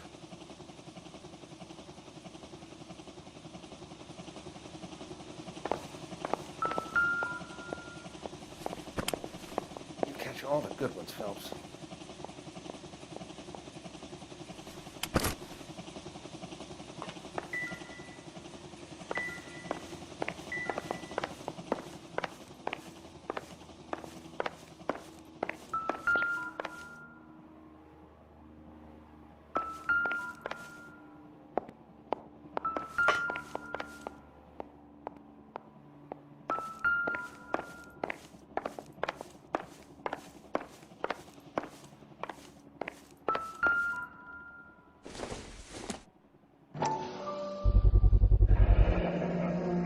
Maybe these are the guys keeping Juan so well stocked with soup.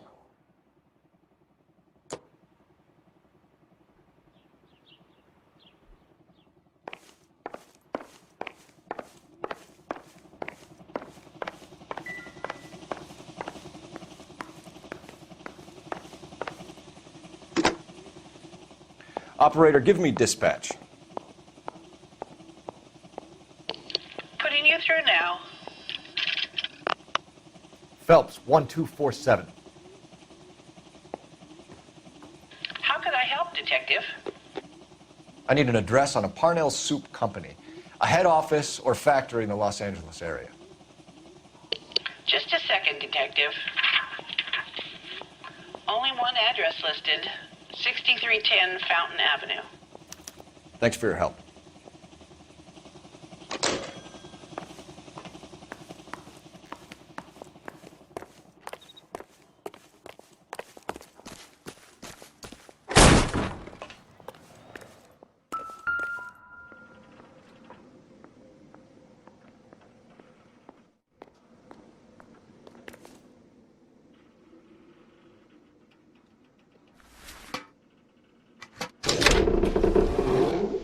Now we're getting somewhere.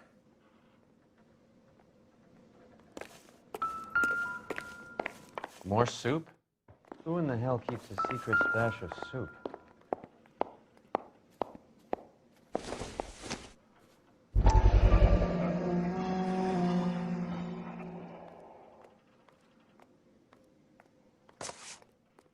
You hungry or something, Phelps?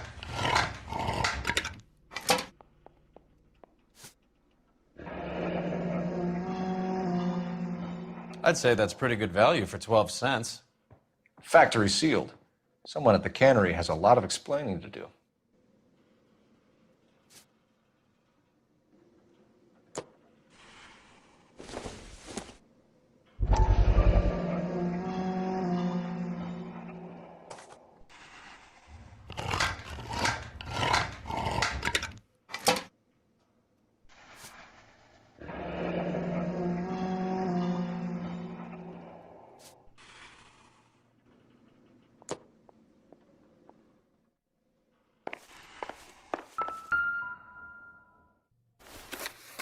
With Juan dead, we need a new suspect, Cole.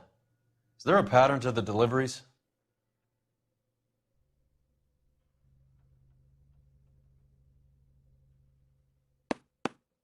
This guy EJ seems to be bringing in most of the serious weight.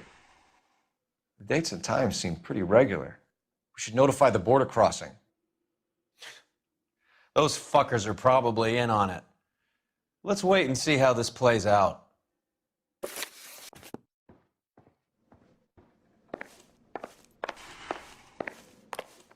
There it is.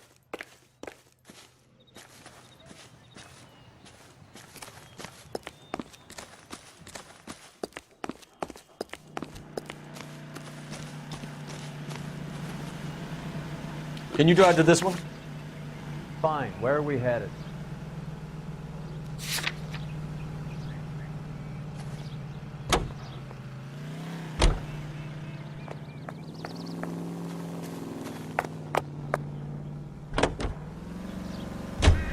Carruthers says the morphine is still turning up. Makes sense. We have no idea how much of the stuff Lenny shifted.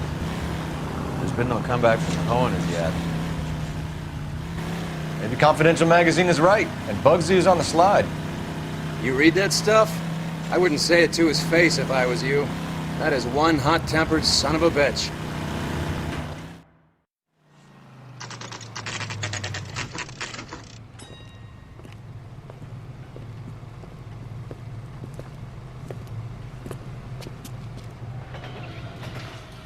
Right. Let's see if we can find out who's been over-seasoning the soup in this place. LAPD. Who owns this factory, ma'am? Mr. Parnell. Howard Parnell.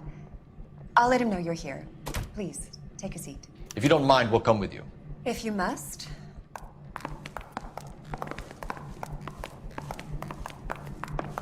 You just wanted to follow her, didn't you? You sly dog. I must apologize for my partner's roving eye. He hates saying goodbye, but he loves watching them leave. Give it a rest, Roy. If you could show these men in to see Mr. Parnell, Doris. They're from the LAPD. Follow me, gentlemen. What is going on? LAPD, sit tight, fatso. You could be in very serious trouble. There's no reason to be rude. Take a seat, gentlemen. I'm sure we can sort this all out. Maybe you can explain why we found $5 bags of marijuana in sealed Parnell soup cans. That's an outrageous allegation. How do you explain it, Chubby? We found at least 30 cans, all sealed up tight with your label on it. Can I get a list of your employees? Of course. We have nothing to hide. Doris, can you bring me in the current employee listing? Here it is, Mr. Parnell. On the desk, please.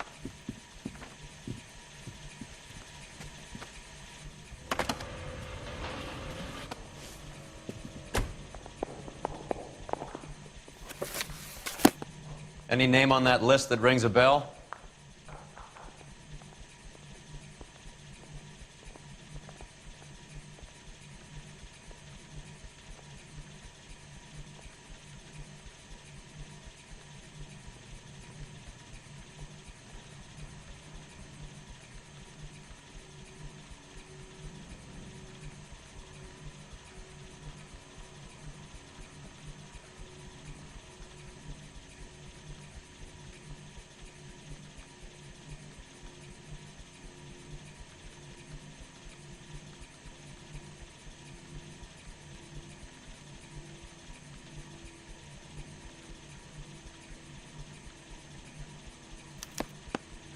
This is familiar. 1452 North Las Palmas, a Jorge Garcia Cruz.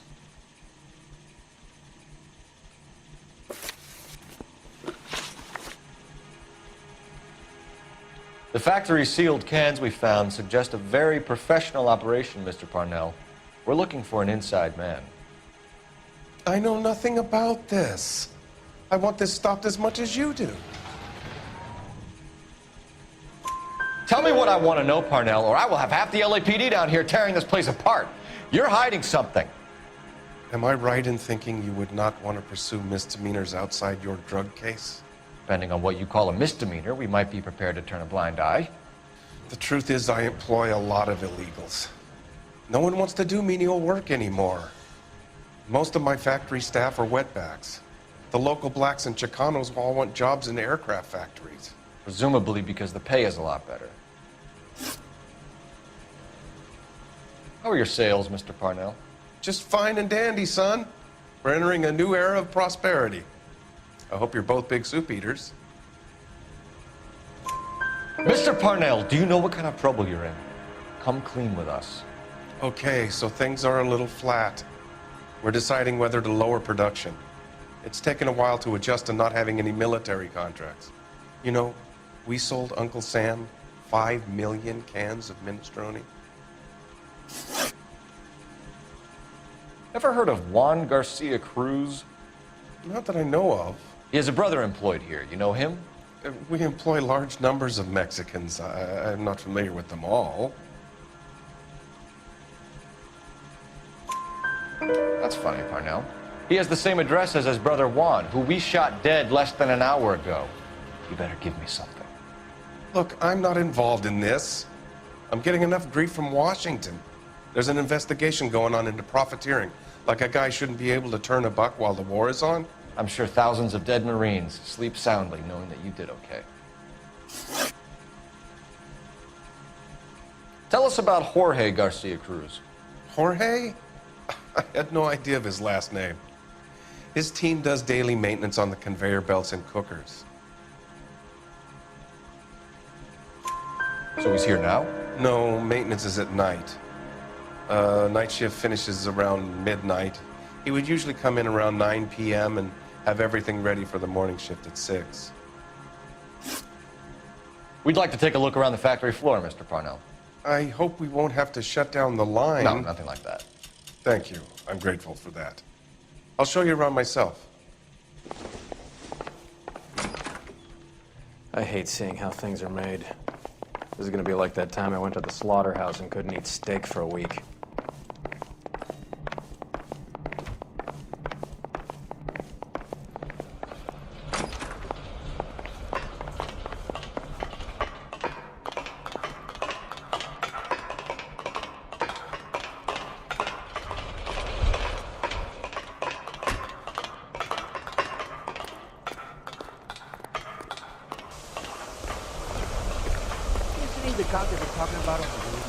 This is where the produce comes in. We peel and sort all of the vegetables and add them to the line in regular quantities. Fascinating.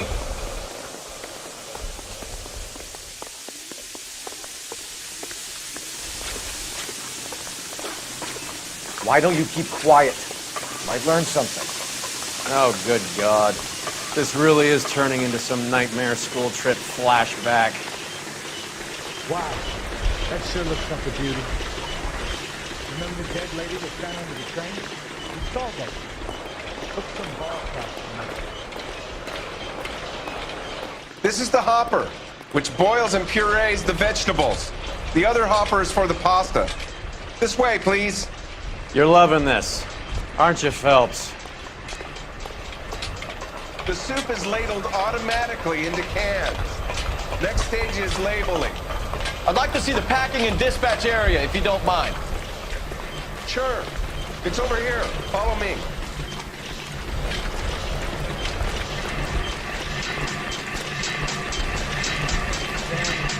This is one of our dispatchers. Sergio, right? Yes, sir. These men are from the LAPD. Sergio here records our outgoing deliveries. They all go in the book. Just there, on the desk.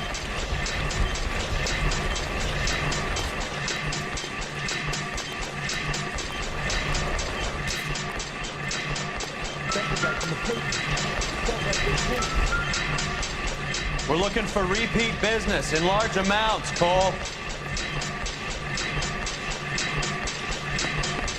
What's going on, Parnell? There's enough soup going to this place every day to feed a company of Marines. What are you talking about?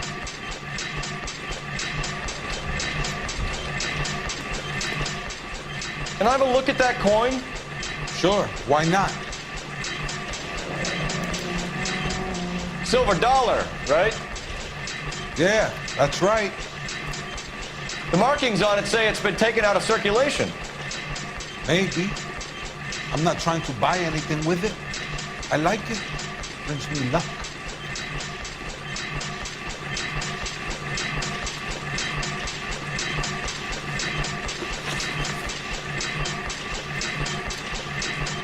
Do you have access to the canning area? I do. But I keep to my station. Loading and unloading. Don't care much for soup. Sergio, if you don't give me something, I'm gonna go to Immigration Services and have you deported. I get a shipment once every 2 weeks. Ernesto does the driving. I don't know his full name. Gets delivered here at night, or he gets it canned up. From here, it gets sent all over the country.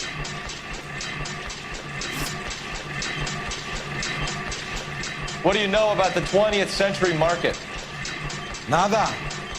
I get the orders from upstairs. I send the goods where I'm told.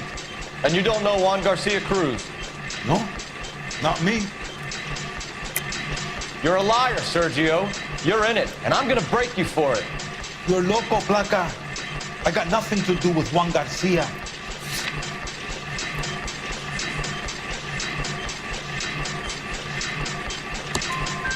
We found a matching silver dollar on Juan Garcia. What are the odds of that, Sergio? Juan and Jorge are brothers. They're cousins. They work for some evil gabacho. The guy is an aberration. He gives out the silver dollars. Jorge gets me a list of deliveries every morning. 20th century is always on. You keep your mouth shut for today, and I don't take you in. Do we have a deal? Do I have a choice? Is that a serious question? That's it for now, Sergio. If we need to speak to you again, we'll put in a call to Mr. Parnell. If you have to, I guess. We will be in touch, Mr. Parnell. It is imperative that things appear as normal here. Keep an eye on Sergio in case he gets tempted to blow the whistle. Thanks. I'll do that. You're going to overlook my little immigration problem, aren't you? Cheer up, fatso. We're gonna let you go on squeezing these poor saps a little while longer. Well, until some commie union types infiltrate this place.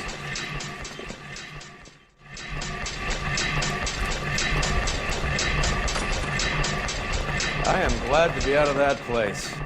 I never knew fresh vegetables could smell so bad.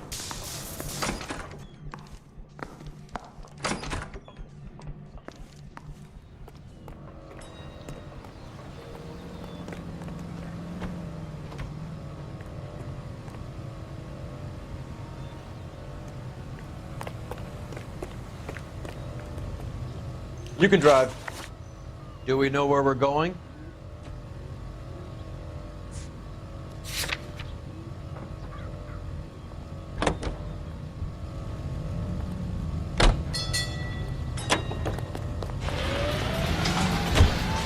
How many years have you been in Vice, Roy?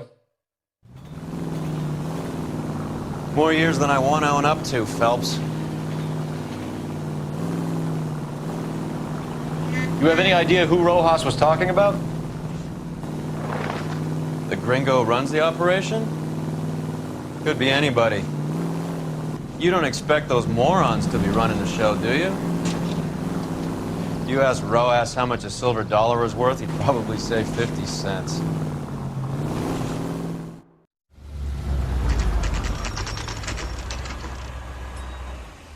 Sit tight. Let's take a look at what's going on.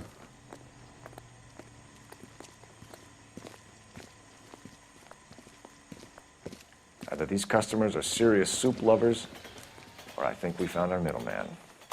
Car 11 King to KGPL. Car 11 King, go ahead. I'm requesting assistance in a B-Wagon at 20th Century Markets, 1558 North Highland. Numerous narcotic suspects. Code 2 only, no sirens. 11K, roger. Okay. Cavalry should be here any minute.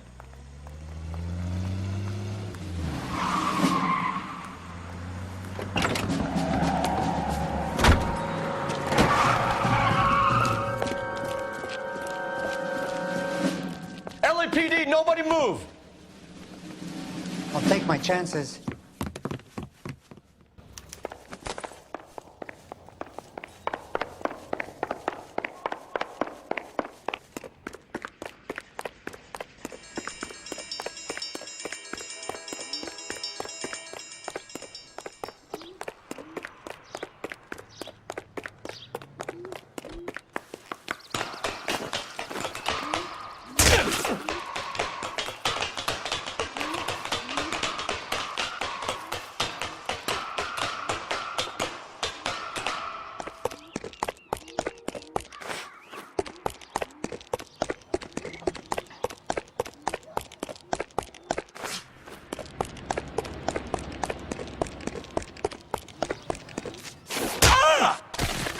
I ain't scared of you. I'll take my chances.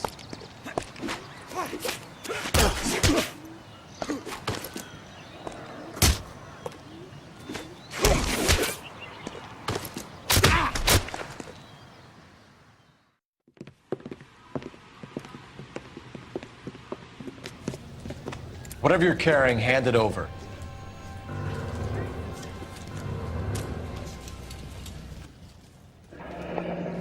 I'd say he's got about half a can left. I guess that makes me a pessimist. You can't take me in. Take you in? Be glad he didn't shoot you. I wouldn't have chased you. If it was up to me, you'd be talking out of a hole in the back of your head. I want information. Senor, I would like to help you, but I got a family in Mexico I have to provide for. And my compadres are very unreasonable. Your compadres? Turn out your pockets.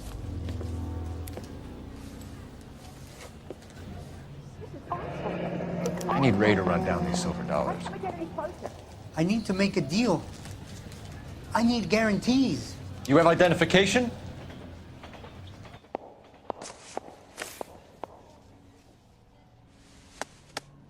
Sanchez Erto, Mexican, Tijuana address.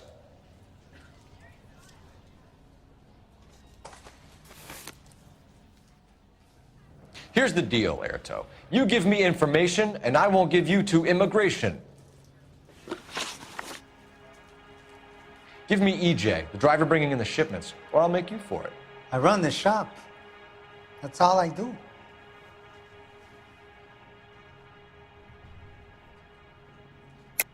Tell me the goddamn truth. You are in this with the others. I told you I know them.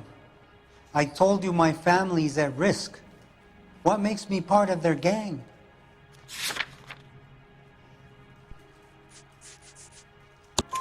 You have a silver dollar, Erto, just like Juan. I'm sure Ernesto and the rest have them as well. The silver dollars are his mark. Whose? Give me a name. None of us are allowed to see him. His creatures carry his orders to us. If I gave you his name, I would be buried alongside my wife and children. If you don't give us something, you will rot in jail while your family starves on the street. Ernesto Juarez, tonight at 1 a.m. He's bringing the truck into the soup factory.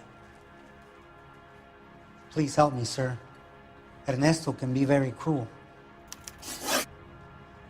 Tell me about the soup cans. The soup is very popular, as you can see. It's real funny, wise guy. You want to try saying that again with no teeth? I get a delivery at 7:30 every other day from the factory. Jorge organizes everything. We know about Jorge and Juan. Juan is dead. Tell us how you know the Cruz boys. Ernesto put together this thing. He brought in Juan, Juan brought in Jorge. Continue. I was already here. Ernesto knows I'm illegal, so he threatened to report me if I didn't help. And the money is good. The gringos and the gringas, they love the reefer. And I didn't want to have to leave and start again in San Francisco. You're breaking my heart. You're under arrest, Erto. I'll speak to the DA and see if he will agree to not seize your assets or deport you. That's the best I can do.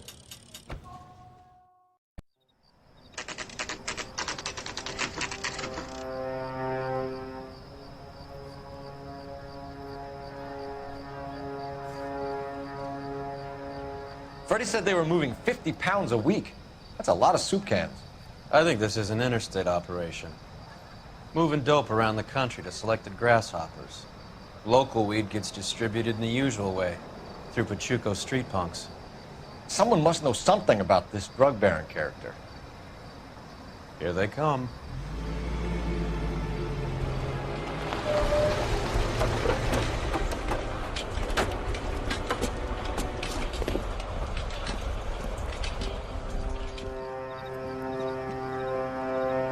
Let them unload the goods first.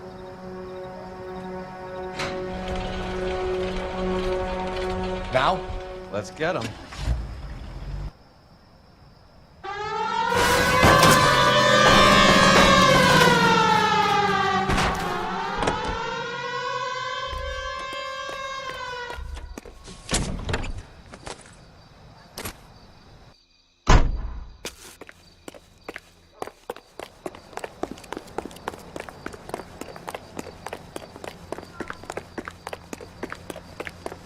All right, move. Move! Let's go! Everyone into position. Okay, gentlemen, we'll take the lead. You cover us.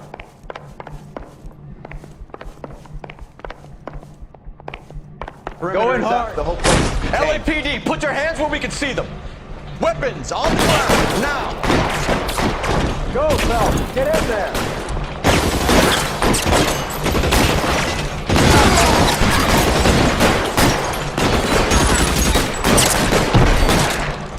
Find for cover!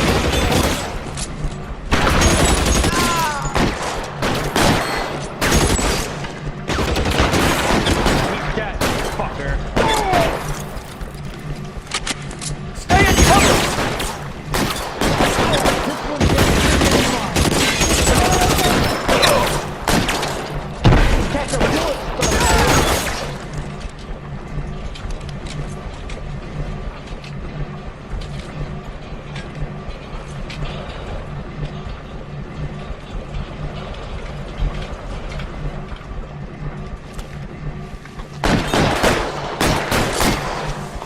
Clear me some space here.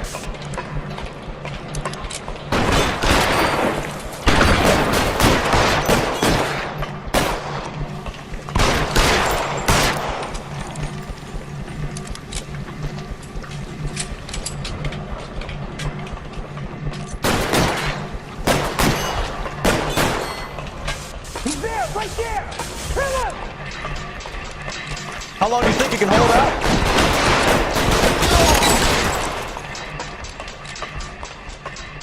Are you trying to get yourself killed? Shit, asshole!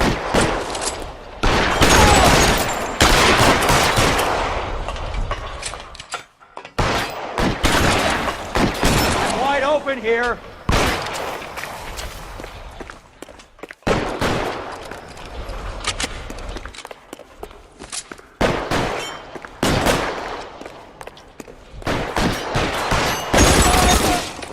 All clear? I think that's the last of them, Cole.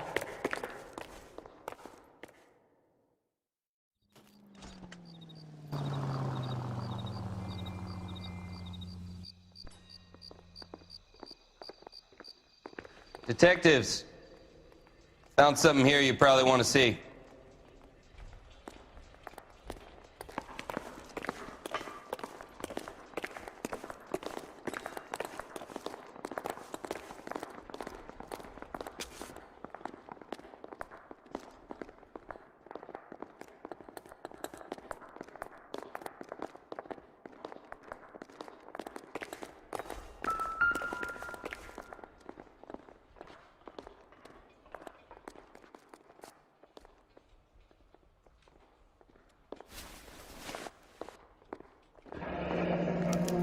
$1 per dead man.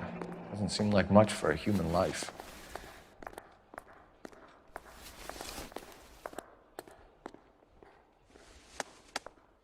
Tijuana address.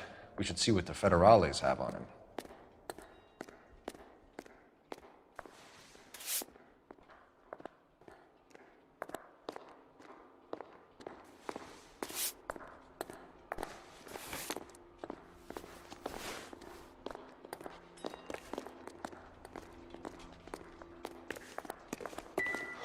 God damn. I think we found our stash, Cole.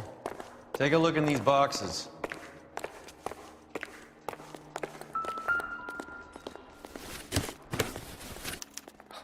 At the very minimum, another 50 pounds. Detectives, I think we got the guy. Does the name Cruz mean something to you? It certainly does.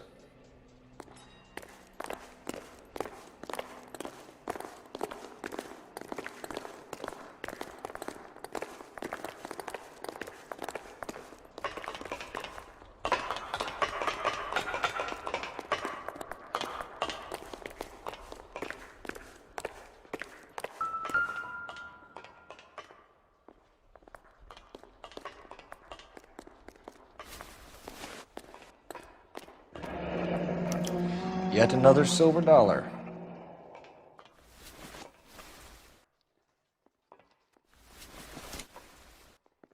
Must be $1,000 here. Phelps, Earl, looks like quite a bloodbath. What was this all about? Drugs and money. What else? Speaking of money, where did that roll go? I picked it up for safekeeping. The department owes me 50. Ray, I have another 2 coins for you. Great. I've got something to show you. It's all set up on the table over here. There. Take a look at these coins you've been collecting. There are letters cut into each coin, along with not legal tender. What does it mean? Those are Morgan silver dollars from the 20s. They were removed from circulation and sent for disposal. A number of smelters around the country had the contract. Look at them together. Can you work out what it says?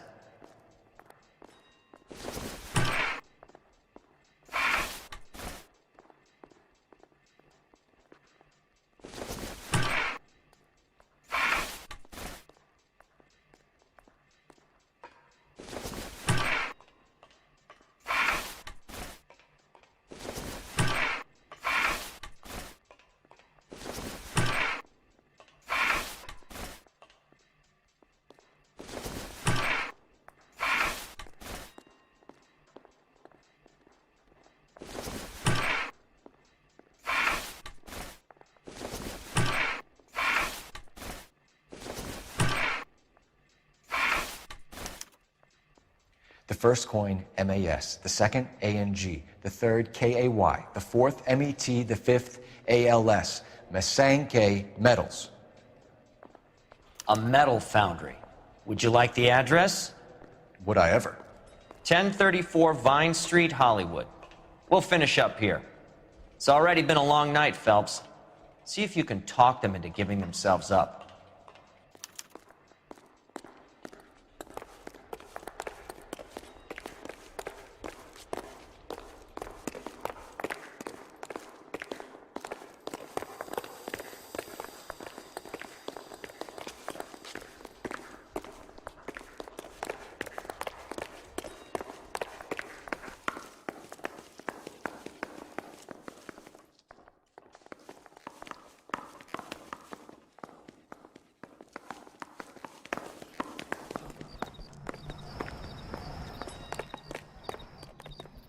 You're behind the wheel. Where are we going?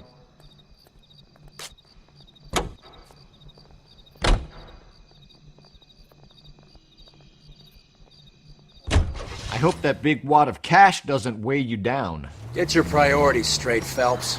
We're close to bringing in one of the biggest dope cases of the year, and you're worrying about unsubstantial evidence?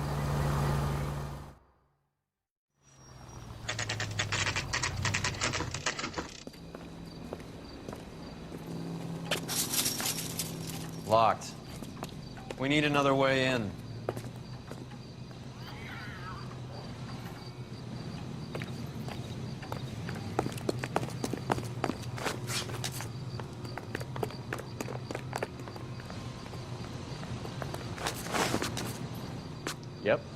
That'll work.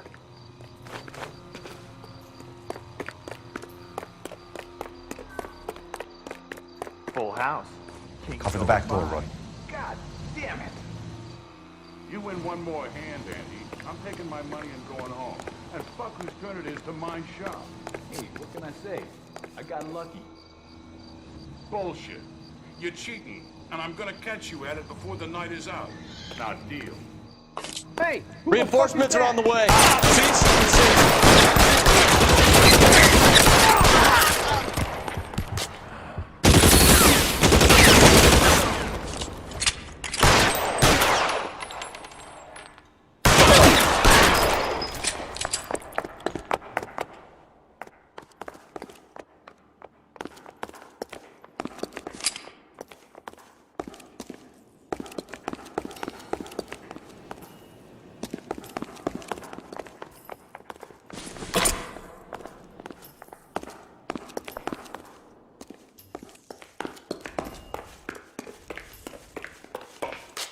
You okay? I'll tell you when I see what's waiting.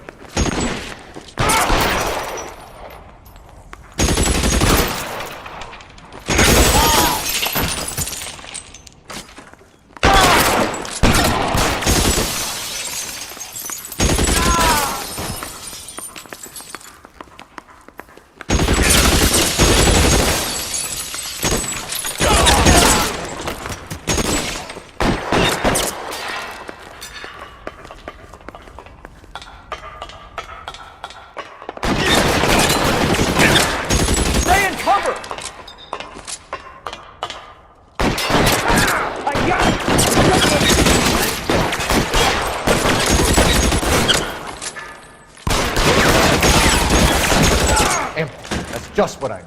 I got you. Stay down, fucker.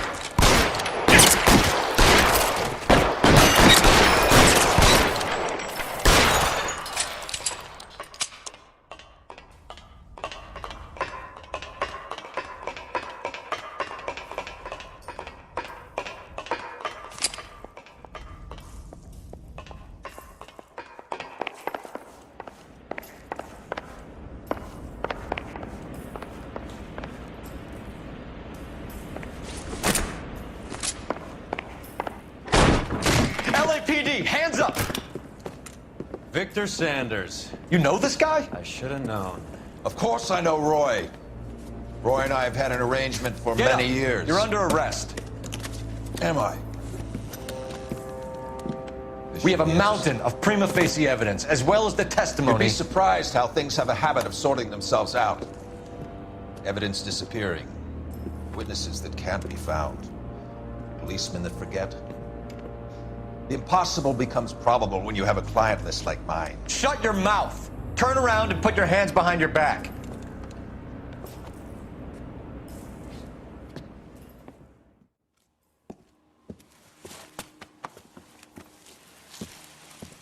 Working vice can be a thankless task, Phelps. But on behalf of the brass and the moms and dads and the concerned citizens, I'd like to commend you and your partner for smashing this dope ring. Reefer is almost as big a threat to the children of this city as communism. What about Sanders, Lieutenant? Leave Sanders to me, Phelps. The chief will be looking after that one personally. He will be brought to trial. Phelps, we are celebrating your success. Don't push your luck. Sanders is no longer your problem.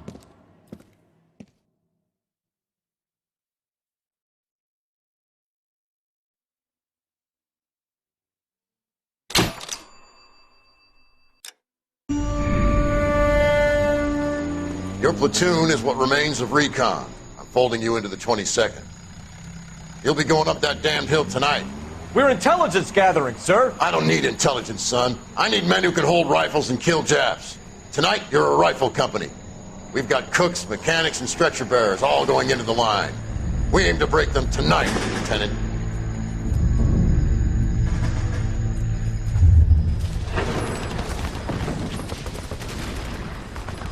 Good to see you, Hank. You too, Cole. How's your war? Not quite what I expected. As long as I live. never get over that sound. Hey, who's that medic? He'll be killed going out there. It's Sheldon, the guy from the Osakawa Bridge. That guy's got no fear.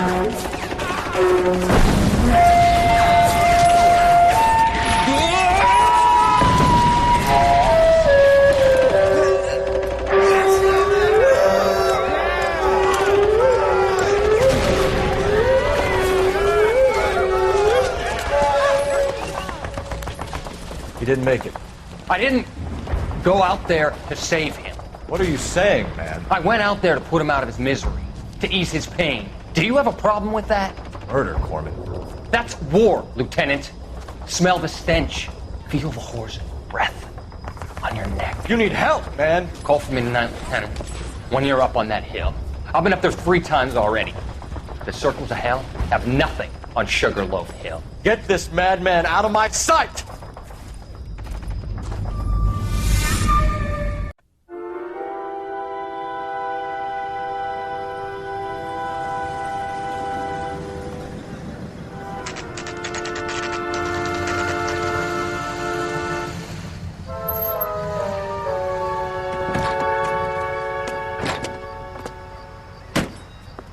You like the fight game, Phelps? I did a little boxing in the Marines. I found it a pretty humbling experience.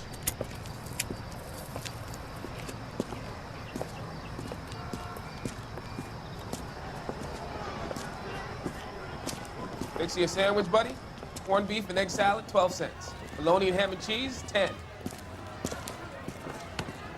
It's strictly a mug's game. You'll like this fight, though. A plucky limey's about to take a beating from an up-and-coming Negro. You sound pretty sure about the result. I ought to be. I got $50 on the black kid.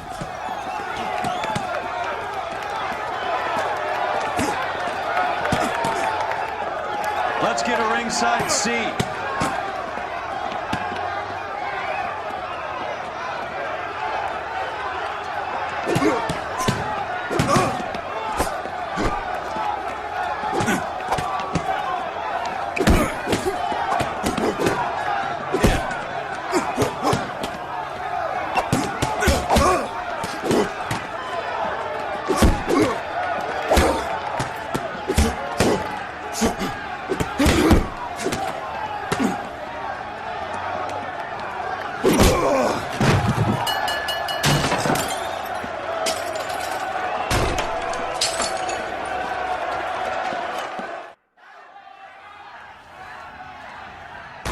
That son of a bitch Hammond made a run for his dressing room. Let's find out what's going on. God damn you, Albert, you get out here right now! Step back! LAPD! What's going on? That son of a bitch Hammond has jammed the door. And who are you? Carlo Arcaro, I'm his manager. I'm his trainer. Interesting attitude to have towards a victorious athlete. Victorious? We had an arrangement. We had a goddamn arrangement! That limey bastard was paid to take a nap. He reneged. And you were out of pocket? Damn right. Me and a couple hundred other people. Stand aside.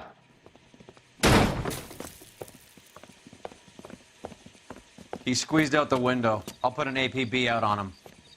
Why would we do that? He won the fight fair and square. To prevent him from getting clipped. He was paid to flop. There was big money riding on this So are we fight. here because you lost money, or because we're investigating a prize-fighting racket? Very funny. Look around and see what you can find. Which is Hammond's locker? Over by the pinboard, second from the end.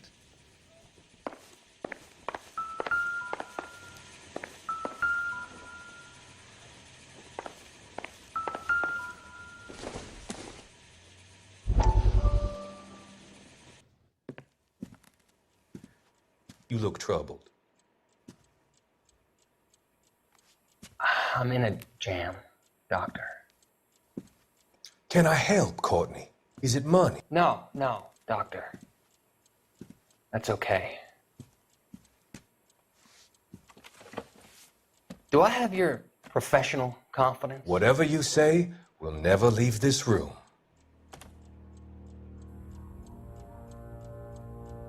I talked some of the guys in my old unit into doing something, and it's gone wrong. I guess I did it for the wrong reasons, for short-term gain. We came home from China on the Cool Bridge. The morphine robbery. That was us. I thought I could get the guys a fair share. Some sort of benefit for the sacrifices that they made in the war. Those guys deserve it, Doctor. Oh, I'm sure they do, Courtney. But the deserving aren't always rewarded. Tell me about it, Doc. We shifted our stuff onto this mob-connected guy, and it's been turning up all over town. It wasn't meant to be like this. The presumption was rather naive, Courtney. I know that now, Doctor. But people are dying. Might I venture a few questions? Sure. Do your underworld contacts have all the morphine? No, they don't. We doled it out, hoping we could control it. Are they pressing you for further allocation? That's the polite way of putting it, Doctor. I may be able to help you, Courtney. Thanks, Doc. It helps just to talk about it. I mean, I have a solution that will help you financially and salve your conscience. I'm all ears, Doctor. I will transact to take all the narcotic off your hands. And you can rest assured that it will all be medically administered. I will use the funds that I no longer require for the purchase of medication and invest them in housing developments. Housing? The developments in question are housing projects for former servicemen. Your return will come from the sale of the properties, and your investment will benefit those that you care for most.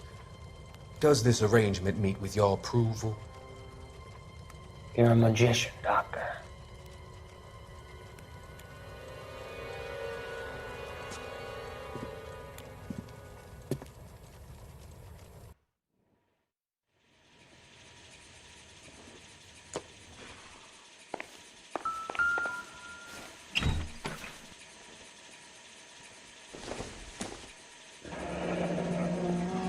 There's a phone number we can run by R&I, plus a bunch of names and odds. You're not the only one who likes a flutter, Roy.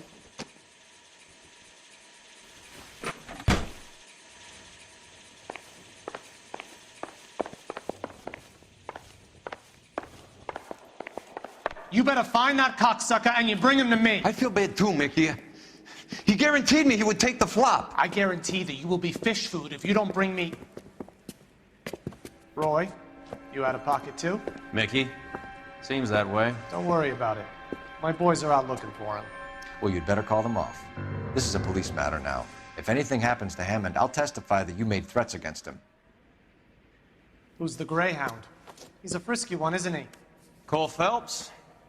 Mickey Cohen. I know who he is, Roy. I, met his brother-in-law.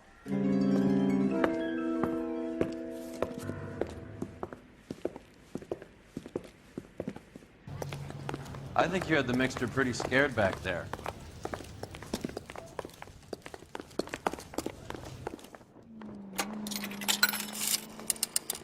Operator, give me R&I. Putting you through now. Phelps, 1247. How could I help, Detective? I need an address for the following phone number. AL345.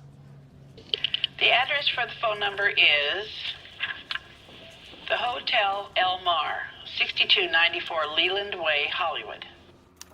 Thanks for your help. You know the place? Flop house. Quarter a night, no questions asked.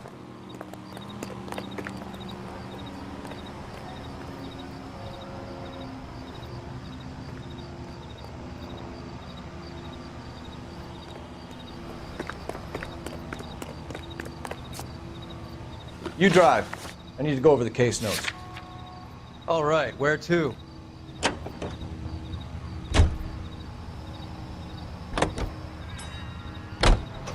You seem to have a pretty cozy relationship with Cohen and Stompan.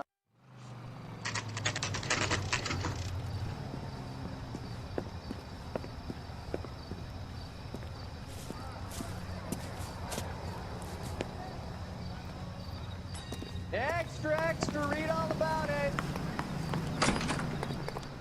Yeah, what do you want? LAPD. We're making inquiries into the whereabouts of an Albert Hammond. No one here by that name.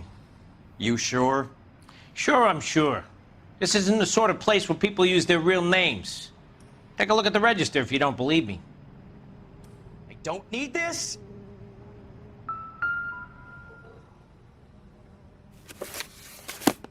Okay, so look for prominent Tommies. That should narrow it down.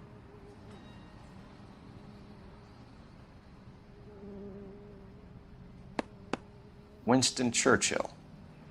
A very patriotic Englishman is staying in room 207. The old bulldog. Even at a flop house, Adley can't get out from his shadow.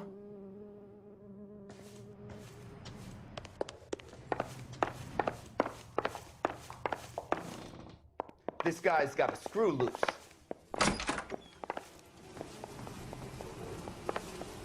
Door's unlocked. Looks like he's had a broad up here. He must be heading home. You know, I hope he makes it. That crooked son of a bitch? No chance.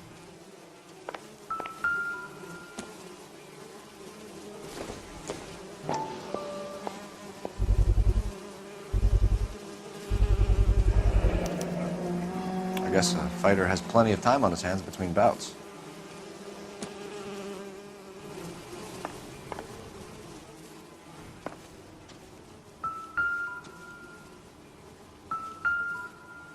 Instaheat. Adrian Black's product of choice. Seems like a lifetime ago.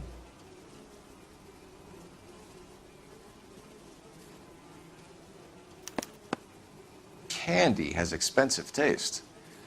Albert has his work cut out for him. Who's Candy? Candy Edwards, the lady who filled out this coupon.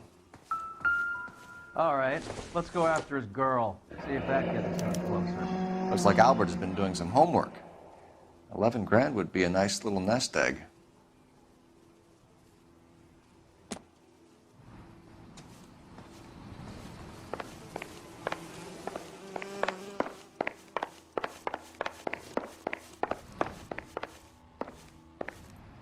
Isn't that the cop who won a medal and is solving all the cases?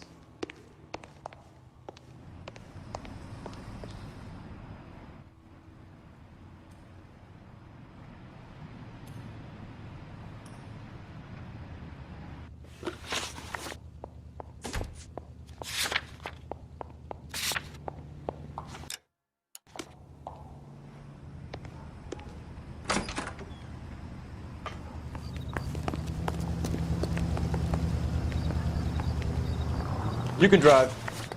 Fine. Where are we headed?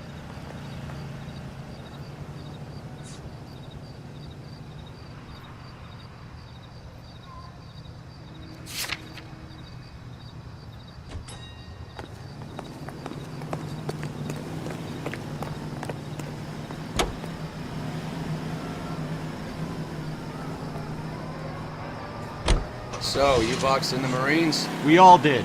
Standard training. I can't imagine you ever played dirty. The only prize for taking a fall was 1,000 push-ups.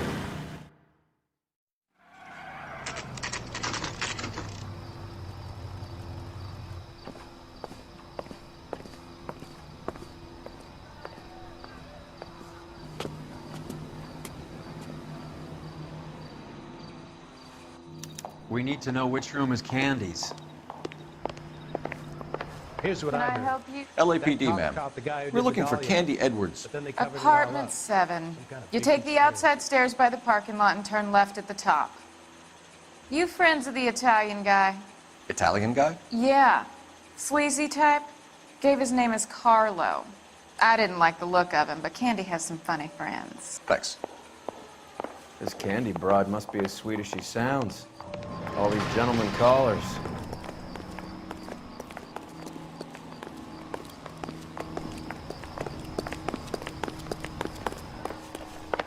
Give it up, bitch. Sounds like we're missing He's all the got it fun. for both Get of in us, there, and you know Phelps. where he's hiding. Now tell me where he is before I cut.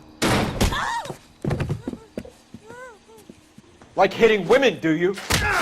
We had a... This isn't gonna end well for you, friend.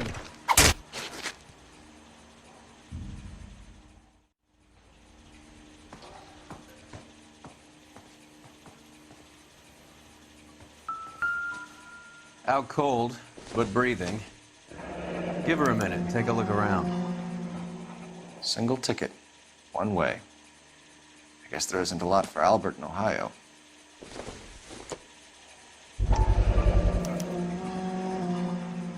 Scania sails from New York.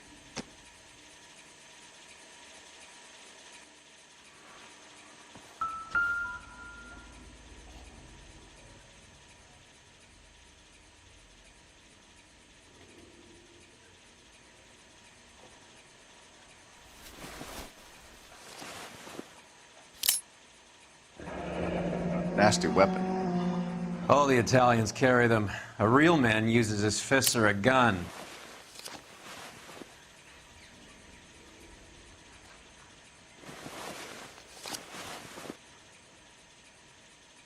Carlo here seems to have the same friends as Hammond. What are the odds on them all being bookmakers?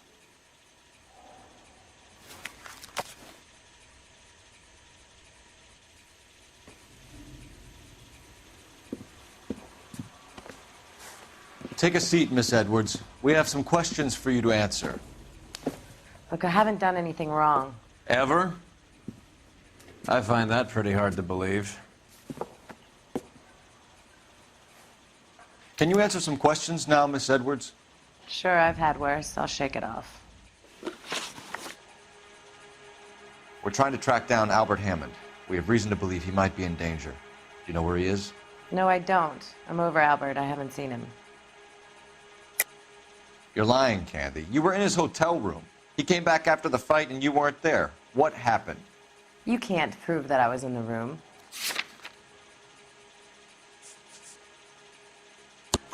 How do you think we found you, Candy? You wrote your name and address on a coupon. Look, Albert was supposed to take a fall.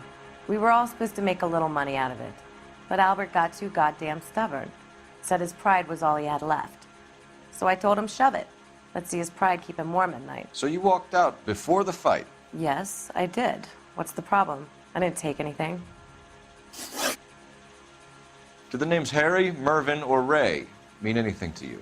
Could be anybody. How the hell would I know? They're bookmakers, aren't they? Tell me the truth. How the hell would I know?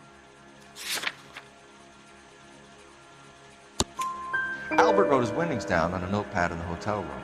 We found the odds in his locker. Who has the betting slips? That son of a bitch, Albert. Everyone thought he was dumb, including me. But he beat them all. You're leaving town, Miss Edwards? Yes, I'm going straight home. Albert is going home by boat as soon as he collects his winnings. I know you're going to meet him. Albert is going to collect nothing. He'll be lucky if he can get out of town in one piece. How will you fare any better? They already believe you're in on it. Hell, I know you're in on it. You can think what you want, Buster. I'll take my chances. I got a few errands to run, and then I say adios to this dump. Do you want to press charges against Arcaro? Just get him out of here. That's all I want. Get out, Carlo, you hump. And get rid of that pig sticker. You ever pull that thing on me, I'll shoot you like a dog. That bitch knows where Hammond is. She knows where my money's gone. My money too, tough guy. I'll handle this. Good luck, Miss Edwards. I hope things work out for you. Thank you. It's very kind of you to say so. Bad people are looking to hurt Candy, and yet she's not heading straight for the train station? I smell a payoff. I say stake her out. See where she goes.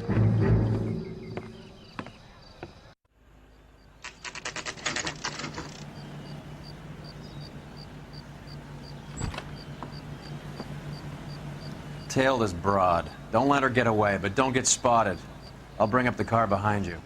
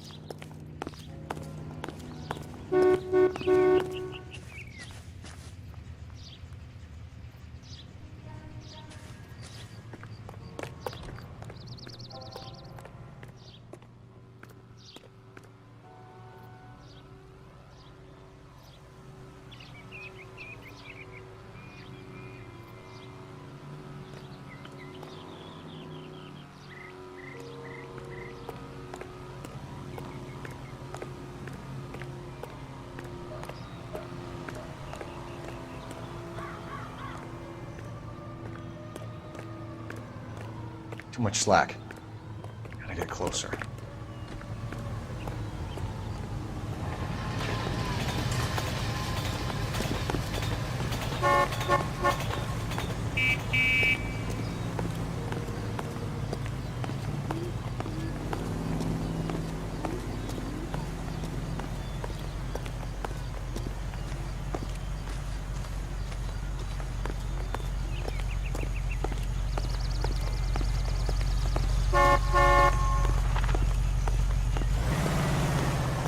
In.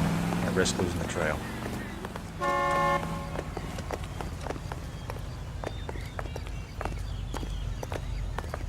Too much slack. Gotta get closer.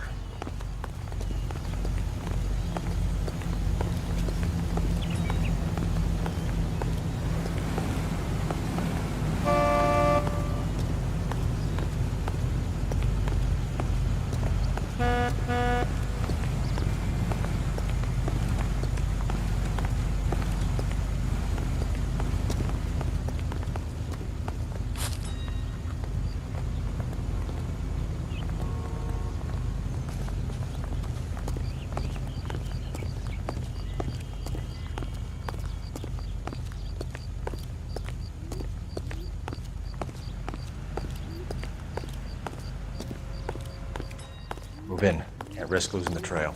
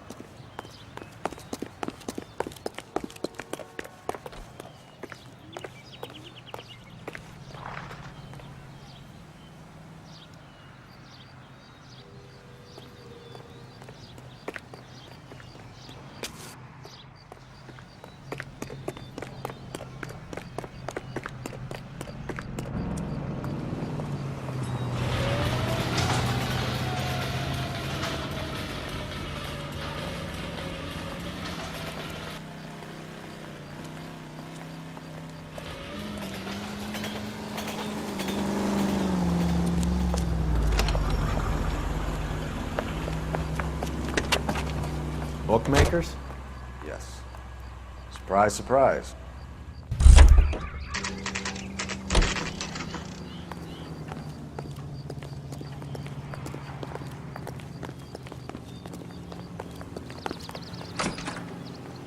A blonde woman just came in here.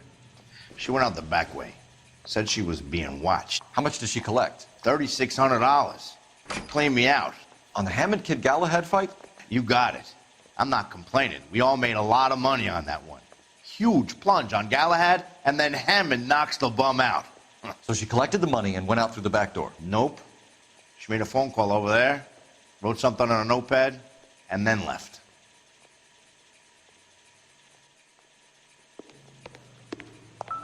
What are you doing? An old intelligence trick from the Marines.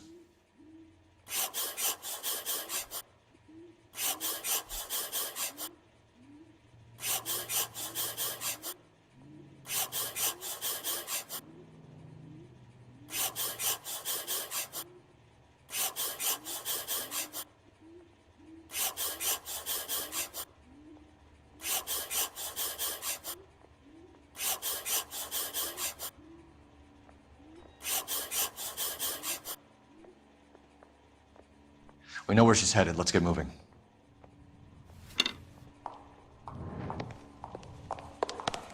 We got the cop who won a medal in solving all the cases. You're behind the wheel. Where are we going?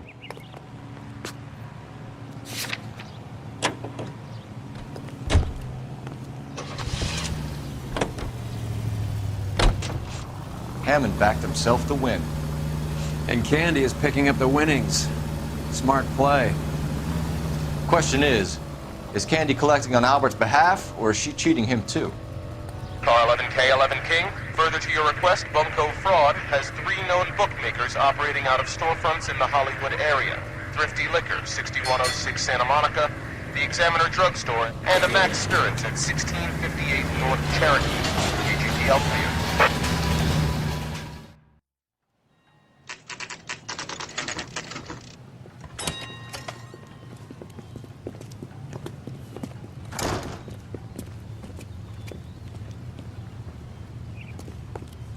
All these bricks? Detectives Phelps and Earl, LAPD. Relax, Cole. You just have a blonde in here, Mervyn? Sure did. I'm just about to close up. She took me to the cleaners. 4,000 clams and change. How long ago did she leave? Maybe 5 minutes. Called a cab. Asked for a number. I told her there was a card over there by the phone.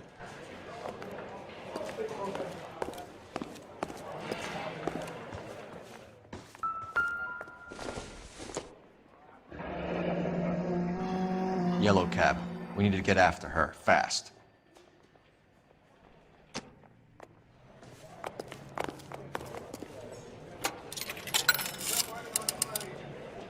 Operator, message for KGPL.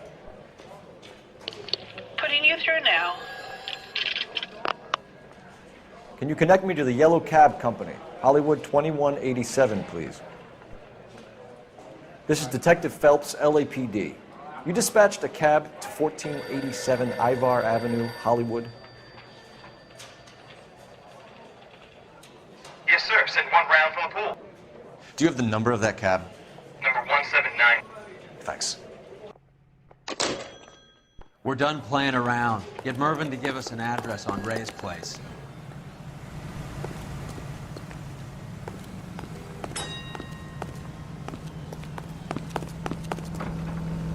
You know the way. You can drive. Do we know where we're going?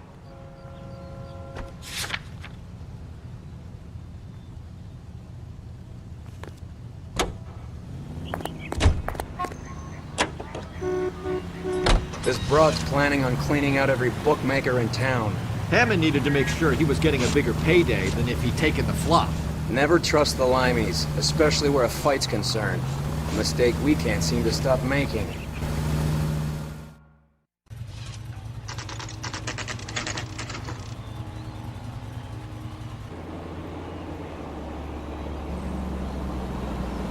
That's the cab waiting up ahead. She's not in the car. Don't get too close.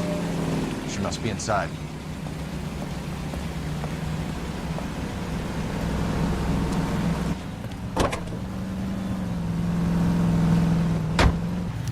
We're on the move again, Cole. After her. Don't lose that cab.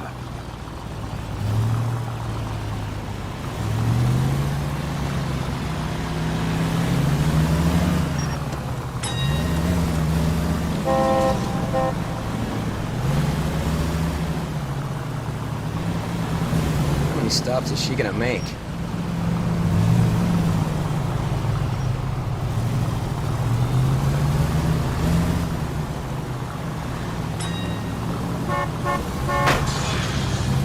Can you quit driving like a jackass already?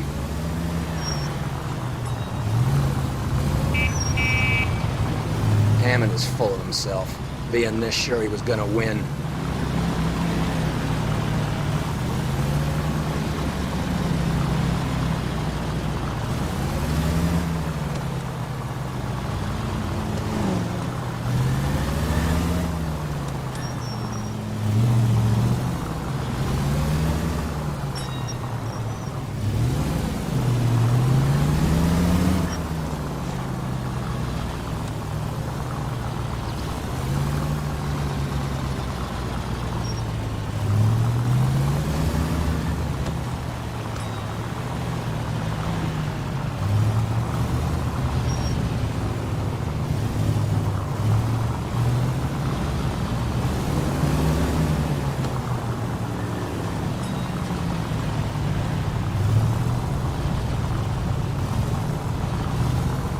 That bitch is giving me what I'm owed. That's all I know.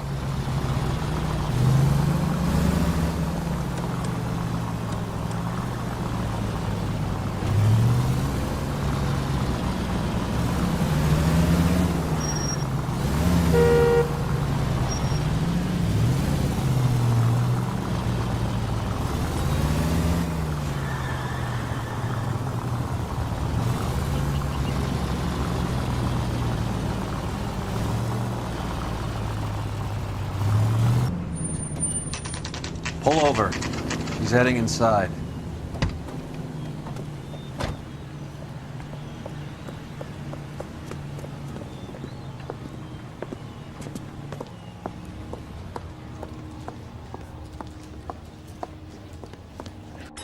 I think I just saw Hammond. I'll tail him. You get in there and stay with Candy. Make sure you don't let her see you.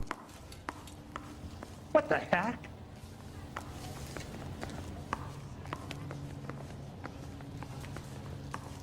That's one heck of a Sunday.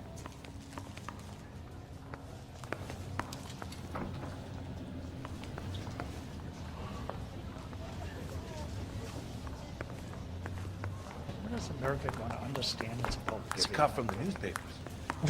This guy must have escaped a lunatic.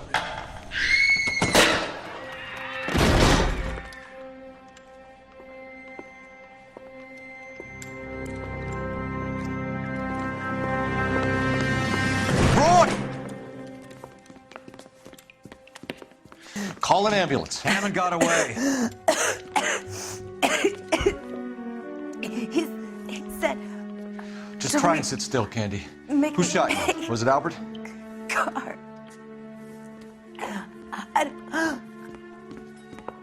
They're on the way. I have a patrolman searching the depot. The chief's putting together a manhunt for Hammond. He got the money, right? Looks like it. A tough bird, our limey friend. Using his girlfriend as the bag woman and then getting greedy over the split. He won't make it out of town. That's how you see it? I told you that cocksucker was a crook.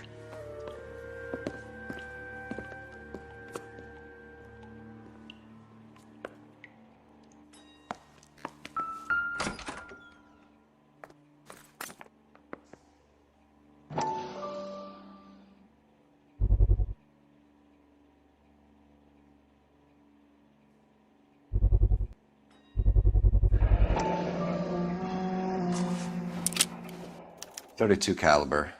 One shot fired.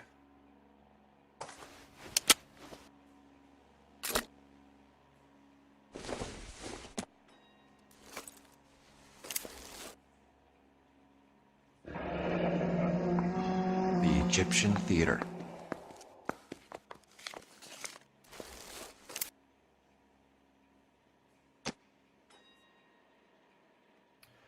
So, what now? The theater, I guess. We don't have much else to go on.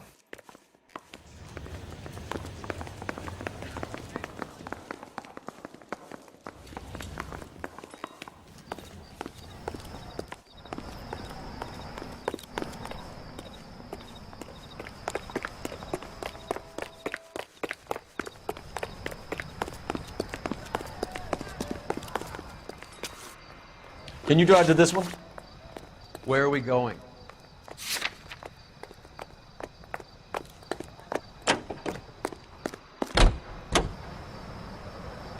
Poor girl.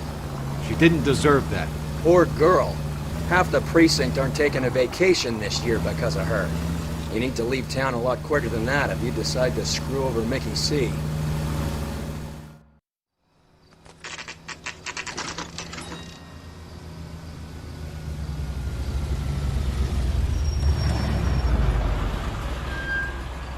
This seems like a long shot. Aren't they all? Car 11K, Car 11 King, come in. Car 11 King. Message from the coroner. The cause of death was a knife wound. Repeat, a knife wound. Revolver appears to have belonged to the victim. Son of a KGB all clear. bitch. He stabbed her. I thought you said real men use their fists, not guns. That guinea cocksucker. You think he got the money too? Come on, Roy. We're bringing this whole tragedy to its conclusion.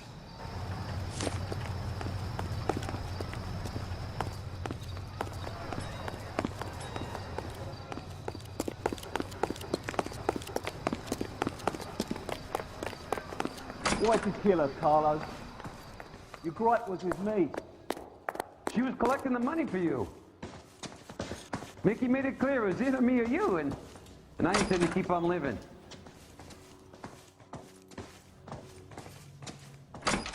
She stole those betting slips. She was running out on me. And you were gonna let her? No, I let her collect. I set her up, just like she set me up. Just like my manager set me up. Everyone wanted me to take a dive. Everyone wanted me to take the short money. It's for the best, kid. You were washed up, kid! You couldn't climb, and you were too brave to sink. You were going nowhere! Maybe, but I had heart. I was a Royal Marine, Carlo. If I lost a fight, it wasn't for lack of trying, and it wasn't for lack of courage. I didn't have much, but I had that. I did it for you, and that's how you repay me! You did it for yourself. So did little boy. You did it to make a quick buck, and Candy did it to make her dream come true. Blah, blah, blah. I've got the money. All I need to do is get rid of you. It's gonna be a shame, kid, but that's business.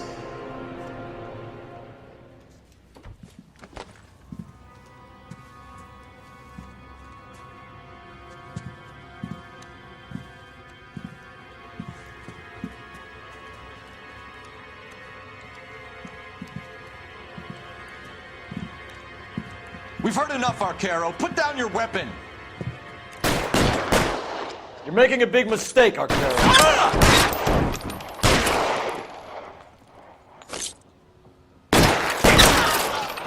Come on, Cole. I'll look at that. And the tool, find him.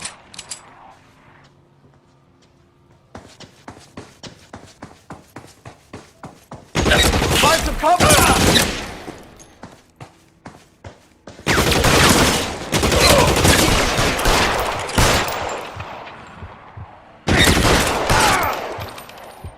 You're clear, go!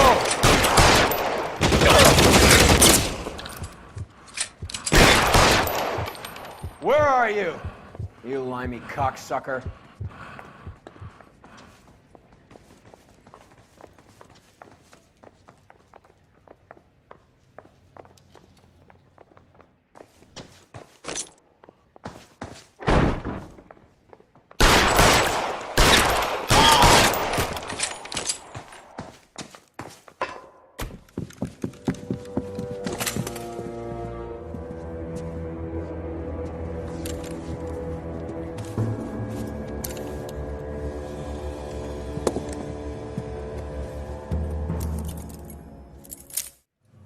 It's time to come out now, Hammond. Put the gun down, Roy. That son of a bitch owes me a lot of money. Catch. Yascania sails from New York, Hammond. Be on the next train and don't ever come back. Why? Because I was a Marine and I once lacked courage. Everyone deserves a second chance. Now beat it.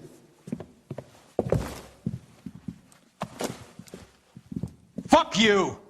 That English prick is getting away with my money, Phelps!